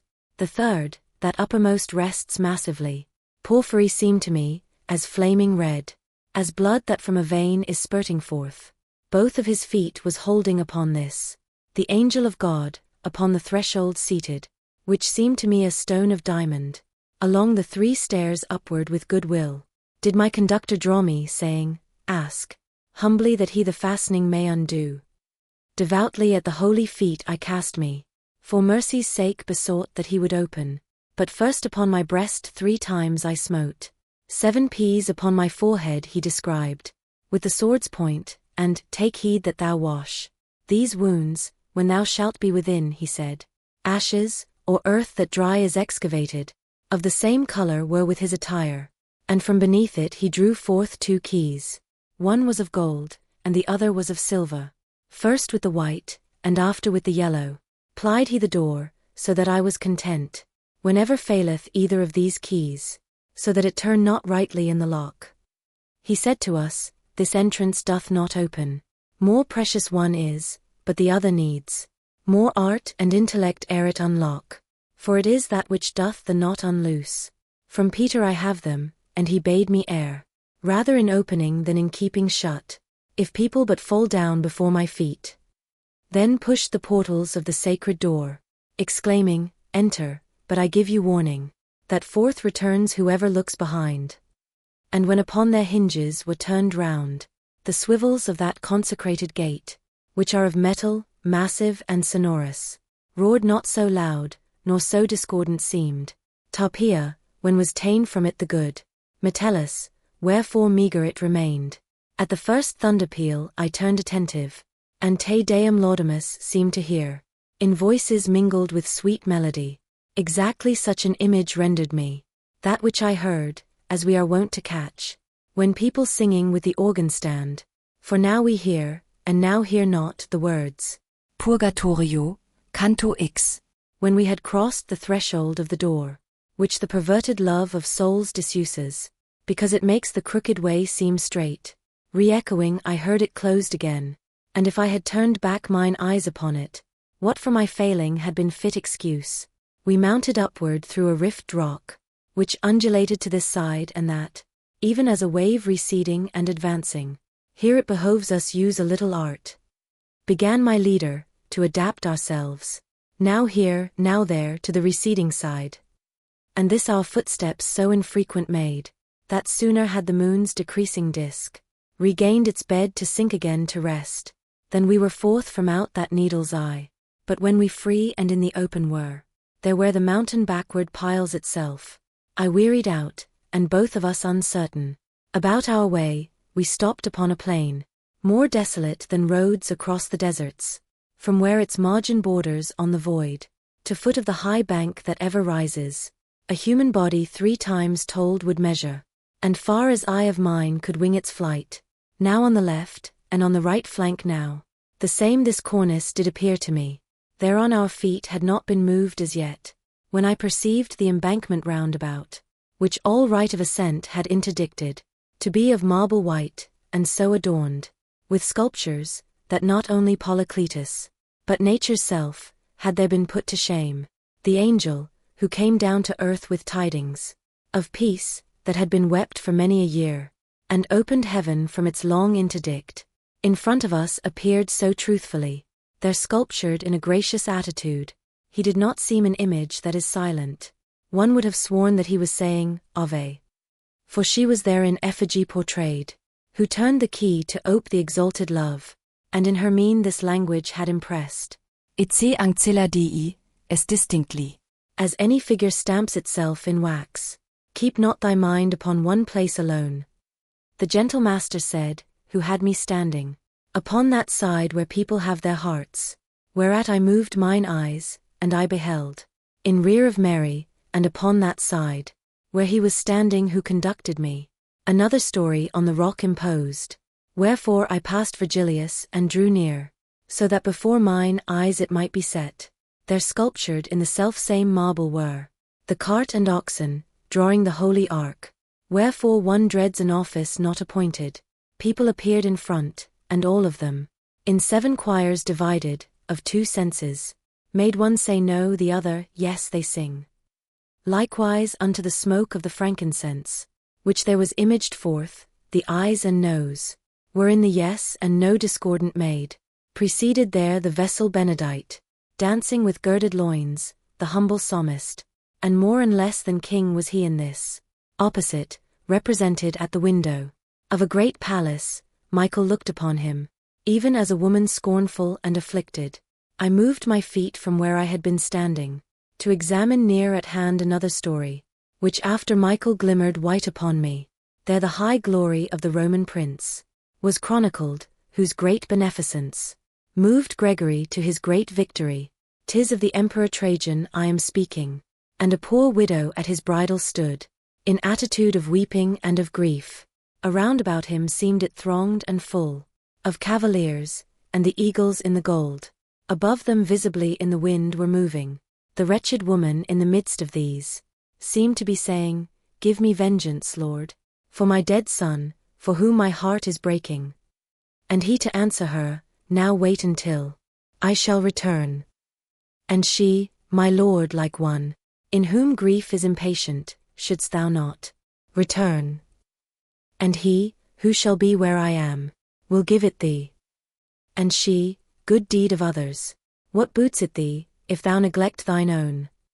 Whence he, now comfort thee, for it behoves me, that I discharge my duty ere I move. Justice so wills, and pity doth retain me. He who on no new thing has ever looked, was the creator of this visible language, novel to us, for here it is not found, while I delighted me in contemplating the images of such humility, and dear to look on for their Maker's sake. Behold upon this side, but rare they make their steps, the poet murmured, many people. These will direct us to the lofty stairs. Mine eyes, that in beholding were intent, to see new things, of which they curious are, in turning round towards him were not slow. But still I wish not, reader, thou shouldst swerve from thy good purposes, because thou hearest how God ordaineth that the debt be paid. Attend not to the fashion of the torment. Think of what follows, think that at the worst it cannot reach beyond the mighty sentence. Master, began I, that which I behold moving towards us seems to me not persons, and what I know not, so in sight I waver.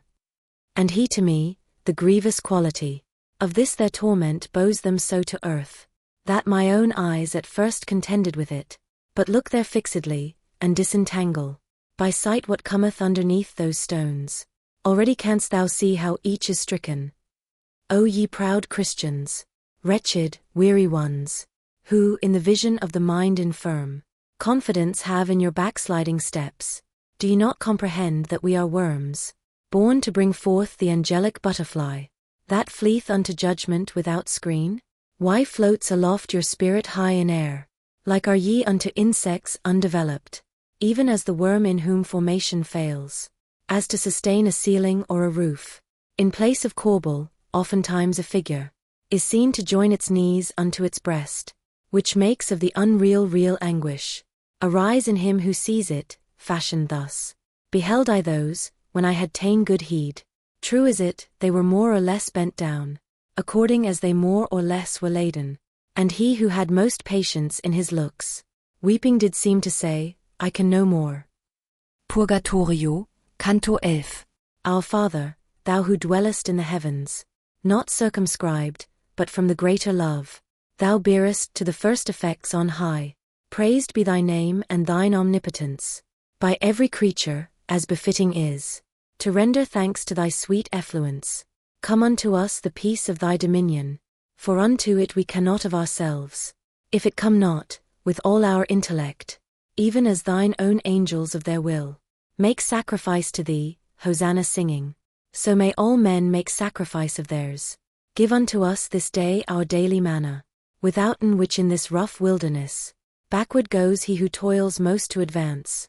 And even as we the trespass we have suffered, pardon in one another, pardon thou, benignly, and regard not our desert, our virtue, which is easily o'ercome. Put not to proof with the old adversary, but thou from him who spurs it so deliver. This last petition verily, dear Lord, not for ourselves is made, who need it not, but for their sake who have remained behind us. Thus for themselves and us good furtherance, those shades imploring, went beneath a weight, like unto that of which we sometimes dream, unequally in anguish round, and weary all, upon that foremost cornice, purging away the smoke stains of the world. If their good words are always said for us, what may not here be said and done for them, by those who have a good root to their will? Well may we help them wash away the marks that hence they carried, so that clean and light they may ascend unto the starry wheels. Ah, so may pity and justice you disburden, soon that ye may have power to move the wing that shall uplift you after your desire. Show us on which hand toward the stairs the way is shortest, and if more than one the passes, point us out that which least abruptly falls. For he who cometh with me, through the burden of Adam's flesh wherewith he is invested, against his will is chary of his climbing. The words of theirs which they returned to those that he whom I was following had spoken, it was not manifest from whom they came, but it was said, to the right hand come with us, along the bank, and ye shall find a pass. possible for living person to ascend, and were I not impeded by the stone, which this proud neck of mine doth subjugate, whence I am forced to hold my visage down, him, who still lives and does not name himself, would I regard, to see if I may know him, and make him piteous unto this burden. A Latian was I, and born of a great Tuscan, Guglielmo Aldobrandeschi was my father. I know not if his name were ever with you. The ancient blood and deeds of gallantry of my progenitors so arrogant made me, that, thinking not upon the common mother, all men I held in scorn to such extent. I died therefore, as know the Sienese, and every child in Campagnatico. I am Umberto, and not to me alone, has pride done harm, but all my kith and kin, has with it dragged into adversity, and here must I this burden bear for it, till God be satisfied, since I did not, among the living, here among the dead. Listening I downward bent my countenance, and one of them, not this one who was speaking, twisted himself beneath the weight that cramps him, and looked at me, and knew me and called out, keeping his eyes laboriously fixed on me, who all bowed down was going with them. Oh, asked I him, art thou not Odericai, Agobio's honor, and honor of that art, which is in Paris called illuminating? Brother, said he, more laughing are the leaves, touched by the brush of Franco Bolognese. All his the honor now, and mine in part. In sooth I had not been so courteous, while I was living for the great desire of excellence, on which my heart was bent. Here of such pride is paid the forfeiture, and yet I should not be here were it not, that, having power to sin, I turned to God. O thou vain glory of the human powers! How little green upon thy summit lingers, if't be not followed by an age of grossness. In painting Cimabue thought that he should hold the field, now Giotto has the cry, so that the other's fame is growing dim. So has one Guido from the other taken the glory of our tongue, and he perchance is born, who from the nest shall chase them both. Naught is this mundane rumor but a breath of wind, that comes now this way and now that, and changes name, because it changes side. What fame shalt thou have more, if old peel off from thee thy flesh, than if thou hadst been dead before thou left the Papo and the Dindi? Ere pass 1,000 years, which is a shorter space to the etern, than twinkling of an eye, unto the circle that in heaven wheels slowest, with him, who takes so little of the road. In front of me, all Tuscany resounded, and now he scarce is lisped of in Siena, where he was lord, what time was overthrown. The Florentine delirium, that superb, was at that day as now 'tis prostitute. Your reputation is the color of grass, which comes and goes, and that discolors it, by which it issues green from out the earth. And I, thy true speech fills my heart with good humility, and great tumor thou assuagest. But who is he, of whom just now thou spakest? That, he replied, is Provenzan Salvani, and he is here because he had presumed to bring Siena all into his hands. He has gone thus, and goeth without rest. Ere since he died, such money renders back in payment he who is on earth too daring. And I, if every spirit who awaits the verge of life before that he repent, remains below there and ascends not hither, unless good orison shall him bestead, until as much time as he lived be past, how was the coming granted him in largesse? When he in greatest splendor lived, said he, freely upon the Campo of Siena, all shame being laid aside, he placed himself, and there to draw his friend from the duress, which in the prison house of Charles he suffered, he brought himself to tremble in each vein. I say no more, and know that I speak darkly, yet little time shall pass before thy neighbors will so demean themselves that thou canst gloss it. This action has released him from those confines. Purgatorio, Canto 12. Abreast, like oxen going in a yoke, I with that heavy-laden soul went on, as long as the sweet pedagogue permitted. But when he said, leave him, and onward pass, for here 'tis good that with the sail and oars, as much as may be, each push on his bark. Upright, as walking wills it, I redressed my person, notwithstanding that my thoughts remained within me downcast and abashed. I had moved on, and followed willingly the footsteps of my master, and we both already showed how light of foot we were. When unto me he said, Cast down thine eyes. 'Twere well for thee, to alleviate the way, to look upon the bed beneath thy feet, as that some memory may exist of them. Above the buried dead their tombs in earth, bear sculptured on them what they were before, whence often there we weep for them afresh, from pricking of remembrance, which alone to the compassionate doth set its spur. So saw I there, but of a better semblance, in point of artifice, with figures covered, whatever as pathway from the mount projects. I saw that one who was created noble, more than all other creatures, down from heaven, flaming with lightnings fall upon one side. Isav Briareus, smitten by the dart. Celestial, lying on the other side, heavy upon the earth by mortal frost.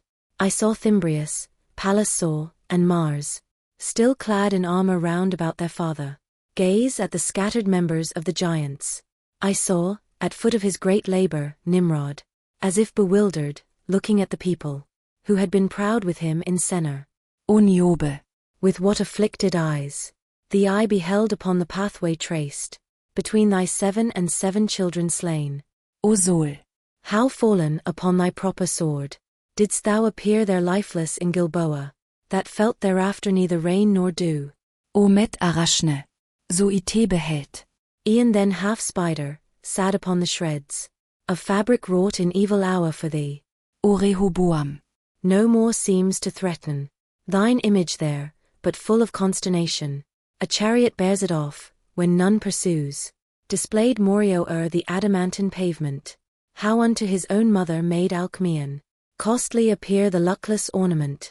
Displayed how his own sons did throw themselves upon Sennacherib within the temple, and how he being dead, they left him there. Displayed the ruin and the cruel carnage that Tomarus wrought, when she to Cyrus said, Blood didst thou thirst for, and with blood I glut thee. Displayed how routed fled the Assyrians, after that Holofernes had been slain, and likewise the remainder of that slaughter. I saw their Troy in ashes and in caverns. O Ilion! Thee, how abject and debased, displayed the image that is there discerned. Whoe'er of pencil master was or style, that could portray the shades and traits which there would cause each subtle genius to admire? Dead seemed the dead, the living seemed alive. Better than I saw not who saw the truth. All that I trod upon while bowed I went. Now wax ye proud, and on with looks uplifted, ye sons of Eve, and bow not down your faces, so that ye may behold your evil ways. More of the mount by us was now encompassed, and far more spent the circuit of the sun, than had the mind preoccupied imagined. When he, who ever watchful in advance, was going on began, Lift up thy head. 'Tis no more time to go thus meditating. Lo, there an angel who is making haste to come towards us, lo, returning is from service of the day the 6th handmaiden. With reverence thine acts and looks adorn, so that he may delight to speed us upward. Think that this day will never dawn again. I was familiar with his admonition, ever to lose no time, so on this theme, he could not unto me speak covertly. Towards us came the being beautiful, vested in white, and in his countenance, such as appears the tremulous morning star. His arms he opened, and opened then his wings. Come, said he, near at hand here are the steps, and easy from henceforth is the ascent. At this announcement few are they who come. O human creatures, born to soar aloft, why fall ye thus before a little wind? He led us on to where the rock was cleft, there smote upon my forehead with his wings. Then a safe passage promised unto me, as on the right hand, to ascend the mount, where seated is the church that lordeth it. O'er the well-guided, above Rubicont, the bold abruptness of the ascent is broken by stairways that were made there in the age, when still were safe the ledger and the stave. E'en thus attempered is the bank which falls sheer downward from the second circle there, but on this side and that the high rock graze, as we were turning thitherward our persons. Biti paupere spiritu, voice, sang in such wise that speech could tell it not. Ah me, how different are these entrances from the infernal! For with anthems here one enters, and below with wild laments. We now were hunting up the sacred stairs.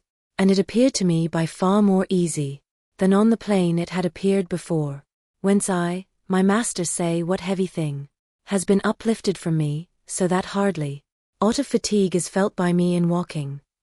He answered, when the peas which have remained still on thy face almost obliterate, shall wholly, as the first is, be erased, thy feet will be so vanquished by good will, that not alone they shall not feel fatigue, but urging up will be to them delight. Then did I even as they do who are going, with something on the head to them unknown, unless the signs of others make them doubt. Wherefore the hand to ascertain is helpful, and seeks and finds, and doth fulfill the office, which cannot be accomplished by the sight. And with the fingers of the right hand spread, I found but 6 the letters, that had carved upon my temples he who bore the keys, upon beholding which my leader smiled. Purgatorio, Canto 13. We were upon the summit of the stairs, where for the second time is cut away the mountain, which ascending shriveth all. There in like manner doth a cornice bind the hill all round about, as does the first, save that its arc more suddenly is curved. Shade is there none, nor sculpture that appears. So seems the bank, and so the road seems smooth, with but the livid color of the stone. If to inquire we wait for people here, the poet said, I fear that peradventure too much delay will our election have. Then steadfast on the sun his eyes he fixed, made his right side the center of his motion, and turned the left part of himself about. O thou sweet light, with trust in whom I enter, upon this novel journey, do thou lead us. Said he, as one within here should be led. Thou warmest the world, thou shinest over it. If other reason prompt not otherwise, thy rays should evermore our leaders be. As much as here is counted for a mile, so much already there had we advanced. In little time, by dint of ready will, and towards us they were heard to fly, albeit they were not visible, spirits uttering unto love's table courteous invitations. The first voice that passed onward in its flight, Vinum non habent, said in accents loud, and went reiterating it behind us. And ere it wholly grew inaudible, because of distance, passed another, crying, I am Orestes. And it also stayed not. Oh, said I, Father, these what voices are they? And even as I asked, behold the third, saying, Love those from whom ye have had evil. And the good master said, This circle scourges the sin of envy, and on that account are drawn from love the lashes of the scourge. The bridle of another sound shall be. I think that thou wilt hear it, as I judge, before thou comest to the pass of pardon. But fix thine eyes athwart the air right steadfast, and people thou wilt see before us sitting, and each one close against the cliff is seated. Then wider than at first mine eyes I opened. I looked before me, and saw shades with mantles, not from the color of the stone diverse. And when we were a little farther onward, I heard a cry of, Mary, pray for us. A cry of, Michael, Peter, and all saints.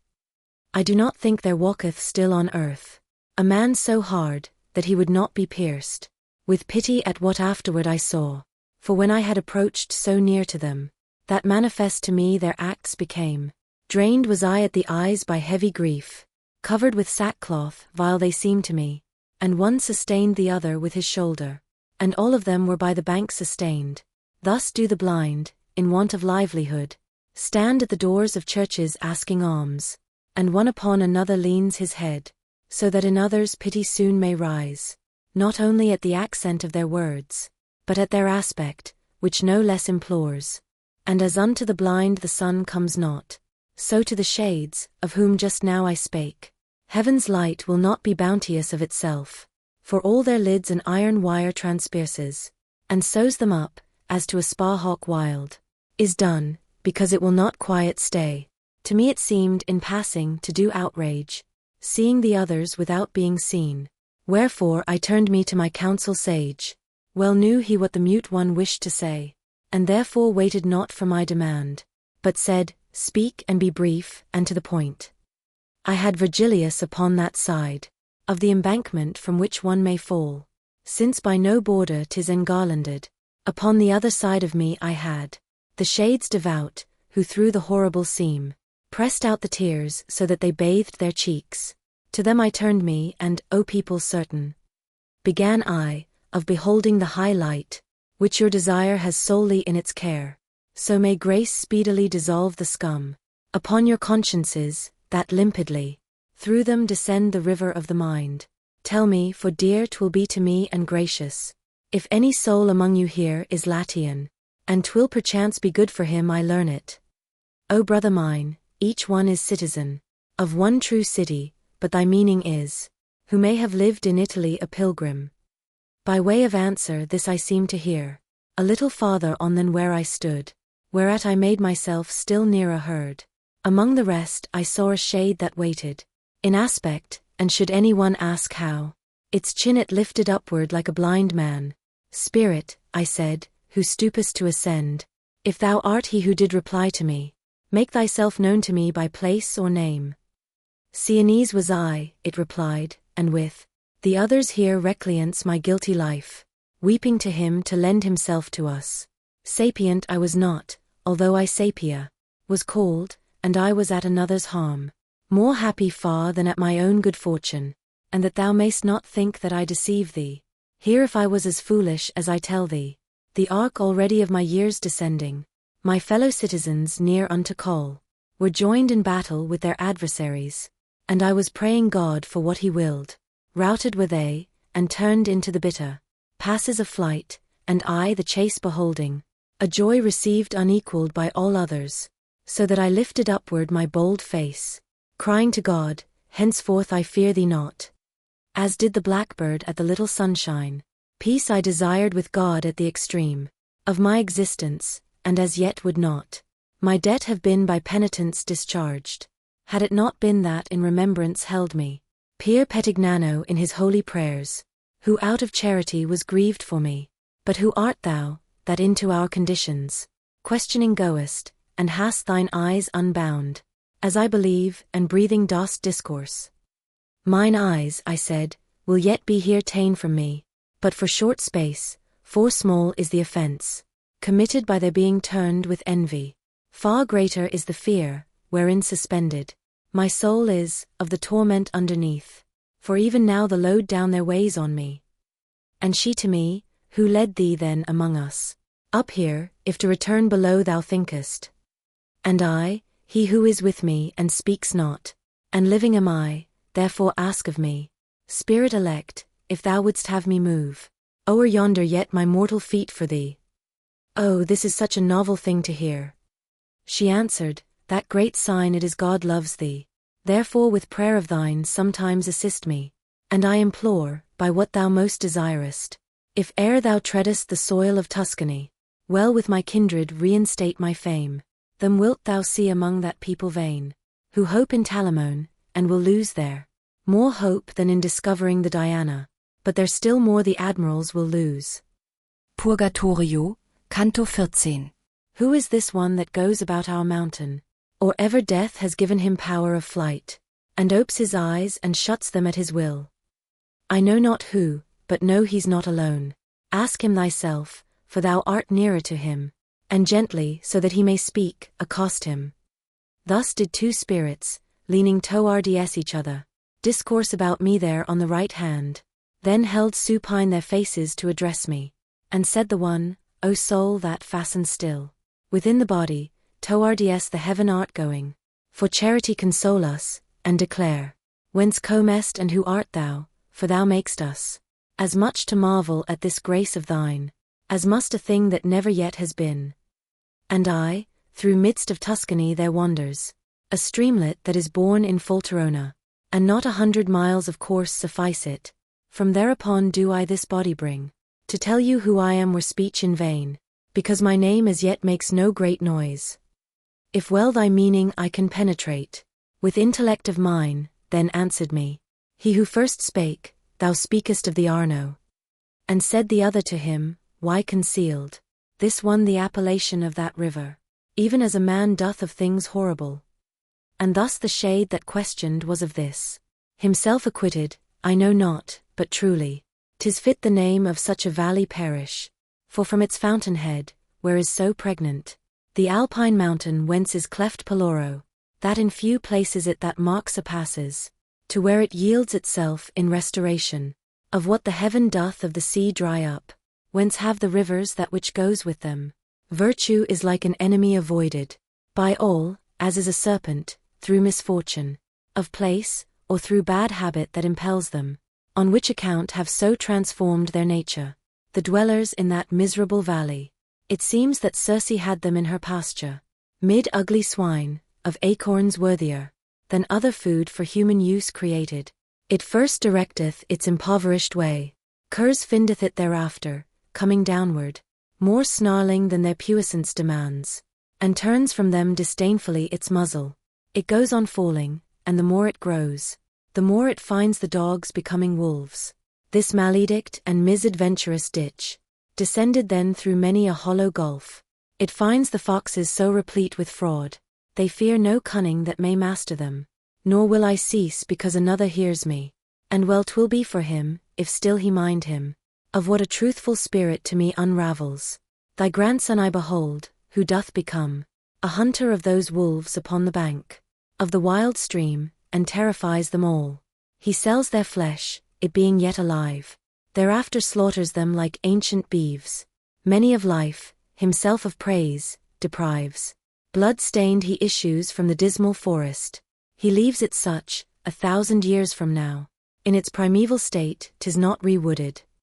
As at the announcement of impending ills, the face of him who listens is disturbed, from whatever side the peril seize upon him. So I beheld that other soul, which stood, turned round to listen, grow disturbed and sad, when it had gathered to itself the word, the speech of one and aspect of the other, had me desirous made to know their names, and question mixed with prayers I made thereof. Whereat the spirit which first spake to me, began again, Thou wishest I should bring me, to do for thee what thou wilt not do for me. But since God willeth that in thee shine forth such grace of his, I'll not be chary with thee. Know then that I Guido del Duca am. My blood was so with envy set on fire, that if I had beheld a man make merry, thou wouldst have seen me sprinkled o'er with pallor.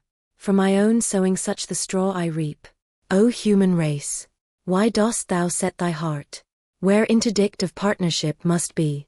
This is Rainier, this is the boast and honor of the house of Calbali, where no one since has made himself the heir of his desert, and not alone his blood is made devoid, twixt Pur and Mount, and seashore and the Reno, of good required for truth and for diversion, for all within these boundaries is full of venomous roots, so that too tardily, by cultivation now would they diminish. Where is good Lizio, and Arrigo Menardi, Pier Traversaro, and Guido di Carpigna? O Romagnuoli into bastards turned? When in Bologna will a Fabbro rise? When in Faenza a Bernardin di Fosco? The noble scion of ignoble seed? Be not astonished, Tuscan, if I weep, when I remember, with Guido de Prota, Ugolin di Azzo, who was living with us, Frederick Tignoso and his company, the house of Traversera, and Th Anastagi, and one race and the other is extinct, the dames and cova, liars, the toils and ease, that filled our souls with love and courtesy, there where the hearts have so malicious grown. O Brettinoro, why dost thou not flee, seeing that all thy family is gone, and many people, not to be corrupted?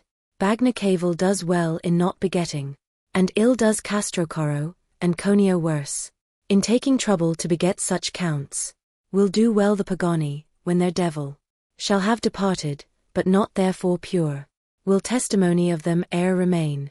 O Ugolin de Fentoli, Secure. Thy name is, since no longer is awaited, one who, degenerating, can obscure it. But go now, Tuscan, for it now delights me to weep far better than it does to speak. So much has our discourse my mind distressed.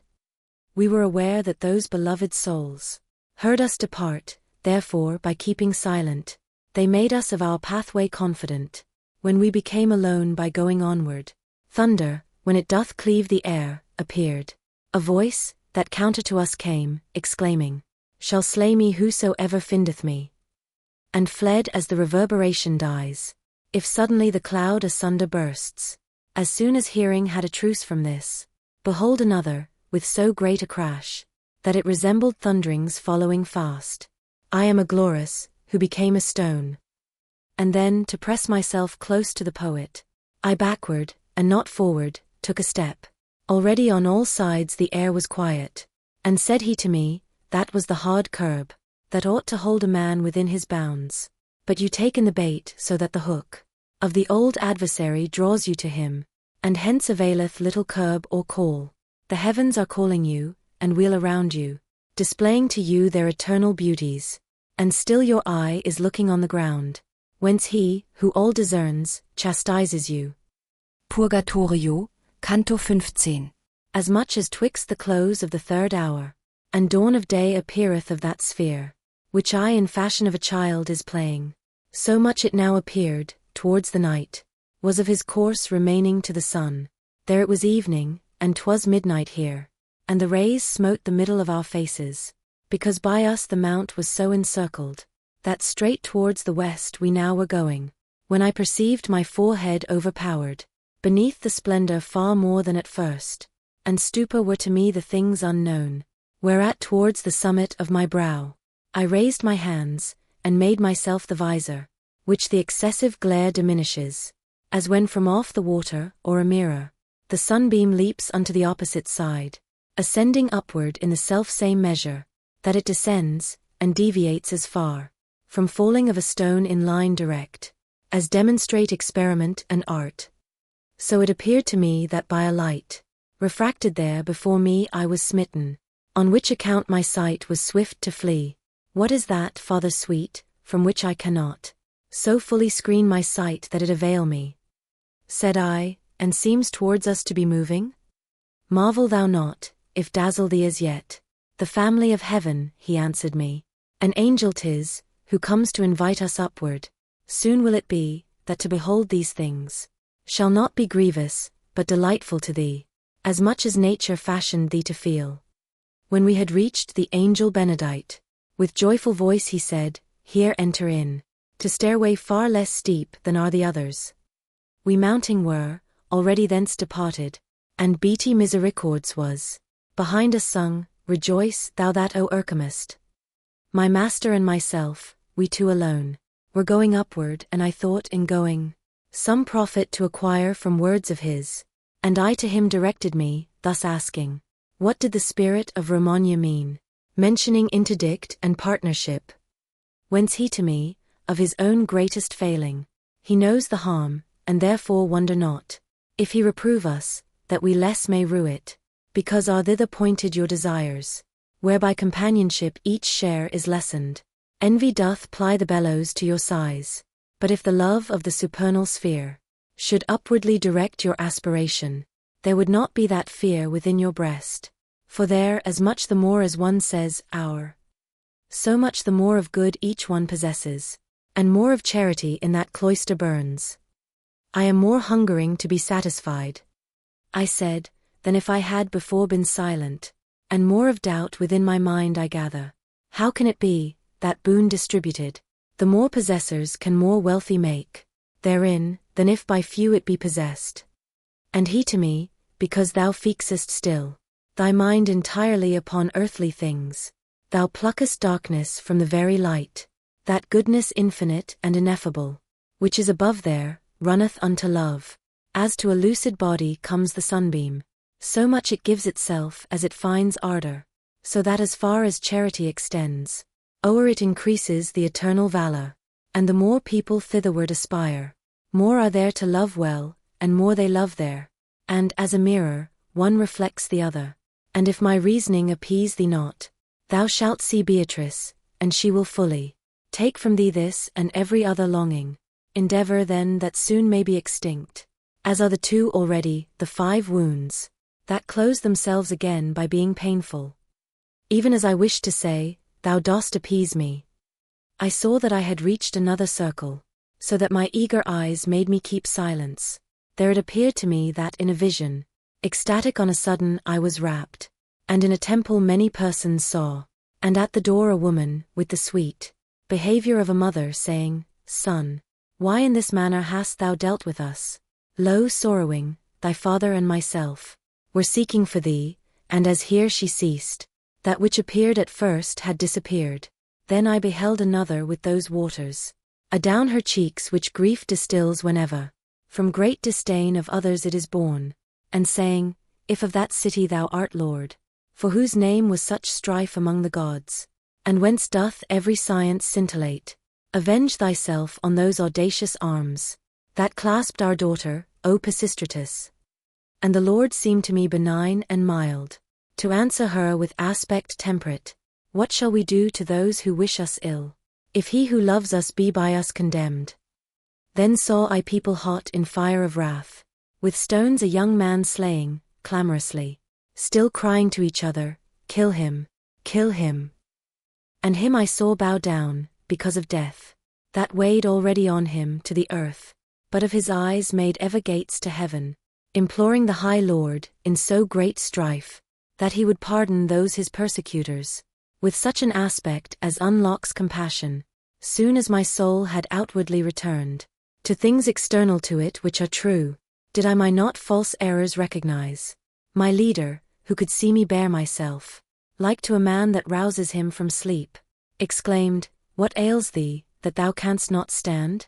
But hast been coming more than half a league, veiling thine eyes, and with thy legs entangled, in guise of one whom wine or sleep subdues. O my sweet father, if thou listen to me, I'll tell thee, said I, what appeared to me, when thus from me my legs were ta'en away.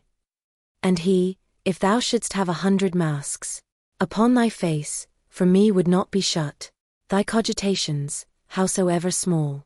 What thou hast seen was that thou mayst not fail to ope thy heart unto the waters of peace, which from the eternal fountain are diffused. I did not ask, what ails thee, as he does, who only looketh with the eyes that see not, when of the soul bereft the body lies, but asked it to give vigor to thy feet. Thus must we needs urge on the sluggards, slow, to use their wakefulness when it returns. We passed along, athwart the twilight peering, forward as far as ever I could stretch, against the sunbeams serotin and lucent. And lo, by slow degrees a smoke approached, in our direction, somber as the night, nor was there place to hide one's self therefrom. This of our eyes and the pure air bereft us. Purgatorio, Canto 16. Darkness of hell, and of a night deprived, of every planet under a poor sky, as much as may be tenebrous with cloud. Ne Made und Sicht so tick avil. As did that smoke which there enveloped us, nor to the feeling of so rough a texture, for not an eye it suffered to stay open, whereat mine escort, faithful and sagacious, drew near to me and offered me his shoulder, e'en as a blind man goes behind his guide, lest he should wander, or should strike against aught that may harm or peradventure kill him. So went I through the bitter and foul air, listening unto my leader, who said only, look that from me thou be not separated. Voices I heard, and every one appeared, to supplicate for peace and misericord, the Lamb of God who takes away our sins. Still Agnus Dei their exordium was, one word there was in all, and meter one, so that all harmony appeared among them. Master, I said, are spirits those I hear? And he to me, thou apprehendest truly, and they the knot of anger go unloosing. Now who art thou, that cleavest through our smoke, and art discoursing of us even as though thou didst by calends still divide the time? After this manner by a voice was spoken, whereon my master said, do thou reply, and ask if on this side the way go upward. And I, O creature that dost cleanse thyself, to return beautiful to him who made thee, thou shalt hear marvels if thou follow me. Thee will I follow far as is allowed me. He answered, and if smoke prevent our seeing, hearing shall keep us joined instead thereof. Thereon began I, with that swathing band, which death unwindeth am I going upward, and hither came I through the infernal anguish, and if God in his grace has me enfolded, so that he wills that I behold his court, by method wholly out of modern usage, conceal not from me who ere death thou wast, but tell it me, and tell me if I go right for the pass, and be thy words our escort. Lombard was I, and I was Marco called, the world I knew, and loved that excellence, at which has each one now unbent his bow, for mounting upward, thou art going right. Thus he made answer and subjoined, I pray thee, to pray for me when thou shalt be above. And I to him, my faith I pledge to thee, to do what thou dost ask me, but am bursting inly with doubt, unless I rid me of it. First it was simple, and is now made double, by thy opinion, which makes certain to me, here and elsewhere, that which I couple with it. The world forsooth is utterly deserted, by every virtue, as thou tellest me, and with iniquity is big and covered. But I beseech thee point me out the cause, that I may see it, and to others show it. For one in the heavens, and here below one puts it. A sigh profound, that grief forced into AI. He first sent forth, and then began he, brother. The world is blind, and sooth thou comest from it. Ye who are living every cause refer, still upward to the heavens, as if all things, they of necessity moved with themselves. If this were so, in you would be destroyed free will, nor any justice would there be, in having joy for good, or grief for evil. The heavens your movements do initiate. I say not all, but granting that I say it, light has been given you for good and evil, and free volition, which if some fatigue, in the first battles with the heavens it suffers, afterwards conquers all, if well 'tis nurtured, to greater force and to a better nature. Though free ye subject are, and that creates the mind in you the heavens have not in charge. Hence, if the present world doth go astray, in you the cause is, be it sought in you, and I therein will now be thy true spy, forth from the hand of him, who fondles it, before it is, like to a little girl, weeping and laughing in her childish sport, issues the simple soul, that nothing knows, save that, proceeding from a joyous maker, gladly it turns to that which gives it pleasure. Of trivial good at first it tastes the savor, is cheated by it, and runs after it. If guide or rein turn not aside its love, hence it behoved laws for a reign to place, behoved a king to have, who at the least, of the true city should discern the tower. The laws exist, but who sets hand to them? No one, because the shepherd who precedes, can ruminate, but cleaveth not the hoof. Wherefore the people that perceives its guide, strike only at the good for which it hankers, feeds upon that, and farther seeketh not. Clearly canst thou perceive that evil guidance, the cause is that has made the world depraved, and not that nature is corrupt in you. Rome, that reformed the world, accustomed was, two sons to have, which one rode and the other, of God and of the world, made manifest. One has the other quenched, and to the crozier, the sword is joined, and ill beseemeth it, that by main force one with the other go, because being joined, one feareth not the other. If thou believe not, think upon the grain, for by its seed each herb is recognized. In the land laved by Pur and Audiobook, valor and courtesy used to be found. Before that Frederick had his controversy. Now insecurity can pass that way. Whoever will abstain, through sense of shame, from speaking with the good, or drawing near them. True, 3 old men are left, in whom upbraids the ancient age the new, and late they deem it, that God restore them to the better life. Curado da Palazzo, and good Gerardo. And Guido de Castel, who better named is, in fashion of the French, the simple Lombard. Say thou henceforward that the Church of Rome, confounding in itself 2 governments, falls in the mire, and soils itself and burden. O Marco mine, I said, thou reasonest well, and now discern I why the sons of Levi have been excluded from the heritage. But what Gerard is it who, as sample of a lost race, thou sayest has remained, in reprobation of the barbarous age? Either thy speech deceives me, or it tempts me. He answered me, for speaking Tuscan to me, it seems of good Gerard naught thou knowest.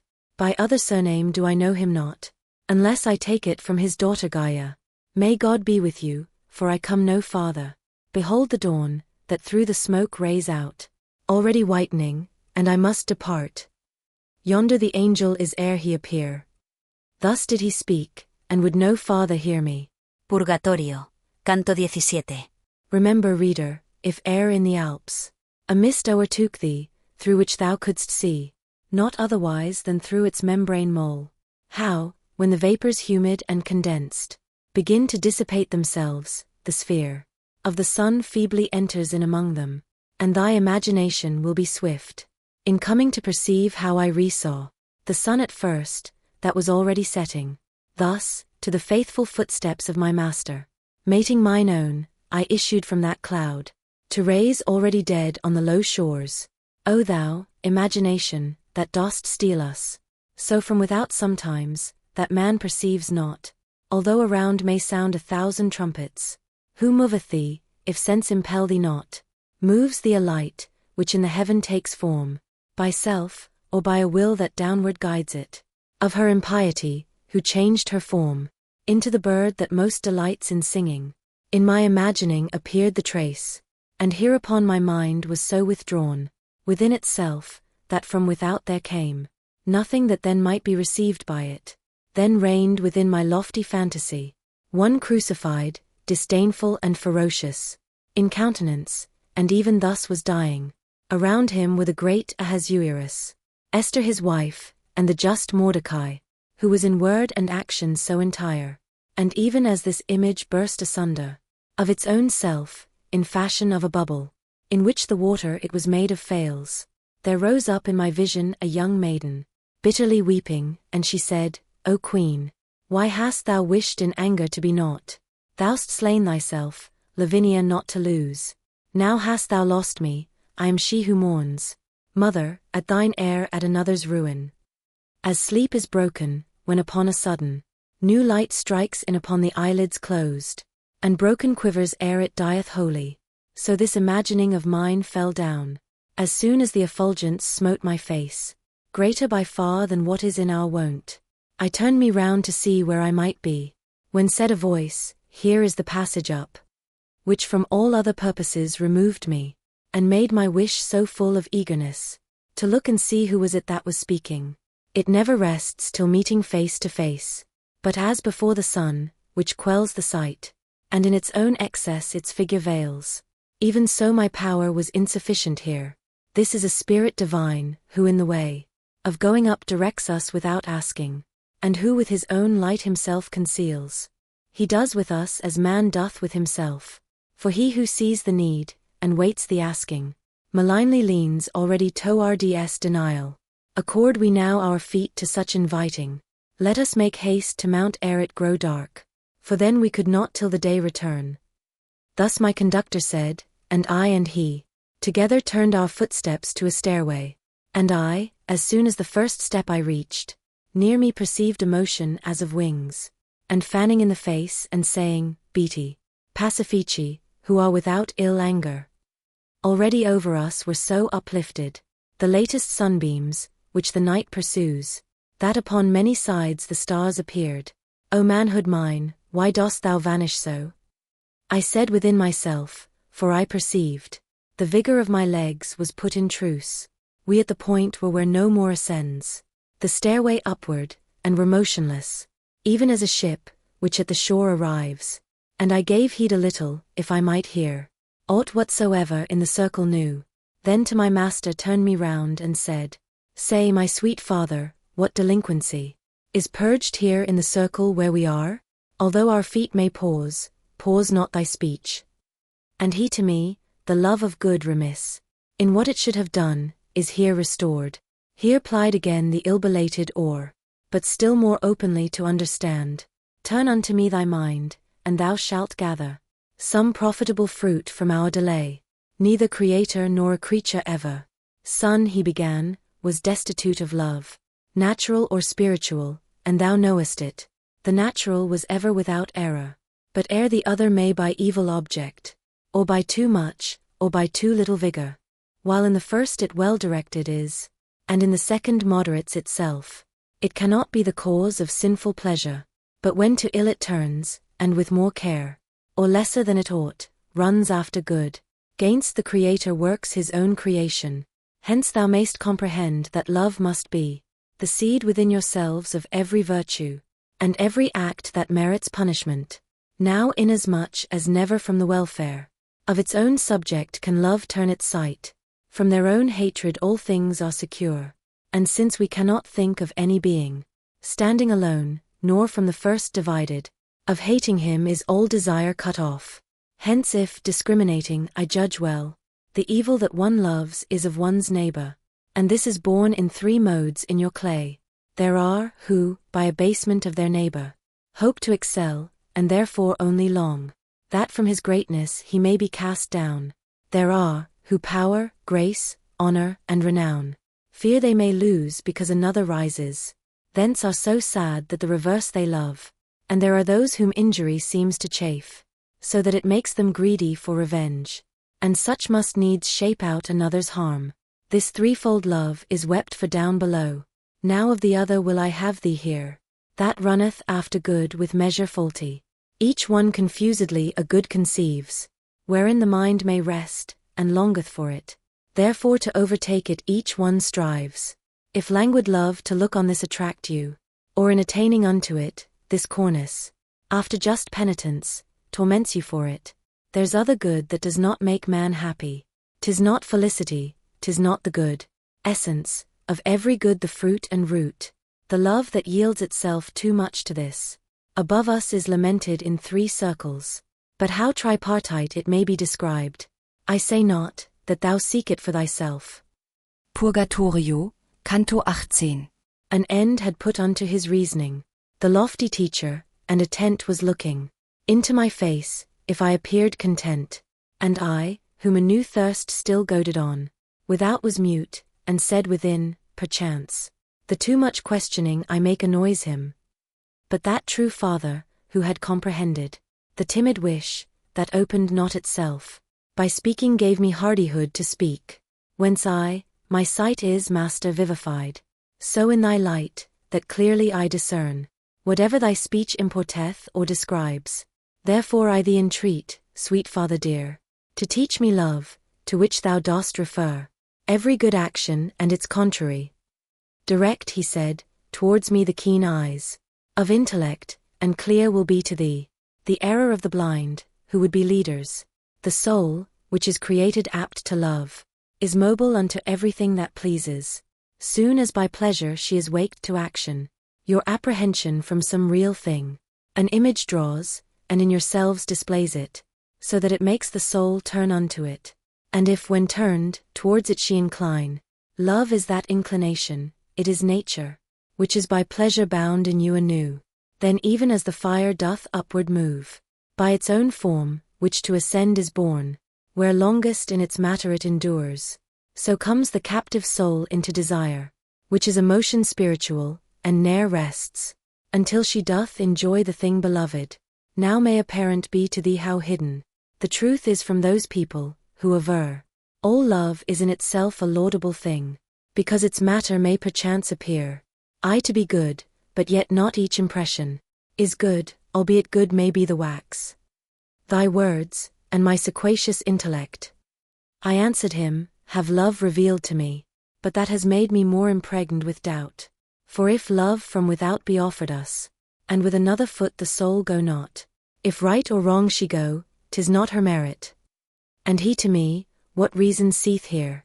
Myself can tell thee, beyond that await. For Beatrice, since 'tis a work of faith, every substantial form, that segregate from matter is, and with it is united, specific power has in itself collected, which without act is not perceptible, nor shows itself except by its effect, as life does in a plant by the green leaves.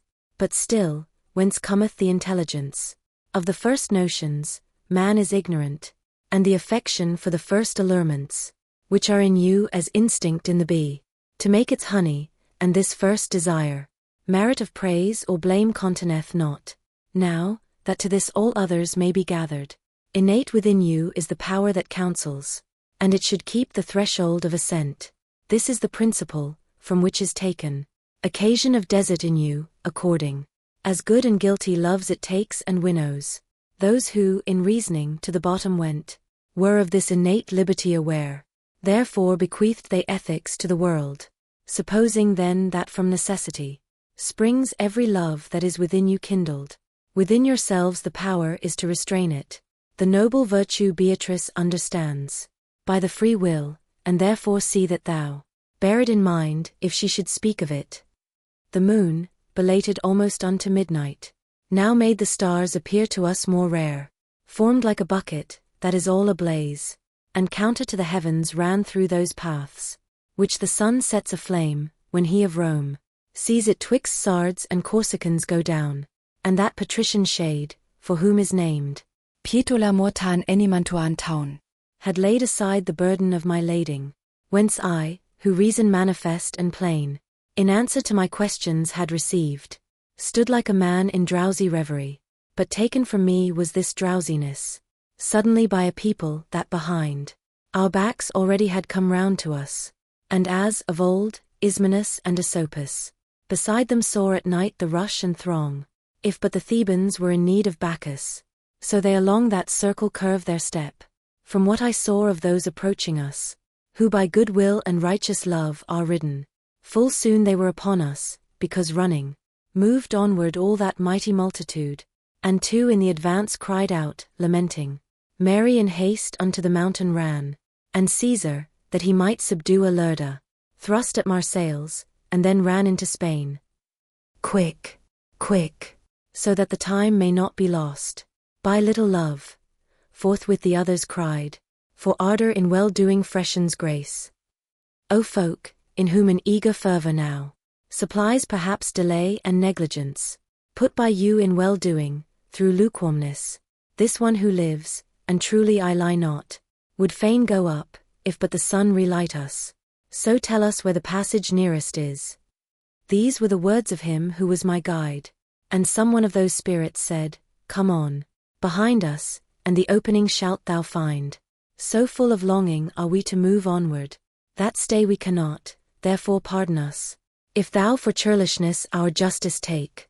I was San Zeno's abbot at Verona, under the empire of good Barbarossa, of whom still sorrowing Milan holds discourse, and he has one foot in the grave already, who shall ere long lament that monastery, and sorry be of having there had power, because his son, in his whole body sick, and worse in mind, and who was evil born, he put into the place of its true pastor. If more he said or silent was, I know not, he had already passed so far beyond us, but this I heard, and to retain it pleased me, and he who was in every need my succor, said, Turn thee hitherward, see two of them, come fastening upon slothfulness their teeth. In rear of all they shouted, sooner were the people dead to whom the sea was opened, than their inheritors the Jordan saw, and those who the fatigue did not endure, unto the issue with Anchises' son, themselves to life withouten glory offered. Then when from us so separated were those shades, that they no longer could be seen, within me a new thought did entrance find, whence others many and diverse were born, and so I lapsed from one into another, that in a reverie mine eyes I closed, and meditation into dream transmuted. Purgatorio, Canto 19. It was the hour when the diurnal heat no more can warm the coldness of the moon, vanquished by earth, or peradventure Saturn, when geomancers their fortuna major see in the orient before the dawn rise by a path that long remains not dim. There came to me in dreams a stammering woman, squint in her eyes, and in her feet distorted, with hands dissevered and of sallow hue. I looked at her, and as the sun restores the frigid members which the night benumbs, even thus my gaze did render voluble her tongue, and made her all erect thereafter, in little while, and the lost countenance, as love desires it so in her did colour, when in this wise she had her speech unloosed. She gone to sing so, that with difficulty could I have turned my thoughts away from her. I am, she sang, I am the siren sweet, who mariners amid the main unman. So full am I of pleasantness to hear. I drew Ulysses from his wandering way unto my song, and he who dwells with me seldom departs, so wholly I content him. Her mouth was not yet closed again before appeared a lady saintly and alert, close at my side to put her to confusion. Virgilius, O Virgilius. Who is this? Sternly she said, and he was drawing near, with eyes still fixed upon that modest one. She seized the other and in front laid open, rending her garments, and her belly showed me. This waked me with the stench that issued from it.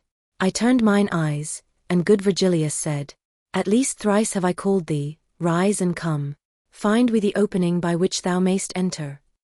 I rose, and full already of high day, were all the circles of the sacred mountain, and with the new sun at our back we went. Following behind him, I my forehead bore, like unto one who has it laden with thought, who makes himself the half-arch of a bridge, when I heard say, Come, here the passage is, spoken in a manner gentle and benign, such as we hear not in this mortal region, with open wings, which of a swan appeared. Upward he turned us who thus spake to us, between the two walls of the solid granite. He moved his pinions afterwards and fanned us, affirming those calugent to be blessed, for they shall have their souls with comfort filled. What aileth thee, that I to earth thou gazest? To me my guide began to say, we both, somewhat beyond the angel having mounted, and I, with such misgiving makes me go, a vision new, which bends me to itself, so that I cannot from the thought withdraw me. Didst thou behold, he said, that old enchantress, whose soul above us henceforth is lamented? Didst thou behold how man is freed from her? Suffice it thee, and smite earth with thy heels. Thine eyes lift upward to the lure that whirls, the eternal King with revolutions vast. Even as the hawk, that first his feet surveys, then turns him to the call and stretches forward, through the desire of food that draws him thither. Such I became, and such, as far as cleaves the rock to give away to him who mounts, went on to where the circling doth begin. On the fifth circle when I had come forth, people I saw upon it who were weeping, stretched prone upon the ground, all downward turned. Attesit pavimento animami. I heard them say with sighing so profound, that hardly could the words be understood. O ye elect of God, whose sufferings, justice and hope both render less severe, direct ye us towards the high ascents.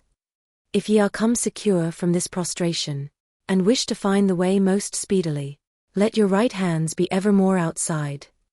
Thus did the poet ask, and thus was answered, by them somewhat in front of us, whence I, in what was spoken divined the rest concealed, and unto my Lord's eyes mine eyes I turned, whence he assented with a cheerful sign, to what the sight of my desire implored, when of myself I could dispose at will.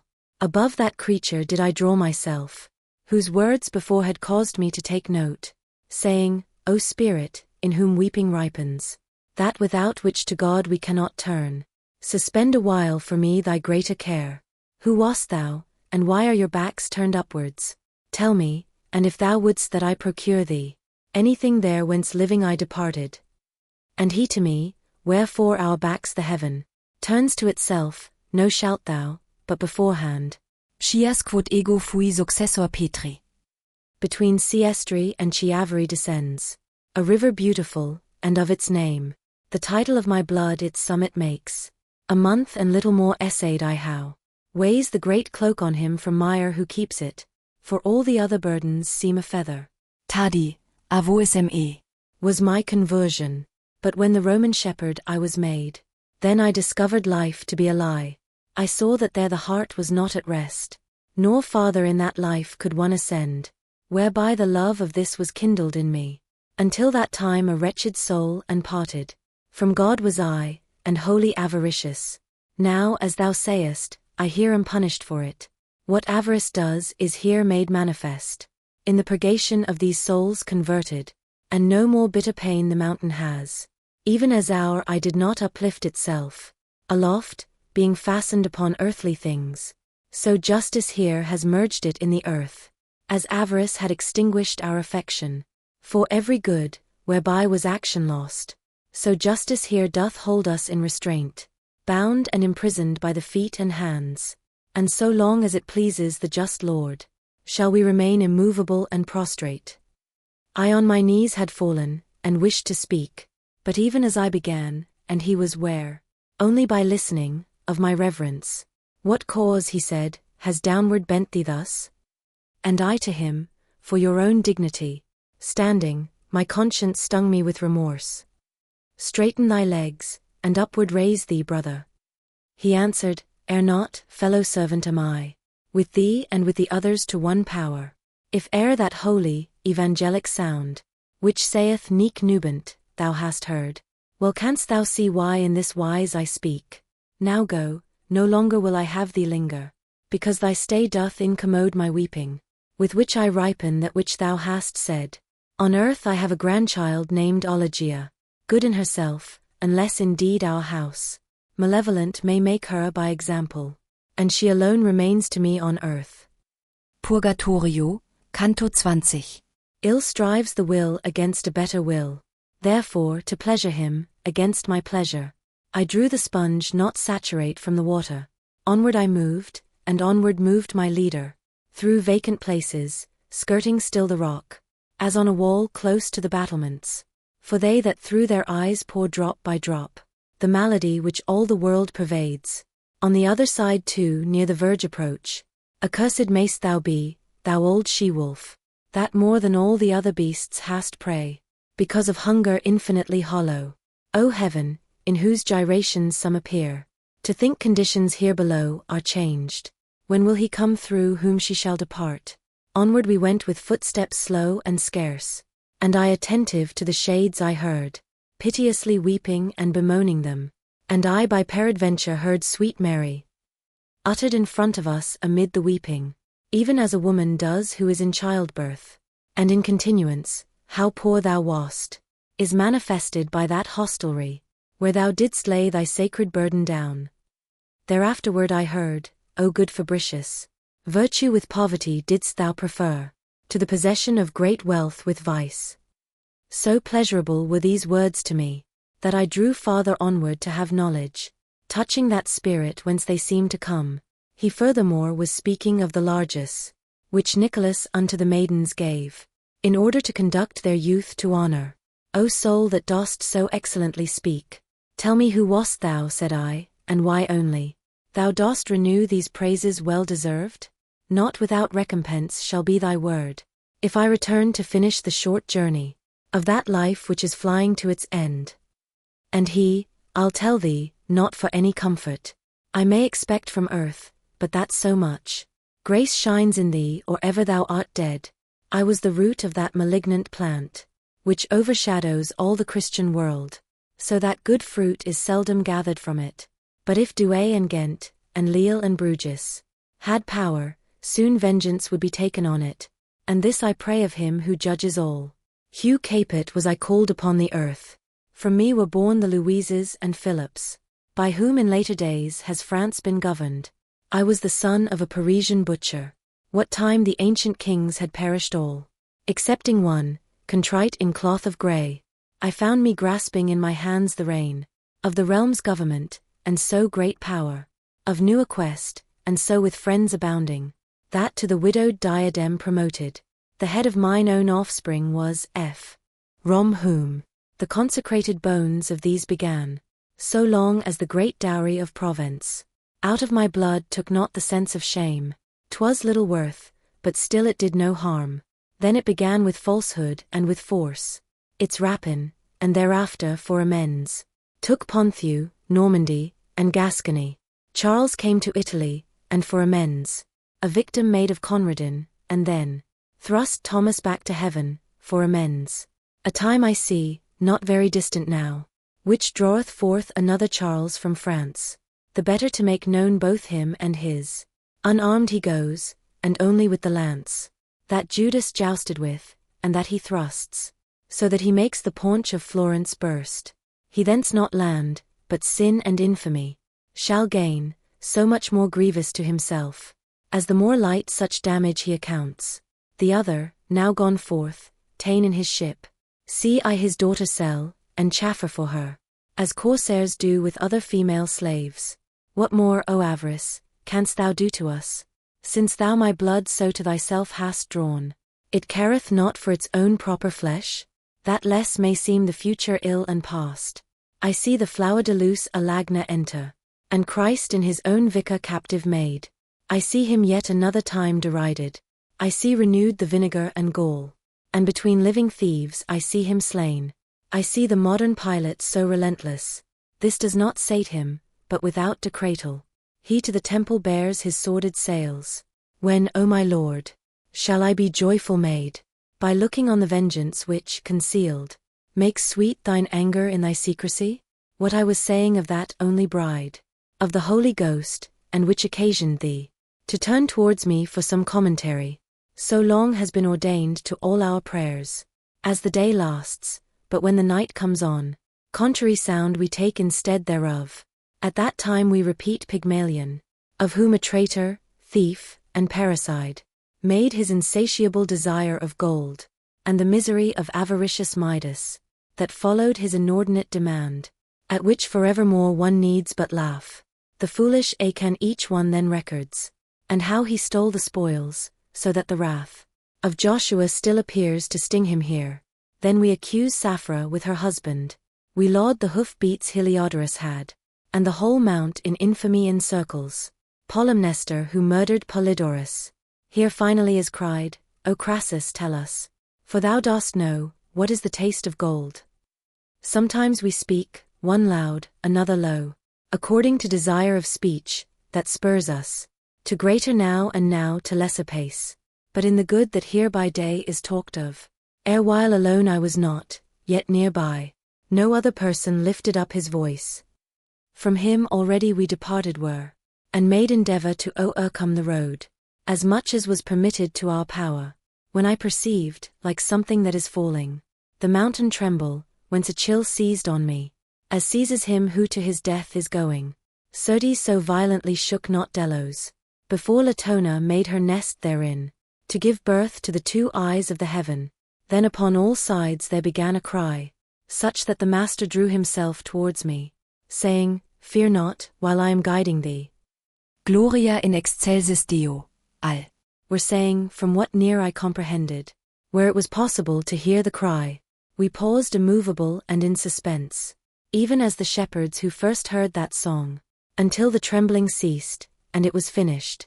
Then we resumed again our holy path, watching the shades that lay upon the ground, already turned to their accustomed plaint. No ignorance ever with so great a strife had rendered me importunate to know, if erreth not in this my memory, as meditating then I seemed to have, nor out of haste to question did I dare, nor of myself I there could aught perceive. So I went onward timorous and thoughtful. Purgatorio, canto 21. The natural thirst, that ne'er is satisfied, excepting with the water for whose grace the woman of Samaria besought, put me in travail, and haste goaded me along the encumbered path behind my leader, and I was pitying that righteous vengeance. And lo, in the same manner as Luke writeth, that Christ appeared to two upon the way, from the sepulchral cave already risen, a shade appeared to us, and came behind us, down gazing on the prostrate multitude, nor were we ware of it, until it spake, saying, My brothers, may God give you peace. We turned us suddenly, and Virgilius rendered to him the countersign thereto conforming. Thereon began he, in the blessed counsel, Thee may the court veracious place in peace, that me doth banish in eternal exile. How, said he, and the while we went with speed, if ye are shades whom God deigns not on high, who up his stairs so far has guided you?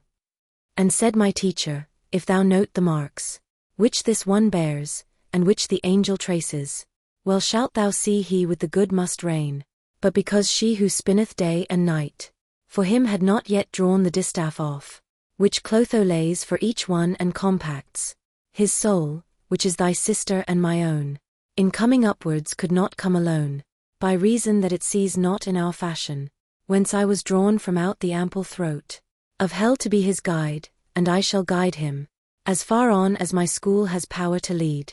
But tell us if thou knowest, why such a shudder, erewhile the mountain gave, and why together all seemed to cry, as far as its moist feet. In asking he so hit the very eye of my desire, that merely with the hope my thirst became the less unsatisfied. Naught is there, he began, that without order may the religion of the mountain feel, nor aught that may be foreign to its custom. Free is it here from every permutation. What from itself heaven in itself receiveth, can be of this the cause, and naught beside, because that neither rain, nor hail, nor snow, nor dew, nor hoarfrost any higher falls than the short little stairway of 3 steps. Dense clouds do not appear, nor rarefied, nor coruscation, nor the daughter of Thaumas, that often upon earth her region shifts. No arid vapor any farther rises, than to the top of the 3 steps I spake of, whereon the vicar of Peter has his feet. Lower down perchance it trembles less or more, but for the wind that in the earth is hidden, I know not how, up here it never trembled. It trembles here, whenever any soul feels itself pure, so that it soars or moves to mount aloft, and such a cry attends it. Of purity the will alone gives proof, which, being wholly free to change its convent, takes by surprise the soul, and helps it fly. First it wills well, but the desire permits not, which divine justice with the self-same will there was to sin, upon the torment sets. And I, who have been lying in this pain 500 years and more, but just now felt a free volition for a better seat. Therefore thou heardst the earthquake, and the pious spirits along the mountain rendering praise unto the Lord, that soon he speed them upwards. So said he to him, and since we enjoy as much in drinking as the thirst is great, I could not say how much it did me good. And the wise leader, now I see the net that snares you here, and how ye are set free. Why the earth quakes, and wherefore ye rejoice. Now who thou wast be pleased that I may know, and why so many centuries thou hast here been lying, let me gather from thy words. In days when the good Titus with the aid of the supremest king avenged the wounds, whence issued forth the blood by Judas sold, under the name that most endures and honors, was I on earth, that spirit made reply, greatly renowned, but not with faith as yet.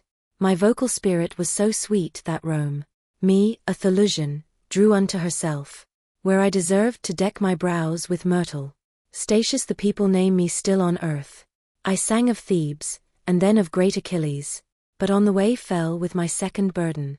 The seeds unto my ardor were the sparks of that celestial flame which heated me, whereby more than 1,000 have been fired. Of the Aeneid speak I, which to me a mother was, and was my nurse in song. Without this weighed I not a drachma's weight, and to have lived upon the earth what time Virgilius lived, I would accept one son, more than I must ere issuing from my ban. These words towards me made Virgilius turn, with looks that in their silence said, Be silent. But yet the power that wills cannot do all things. For tears and laughter are such pursuivants unto the passion from which each springs forth. In the most truthful least the will they follow. I only smiled, as one who gives the wink, whereat the shade was silent, and it gazed into mine eyes, where most expression dwells, and, as thou well mayst consummate a labor so great, it said, why did thy face just now display to me the lightning of a smile? Now am I caught on this side and on that. One keeps me silent, one to speak conjures me. Wherefore I sigh, and I am understood. Speak, said my master, and be not afraid of speaking, but speak out, and say to him what he demands with such solicitude. Whence I, thou peradventure marvellest, O antique spirit, at the smile I gave, but I will have more wonder seize upon thee. This one, who guides on high these eyes of mine, is that Virgilius, from whom thou didst learn to sing aloud of men and of the gods. If other cause thou to my smile imputedst, abandon it as false, and trust it was those words which thou hast spoken concerning him. Already he was stooping to embrace my teacher's feet, but he said to him, Brother, do not, for shade thou art, and shade beholdest. And he uprising, now canst thou the sum of love which warms me to thee comprehend, when this our vanity I disremember, treating a shadow as substantial thing. Purgatorio, Canto XXI. Already was the angel left behind us, the angel who to the 6th round had turned us, having erased one mark from off my face, and those who have in justice their desire, had said to us Beati in their voices, with Cetio, and without more ended it, and I, more light than through the other passes, went onward so, that without any labor, I followed upward the swift-footed spirits. When thus Virgilius began, the love kindled by virtue I another kindles, provided outwardly its flame appear. Hence from the hour that Juvenal descended among us into the infernal limbo, who made apparent to me thy affection, my kindliness towards thee was as great as ever bound one to an unseen person, so that these stairs will now seem short to me, But tell me, and forgive me as a friend, if too great confidence let loose the rein, and as a friend now hold discourse with me, how was it possible within thy breast, for avarice to find place, mid so much wisdom, as thou wast filled with by thy diligence? These words excited Statius at first, somewhat to laughter. Afterward he answered, Each word of thine is love's dear sign to me. Verily oftentimes do things appear, which give fallacious matter to our doubts, instead of the true causes which are hidden. Thy question shows me thy belief to be, that I was niggard in the other life. It may be from the circle where I was. Therefore know thou, that avarice was removed too far from me, and this extravagance thousands of lunar periods have punished. And were it not that I my thoughts uplifted, when I the passage heard where thou exclaimest, as if indignant, unto human nature, to what impellest thou not, O cursed hunger of gold, the appetite of mortal men? Revolving I should feel the dismal joustings. Then I perceived the hands could spread too wide their wings in spending, and repented me, as well of that as of my other sins. How many with shorn hair shall rise again, because of ignorance, which from this sin cuts off repentance living and in death, and know that the transgression which rebuts, by direct opposition any sin, together with it here its verdure dries. Therefore if I have been among that folk, which mourns its avarice, to purify me, for its opposite has this befallen me. Now when thou sangest the relentless weapons of the twofold affliction of Jocasta, the singer of the songs bucolic said, From that which Clio there with thee preludes, it does not seem that yet had made thee faithful, that faith without which no good works suffice. If this be so, what candles or what sun scatter thy darkness so that thou didst trim thy sails behind the fisherman thereafter? And he to him, Thou first directedst me towards Parnassus, in its grots to drink, and first concerning God didst me enlighten. Thou didst as he who walketh in the night, who bears his light behind, which helps him not, but wary makes the persons after him. When thou didst say, the age renews itself, justice returns, and man's primeval time, and a new progeny descends from heaven. Through thee I poet was, through thee a Christian, but that thou better see what I design, to colour it will I extend my hand. Already was the world in every part, pregnant with the true creed, disseminated by messengers of the eternal kingdom, and thy assertion, spoken of above, with the new preachers was in unison, whence I to visit them the custom took. Then they became so holy in my sight, that, when Domitian persecuted them, not without tears of mine were their laments, and all the while that I on earth remained, them I befriended, and their upright customs made me disparage all the other sects. And ere I led the Greeks unto the rivers of Thebes in poetry I was baptized, but out of fear was covertly a Christian, for a long time professing paganism, and this lukewarmness caused me the fourth circle to circuit round more than 4 centuries. Thou therefore, who hast raised the covering, that hid from me whatever good I speak of, while in ascending we have time to spare, tell me, in what place is our friend Terentius, Cecilius, Plautus, Varro, if tu knovest? Tell me if they are damned, and in what alley? These Persius and myself, and others many. Replied my leader, with that Grecian R, whom more than all the rest the Muses suckled, in the first circle of the prison blind. Oft times we of the mountain hold discourse, which has our nurses ever with itself.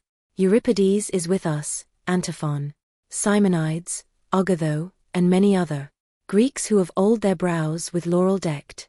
There some of thine own people may be seen, Antigone, Deiphile and Argia, and there Ismene mournful as of old. There she is seen who pointed out Longia. There is Tiresias' daughter, and there Thetis, and there Deidamia with her sisters. Silent already were the poets both, attent once more in looking round about, from the ascent and from the walls released, and 4 handmaidens of the day already were left behind, and at the pole the 5th was pointing upward still its burning horn. What time I guide, I think that towards the edge, our dexter shoulders it behoves us turn, circling the mount as we are wont to do. Thus in that region custom was our ensign, and we resumed our way with less suspicion. For the assenting of that worthy soul. They in advance went on, and I alone. Behind them, and I listened to their speech, which gave me lessons in the art of song. But soon their sweet discourses interrupted. A tree which midway in the road we found, with apples sweet and grateful to the smell. And even as a fir tree tapers upward, from bough to bough, so downwardly did that. I think in order that no one might climb it. On that side where our pathway was enclosed, fell from the lofty rock a limpid water, and spread itself abroad upon the leaves. The poets twain unto the tree drew near, and from among the foliage a voice cried, "Of this food ye shall have scarcity." Then said, more thoughtful Mary was of making the marriage feast complete and honorable, than of her mouth which now for you responds. And for their drink the ancient Roman women with water were content, and Daniel disparaged food, and understanding one. The primal age was beautiful as gold. Acorns it made with hunger savorous, and nectar every rivulet with thirst. Honey and locusts were the aliments that fed the Baptist in the wilderness, whence he is glorious, and so magnified, as by the Evangel is revealed to you. Purgatorio, canto XI. The while among the verdant leaves mine eyes I riveted, as he is wont to do, who wastes his life pursuing little birds. My more than father said unto me, Son, come now, because the time that is ordained us more usefully should be apportioned out. I turned my face, and no less soon my steps, unto the sages, who were speaking so. They made the going of no cost to me. And lo, were heard a song and a lament. Labia mi, Domine, in fashion. Such that delight and dolence it brought forth. O my sweet father, what is this I hear? Began I, and he answered, Shades that go, perhaps the not unloosing of their debt. In the same way that thoughtful pilgrims do, who, unknown people on the road o'ertaking, turn themselves round to them, and do not stop. Even thus, behind us with a swifter motion, coming and passing onward, gazed upon us a crowd of spirits silent and devout. Each in his eyes was dark and cavernous, pallid in face, and so emaciate, that from the bones the skin did shape itself. I do not think that so to merest rind could Erisichthon have been withered up by famine, when most fear he had of it. Thinking within myself I said, Behold, this is the folk who lost Jerusalem, when Mary made a prey of her own son. Their sockets were like rings without the gems. Whoever in the face of men reads Omo, might well in these have recognized the M. Who would believe the odor of an apple, begetting longing, could consume them so, and that of water, without knowing how? I still was wondering what so famished them, for the occasion not yet manifest, of their emaciation and sad squalor. And lo, from out the hollow of his head, his eyes a shade turned on me, and looked keenly, then cried aloud, What grace to me is this? Never should I have known him by his look, but in his voice was evident to me, that which his aspect had suppressed within it. This spark within me wholly re-enkindled my recognition of his altered face, and I recalled the features of Phorese. Ah, do not look at this dry leprosy, entreated he, which doth my skin discolor, nor at default of flesh that I may have, but tell me truth of thee, and who are those 2 souls, that yonder make for thee an escort? Do not delay in speaking unto me.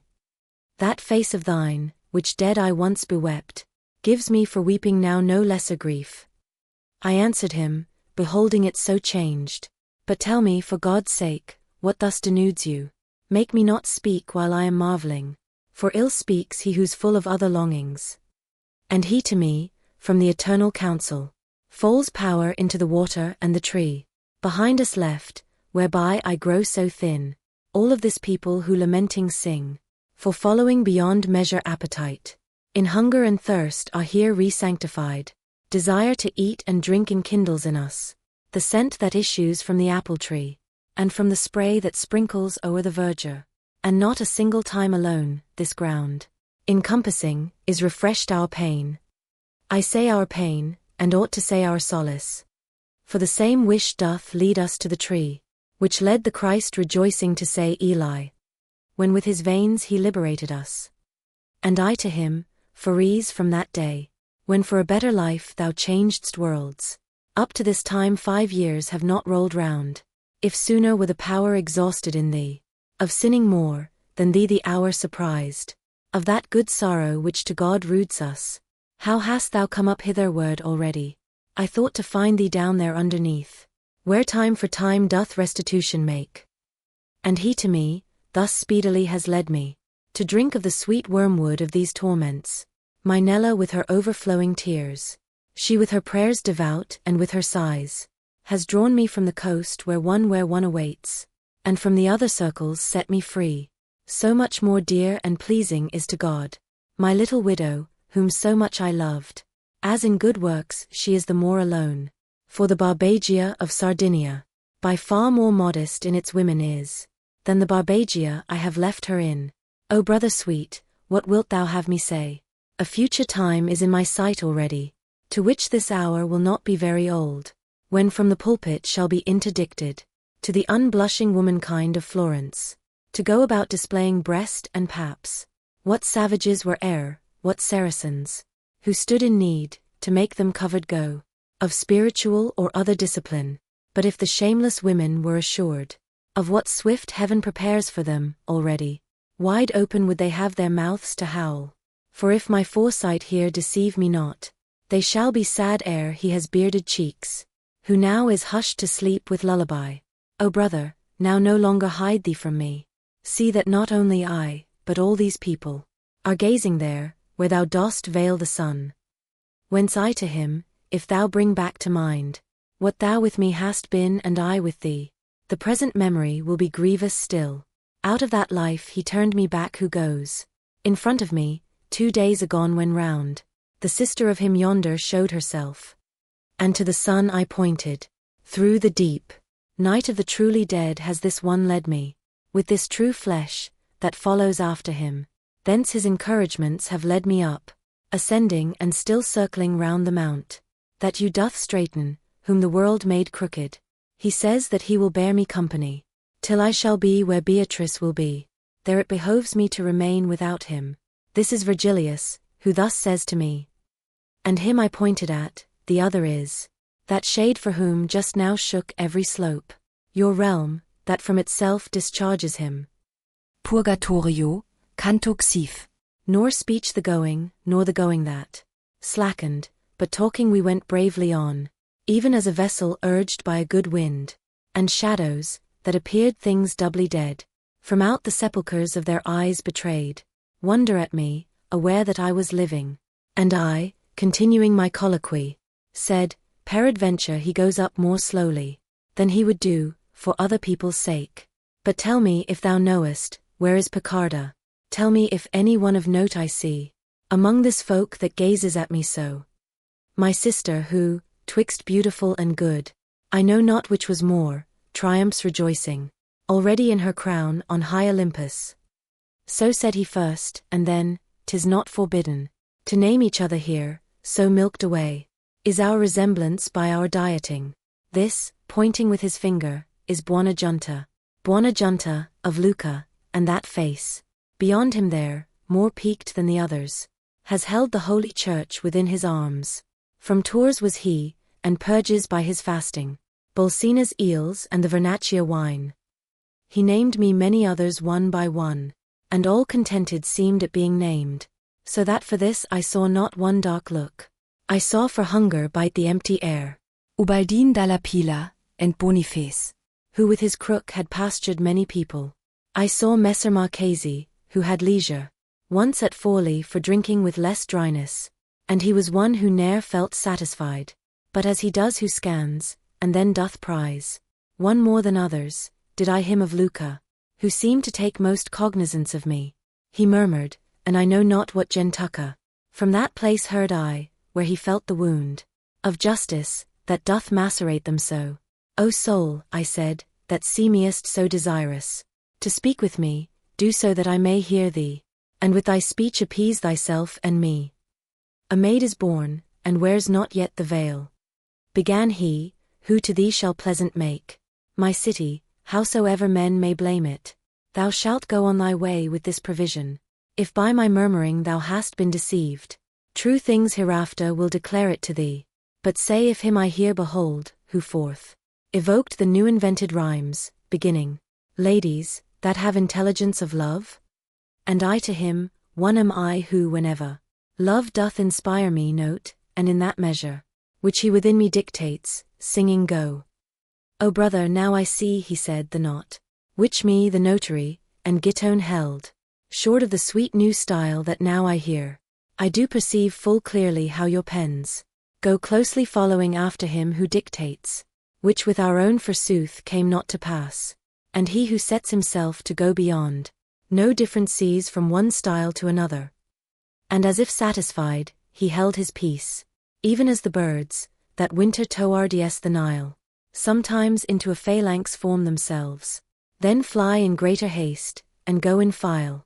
In such wise all the people who were there, turning their faces, hurried on their steps, both by their leanness and their wishes light.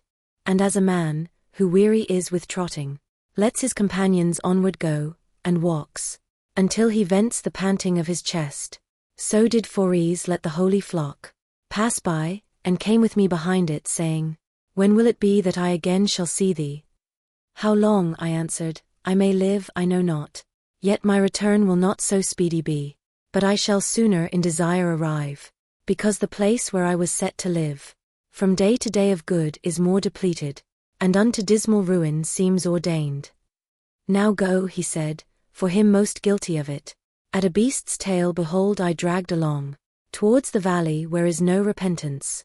Faster at every step the beast is going, increasing ever more until it smites him, and leaves the body vilely mutilated. Not long those wheels shall turn, and he uplifted his eyes to heaven, ere shall be clear to thee that which my speech no farther can declare. Now stay behind, because the time so precious is in this kingdom, that I lose too much by coming onward thus abreast with thee.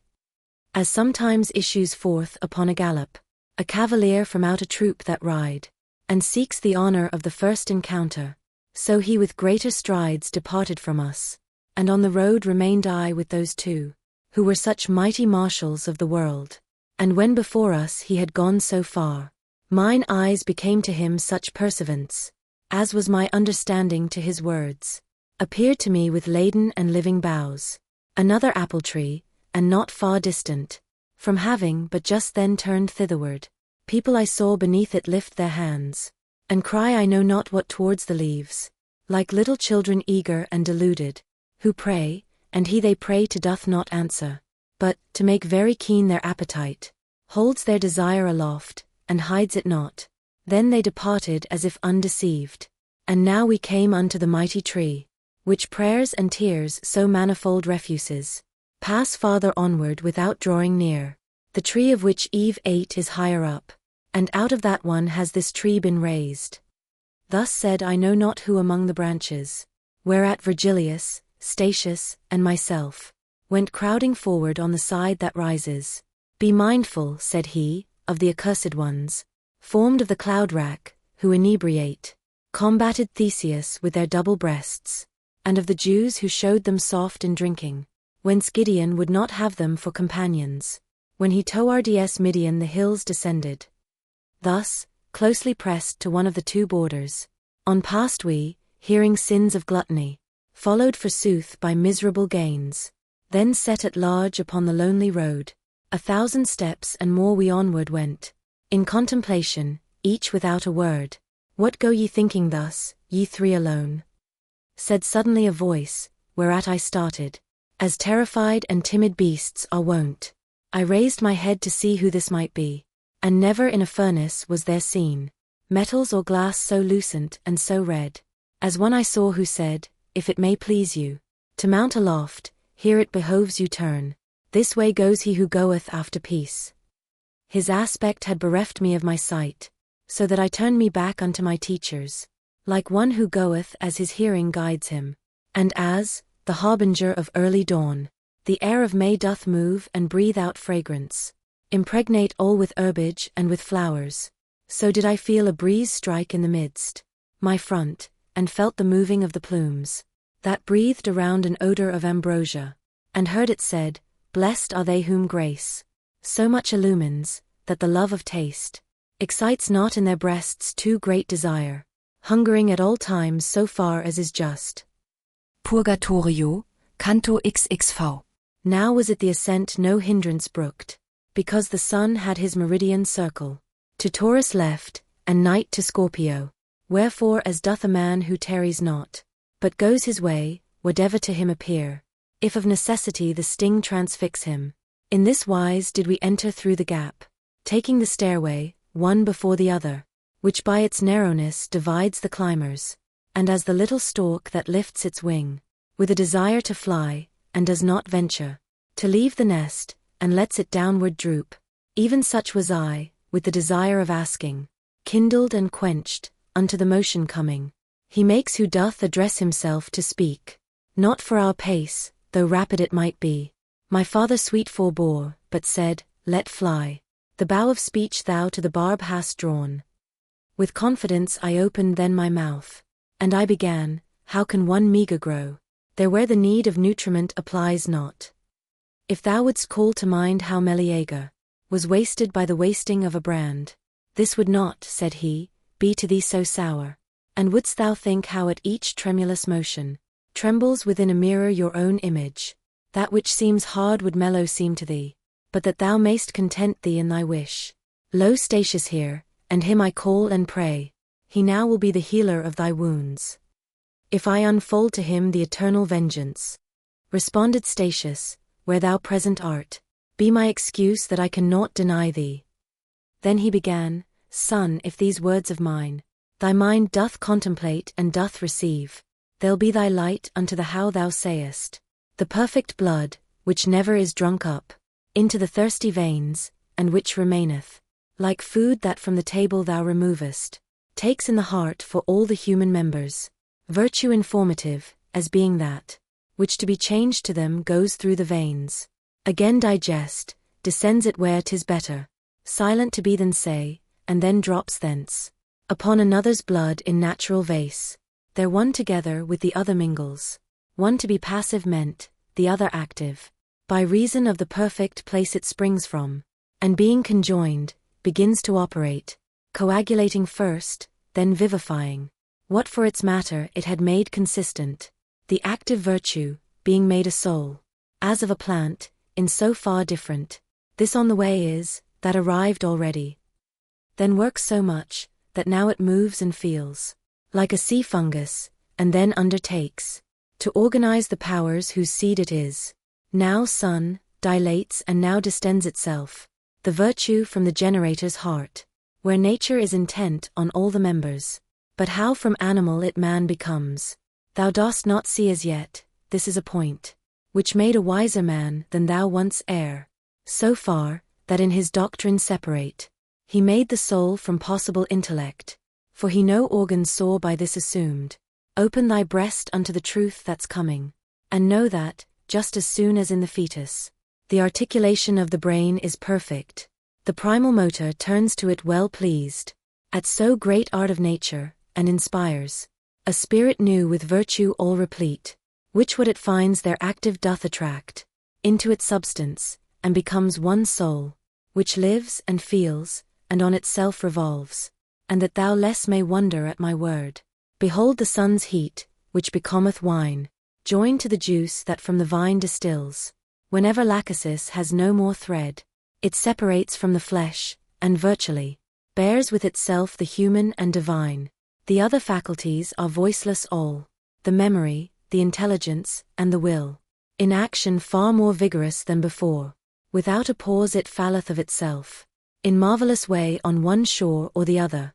There of its roads it first is cognizant, soon as the place there circumscribeth it, the virtue informative rays round about, as and as much as, in the living members, and even as the air, when full of rain, by alien rays that are therein reflected, with diverse colours shows itself adorned, so there the neighbouring air doth shape itself into that form which doth impress upon it, virtually the soul that has stood still, and then in manner of the little flame, which followeth the fire where'er it shifts, after the spirit followeth its new form, since afterwards it takes from this its semblance, It is called shade, and thence it organizes. Thereafter every sense, even to the sight. Thence is it that we speak, and thence we laugh. Thence is it that we form the tears and sighs, that on the mountain thou mayhap hast heard. According as impress us our desires, and other affections, so the shade is shaped. And this is cause of what thou wonderest at. And now unto the last of all the circles had we arrived, and to the right hand turned, and were attentive to another care. There the embankment shoots forth flames of fire, and upward doth the cornice breathe a blast, that drives them back, and from itself sequesters. Hence we must needs go on the open side, and one by one, and I did fear the fire. On this side, and on that the falling down. My leader said, along this place one ought to keep upon the eyes a tightened rein, seeing that one so easily might err. Summe Deus clementiae, in the bosom. Of the great burning chanted then I heard, which made me no less eager to turn round, and spirits saw I walking through the flame. Wherefore I looked, to my own steps and theirs, apportioning my sight from time to time, after the close which to that hymn is made. Aloud they shouted, Virum non cognosco. Then recommenced the hymn with voices low. This also ended, cried they, to the wood. Diana ran, and drove forth Hellas. Therefrom, who had of Venus felt the poison. Then to their song returned they, then the wives. They shouted, and the husbands who were chaste, as virtue and the marriage vow imposes. And I believe that them this mode suffices. For all the time the fire is burning them. With such care is it needful, and such food, that the last wound of all should be closed up. Purgatorio, canto 26. While on the brink thus one before the other, we went upon our way. Oft the good master said, Take thou heed. Suffice it that I warn thee.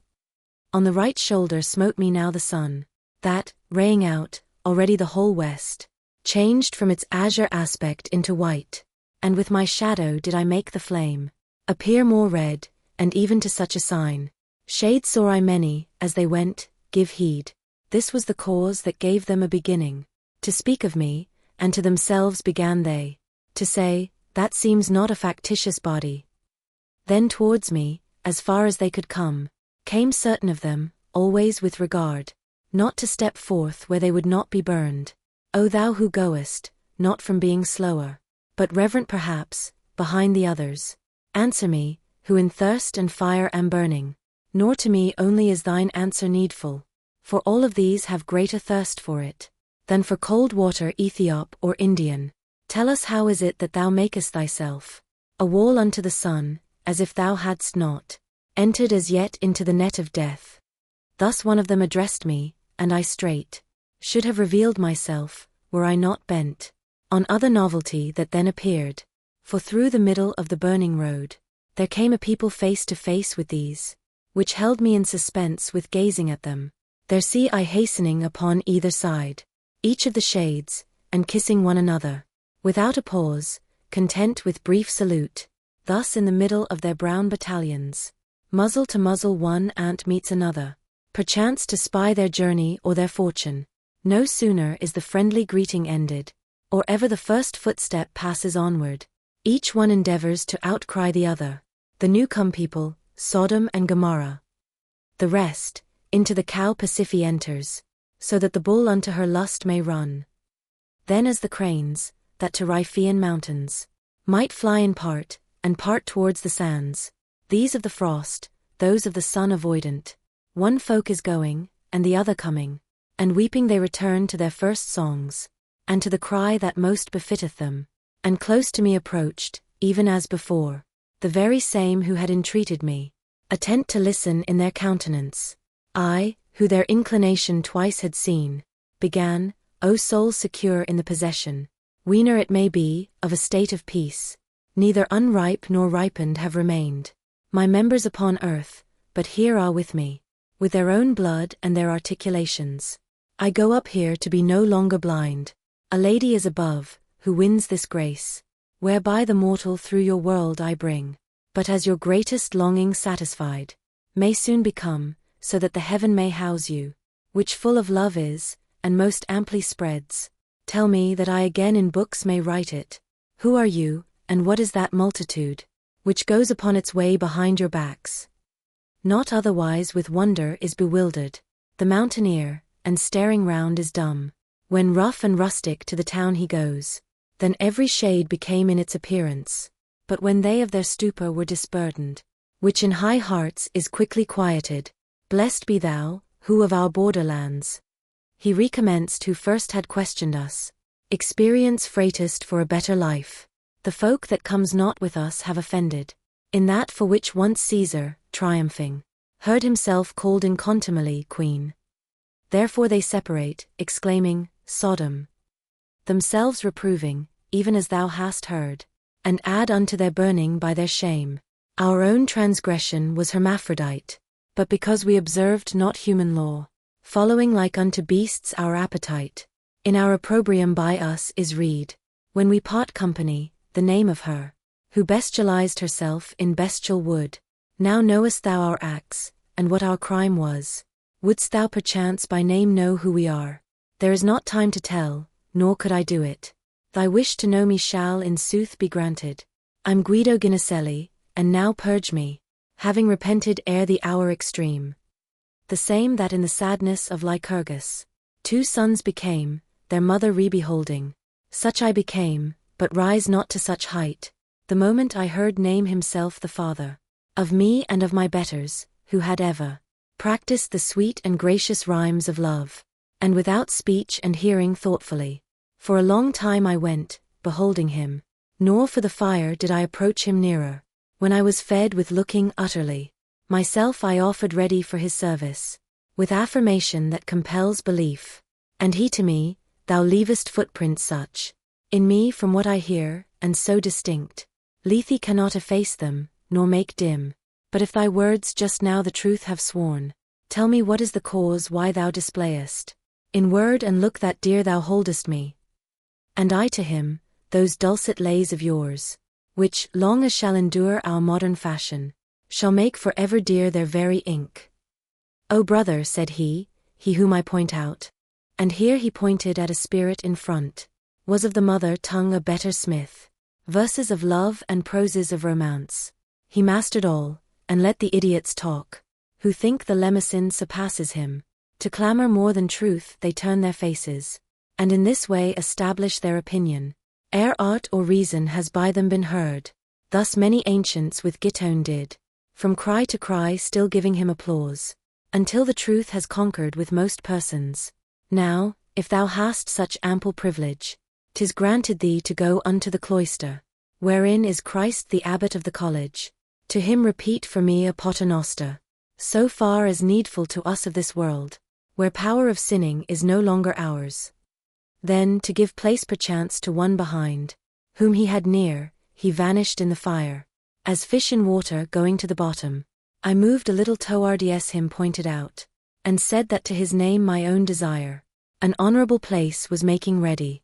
He of his own free will began to say, Tan abellis fostre cortes deman, que joinom poesc ni vuiei avos cobrire. Je suis Arnaud, que pleure chantant. Consiros vai la passada folor. Eva jautzen lojon kv espadenan. Ara vos prec per aquella valor. Que vos condos al som de la scalina. So venga vos a temprama dolor.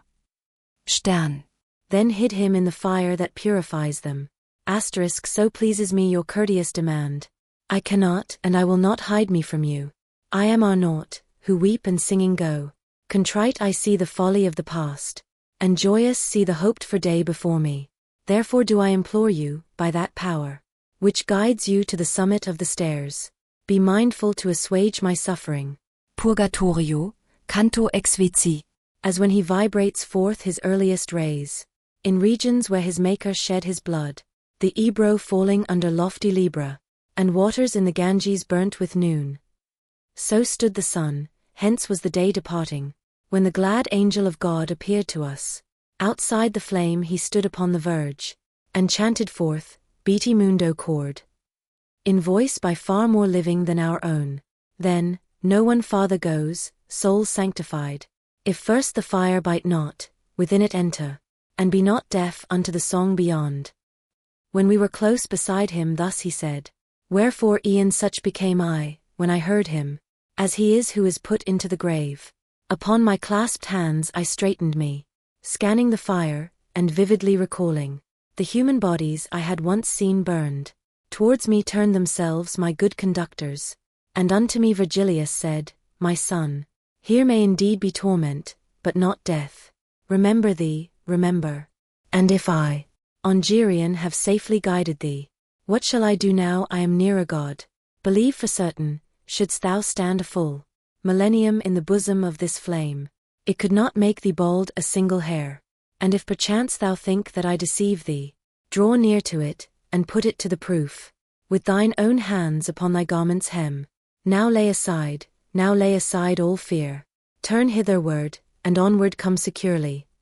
And I still motionless, and gainst my conscience, seeing me stand still motionless and stubborn, somewhat disturbed he said, Now look thou, son, twixt Beatrice and thee there is this wall. As at the name of Thisbe oped his lids, the dying Pyramus, and gazed upon her. What time the mulberry became vermilion, even thus, my obduracy being softened, I turned to my wise guide, hearing the name, that in my memory evermore is welling. Whereat he wagged his head and said, How now? Shall we stay on this side? Then smiled as one does at a child who's vanquished by an apple. Then into the fire in front of me he entered, beseeching Statius to come after me, who a long way before divided us. When I was in it, into molten glass, I would have cast me to refresh myself, so without measure was the burning there. And my sweet father, to encourage me, discoursing still of Beatrice, went on, saying, Her eyes I seem to see already. A voice, that on the other side was singing, directed us, and we, attent alone, on that, came forth where the ascent began. Venite, benedicti patris mei. Sounded within a splendor, which was there. Such it o'ercame me, and I could not look. The sun departs, it added, and night cometh. Tarry ye not, but onward urge your steps, so long as yet the west becomes not dark. Straight forward through the rock the path ascended, in such a way that I cut off the rays before me of the sun, that now was low, and a few stairs we yet had made essay, ere by the vanished shadow the sun's setting, behind us we perceived, I and my sages, and ere in all its parts immeasurable, the horizon of one aspect had become, and night her boundless dispensation held. Each of us of a stair had made his bed, because the nature of the mount took from us the power of climbing, more than the delight, even as in ruminating passive grow the goats, who have been swift and venturesome, upon the mountain tops ere they were fed, hushed in the shadow, while the sun is hot, watched by the herdsman, who upon his staff is leaning, and in leaning tendeth them, and as the shepherd, lodging out of doors, passes the night beside his quiet flock, watching that no wild beast may scatter it. Such at that hour were we, all three of us. I like the goat, and like the herdsman they, begirt on this side and on that by rocks. Little could there be seen of things without, but through that little I beheld the stars, more luminous and larger than their wont. Thus ruminating, and beholding these, sleep seized upon me, sleep that oftentimes, before a deed is done has tidings of it. It was the hour, I think, when from the east, first on the mountain Cytherea beamed, who with the fire of love seems always burning, youthful and beautiful in dreams methought. I saw a lady walking in a meadow, gathering flowers, and singing she was saying, Know whosoever may my name demand, that I am Leah, and go moving round my beauteous hands to make myself a garland, to please me at the mirror, here I deck me. But never does my sister Rachel leave her looking-glass, and sitteth all day long, to see her beauteous eyes as eager is she, as I am to adorn me with my hands. Her seeing and me doing satisfies. And now before the antelocan splendors, that unto pilgrims the more grateful rise, as, home returning, less remote they lodge, the darkness fled away on every side, and slumber with it, whereupon I rose, seeing already the great masters risen, that apple sweet, which through so many branches, the care of mortals goeth in pursuit of, today shall put in peace thy hungerings. Speaking to me, Virgilius, of such words as these made use, and never were there guerdons that could in pleasantness compare with these. Such longing upon longing came upon me. To be above, that at each step thereafter. For flight I felt in me the pinions growing. When underneath us was the stairway all run o'er, and we were on the highest step. Virgilius fastened upon me his eyes, and said, The temporal fire and the eternal Sun thou hast seen, and to a place art come, where of myself no farther I discern. By intellect and art I here have brought thee. Take thine own pleasure for thy guide henceforth. Beyond the steep ways and the narrow art thou. Behold the sun, that shines upon thy forehead. Behold the grass, the flowerets, and the shrubs, which of itself alone this land produces. Until rejoicing come the beauteous eyes, which weeping caused me to come unto thee. Thou canst sit down, and thou canst walk among them. Expect no more or word or sign from me. Free and upright and sound is thy free will, and error were it not to do its bidding. Thee o'er thyself I therefore crown and mitre. Purgatorio, canto ex vici. Eager already to search in and round the heavenly forest, dense and living green, which tempered to the eyes the new-born day. Withouten more delay I left the bank, taking the level country slowly, slowly, over the soil that everywhere breathes fragrance, a softly breathing air, that no mutation had in itself, upon the forehead smote me, no heavier blow than of a gentle wind, whereat the branches, lightly tremulous, did all of them bow downward toward that side, where its first shadow casts the holy mountain, yet not from their upright direction swayed, so that the little birds upon their tops should leave the practice of each art of theirs, but with full ravishment the hours of prime, singing, received they in the midst of leaves, that ever bore a burden to their rhymes, such as from branch to branch goes gathering on, through the pine forest on the shore of Chiasse, when Aeolus unlooses the sirocco.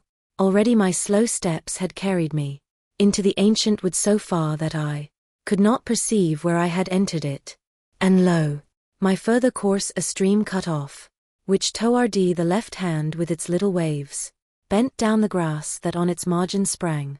All waters that on earth most limpid are, would seem to have within themselves some mixture, compared with that which nothing doth conceal, although it moves on with a brown current, under the shade perpetual, that never ray of the sun lets in, nor of the moon. With feet I stayed, and with mine eyes I passed beyond the rivulet, to look upon the great variety of the fresh May, and there appeared to me, even as appears suddenly something that doth turn aside, through very wonder every other thought, a lady all alone, who went along, singing and culling floweret after floweret, with which her pathway was all painted over.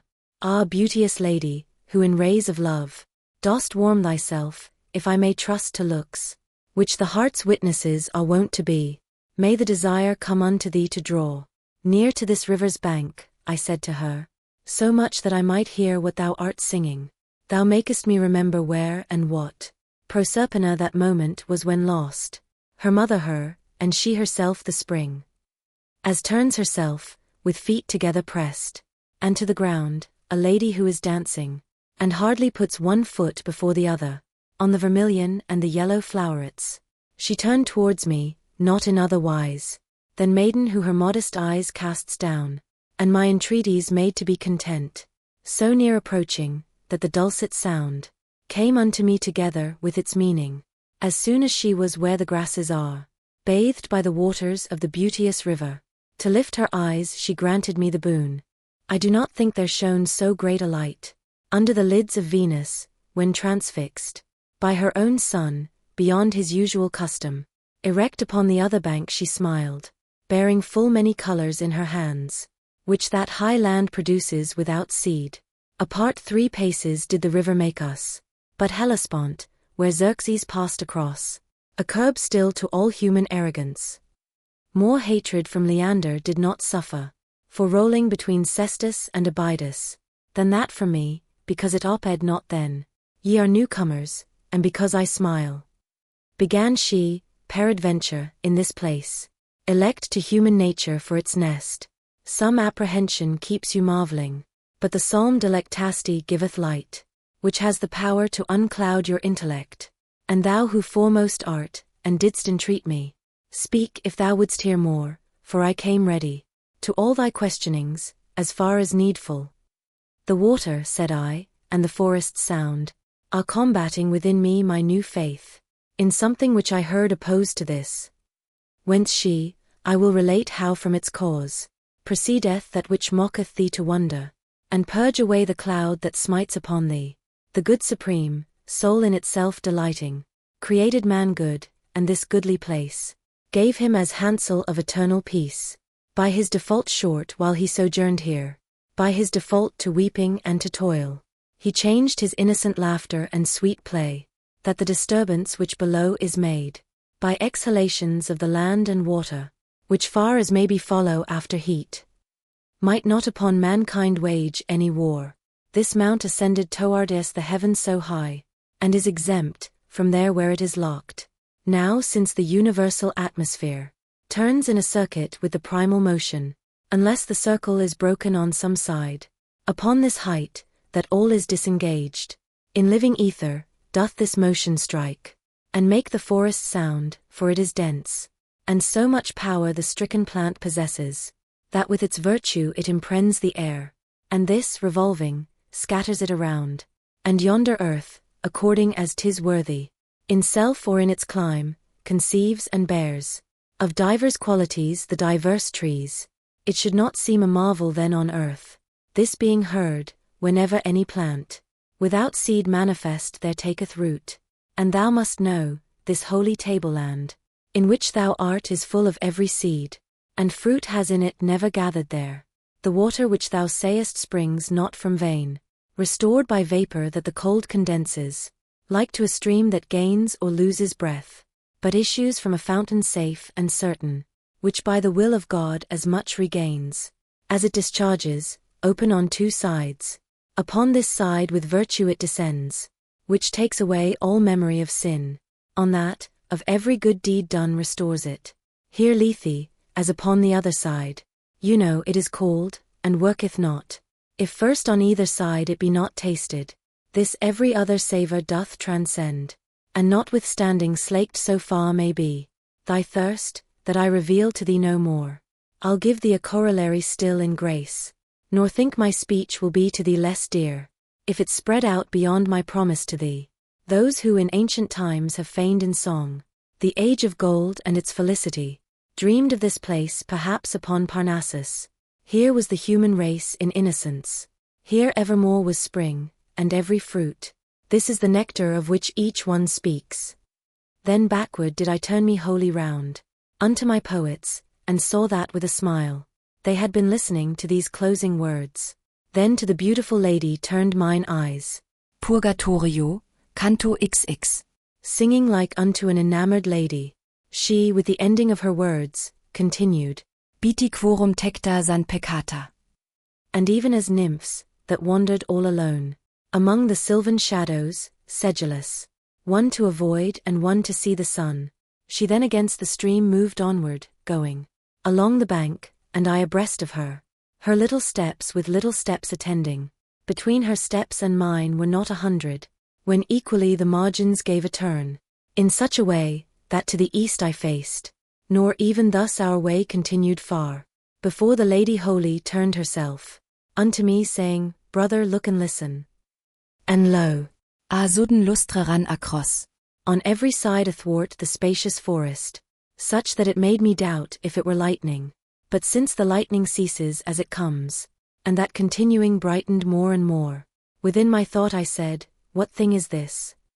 And a delicious melody there ran along the luminous air, whence holy zeal made me rebuke the hardihood of Eve.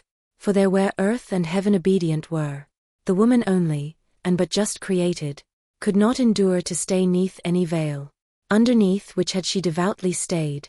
I sooner should have tasted those delights, ineffable, and for a longer time, while mid such manifold first-fruits I walked, of the eternal pleasure all enwrapped, and still solicitous of more delights. In front of us like an enkindled fire, became the air beneath the verdant boughs, and the sweet sound as singing now was heard.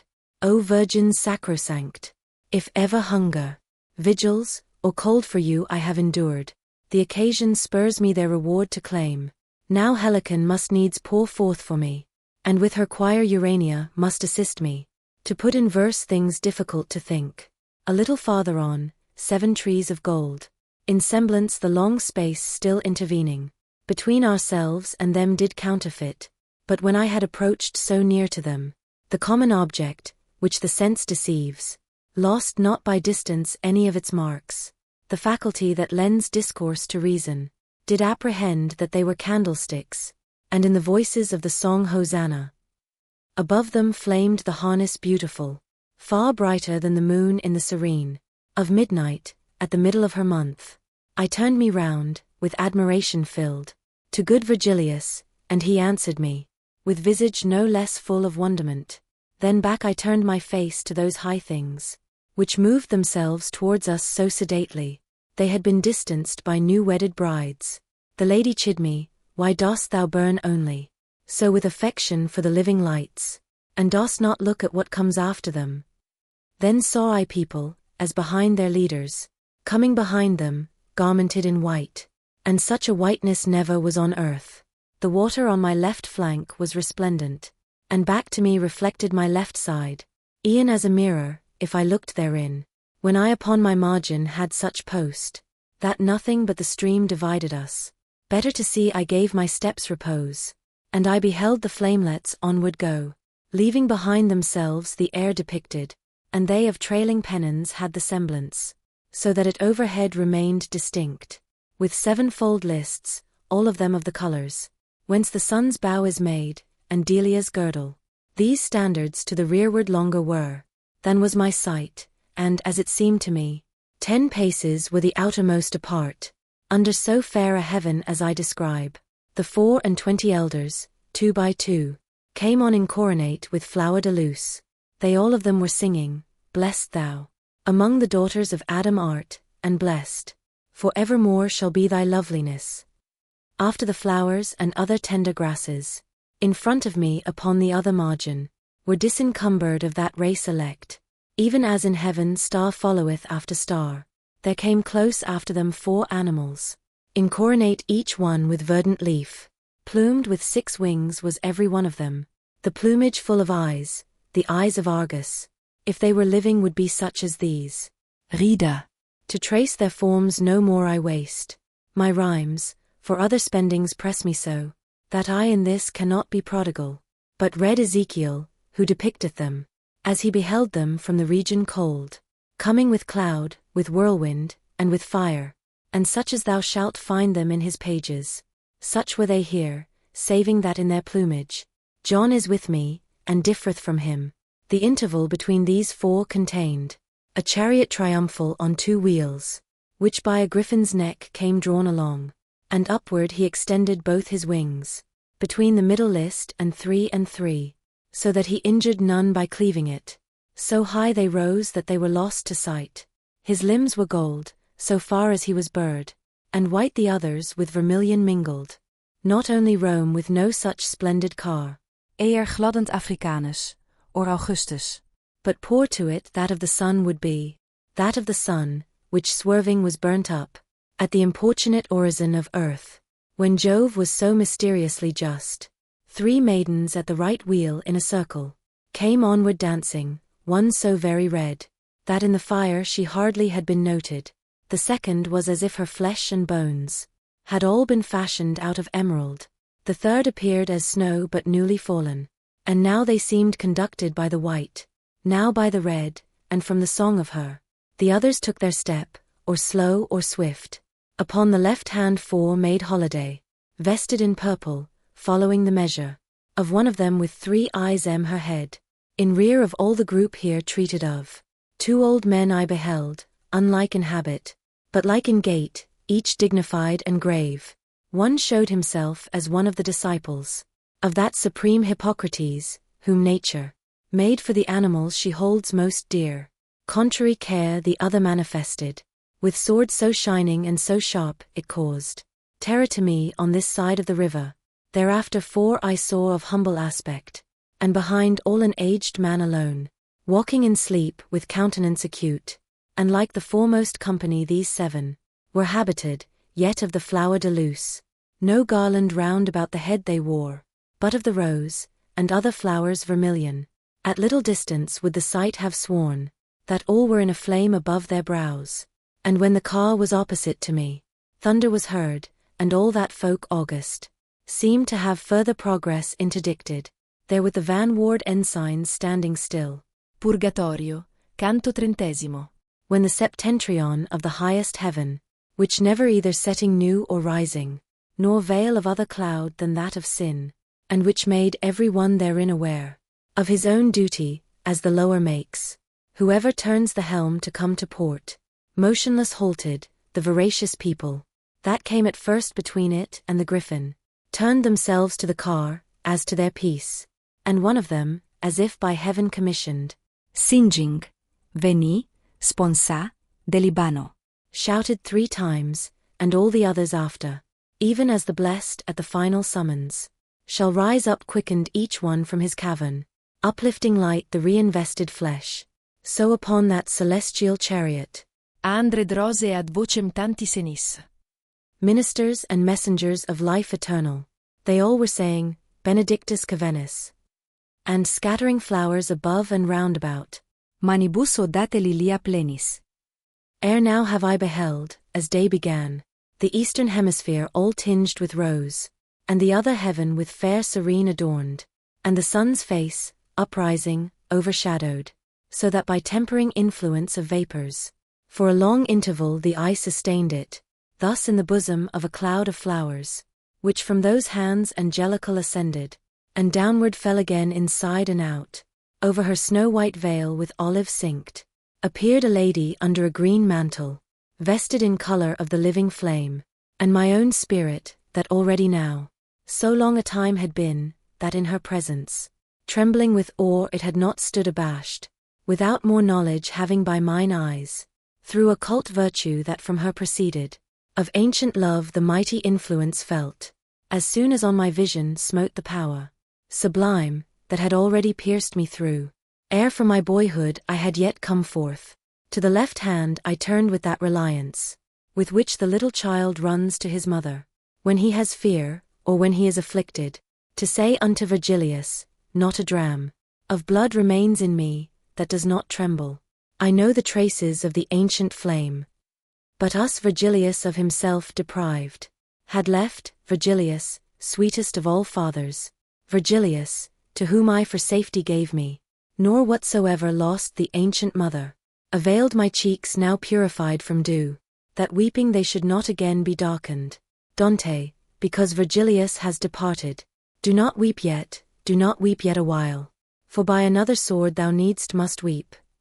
E'en as an admiral, who on poop and prow, comes to behold the people that are working, in other ships, and cheers them to well-doing, upon the left-hand border of the car, when at the sound I turned of my own name, which of necessity is here recorded, I saw the lady, who erewhile appeared, veiled underneath the angelic festival, direct her eyes to me across the river, although the veil, that from her head descended, encircled with the foliage of Minerva, did not permit her to appear distinctly, in attitude still royally majestic, continued she, like unto one who speaks, and keeps his warmest utterance in reserve.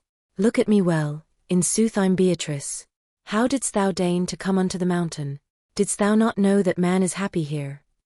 Mine eyes fell downward into the clear fountain, but seeing myself therein, I sought the grass. So great a shame did weigh my forehead down. As to the sun the mother seems superb, so she appeared to me, for somewhat bitter, tasteth the savor of severe compassion. Silent became she, and the angels sang, Suddenly, inte, domine, speravi. But beyond pedes meos did not pass, even as the snow among the living rafters, upon the back of Italy congeals, blown on and drifted by Sclavonian winds, and then dissolving, trickles through itself. Wiener the land that loses shadow breathes, so that it seems a fire that melts a taper. E'en thus was I without a tear or sigh, before the song of those who sing forever, after the music of the eternal spheres. But when I heard in their sweet melodies, compassion for me, more than had they said, O wherefore, lady, dost thou thus upbraid him? The ice, that was about my heart congealed. To air and water changed, and in my anguish, through mouth and eyes came gushing from my breast. She, on the right-hand border of the car, still firmly standing, to those holy beings. Thus her discourse directed afterwards. Ye keep your watch in the eternal day, so that nor night nor sleep can steal from you. One step the ages make upon their path. Therefore my answer is with greater care, that he may hear me who is weeping yonder, so that the sin and dole be of one measure, not only by the work of those great wheels, that destine every seed unto some end, according as the stars are in conjunction, but by the largess of celestial graces, which have such lofty vapors for their reign, that near to them our sight approaches not. Such had this man become in his new life, potentially, that every righteous habit would have made admirable proof in him, but so much more malignant and more savage becomes the land untilled and with bad seed, the more good earthly vigor it possesses. Some time did I sustain him with my look, revealing unto him my youthful eyes. I led him with me turned in the right way. As soon as ever of my second age, I was upon the threshold and changed life. Himself from me he took and gave to others. When from the flesh to spirit I ascended, and beauty and virtue were in me increased, I was to him less dear and less delightful, and into ways untrue he turned his steps, pursuing the false images of good, that never any promises fulfill, nor prayer for inspiration me availed, by means of which in dreams and otherwise, I called him back, so little did he heed them, so low he fell, that all appliances for his salvation were already short, save showing him the people of perdition. For this I visited the gates of death, and unto him, who so far up has led him, my intercessions were with weeping borne. God's lofty fiat would be violated, if Lethe should be passed, and if such viands should tasted be, withouten any scot of penitence, that gushes forth in tears. Purgatorio, canto 31. O thou who art beyond the sacred river. Turning to me the point of her discourse, that edgewise even had seemed to me so keen, she recommenced, continuing without pause. Say if this be true, to such a charge, thy own confession needs must be conjoined. My faculties were in so great confusion, that the voice moved, but sooner was extinct, than by its organs it was set at large. A while she waited, then she said, What thinkest? Answer me, for the mournful memories in thee not yet are by the waters injured. Confusion and dismay together mingled, forced such a yes from out my mouth, that sight was needful to the understanding of it, even as a crossbow breaks, when 'tis discharged. Too tensely drawn the bowstring and the bow, and with less force the arrow hits the mark.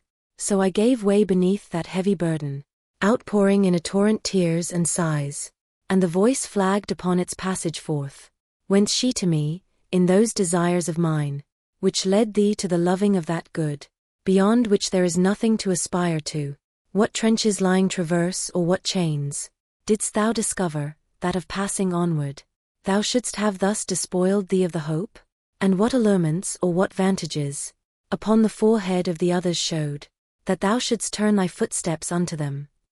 After the heaving of a bitter sigh, hardly had I the voice to make response, and with fatigue my lips did fashion it.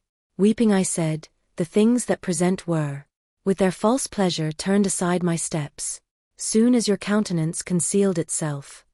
And she, shouldst thou be silent, or deny what thou confessest, not less manifest would be thy fault, by such a judge 'tis known. But when from one's own cheeks comes bursting forth the accusal of the sin, in our tribunal, against the edge the wheel doth turn itself.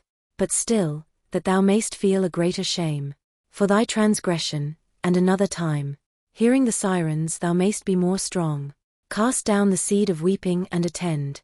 So shalt thou hear, how in an opposite way, my buried flesh should have directed thee, never to thee presented art or nature, pleasure so great as the fair limbs wherein I was enclosed, which scattered are in earth. And if the highest pleasure thus did fail thee, by reason of my death, what mortal thing should then have drawn thee into its desire? Thou oughtest verily at the first shaft of things fallacious to have risen up, To follow me, who was no longer such. Thou oughtest not to have stooped thy pinions downward, to wait for further blows, or little girl, or other vanity of such brief use. The callow birdlet waits for 2 or 3, but to the eyes of those already fledged, in vain the net is spread or shaft is shot.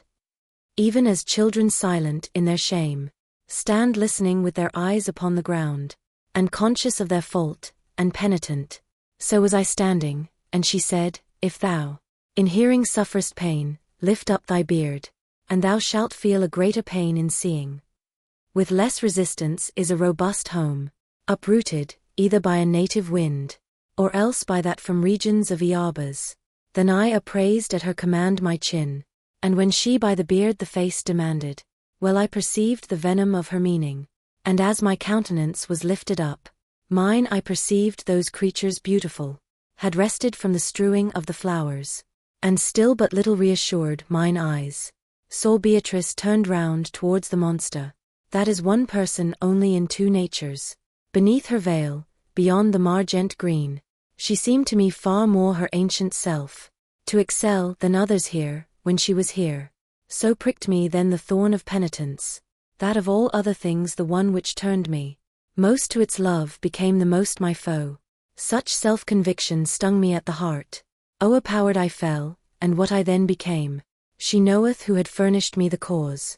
Then when the heart restored my outward sense, the lady I had found alone, above me, I saw, and she was saying, Hold me, hold me. Up to my throat she in the stream had drawn me, and dragging me behind her, she was moving upon the water lightly as a shuttle. When I was near unto the blessed shore, asperges me, I heard so sweetly sung. Remember it I cannot, much less write it. The beautiful lady opened wide her arms, embraced my head, and plunged me underneath, where I was forced to swallow of the water. Then forth she drew me, and all dripping brought, into the dance of the 4 beautiful, and each one with her arm did cover me. We here are nymphs, and in the heaven are stars. Ere Beatrice descended to the world, we as her handmaids were appointed her. We'll lead thee to her eyes, but for the pleasant light that within them is, shall sharpen thine. The 3 beyond, who more profoundly look. Thus singing they began, and afterwards, unto the griffin's breast they led me with them, where Beatrice was standing, turned towards us. See that thou dost not spare thine eyes, they said. Before the emeralds have we stationed thee, whence love aforetime drew for thee his weapons. 1,000 longings, hotter than the flame, fastened mine eyes upon those eyes relucent, that still upon the griffin steadfast stayed, as in a glass the sun, not otherwise. Within them was the 2-fold monster shining, now with the one, now with the other nature. Think, reader, if within myself I marveled, when I beheld the thing itself stand still, and in its image it transformed itself, while with amazement filled and jubilant, my soul was tasting of the food that while it satisfies us makes us hunger for it, themselves revealing of the highest rank. In bearing, did the other 3 advance, singing to their angelic saraband, Turn Beatrice, O turn thy holy eyes. Such was their song, unto thy faithful one, who has to see thee ta'en so many steps. In grace do us the grace that thou unveil thy face to him, so that he may discern the second beauty which thou dost conceal. O splendor of the living light eternal, who underneath the shadow of Parnassus has grown so pale, or drunk so at its cistern, he would not seem to have his mind encumbered, striving to paint thee as thou didst appear, where the harmonious heaven o'ershadowed thee, when in the open air thou didst unveil. Purgatorio, canto XXCI. So steadfast and attentive were mine eyes, in satisfying their decennial thirst, that all my other senses were extinct, and upon this side and on that they had walls of indifference, so the holy smile drew them unto itself with the old net, when forcibly my sight was turned away towards my left hand by those goddesses, because I heard from them too intently. And that condition of the sight which is in eyes but lately smitten by the sun, bereft me of my vision some short while, but to the less when sight reshaped itself. I say the less in reference to the greater splendor from which perforce I had withdrawn. I saw upon its right wing wheeled about, the glorious host returning with the sun, and with the sevenfold flames upon their faces. As underneath its shields, to save itself, a squadron turns, and with its banner wheels, before the whole thereof can change its front, that soldiery of the celestial kingdom, which marched in the advance had wholly passed us, before the chariot had turned its pole, then to the wheels the maidens turned themselves, and the griffin moved his burden benedight, but so that not a feather of him fluttered. The lady fair who drew me through the ford, followed with Statius and myself the wheel, which made its orbit with the lesser arc, so passing through the lofty forest, vacant, by fault of her who in the serpent trusted, angelic music made our steps keep time, perchance as great a space had in 3 flights, an arrow loosened from the string o'erpast, as we had moved when Beatrice descended. I heard them murmur all together, Adam. Then circled they about a tree despoiled of blooms and other leafage on each bough, its tresses, which so much the more dilate, as higher they ascend, had been by Indians, among their forests marvelled at for height. Blessed art thou, O Griffin, who dost not pluck with thy beak these branches sweet to taste, since appetite by this was turned to evil. After this fashion, round the tree robust, the others shouted, and the twofold creature, thus is preserved the seed of all the just. And turning to the pole which he had dragged, he drew it close beneath the widowed bough, and what was of it unto it left bound, in the same manner as our trees, when downward falls the great light, with that together mingled, which after the celestial lasca shines, begin to swell, and then renew themselves, each one with its own color, ere the sun harness his steeds beneath another star, less than of rose and more than violet, a hue disclosing, was renewed the tree, that had erewhile its boughs so desolate. I never heard, nor here below is sung, the hymn which afterward that people sang, nor did I bear the melody throughout. Had I the power to paint how fell asleep those eyes compassionless, of Syrinx hearing, those eyes to which more watching cost so dear, even as a painter who from model paints, I would portray how I was lulled asleep. He may, who well can picture drowsyhood, therefore I pass to what time I awoke, and say a splendor rent from me the veil of slumber and a calling, rise, what dost thou? As to behold the apple tree in blossom, which makes the angels greedy for its fruit, and keeps perpetual bridals in the heaven. Peter and John and James conducted were, and overcome, recovered at the word, by which still greater slumbers have been broken, and saw their school diminished by the loss, not only of Elias, but of Moses, and the apparel of their master changed. So I revived, and saw that piteous one, above me standing, who had been conductress, aforetime of my steps beside the river, and all in doubt I said, where's Beatrice? And she, behold her seated underneath the leafage new, upon the root of it, behold the company that circles her, the rest behind the griffin are ascending, with more melodious song, and more profound. And if her speech were more diffuse I know not, because already in my sight was she, who from the hearing of aught else had shut me. Alone she sat upon the very earth, left there as guardian of the chariot, which I had seen the biform monster fasten. Encircling her, a cloister made themselves, the 7 nymphs, with those lights in their hands, which are secure from aquiline and auster. Short while shalt thou be here a forester, and thou shalt be with me for evermore, a citizen of that Rome where Christ is Roman. Therefore, for that world's good which liveth ill, fix on the car thine eyes, and what thou sayest, having returned to earth, take heed thou write. Thus Beatrice, and I, who at the feet of her commandments all devoted was, my mind and eyes directed where she willed, never descended with so swift a motion, fire from a heavy cloud, when it is raining, from out the region which is most remote, as I beheld the bird of Jove descend, down through the tree, rending away the bark, as well as blossoms and the foliage new, and he with all his might the chariot smote, whereat it reeled, like vessel in a tempest, tossed by the waves, now starboard and now larboard. Thereafter saw I leap into the body of the triumphal vehicle a fox, that seemed unfed with any wholesome food, but for his hideous sins upbraiding him, my lady put him to as swift a flight, as such a fleshless skeleton could bear. Then by the way that it before had come, into the chariot's chest I saw the eagle descend, and leave it feathered with his plumes. And such as issues from a heart that mourns. A voice from heaven there issued, and it said, My little bark, how badly art thou freighted. Methought then that the earth did yawn between both wheels, and I saw rise from it a dragon, who through the chariot upward fixed his tail, and as a wasp that draweth back its sting, drawing unto himself his tail malign, drew out the floor, and went his way rejoicing. That which remained behind, even as with grass, a fertile region, with the feathers, offered, perhaps with pure intention and benign, reclothed itself, and with them were reclothed, the pole and both the wheels so speedily. A sigh doth longer keep the lips apart, transfigured thus the holy edifice, thrust forward heads upon the parts of it, 3 on the pole and 1 at either corner. The first were horned like oxen, but the 4 had but a single horn upon the forehead. A monster such had never yet been seen.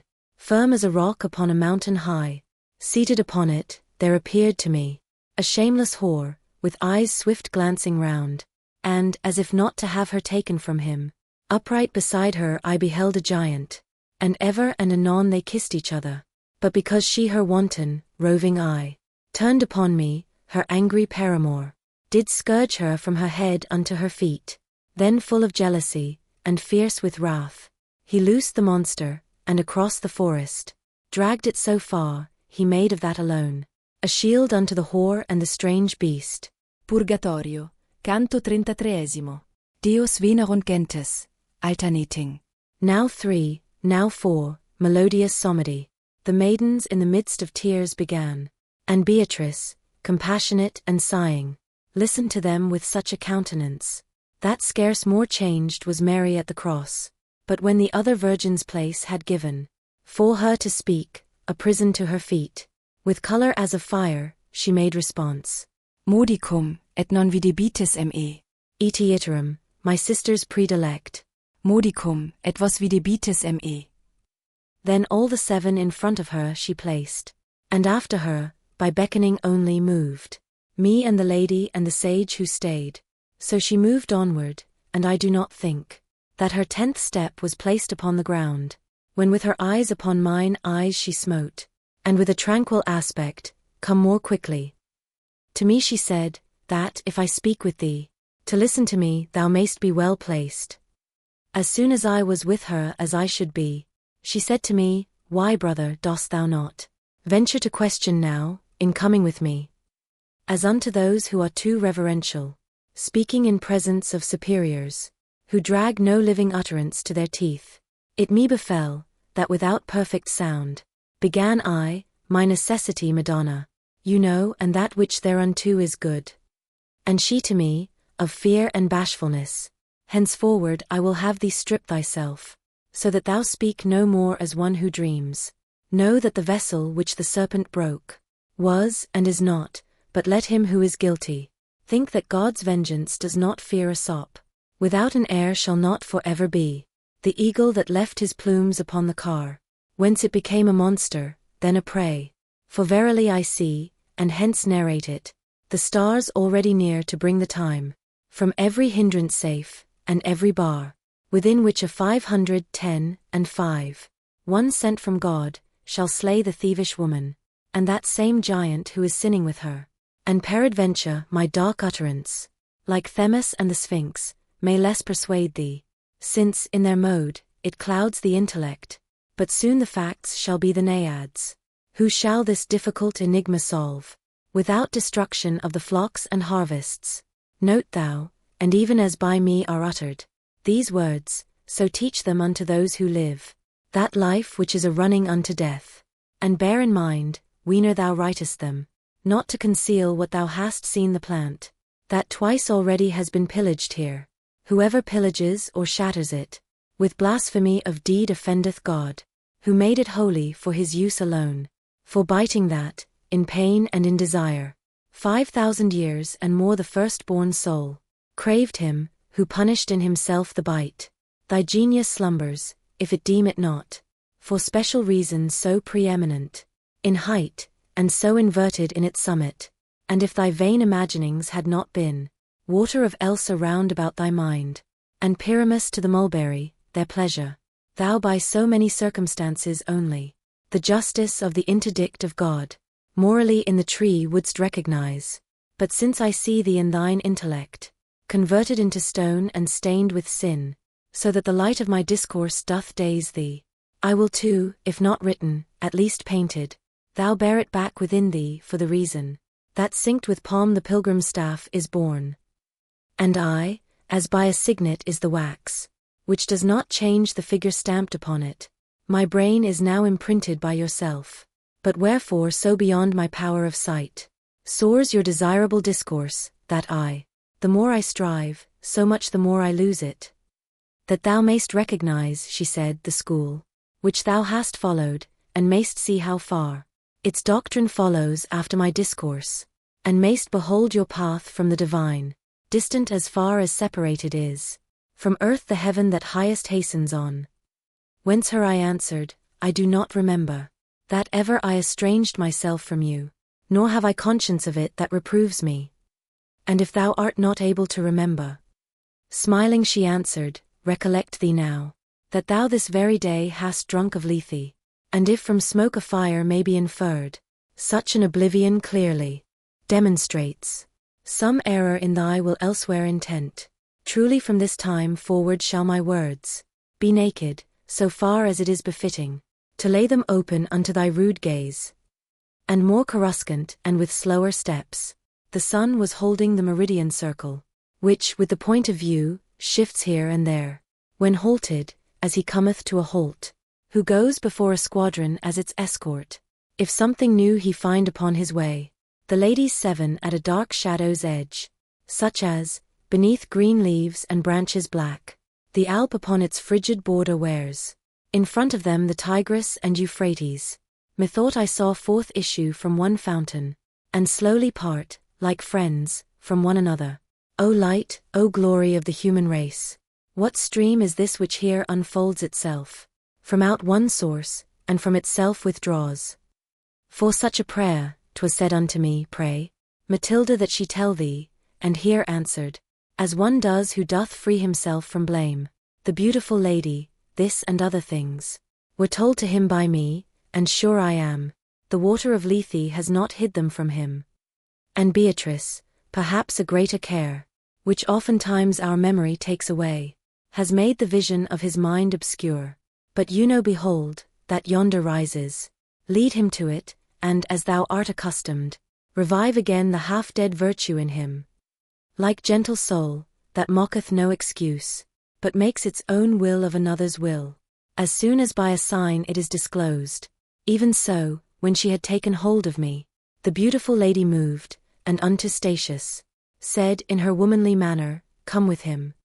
If, reader, I possessed a longer space for writing it, I yet would sing in part of the sweet draught that ne'er would satiate me, but inasmuch as full are all the leaves made ready for this second canticle, the curb of art no farther lets me go. From the most holy water I returned, regenerate, in the manner of new trees, that are renewed with a new foliage, pure and disposed to mount unto the stars.